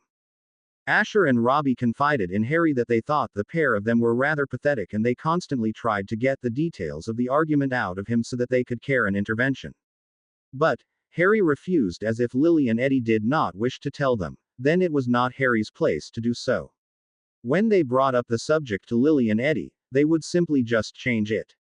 The worst part was that Lily and Eddie's argument was that it was breaking up their small, little group. Asher felt that he was being forced to take Eddie's side, and Robbie felt as though she was forced to take Lily's side. Harry, of course, naturally took Lily's side, though he openly commented on how he thought she was overreacting just a little bit. Sure, Eddie said some horrible and untruthful things to him, but if Harry was willing to forgive him, surely Lily would be able to. Unfortunately, Lily did not forgive easily. And things continued in an awkward, tense situation between the five friends. Can't you two just key and make up? Asher whined one morning at breakfast, getting frustrated at their behavior. Eddie blushed at Asher's words and the very thought of dotting Lily, but said nothing and glared at his friend. Meanwhile, Lily shot deadly daggers at him and began fingering her wand in the pocket of her robes. Asher must have noticed because he immediately widened his eyes and put his hands up in defense. It's just an expression, he said defensively. I didn't mean to literally and make up. Don't get your knickers in a twist, Lily. I wouldn't push it, Ash, whispered Harry, who knew that Lily's temper was already so close to the surface due to this scuffle with Eddie, and he did not want Asher antagonizing her anymore. Not for Lily's sake, but for Asher's. He heeded Harry's warning, nodded and backed off, resuming his attention to his plate of food. No one else said a word for the remainder of their time in the Great Hall.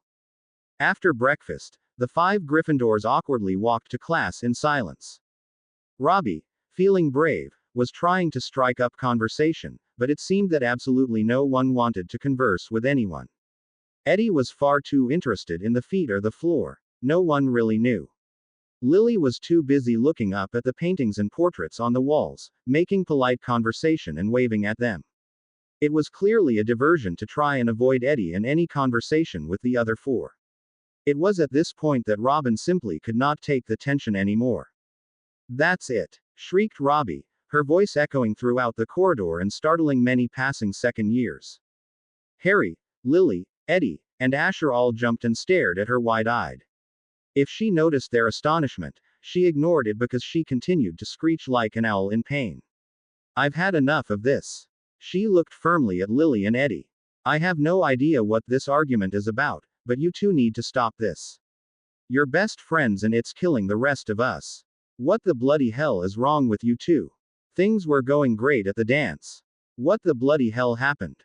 Eddie's chestnut eyes widened and his ears blushed color at the mention of the dance, the first and looked to be only night he would ever hold Lily close to him. Like a rubber band ball in his stomach, he had also realized that it was the night that he discovered his true feelings for his best friend, that those feelings had become much stronger than just friendship. Fortunately for Eddie, Lily did not notice his embarrassment and just narrowed her eyes at her friend. "Listen, Robin," started Lily in a low, snarling voice.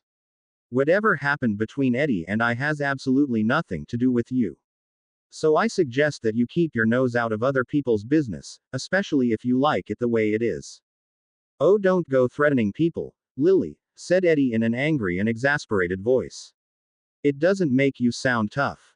He did not know where this sudden anger towards Lily was coming from, but he suspected it had something to do with her not forgiving him. "Just because you're mad at me doesn't mean you have to take it out on Robbie. Quit acting like a bit. Watch your mouth, Ed," snapped Harry defensively, taking out his own wand, shooting him a nasty glare at him. "Oh, spare me," yelled Eddie, rolling his eyes. "Lily is a big girl, Harry.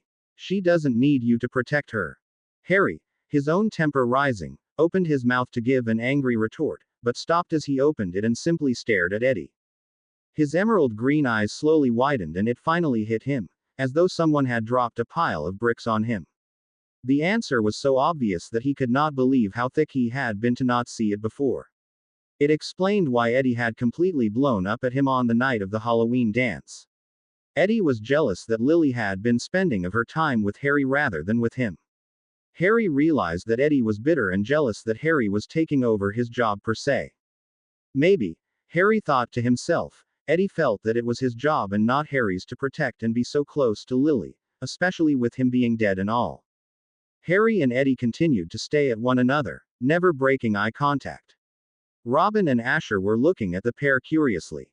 Lily, on the other hand, had begun to notice the obvious tension between the two and let a groan of frustration and anger, raising and waving her fists in the air. "Listen, I don't need this bullock," Lily growled, frowning, pocketing her wand and readjusting her bag over her shoulder. "Forget potions. I don't need to deal with Snape either. I don't need any of this. I'm going to the common room to catch up on some work. I'll meet you guys later." "I'll go with you," Harry offered. Eddie threw him a dirty look, but everyone else failed to notice. "I'm not really in the mood to deal with Snape either." Lily shook her head. "Just go to class, Harry," she snapped impatiently. "To be honest, I'd rather just be alone." Harry looked uncertain and he bit his lip nervously, causing Lily to roll her eyes and groan inwardly.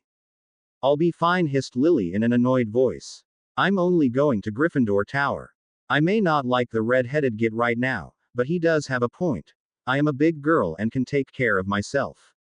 With that, she turned on heel and headed back in the direction of Gryffindor Tower, her fists clenched and she was mumbling incoherent words under her breath. Harry sighed and shrugged before turning back to the other three. As much as he truthfully did not want to deal with Snape at the moment, he figured it was best to leave Lily alone for the time being. Harry admitted to knowing nothing about women, but one thing that Hermione had clearly expressed over the last year was that sometimes girls just needed some alone time to reflect on their thoughts and feelings. The idea was foreign to him and Ron, but they respected it all the same. After all, Lily was emotionally going through quite a bit right now. She probably just needed some space to think things over. Harry respected that in Hermione's case and he figured he should probably do the same for Lily. Harry, Eddie, Asher, and Robin continued to walk down to the dungeons in silence. Harry supposed that Robbie had given up on trying making small talk because she did not say anything for the remainder of the walk. However, As Harry walked into the classroom with Eddie, Asher, and Robbie, he had a sudden and terrible, overwhelming feeling. He stopped in tracks and gasped. Harry, whispered Eddie urgently. He remembered that look from when he was a child. Does your scar hurt? Is it? I'm going to go check on Lily, he said in a monotone voice, causing Eddie's eyebrows to shoot so far up that they disappeared into his hair. Harry, I justy have a bad feeling, Ed, said Harry in a slight mumble. Asher and Robin were both looking at them curiously now. I want to check on her. You think something bad happened to her? Asked Eddie urgently. But Harry did not answer. Instead, he dropped his bag and books on the floor and dashed in the direction of Gryffindor Tower. But little did he know that Eddie had followed his example, dropped his own bag, and began running faster in the same direction. This earned them curious stares from many of their classmates, but they did not care, nor did they notice. They did not even notice each other's presence. They both just ran as fast as they could towards the portrait of the fat lady. There was definitely something wrong. Harry could feel it from the tips of his toes to the deepest layer of his bones. As they rounded a corner that led to the entrance of Gryffindor Tower, they saw the small body of a girl sprawled out on the floor. Her school bag and her books were scattered all around her, and there was a wand in the girl's right hand, which showed that she had at least tried to put up some kind of fight. Using his own instincts, Harry suspected that this girl had tried to duel another student and had lost miserably.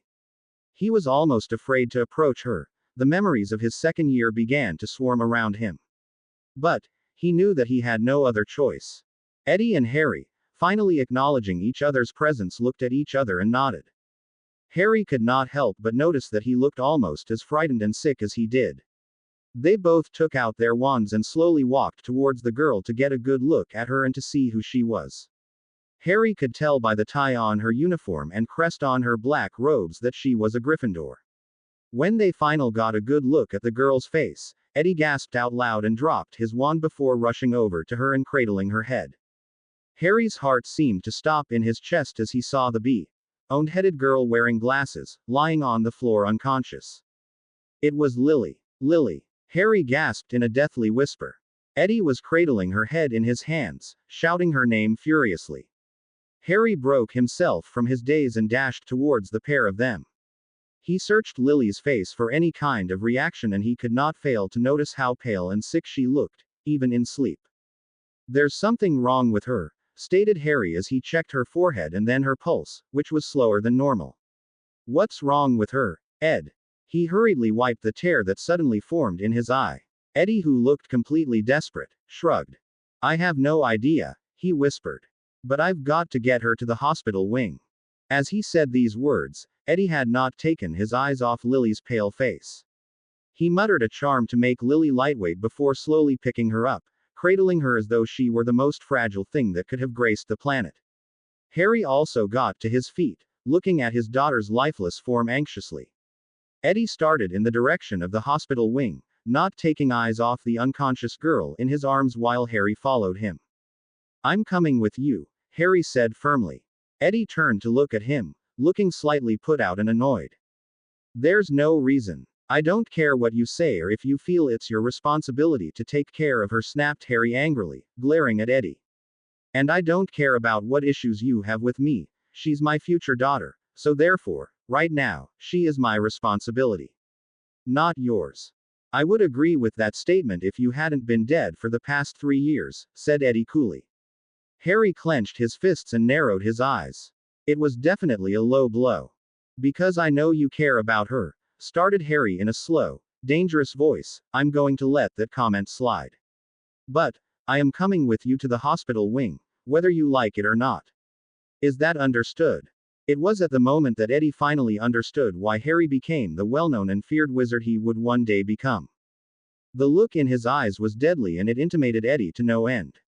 It intimidated and scared him so much that he put absolutely no argument when Harry began to follow him the hospital wing. The only phrase he was able to utter was a simple and discouraged, whatever. The two walked in silence. There was tension, but they had the same goal, to get Lily safely to the hospital wing and to find out what was wrong with her. When they entered the hospital wing, the nurse, Madame Parks, did not look at all surprised to see them and greeted Eddie as though he were an old friend. "Hello, Edward," said Madam Parks with a small, sweet smile on her face. Eddie groaned and muttered something that sounded like "Don't call me that." Madam Parks chose to ignore him and watched Lily carefully as Eddie placed her gently down on one of the beds. "What happened to Miss Potter?" Madam Parks inquired softly as Eddie and Harry stood at the side of the bed, watching Lily anxiously. She was still very well unconscious and all color was drained out of her usual rosy cheeks. It did not ease their fears. "We have no idea," said Harry honestly, and slightly desperately. "We didn't see what happened. We just found her like this just outside the entrance to Gryffindor Tower." Madam Parks nodded in understanding and started doing some simple, basic tests on Lily. Checking her forehead, her pulse, her breathing, and her heartbeat. Eddie was doing nothing except looking at Lily's face in concern. Harry, however, was watching Madam Parks. Her eyes and her facial expressions would tell him everything about Lily's state. He never took his eyes off of her face and the concern for his future daughter began to swell dangerously in his chest because her eyes grew more confused and more urgent with every simple, little test. Harry was beginning to feel dizzy and it was at this time Harry realized he had been holding his breath. He inhaled deeply, but it was shaky, and dizziness immediately subsided.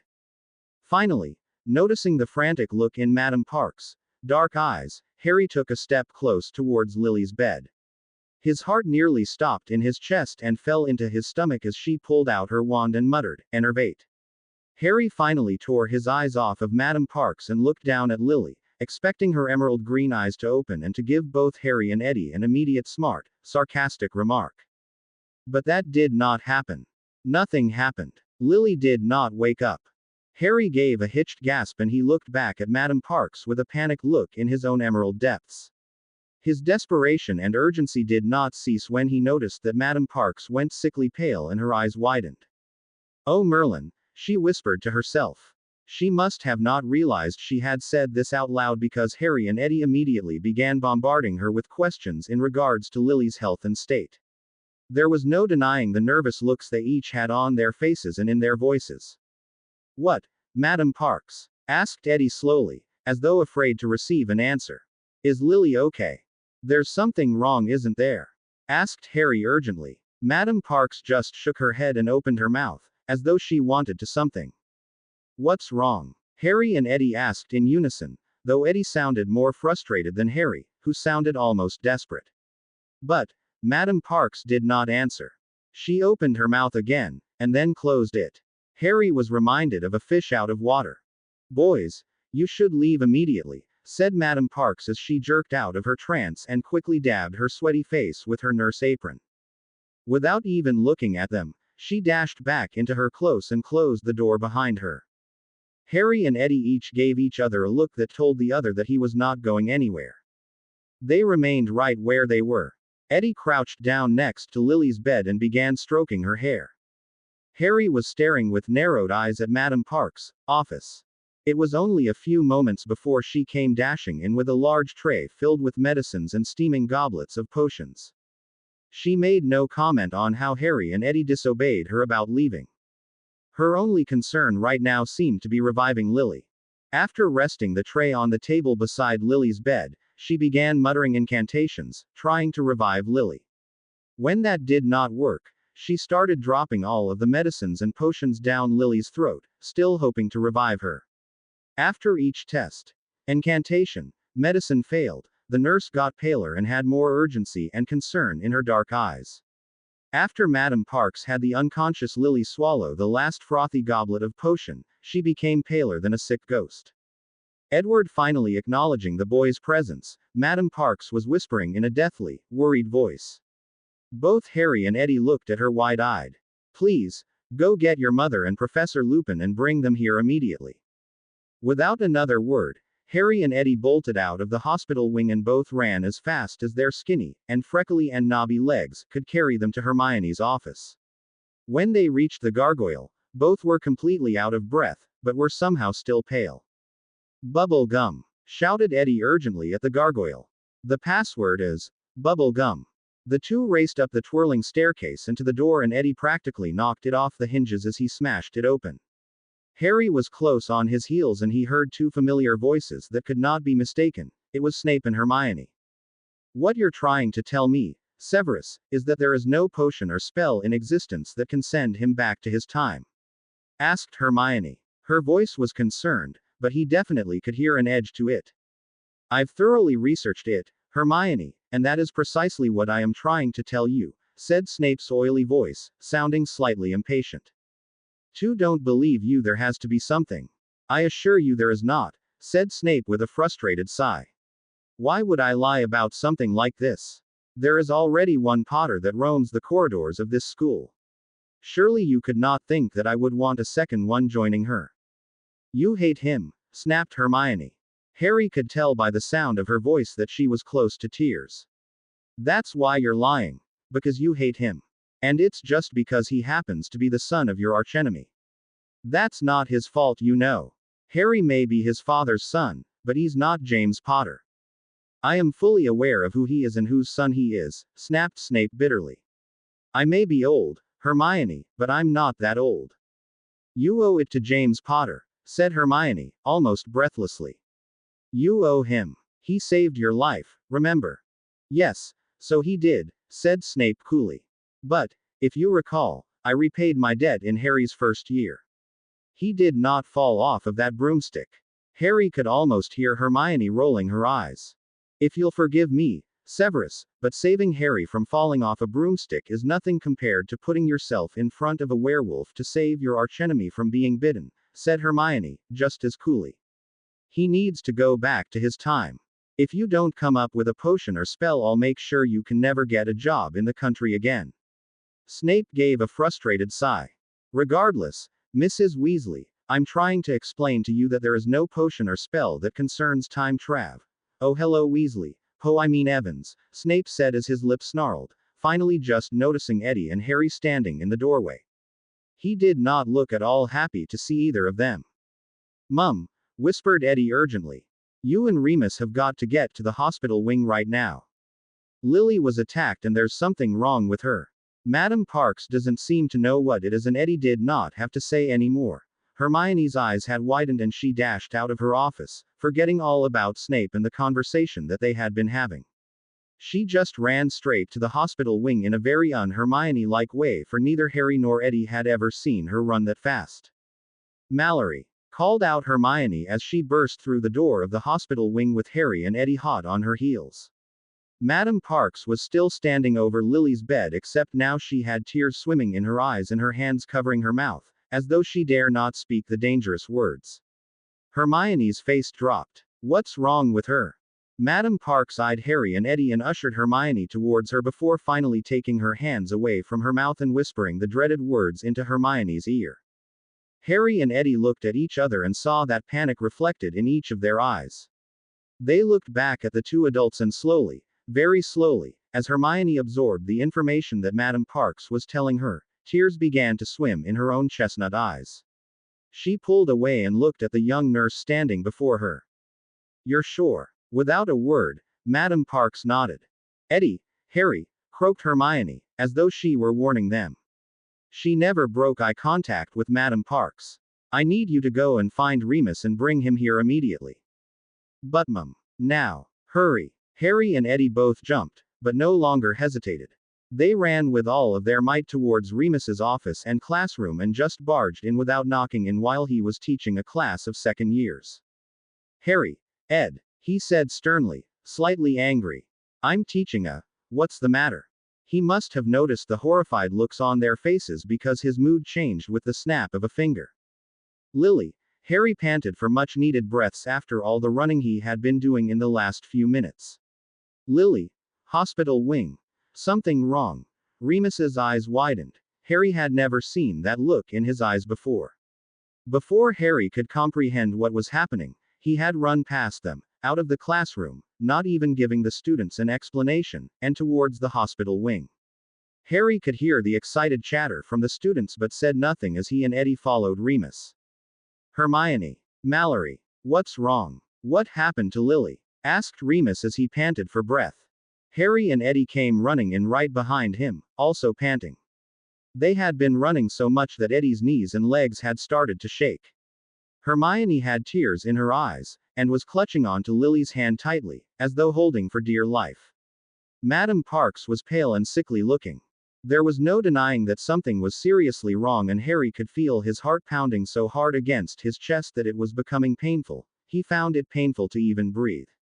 "Oh, Remus," whispered Hermione as she buried her face in her hands. Remus strode over to her and grasped her gently by her upper arms, trying to look into her face, but Hermione just continued to sob hysterically. "Hermione?" asked Harry in a soft whisper, so soft that he was sure that no one except Eddie heard it. Remus repeated Hermione, desperately trying to get the words out. But Remus did not pressure her. He was always patient. He stood there silently and waited for her to calm down and to continue. When Hermione finally found her voice, she tearfully looked into Remus' tired, old eyes and whispered, "She was hit with the Sueño curse." At those words, Madame Parks gave a dry sob, as Remus stumbled backwards, immediately going pale. He immediately stumbled over to the nearest trash can, grabbed it, put his face in it, and by the sound effects, Harry knew that he was getting sick. Beside him, Eddie had gasped and began fumbling over his own words, swearing in between them.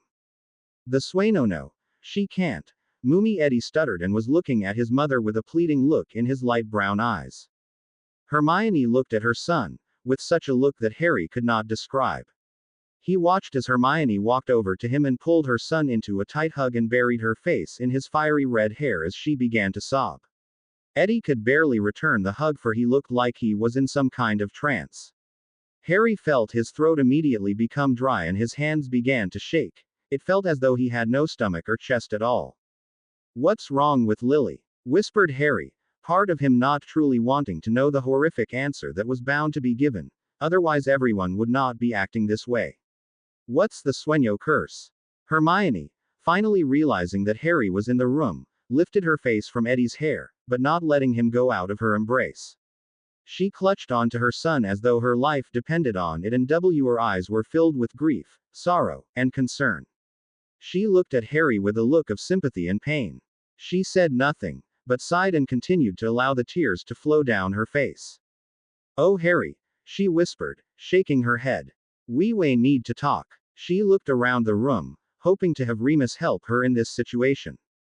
But to no avail. Madame Parks was currently guiding the sick Remus to one of the beds as he continued to breathe heavily, clutching at the trash can as he continued to be sick. Hermione sighed. "We'll have to go to my office," she said somberly. "Hermione," started Harry, his voice so dry that he could hardly believe that he was able to even speak. He could feel his voice trembling. "What's going on?" "Mallory," Hermione called out towards Madame Parks, ignoring Harry's question.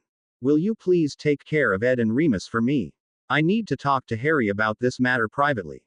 Madame Parks looked bewildered over needing to discuss Lily's state with a student privately, but she did not say or inquire about it. Instead, not really being able to speak, she simply nodded with tears in her eyes.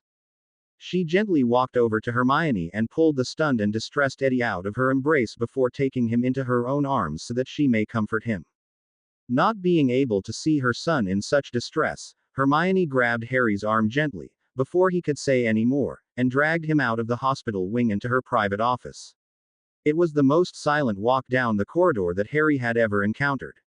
He knew that she would not saying anything until they were confined behind closed doors.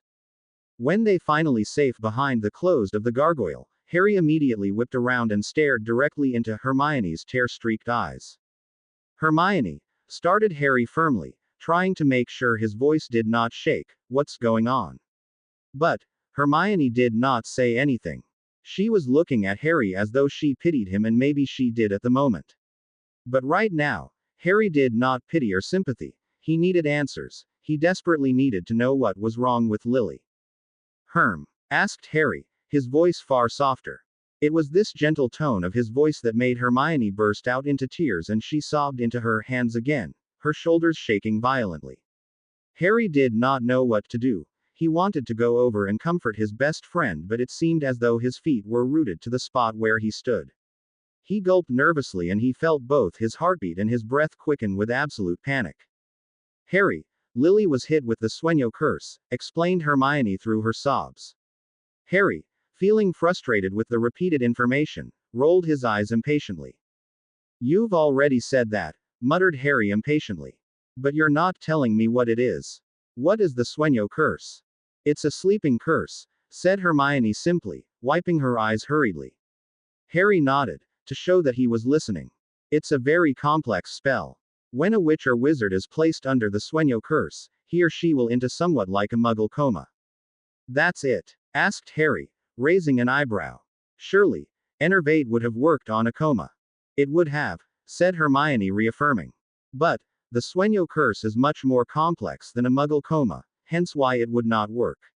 It may only look like a coma, but the witch or wizard placed under the spell feels so much more. The Sueño curse puts the witch or wizard into such a deep sleep that their memory is slowly erased. I don't understand, Hermione, said Harry. How can someone's memory be erased?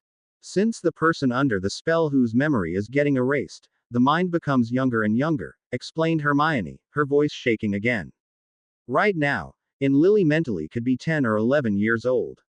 And the spell will continue to erase her memories until she gets so young that it seems she was never born and the brain slowly stops working altogether. Hermione took a deep breath and started to let the tears fall down her face again. She was now hugging herself, rocking back and forth on her heels. Harry had never seen her look so devastated. After all, this was her best friend's daughter whose life was on the line. Not to mention the person was also her own goddaughter, the same goddaughter whom she swore to herself and to the older Harry that she would protect and to keep safe under her watchful eye at Hogwarts. Hermione felt as though she had broken that promise and that she had let her deceased friend down.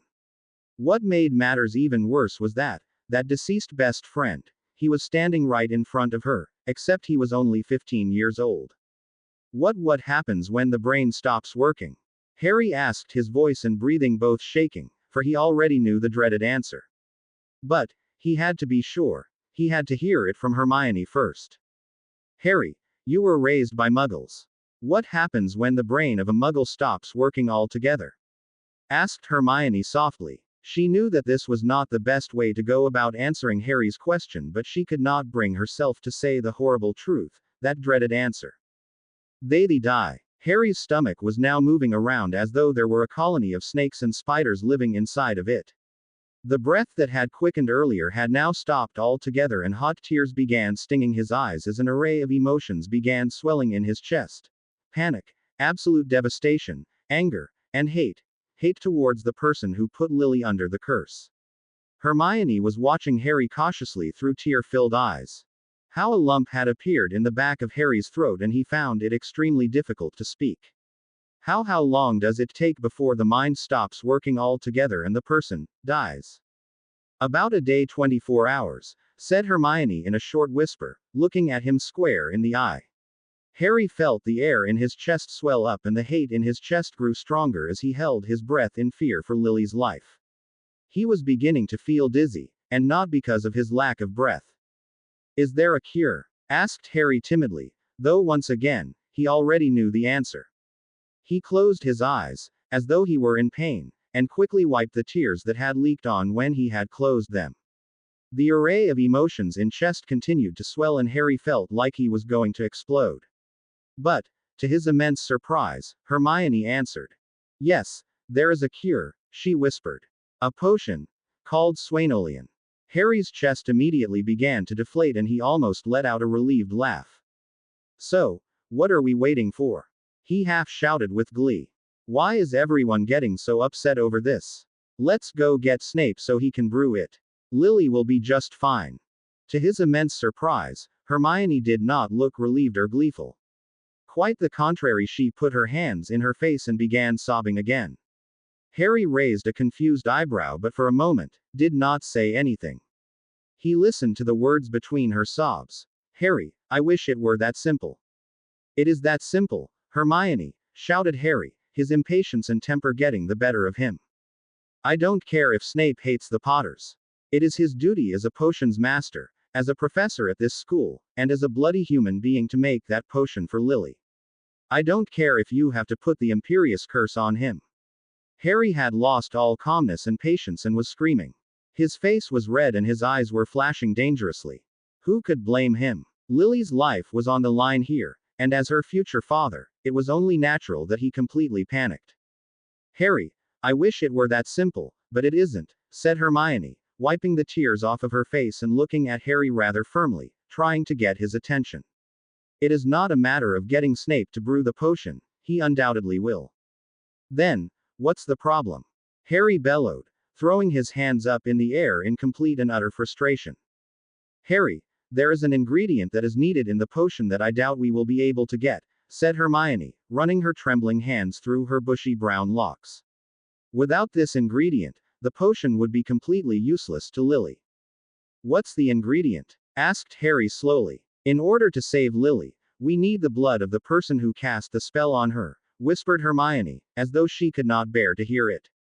There was a moment of a deafening, sickening silence as Harry let the information sink into his skull.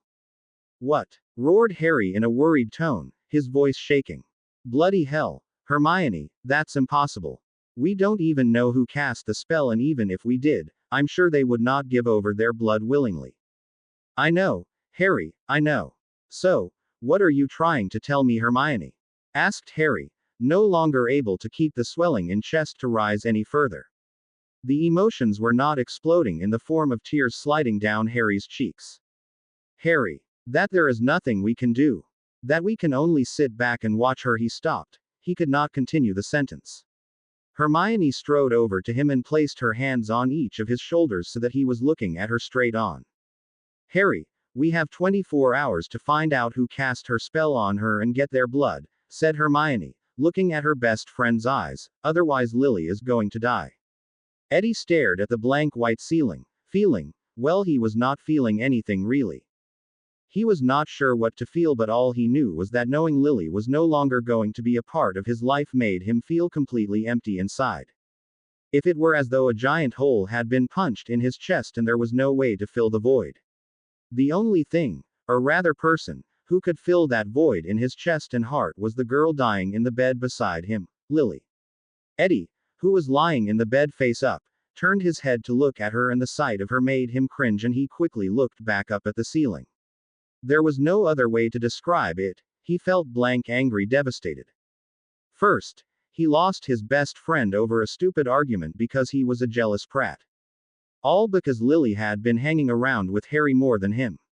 It was so stupid, so pathetic to get jealous of Harry. After all, it was not like he was competition. He was her future father who would be leaving in a short period of time. It's not like he would have been here forever. And, what killed him was that the last words they had exchanged to each other had resulted in a row. Now, he might lose his best friend for good. She was dying and she would die thinking that he hated her.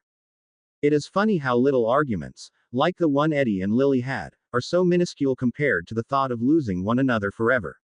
It's like you do not realize what you have got until it's gone. Well, maybe it would not fall under the category of funny, but it was most certainly ironic. Despite the bitter irony, it literally killed Eddie deep inside. Sometimes he found it hard to even breath, other times he was not sure if he was breathing at all. It hard to believe, much less comprehend, he was losing his best friend because some twisted idiot put a deadly curse on her. But why? Why would someone want to do that to her? Well, the answer was bloody simple, because she was a Potter, because she was the daughter of the boy who lived, that's why. Eddie thought bitterly to himself. Taking a deep, shaky breath, Eddie looked over at Lily's bed and tears began to sting his eyes. It absolutely infuriated him that Lily was just lying there, completely oblivious as to the fact that she was dying and that there were people. Him, Hermione, Remus, Ron, Sirius, and Harry who were going through a crushing and unbelievably devastating time knowing this awful truth. Lily just lied there sleeping, her breathing steady and her chest moving up and down rhythmically. Eddie could not bear to look at her so at peace anymore. He rolled over and buried his face in his pillow, let out an infuriating scream, and then let the tears fall. Not Lily. He shouted furiously into the pillow. Not my Lily. My Lily. His Lily. Yes, his Lily. Eddie knew that he could not deny it anymore. Not after the Halloween ball. Not after the jealousy he had felt towards Harry, and certainly not after the absolute agony he was feeling right now. Eddie Weasley had fallen for his best friend, Lily Potter. The jealousy that he had felt towards Harry, which had caused their bitter ending, was making him sick to his stomach because he could not believe how petty it was. He could not believe how mad he had gotten over the fact that Lily was spending all her free time with Harry and not him. Why shouldn't she spend time with him? They were father and daughter after all. Eddie was even more infuriated over the fact that he had become mad at Harry because Harry was the one who'd taken over the job of defending and protecting her. That was his job. Eddie rolled back over to face the ceiling, now clutching the tear-stained pillow to his chest. He was finally able to admit it to himself. He had fallen for his best friend. The worst part about it was that she was going to die thinking that he hated her. The truth was, that was the last thing he felt about her. Eddie quickly dried his eyes with the back of his hand and sat up. Gingerly, he got off of the bed and walked over to Lily's, standing over her. Eddie looked around the hospital wing. He had some things that he wanted to say to Lily and he wanted to keep them private. He did not need Remus looking at him with that knowing look and he did not need Madame Parks bursting out into tears. This was between him and Lily. He wanted those last moments with her. Alone. Fortunately for Eddie, Remus had been given a sleeping draft and was in the bed on the other side of his, out cold. He had gotten himself way too worked up and Madame Parks had to calm him down. Madame Parks, on the other hand, had given Eddie permission to stay and then locked herself in her office to let out a few tears. After seeing that no one else was around, he took a deep breath and Eddie gazed softly at the sleeping form of his best friend. Eddie sighed at the sight of her. She looked like she was sleeping so peacefully, even though she was completely losing her memory. It did not even look like anything was wrong with her, as though she were in a peaceful slumber, reliving a happy dream or memory. The thought irked him. Eddie knew that the only way to save her was to get the blood of the person who put this curse on her and put it in the Swainolian potion. Once she drank it, the potion would give her back any memory that she may have lost and she would be fine, perfectly normal. She would be the same outspoken, spunky, hot-tempered, amazing girl that she always was. Eddie's own blood boiled at the thought of never speaking to her or hanging out with her again, all because of the fact that they did not know whose blood ran in the veins of the person who cast the curse. If only I could give her my blood, Eddie thought to himself, knowing full well that he would do absolutely anything for her. She was his best friend, the one person outside his own family who he could always count on, who would always be there for him and vice versa. He did not care if he got hurt in the process of helping or being there for Lily, as long as she was safe and happy. Lily, Eddie whispered, when he finally managed to find his voice. He gently knelt beside her bed, tightly grasping her hand in his own. I don't know if you can hear me or not, but I've got to tell you something important. Two can't let Yudi without knowing something. He began rubbing his thumb over her pale and cold knuckles. The feel of her hand in his felt so right in his own and it caused Eddie complete agony to realize that this would be the first and last time that he would ever hold Lily's hand. He would never have the opportunity to hug her, talk to her, pull pranks with her, her, and hold her or anything like that ever again. Lily would no longer be his friend, completely ripped out of his life without him or her having a say. The only person who did have a say was the person who placed that curse on her. The thought of that made Eddie's blood boil and pop in his veins. But he could not let his temper get the better of him right now. He needed to get this message to Lily, before it was too late. I never hated you, whispered Eddie, still holding her hand tightly, stroking it lovingly and tenderly. You were right. I was only being a jealous prat because you were spending all of your time with Harry instead of me. I regret everything I said to him and I had no right to say anything like that to him. But my biggest regret is how we let this stupid argument ruin the strong friendship we had. It's amazing how one event, one moment can change your entire outlook on Somethingeven life, Eddie thought to himself. One moment, he and Lily were angry at each other for something as stupid as being jealous over someone else. Looking back, and reflecting on the situation that they were in now, reflecting on how Lily was dying, Their argument seemed so petty and ridiculous. Was it really worth it? Was their jealousy and pride worth the fact that Eddie would never be able to tell his best friend how he really feels? Was it worth it that the last words that Lily and Eddie would ever share with one another were a row in the middle of the corridor? No, thought Eddie, as he shook his head. His eyes were clenched tight as though he were in pain. No, it wasn't worth it. The thought finally brought Eddie to tears. The hot liquid slid down his cheeks and he buried his face in the comforter of Lily's bed, still clutching onto her hand. Madame Parks walked back in the wing and saw the state that Eddie was in and looked at him with sympathy and concern. She was originally going to ask the red-headed boy to leave, as visiting hours were over, but the sight of him sobbing over Lily's unconscious form was too much for her to take. She slowly and quietly backed her way in her office so not to disturb the two teenagers. Eddie, who had not noticed Madame Parks at all, lifted his face from Lily's sheets. His face was red, puffy, tear-streaked, and blotchy and his normally chestnut eyes were bloodshot. It was finally beginning to hit him that he was genuinely going to lose Lily forever. Eddie realized that he had to tell Lily the whole truth. He could not let slip out of his life without her knowing how he truly felt about her. So, he took his free hand, his other still clutching hers, and brushed a soft strand of owned hair out of Lily's face and tucked it gently behind her ear. Despite the horrible circumstances, he could not help but smile slightly at the sight of her. He honestly could not believe how he never noticed how genuinely pretty she was. Sure, she was not the typical pretty girl, but she had her own way about her. Her fiery emerald green eyes, the way her pug nose scrunched up when she smiled sweetly, especially when she was not yelling at you, her rosy cheeks you could just pinch that covered her high cheekbones, her soft golden, owned hair, but most importantly, her stubborn, vibrant, and spunky personality. She may not have been perfect to an outsider, but to him, she was just perfect for him in her own special way. Eddie sighed in content and took his hand to gently stroke her cheek. He was still holding her hand tightly, still kneeling beside her bed. Lils, he whispered softly, I can't lie to you. That's not the full truth. There's something else you need to know. He could start to feel the color rise in his cheeks, neck, and ears. Lily, I honestly don't know when these feelings started, but his voice trailed off and he could feel the lump in his throat beginning to reappear. Lils, I really like you, whispered Eddie, not taking his eyes off Lily's sleeping face. I mean, I'm crazy about you. You're my best friend and I would do absolutely anything for you. And now. Eddie knew that the words meant nothing. As Lily and Robin always said, actions speak louder than words. It was not enough to tell her how he felt. He had to show her, especially since that this would be his only and last chance to do so. So, Eddie smiled a very weak smile, just giddy over the thought of what he was about to do. He leaned his face closer and closer to Lily's. He could feel her hot, steady breath on his face.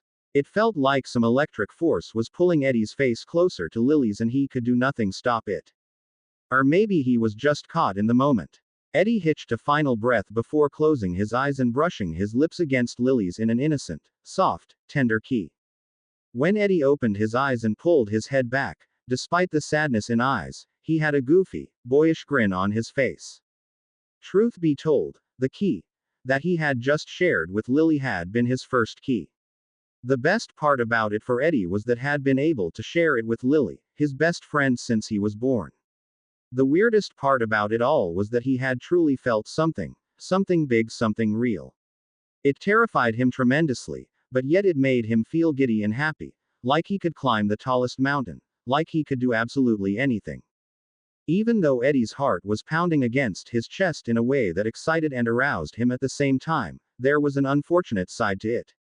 Even if Lily had not been dying, he knew that Lily would never return the intense, romantic feelings that he had developed for her. She always openly admitted that the last thing she wanted was a boyfriend, for she always called them a distraction. So, even if Lily did somehow survive this vicious attack, Eddie's feelings towards Lily would not have mattered, because there is no way that she would have returned them. This destroyed him almost as much as the thought of Lily dying.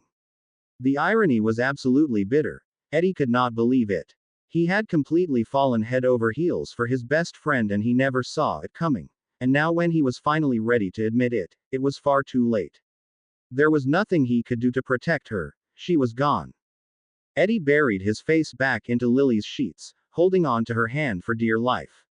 More than anything he wanted to be with her, but even more than that, he wanted her to survive and to stay in his life forever. Lily, I can't do this, whispered Eddie into her bed sheets. I can't live without you. Even if you do survive this, I can't tell you how I really feel. You'll just curse me with the bogey bat hex. I have to keep this to myself and that kills me. It kills me that you won't be here. Please, Lily, come back to May. Think we could have something so great together. No one would have to know if you didn't want them to just come back to me. Unfortunately, that was not possible. Eddie could never keep his feelings for Lily a secret anymore. Because someone did know. At that precise moment, a person that was standing in the doorway had cleared their throat. Eddie finally let go of Lily's hand and jumped so far away from her bed that he looked like someone had hexed with a shocking curse.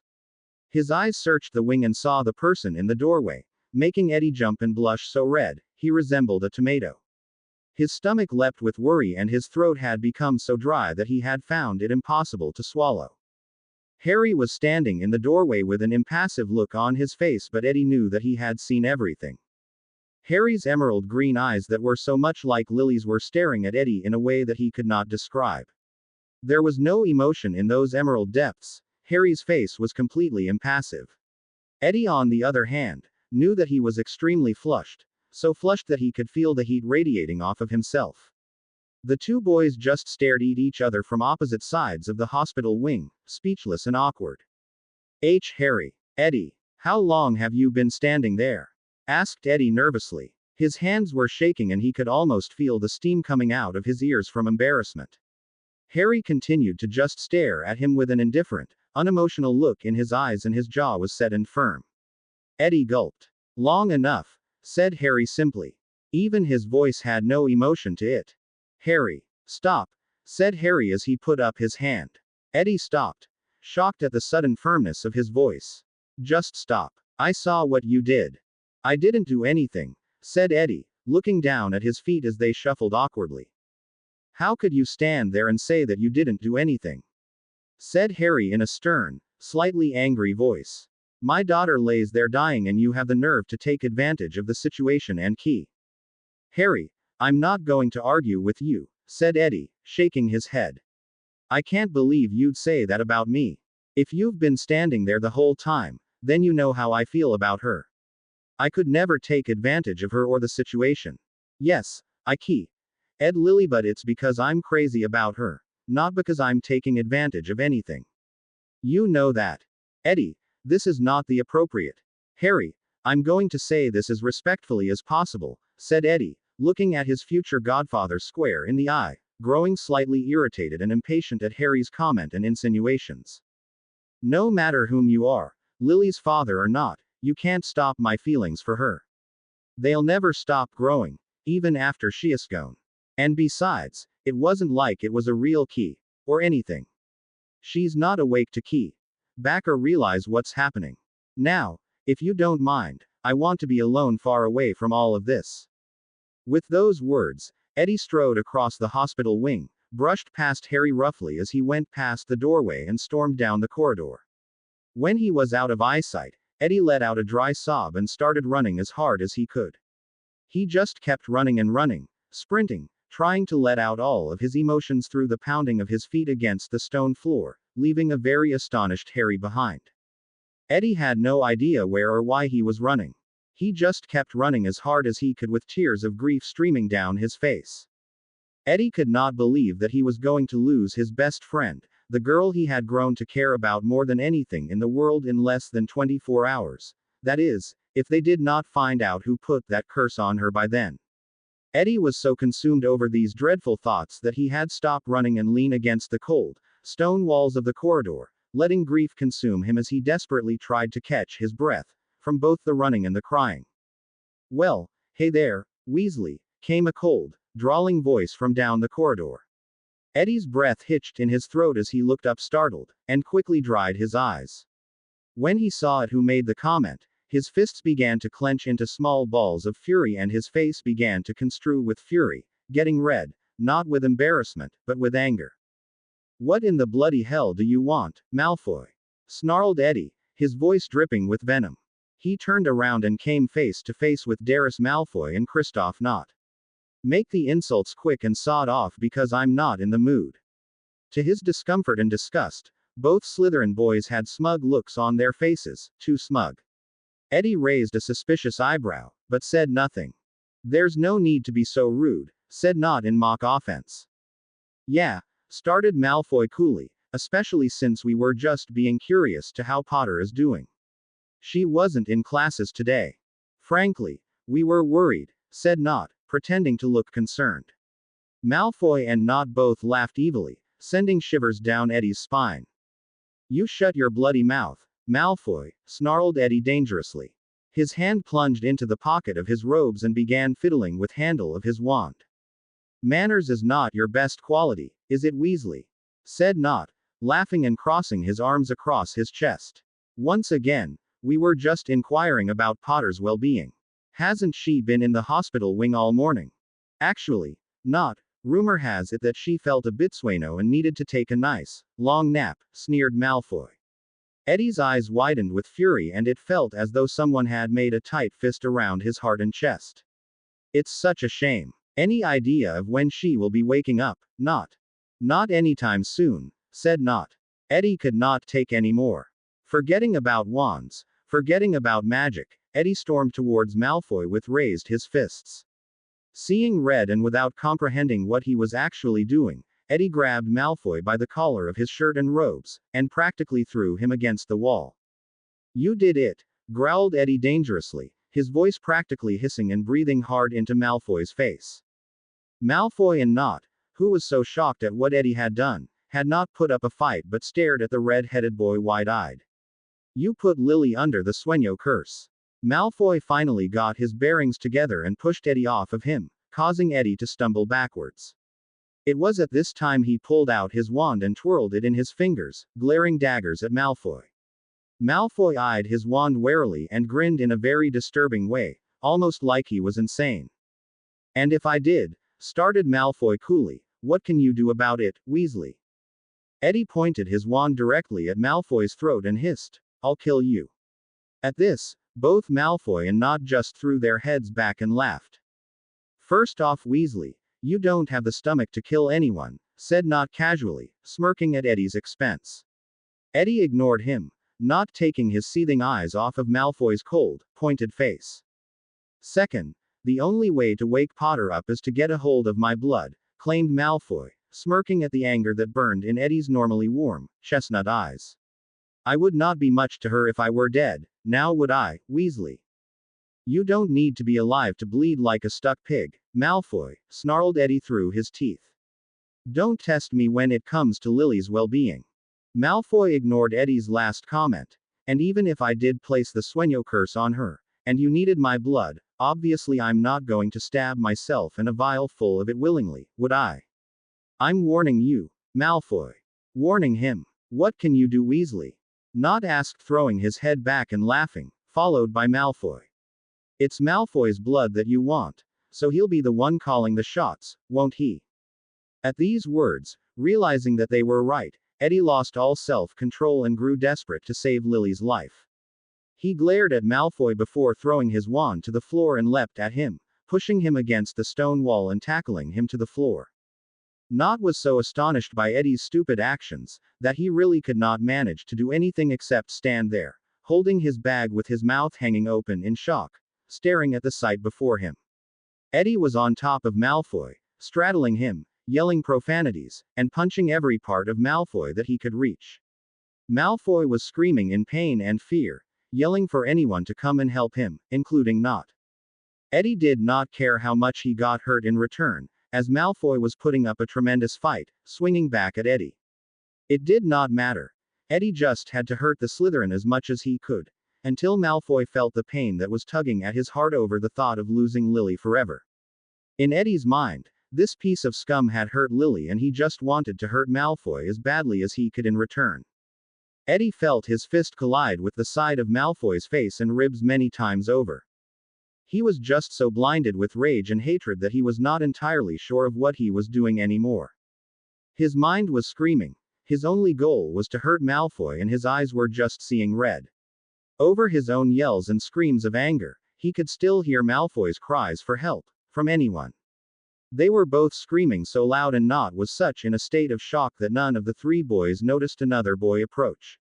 He stopped dead at the scene, stared wide-eyed at it for a moment, before regaining his senses. "Eddie!" the boy shouted, dashing forward. But Eddie did not notice. All he felt was someone grabbing hold of his violent swinging arms and struggling to pull him off of the sobbing Malfoy. "Eddie!" the voice said more firmly. But Eddie took no heed in this person's voice and tried to break free of his grip to attack Malfoy again. He was completely inconsolable. "Let go of me!" roared Eddie as he struggled frantically against this random person's hold on him. Nott had gotten back to his senses, was now helping a defeated and embarrassed-looking Malfoy to his sheet. "I'll kill him. I'll kill this bast. Eddie, stop this. What are you doing? What the bloody hell has gotten into you? This blood-beeping Slytherin hurt Lily." Eddie roared, continuing to try and fight off whoever was holding him back. Even while looking at Malfoy, he was still filled with rage and seething with anger. Even after he had been pulled back, he still wanted to hurt Malfoy so that he felt as bad as Eddie felt. He wanted Malfoy to feel as much pain as he was feeling, knowing that his best friend was dying because of him. This Death Eater wannabe scum put Lily under the Sueño curse. As those words flew out of his mouth and into the bellowing air around them, Eddie took a deep breath and immediately lost all of his resolve. He broke down in his captor's arms and started shaking madly. It was as though saying those words had released some kind of poison out of his body, and now that it was gone, he could think and breathe again. It was a good thing that his fight ended here, as the person had slackened their grip on him. "What?" the voice said in a soft, deathly whisper. Eddie stiffened and looked behind him, and realizing he had made a huge mistake by releasing that poison. It was Harry. Harry was looking at Malfoy in a way that actually frightened Eddie. He could not pinpoint the look in Harry's eyes, but like before, he looked just as impassive as he had in the hospital wing. Except his eyes, there was a burning emerald fire blazing in them. If looks could kill, Malfoy would have been in a lot more pain than just a physical beating from Eddie. "Are you sure, Ed?" asked Harry in a whisper so low that Eddie was surprised that he heard it. Harry never took his eyes off of Malfoy for a second, even though he was speaking to Eddie. Eddie took a deep, shaking breath. "Yes," said Eddie, nodding. "He has good as told me." That was all the confirmation that Harry needed. Without another word, he started forwards Malfoy, with his fists clenched. He looked just as Eddie had felt only moments ago and looked as though he was also going to pound Malfoy to a bloody pulp. "Harry, no!" Eddie jumped up and grabbed the back of Harry's robes in attempt to stop him from beating Malfoy. But that did not stop him from narrowing his eyes at the two slimy Slytherins. There was only one thing left to do.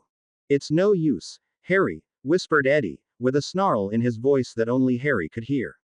He knew that there was only one thing to do. "He won't give up his blood. We'll have to fight for it." These words seemed to make Harry stop fighting and to listen. "And I'm going to be the one to do it," whispered Eddie. Harry finally tore his gaze away from Malfoy and looked at his future godson wide-eyed, horrified. "No, you don't have a say," snapped Eddie. He pulled his wand out the pocket of his robes and pointed it straight at Harry, Petrificus Totalis. Harry immediately froze and fell to the ground like a board. Eddie twirled his wand skillfully, clearing inheriting his dueling skills from his mother, and pointed it straight at Nott before shouting the same incantation. Nott also stiffened and fell to the ground with a loud plank. "What the bloody hell are you doing, Weasley?" bellowed Malfoy as he pulled out his wand, ready to defend himself against Eddie. Eddie was too busy taking Harry and Nott's wands and throwing them aside, out of their grasps. "This is between us, Malfoy," said Eddie angrily as he levitated Harry and Nott and placed them in separate classrooms, locking the doors from the outside. When they were both locked inside the classrooms, Eddie muttered, "Finite." And he could hear both Harry and Nott bellowing from the other side of the doors. It's between us, Eddie repeated, and I want it to stay that way. What are you getting at, Weasley? Asked Malfoy suspiciously, raising an eyebrow, his wand still pointed at Eddie. I want your blood, said Eddie casually, as though he were merely having a polite conversation. And I'm willing to fight you to get it. The Dark Lord will be most displeased if Lily Potter manages to revive because I could not duel a weasel, sneered Malfoy.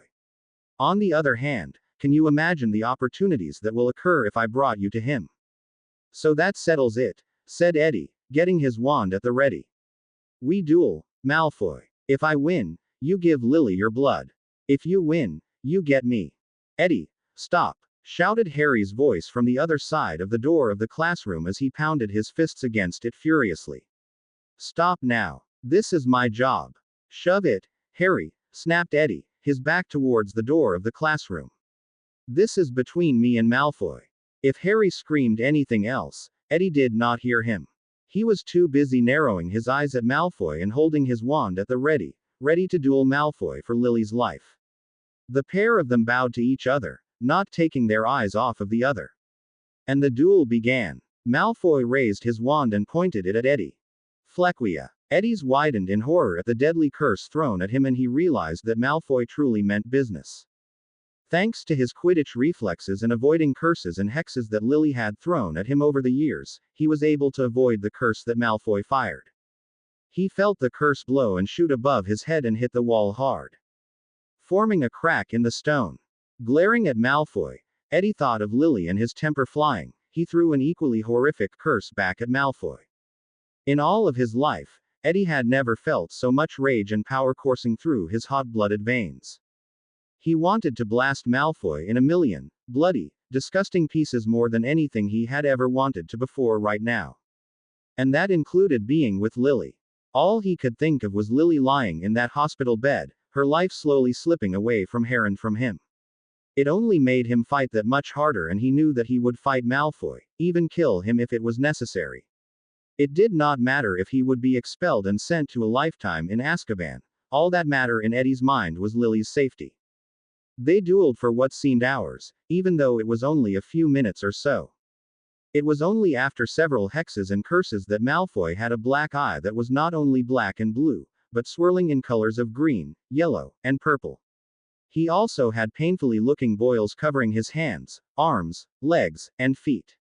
Eddie, on the other hand, had a fat lip and was itching like crazy from the itching charm that Malfoy had casted on him just moments ago. But he could not let the itching stop him. He had to save Lily. Crucio, sneered Malfoy, pointing his wand at Eddie. Eddie shouted in fear and dodged the curse. Harry must have heard the Cruciatus curse that Malfoy had thrown at Eddie and pounded on the door even hard. Eddie, stop! Roared Harry. The bangs were now so loud and so spaced that Eddie could have sworn that Harry was now throwing his body against the door. He'll kill you, Ed. Just stop. I need to protect Lily and you. Stop. Now. Get him. Darius shouted. Not. Use the killing curse. Get him. Both Eddie and Malfoy completely ignored Harry and Not's shouts from behind the doorways, knowing that if they acknowledged them, their concentration would be lost and they would lose the duel. Both of their faces were dirty, beat up, bruised, and sweaty. In short, they looked absolutely beat up and awful. Expelliarmus! Bellowed Malfoy, hitting Eddie square on the arm. Eddie's wand flew out of his hand towards Malfoy. Laughing evilly, almost cackling, Malfoy caught the wand in his hand. I got you, Weasley. Looks like I'll be taking you to the Dark Lord, after all.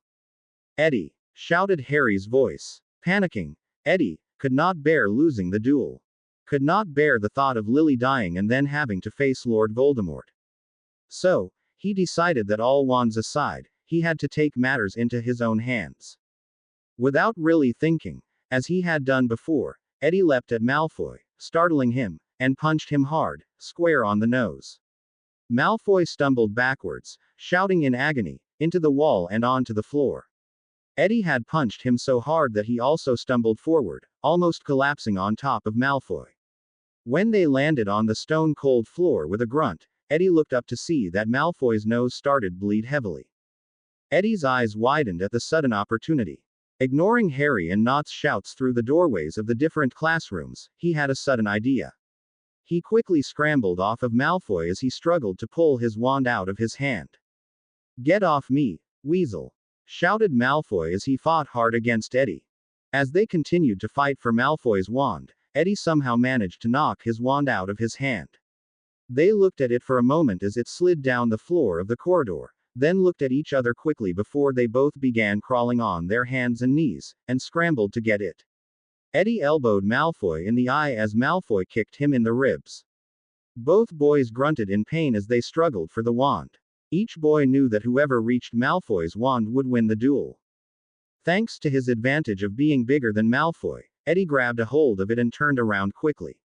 Malfoy was barely inches away with a look of pure evil and hatred written all over his features. "Stupefy!" shouted Eddie, pointing Malfoy's wand directly at him, lying on the floor, his elbow supporting his weight. Malfoy was quite literally blown away from and slammed against the opposite wall. He hit it with a sickening crunch, causing Eddie to flinch, and Malfoy fell to the floor unconscious. When he hit the floor, Eddie closed his eyes and let out a huge sigh of relief, as though he had been holding his breath throughout the entire duel. His bones crunching, Eddie slowly stood up, ignoring how his muscles screamed in protest at the movement and the physical agony that came with it. Harry and Nott were still banging on the doors and screaming from behind them, but Eddie continued to ignore them. He had a job to do. He had to save Lily.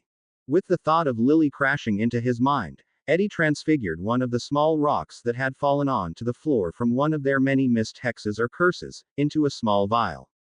When the vial was safe in his hands, he limped towards Malfoy and smiled as he held the bottle to Malfoy's nose. It was only after a few healthy drops of blood fell into the vial. When there was a good amount, Eddie transfigured another rock into a cap, twisted the cap onto the vial, dropped Malfoy's wand and grabbed his own before running to find Hermione. As he ran, he could not help but think, I won a duel against Darius Malfoy. But, most importantly, he had Malfoy's blood for the potion that would save Lily against the Sueño curse. Lily is going to be okay, thought Eddie, and that very thought made him feel lighter than a feather, like he could fly without any sort of broomstick, thestral, or hippogriff. All he could do was beam to himself as he ran. Eddie ran as fast as he could, despite the excruciating pains in his body, towards his mother's office. After all, they didn't have much time. Eddie was running so fast that he was not entirely sure how he made it to his mother's office, but he did. Out of breath, he hastily gave the gargoyle the password before dashing up the stairs and barging through the door. "Mum!" shouted Eddie, bursting into her office. Both his mother and father looked up startled as they sat down on the sofa that was hidden in the far corner of Hermione's office. The sight of them made Eddie's heart sink. Hermione was quite literally sobbing into Ron's shoulder, as Ron gently patted her hair, comforting her and whispering sweet nothings into her ear. Eddie knew that Ron was just as devastated as Hermione, but he was trying to be strong for his wife. Eddie could also see that his eyes seemed a bit glassy and his face looked like it was construed in pain. They both gasped at Eddie's shouts. "Eddie, what's wrong?" asked Ron urgently, standing up.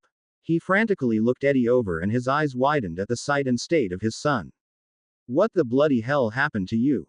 He quickly strode over to him and placed both of his hands on his shoulders. "Nothing is wrong. I'm fine," said Eddie impatiently, brushing his father's hands off of his shoulders. He held up the vial full of Malfoy's blood right to his Ron's face, so close that it was only a centimeter from his nose.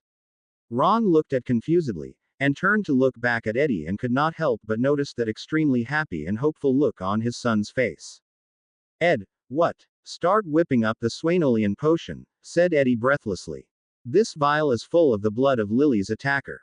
"What?" screeched Hermione, running over to the pair and snatching the bottle out of Eddie's hands so fast that he could have sworn she summoned it using the summoning charm. "Are you sure?" "Positive." "Who was it?" asked Hermione, a look firing in her eyes that Eddie had never seen before, and it absolutely terrified him. She looked downright insane. Eddie was rendered speechless. He was not sure if it was because he was frightened of his mother or if because he truly did not want to share this piece of information with her, imaging her reaction. "You don't have to tell us," Son, said Ron firmly, interrupting Eddie's thoughts. He came around and stood behind Eddie, placing a comforting, yet firm hand on his shoulder. Both his wife and son looked up at him, completely astonished at his words. Excuse me, Ronald, snapped Hermione, placing her hands on her hips and narrowing her eyes at her husband. For 1 minute, Eddie was strongly reminded of him and Lily, and he vision quickly put a grin on to his face, but he quickly shook it off. He does not have to tell us. Have you been hit over the head with a bloody firebolt?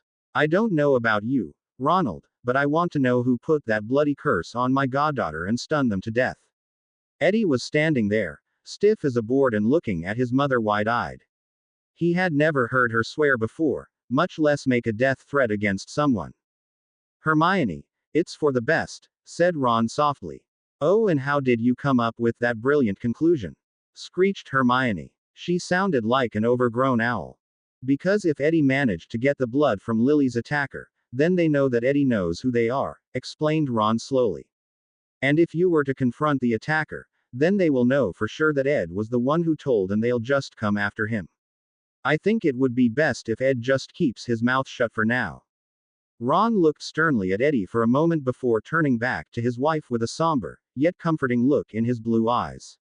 Hermione was biting her lip nervously, as though she were having some kind of inner struggle with herself. She was looking at Eddie thoughtfully before returning her gaze back onto her husband. Hermione, please do not push this, said Rob somberly, looking almost angrily. All we needed was the blood and we got it. All that matters is that Lily is going to be fine. I suppose, she muttered in an unsure whisper. But, as requested by Ron, she did not push the matter, and Eddie gave Ron a thankful and relieved look.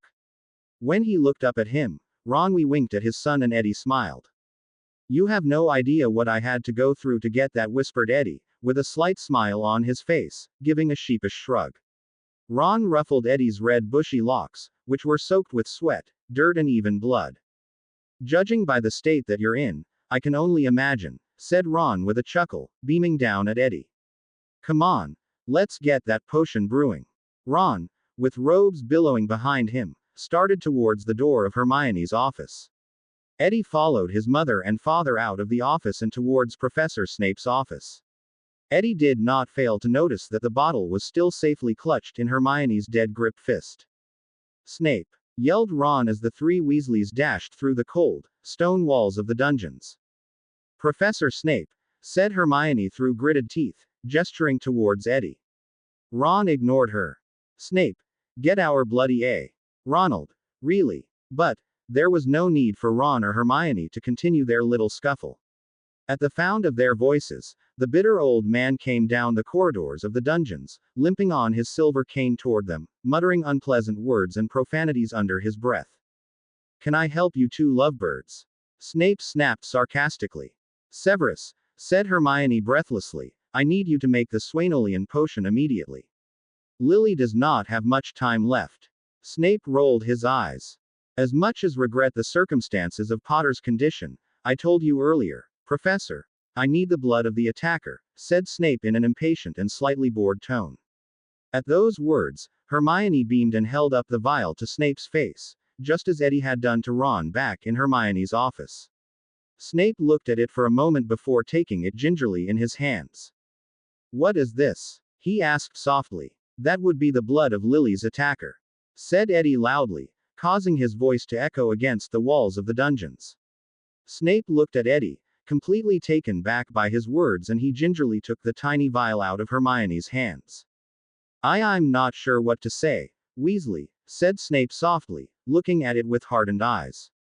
Ron, Hermione, and Eddie were not sure which Weasley that Snape was speaking to, but none of them made a comment.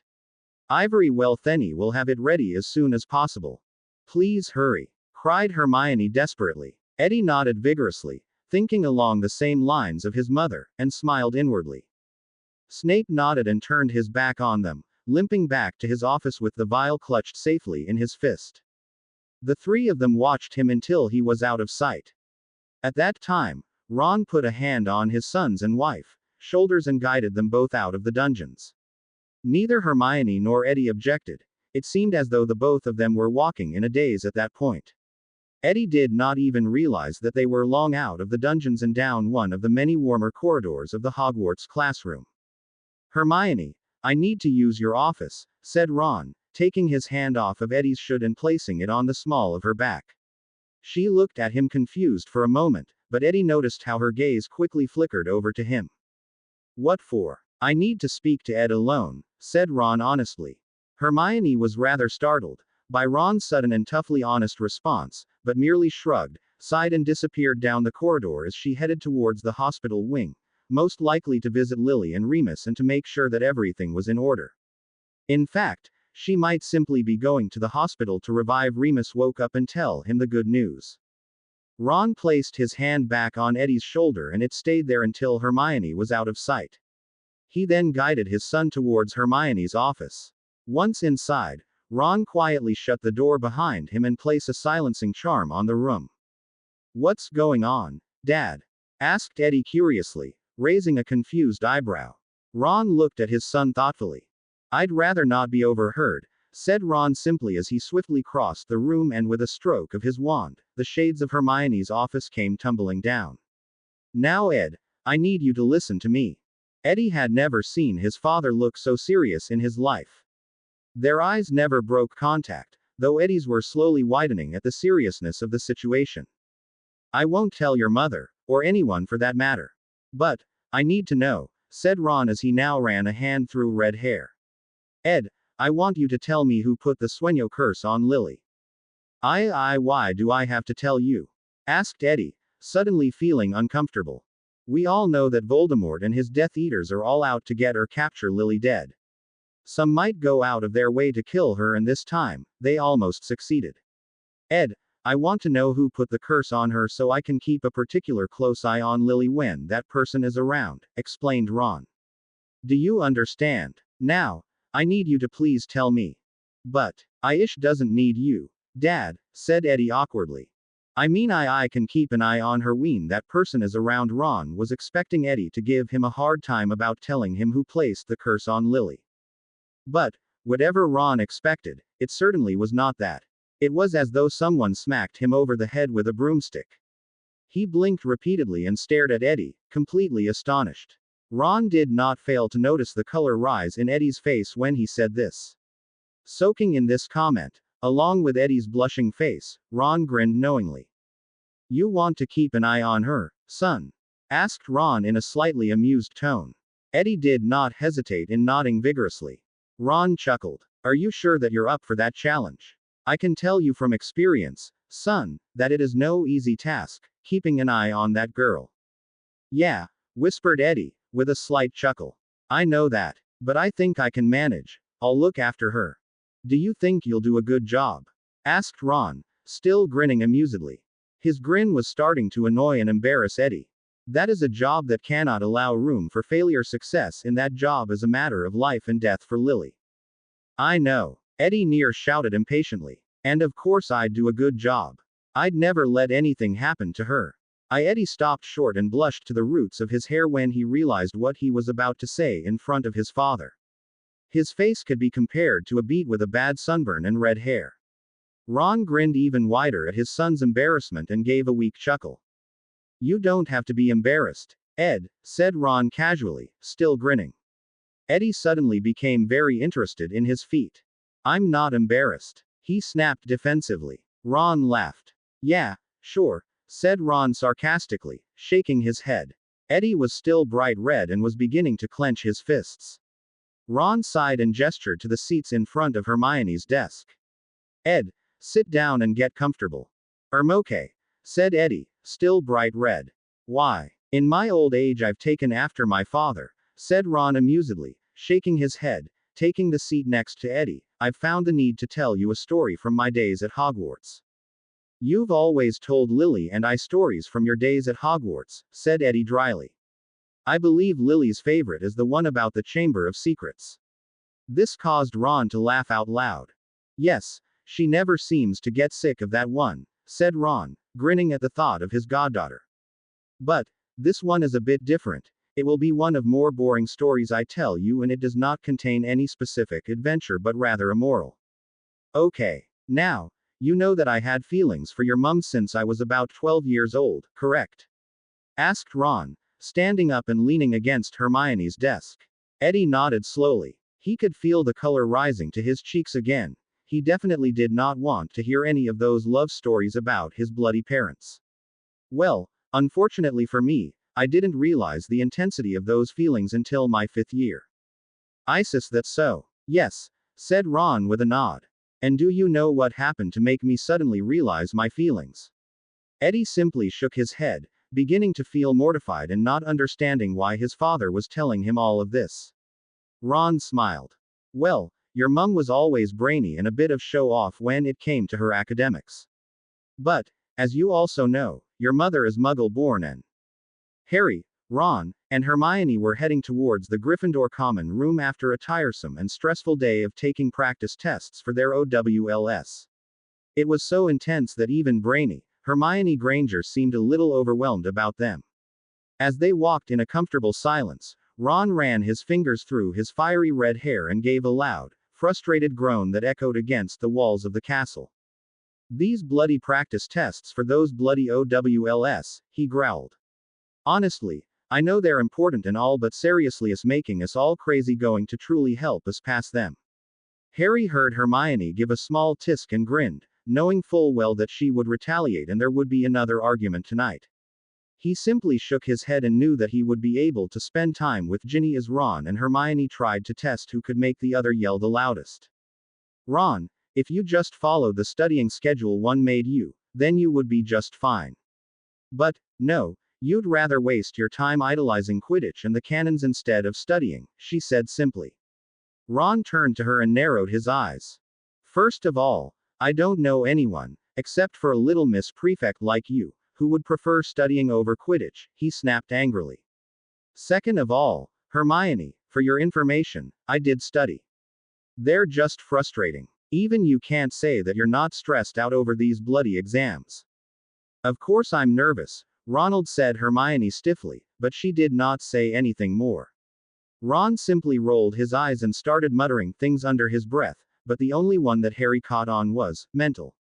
Harry was now grinning knowingly and shaking his head in an amused manner, still anxious for them to get going and argue so that he could make fun of them with Ginny. They continued walking in a pleasant, slightly tense silence, when Hermione suddenly gasped, claiming that she left her charms book back in the library. Insisting that she could not wait until morning to go get it, she turned back around and sprinted straight for the library. Bonkers, said Harry with a chuckle, grinning at his friends retreating back. Yeah, she is, said Ron, also looking at her back in an affectionate manner. I'm just surprised that she insisted on going back. It is after hours. Do you think I should go with her? If you want, said Harry, with a shrug. I know these are dangerous times and all, but I think she'll be safe going to the library and back. But, Lupin always said we should follow our instincts.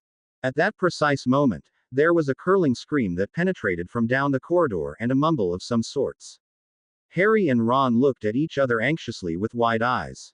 Hermione, they whispered in unison. Then, they both dashed down the corridor towards the sound of her scream. Even though Harry was always a fast runner, he could not seem to catch up with Ron. He had never seen Ron run so fast. When they turned around the bend, what they made both of their blood boil. Draco Malfoy was holding Hermione at wand point. She was pressed against the wall as Crabbe and Goyle fiddled with her wand, which they had obviously managed to take from her. Malfoy's wand was pointed directly at her forehead, a mere inch away. She looked at it nervously, breathing heavy as Malfoy smirked at her fear and discomfort. You know very well, Mudblood, that you're not supposed to be wandering the corridors after hours, he said, a cold, sneering voice. Crabbe and Goyle sniggered as Hermione merely whimpered, looking defenseless. And you a prefectiesque tisk, what would your filthy, dirt-veined Muggle parents say? Tisk tsk, what should her punishment be, boys? Just leave me alone, Malfoy, or I'll report you. Snapped Hermione bravely, though there was fear quivering and faltering in her voice. Malfoy's evil smirk only widened. No, I don't think so, he said, leaning, hissing at her. She turned her head away in disgust. You will pay, Granger, not just for wandering the corridors but for being a disgusting mudblood as well. At that moment, Malfoy's wand arm had been grabbed and it was clenched tightly in Ron's deadlock, hard grip. Malfoy looked up and finally noticed how Ron had grown over the year, at almost 6 foot, standing protectively beside Hermione. I believe the lady told you to leave her alone, Malfoy, growled Ron. He was giving Malfoy a dangerous glare that could have scared a group of Death Eater away. Harry walked up, with his wand raised and pointed at Crabbe and Goyle. A green fire of anger was blazing in his eyes. Malfoy sneered at the pair. Go away, weasel brain, snapped Malfoy, not pulling his wand away from Hermione's face. This isn't your business. You're wrong, Malfoy, for Hermione is my business, snarled Ron, grabbing Malfoy's arm that was pointing the wand at Hermione and twisting it painfully and uncomfortably around his back. Crabbe and Goyle started forward, but Harry backed up his friend by twirling his wand and hexing Crabbe and Goyle unconscious before kicking them down the corridor and preparing to lock them in a broom closet. Don't you ever threaten her like that again, Ron whispered in a deathly voice, practically hissing in Malfoy's ear. In fact, if you go within so much as 3 feet of her, I'll hex you so bad your dead slimy Slytherin ancestors will feel it. Do I make myself clear, Malfoy? Ron spat out his name as though it were something disgusting and distasteful on his tongue. Malfoy, whimpering in pain, simply nodded meekly. Ron, disgusted with the Slytherin, shoved him away. He slowly backed away from him, never taking his eyes off of him for a second, fingering his wand in his robes until he was next to Hermione. Hermione was staring at Ron as though she had never quite seen him before, but that did not stop her from looking a little scared and shocked all at once. Ron turned to look at her and his gaze immediately softened. He noticed her discomfort and placed a comforting arm around her. Come on, he whispered affectionately. I'm sure Harry can get Dobby to bring you a hot cup of sweet tea in the common room. Hermione nodded gratefully, too tired and distressed to bring up the mention of SPEW, and Ron guided her, with his arm around her, towards the Gryffindor common room. They met up with Harry halfway down the corridor.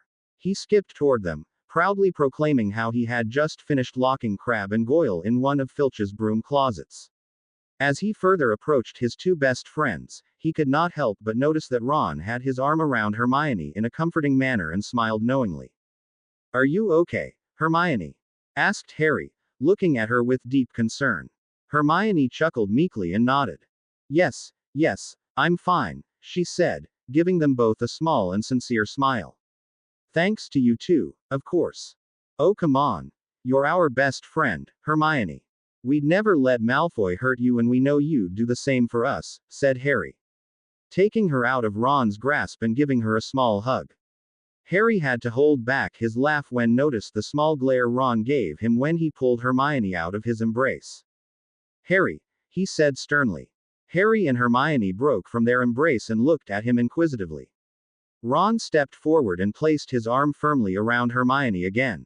Hermione could do with a hot cup of tea. Do you think, Dobby?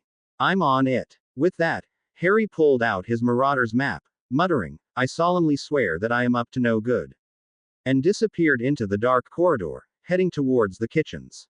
When Harry was out of sight and out of earshot, Ron turned to look at his best friend, whom he thought so much more than as simply a friend. Hermione looked at him, rather confused. Is everything okay, Ron? She asked slowly. Shouldn't we go back?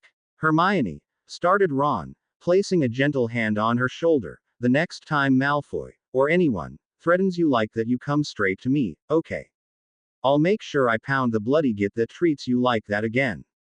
His voice was constricted with emotion and the intensity of it all made Hermione blush. All right, she said slowly, suddenly struck by his sincere concern for her. I suppose I can do that, but why the sudden interest in my safety? It was not Ron's turn to blush, and blush he did, his ears turning redder by the second. I've always been concerned for your safety, you're important to me. But, I think that with times like these, with you-know-who being back and Muggle-borns being targeted, well, he was rambling and he knew it. He gave a frustrated groan, frustrated with himself for not being able to find the words. I don't know, Hermione. I just can't bear the thought of someone hurting you. It would literally destroy Mez and me in an array of panic if someone hurt you and I wasn't able to protect you. Ron was so red that he could almost feel the steam coming out of his nostrils and ears, and it only embarrassed him more to see that Hermione was blushing just as severely. Well, it seemed that for the first time in her life, Hermione did not have the answers or the words either. So, she settled for, "Thanks, Ron." Ron smiled down at her with such adoration and affection that Hermione could not help herself from putting her arms around him and drawing him into a grateful and appreciative hug. Ron seemed stricken for a moment, but eagerly hugged her back, smiling and blushing, both brightly. When they pulled away, slowly, they looked at one another. It seemed as though Ron was trying to memorize each feature of her face. Hermione bit her lip and looked into Ron's ice blue eyes as he looked back into her chestnut brown ones. It seemed as though they were looking into each other's eyes for an eternity, but it was really only a moment or two. Hermione whispered Ron, tucking a strand of her bushy, brown hair gently behind her ear. "Yes, can I?" But Ron was not able to finish the question, partly because he did not want to know the answer. He took a chance and did something totally unexpected. Ron leaned in and pressed his lips hungrily against Hermione's.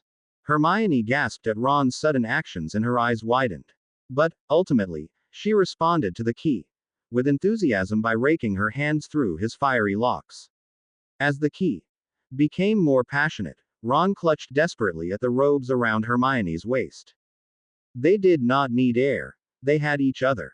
The only reason that they broke apart and stopped key-ing was because they heard someone clear their throat behind them.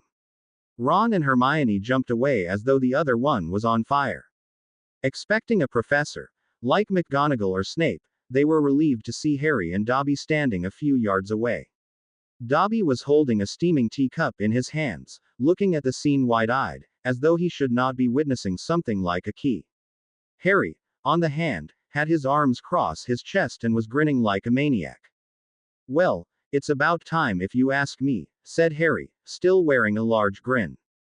"And then he threatened to hex me into the next dimension if I ever hurt your mother," said Ron, grinning amusedly at the memory.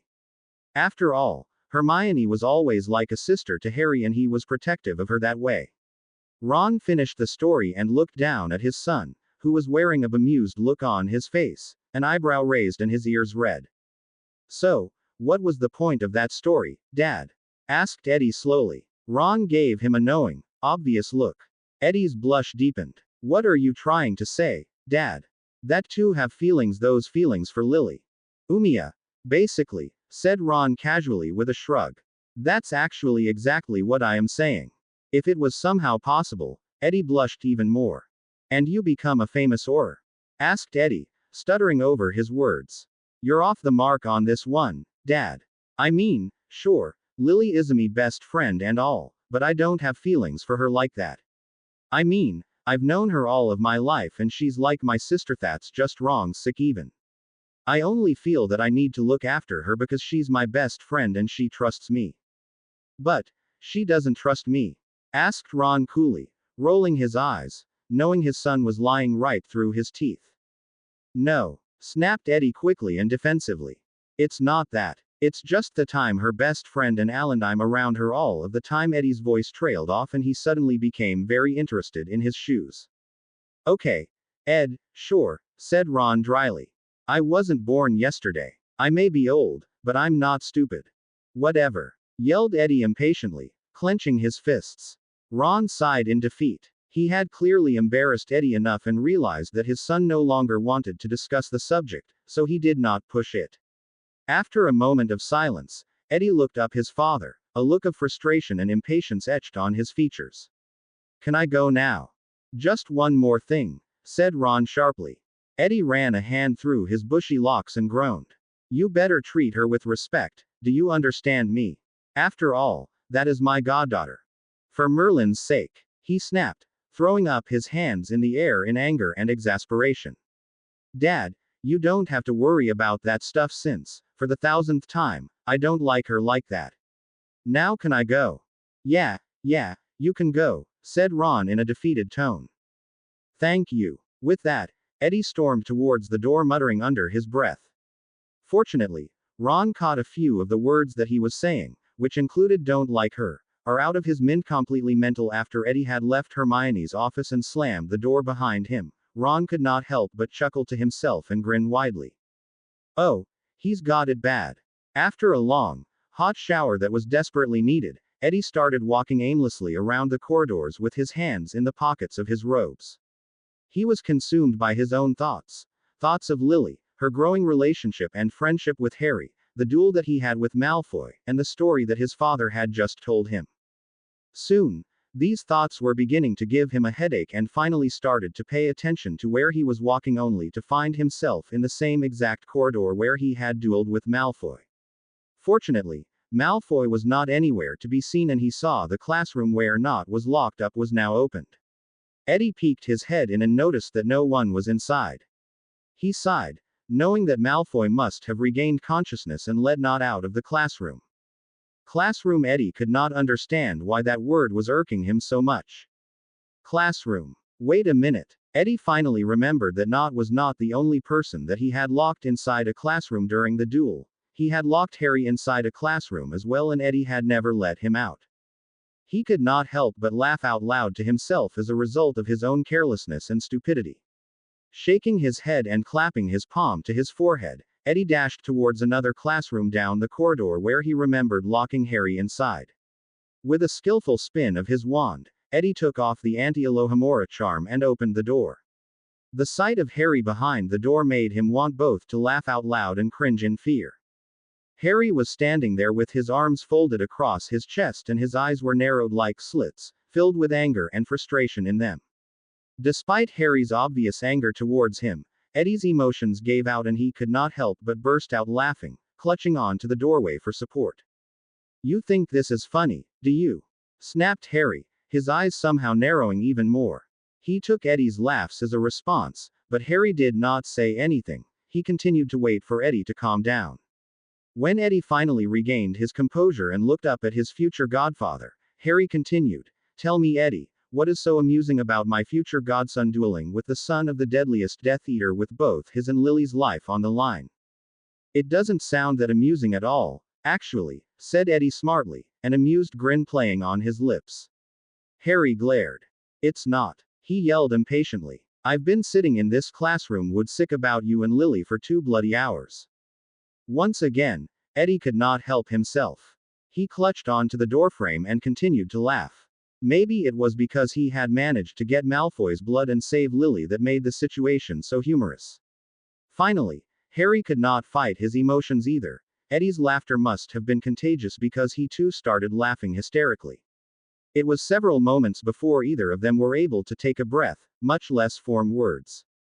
"Did you get Malfoy's blood?" asked Harry, once the pair of them had finally calmed down from laughing, though he secretly already knew the answer, otherwise Eddie would not be so happy. To his immense relief, his assumption was right when Eddie both nodded and smiled. "You bloody believe I did," said Eddie proudly. "How'd you do it?" "I punched Malfoy in the nose and his blood started pouring out of it.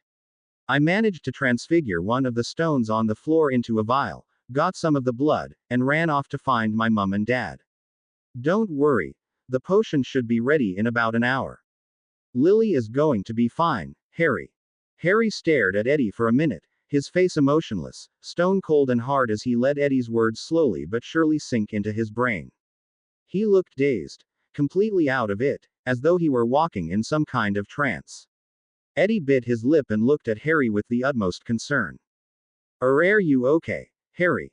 asked Eddie cautiously. "You don't look well." He thought this would be good, but Eddie was unable to finish his sentence as Harry, still looking rather dazed, strode towards the red-headed boy and pulled him into a fierce brotherly hug.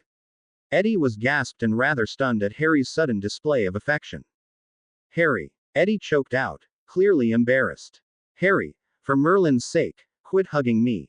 This doesn't look right." Harry chuckled at Eddie's implication and pulled away, looking into his face, holding him by the shoulders. "Eddie," whispered Harry, his voice shaking with emotion. "You saved Lily's life. I don't know how I can ever thank you." Eddie scrunched his freckled face and looked at Harry thoughtfully for a moment, as they were deeply contemplating something, before giving a resonating sigh. "You really want to thank me, Harry?" he asked carefully. Harry nodded eagerly. Anything. Fine, started Eddie, his voice firm and concise. If that's the case, all I want you to do is to be careful of the choices you make in your future. It's no secret, not even to you, that you break Lily's heart in your future. Quite frankly, it kills me to see her hurting so bad. So please, be mindful of your decisions. That's all I ask. With that, Eddie brushed past Harry and headed towards the hospital wing, looking at his feet, leaving a very curious and astounded Harry behind. Hermione! Hermione! A harsh voice was shouting urgently throughout the corridors of the Hogwarts castle.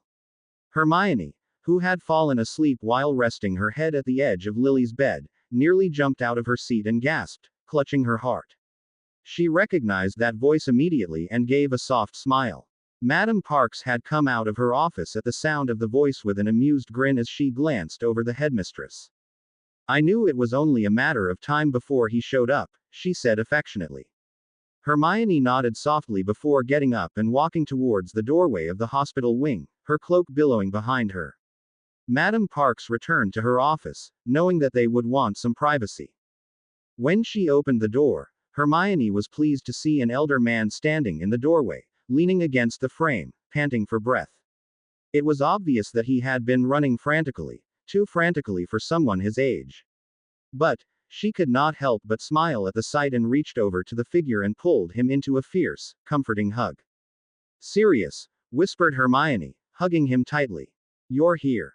Of course, stated Sirius, his voice croaking as he pulled away from the hug. You owled me claiming that something was wrong with my Lily flower. Why wouldn't I be here? Sirius caught a glimpse of Lily lying peacefully in one of the beds of the hospital wing. At the sight of her, he gently pushed Hermione away and dashed over to Lily's bed, kneeled beside it, and grasped her hand tightly. What's wrong, Hermione? Asked Sirius quietly. What's going to happen to her?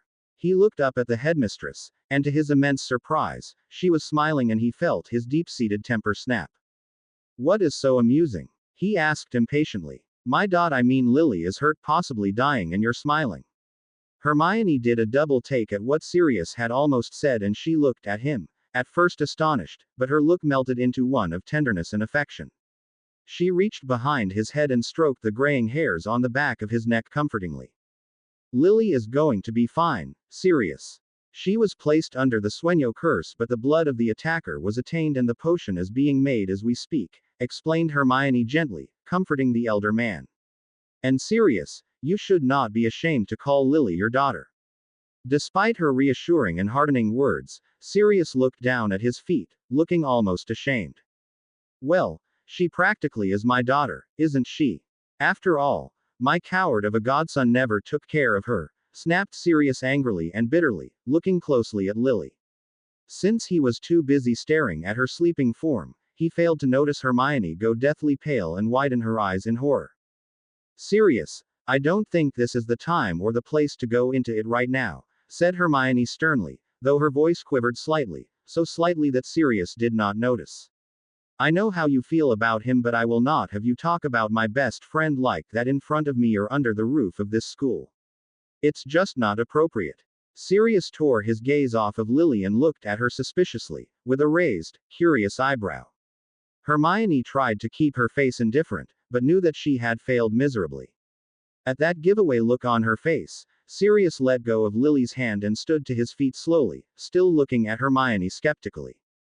Since when are you so keen on speaking in his defense? Asked Sirius slowly, articulating his words carefully. Do I need to remind you of what he? You don't need to remind me of anything, Sirius, said Hermione quickly, not being able to hear the words that she was sure he would say, or shout. Let's drop the subject and concentrate on Lily. That is the most important thing right now. Sirius nodded in agreement and returned his attention to the sleeping girl in the bed. You said you managed to get the blood of the attacker? Asked Sirius curiously. Hermione nodded proudly. How? It was Eddie, it was all Eddie. He managed to get the blood of the person who had attacked her by apparently dueling with them. I honestly couldn't get much out of him or Ron for that matter, but he managed to get it. Snape is making the potion right now and it should be ready very soon. So you meant what you said before. Lily is going to be okay? asked Sirius through a choked voice, color coming back into his face and his eyes beaming, twinkling with hope and joy. The look caused Hermione to smile. She recognized it as the same look that he had given Harry on his graduation day from Hogwarts all those years ago. Yes, Lily is going to be fine, said Hermione reassuringly. At those words, Sirius let out a heaving, dry sob and practically jumped on her as he hugged her tightly, pulling her off of her feet. Oh Hermione, where is that boy of yours? Sirius asked, smiling into her bushy brown hair. I swear, I'm going to buy him so much Honeydukes candy that he's going to be bleeding chocolate. Oh bloody hell, forget Honeydukes, I'm buying the entire Quidditch supplies store. Where is he? I need to give him all of the money in my vault. These comments caused Hermione to laugh out loud. Oh please, don't do that, chuckled Hermione, as Sirius set her down from the hug. Ron and I have enough trouble controlling that boy when he is in either of those stores. The last thing that we need is for you to buy either of them for him.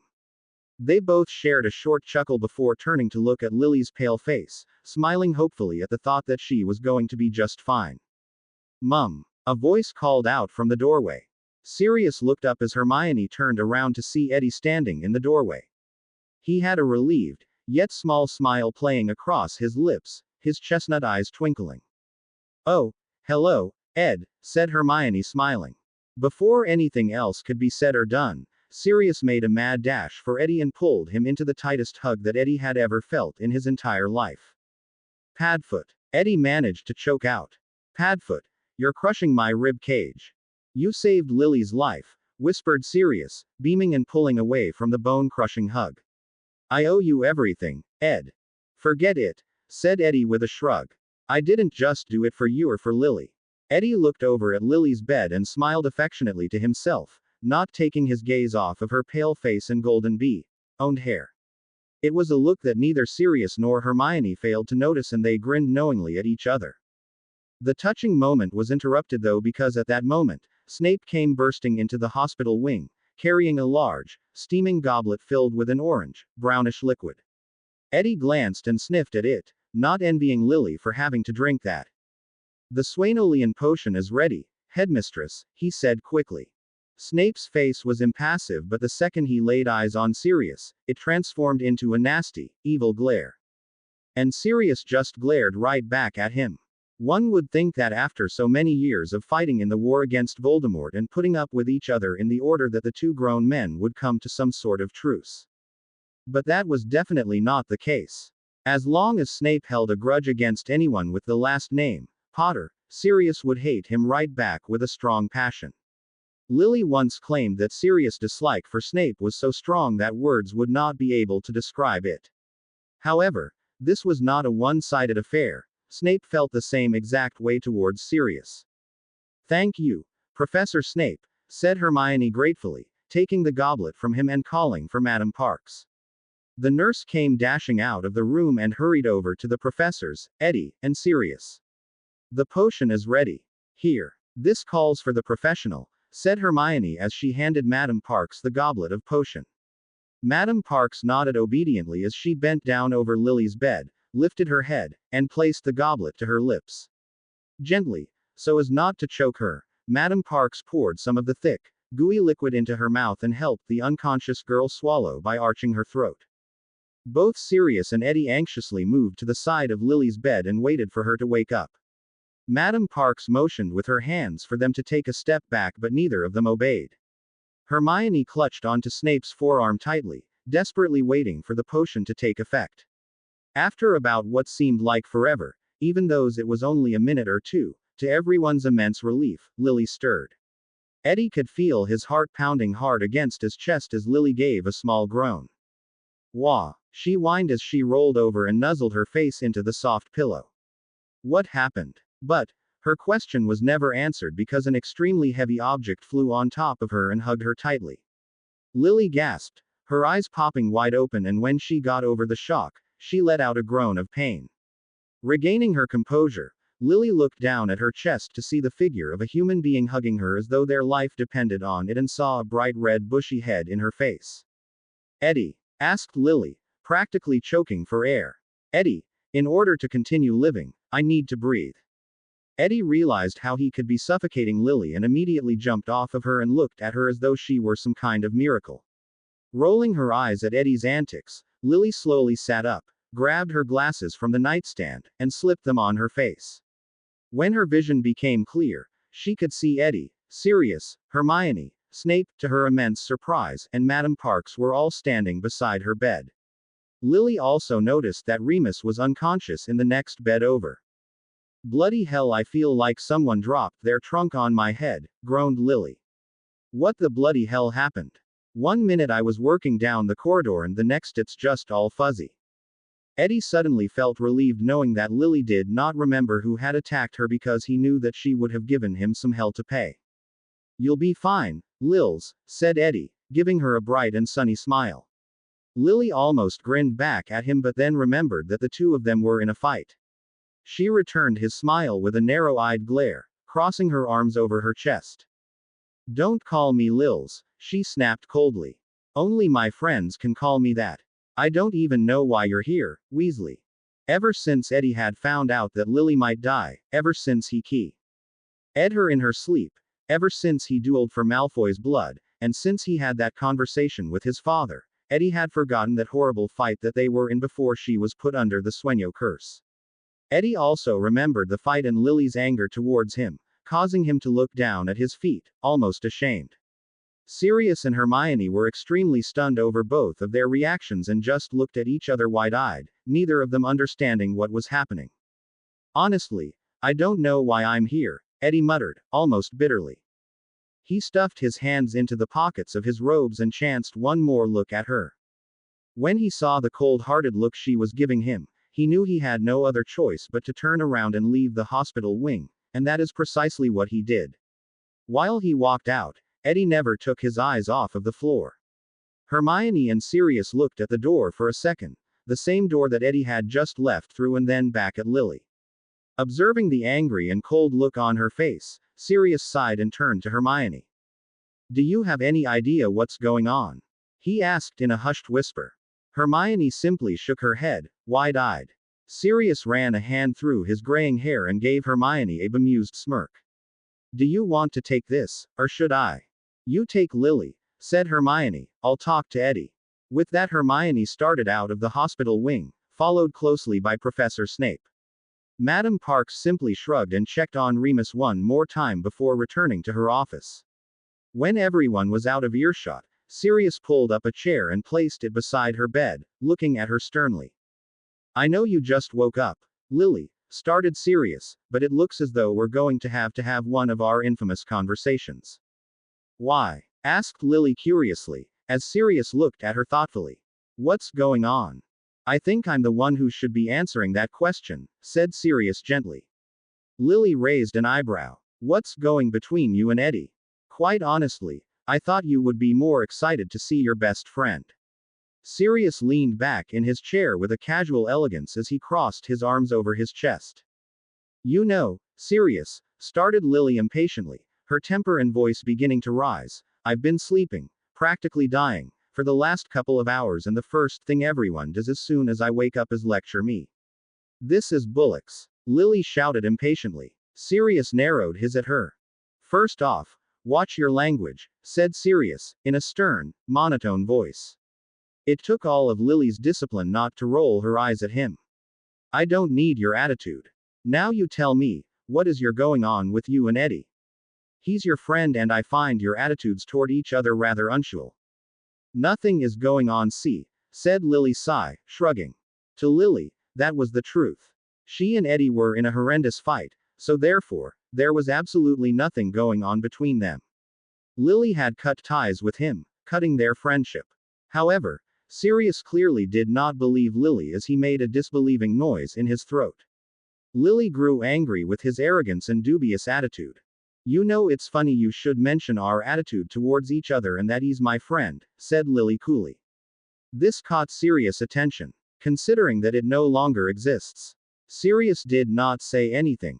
He simply stared at her, closing and opening his mouth. Lily had to hold back her chuckles because he resembled an aging, wrinkled fish. Whatever Sirius was expecting, it certainly was not that. Wait, Lily, you and Eddie W. hat. Sirius asked, nearly shouting.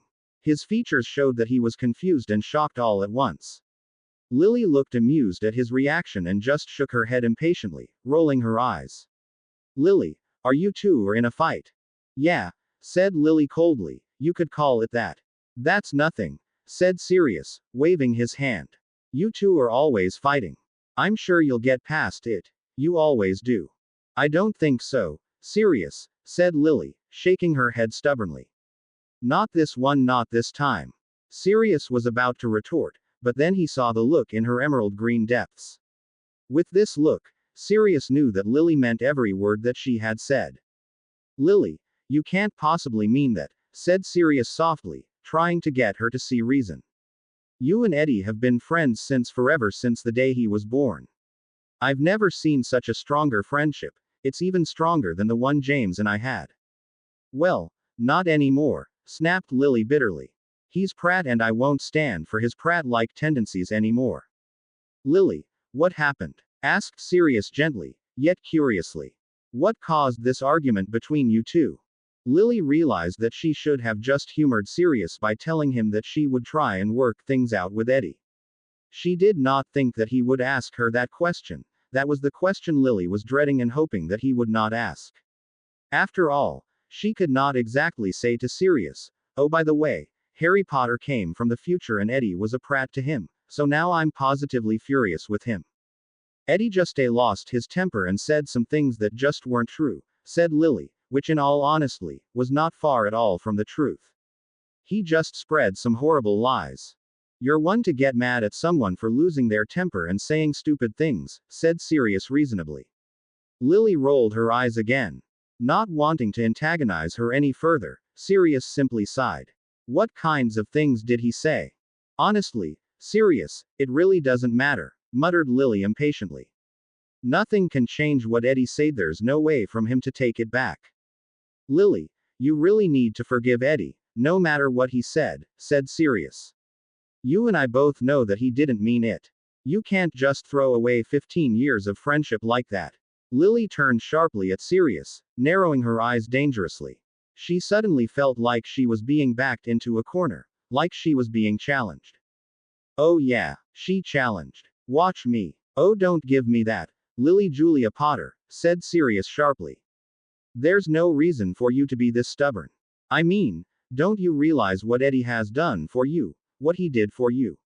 Lily frowned at him, crossing her arms across her chest and slumping back into her pillows defensively. She did not respond, so Sirius knew that he had gotten her attention and continued. Eddie got the blood from the person that attacked you with the Sueño curse. Explained Sirius. Lily looked as though she had gotten slapped in the face and turned towards Sirius looking completely stunned. What? She gasped. Sirius did not say anything, but simply nodded slowly. How? Or rather, why did he do that? How Eddie did it, I don't know. All I know is that he probably went through a lot to get it. The person who did put the curse on you most likely didn't give it over willingly. There is no doubt in my mind that Eddie probably had to fight hard for it, said Sirius, grinning slightly. Lily suddenly became very interested in the thread of her blankets. Suddenly, Sirius was not sure if he should answer why Eddie worked so hard to get the blood of Lily's attacker. He knew that Eddie's feelings were growing much stronger for Lily than mere friendship. So, he knew he had to choose his words carefully. As to why he got the blood of your attacker, started Sirius slowly, you're his best friend, Lily. He cares about you so much, just like you care about him. He'd do anything for you and you know you would have done the same for him. Lily bit her lip and hesitated for a moment before nodding slowly. Bah! Shouted Lily as she slumped back into her pillows, her fingers rubbing the bridge of her nose. Sirius, why does life have to be so complicated? If only I had the answer to the question, Flower, said Sirius, shaking his head, placing his hand over hers. She smiled up at him, grateful for his presence, and squeezed his hand in return. After several moments of silence, Sirius pulled his hand away and looked at Lily quite somberly. So, what are you going to do about Eddie? Lily let out a groan of frustration. I'll thank him, but I refuse to be friends with him. Not after what he said, said Lily firmly.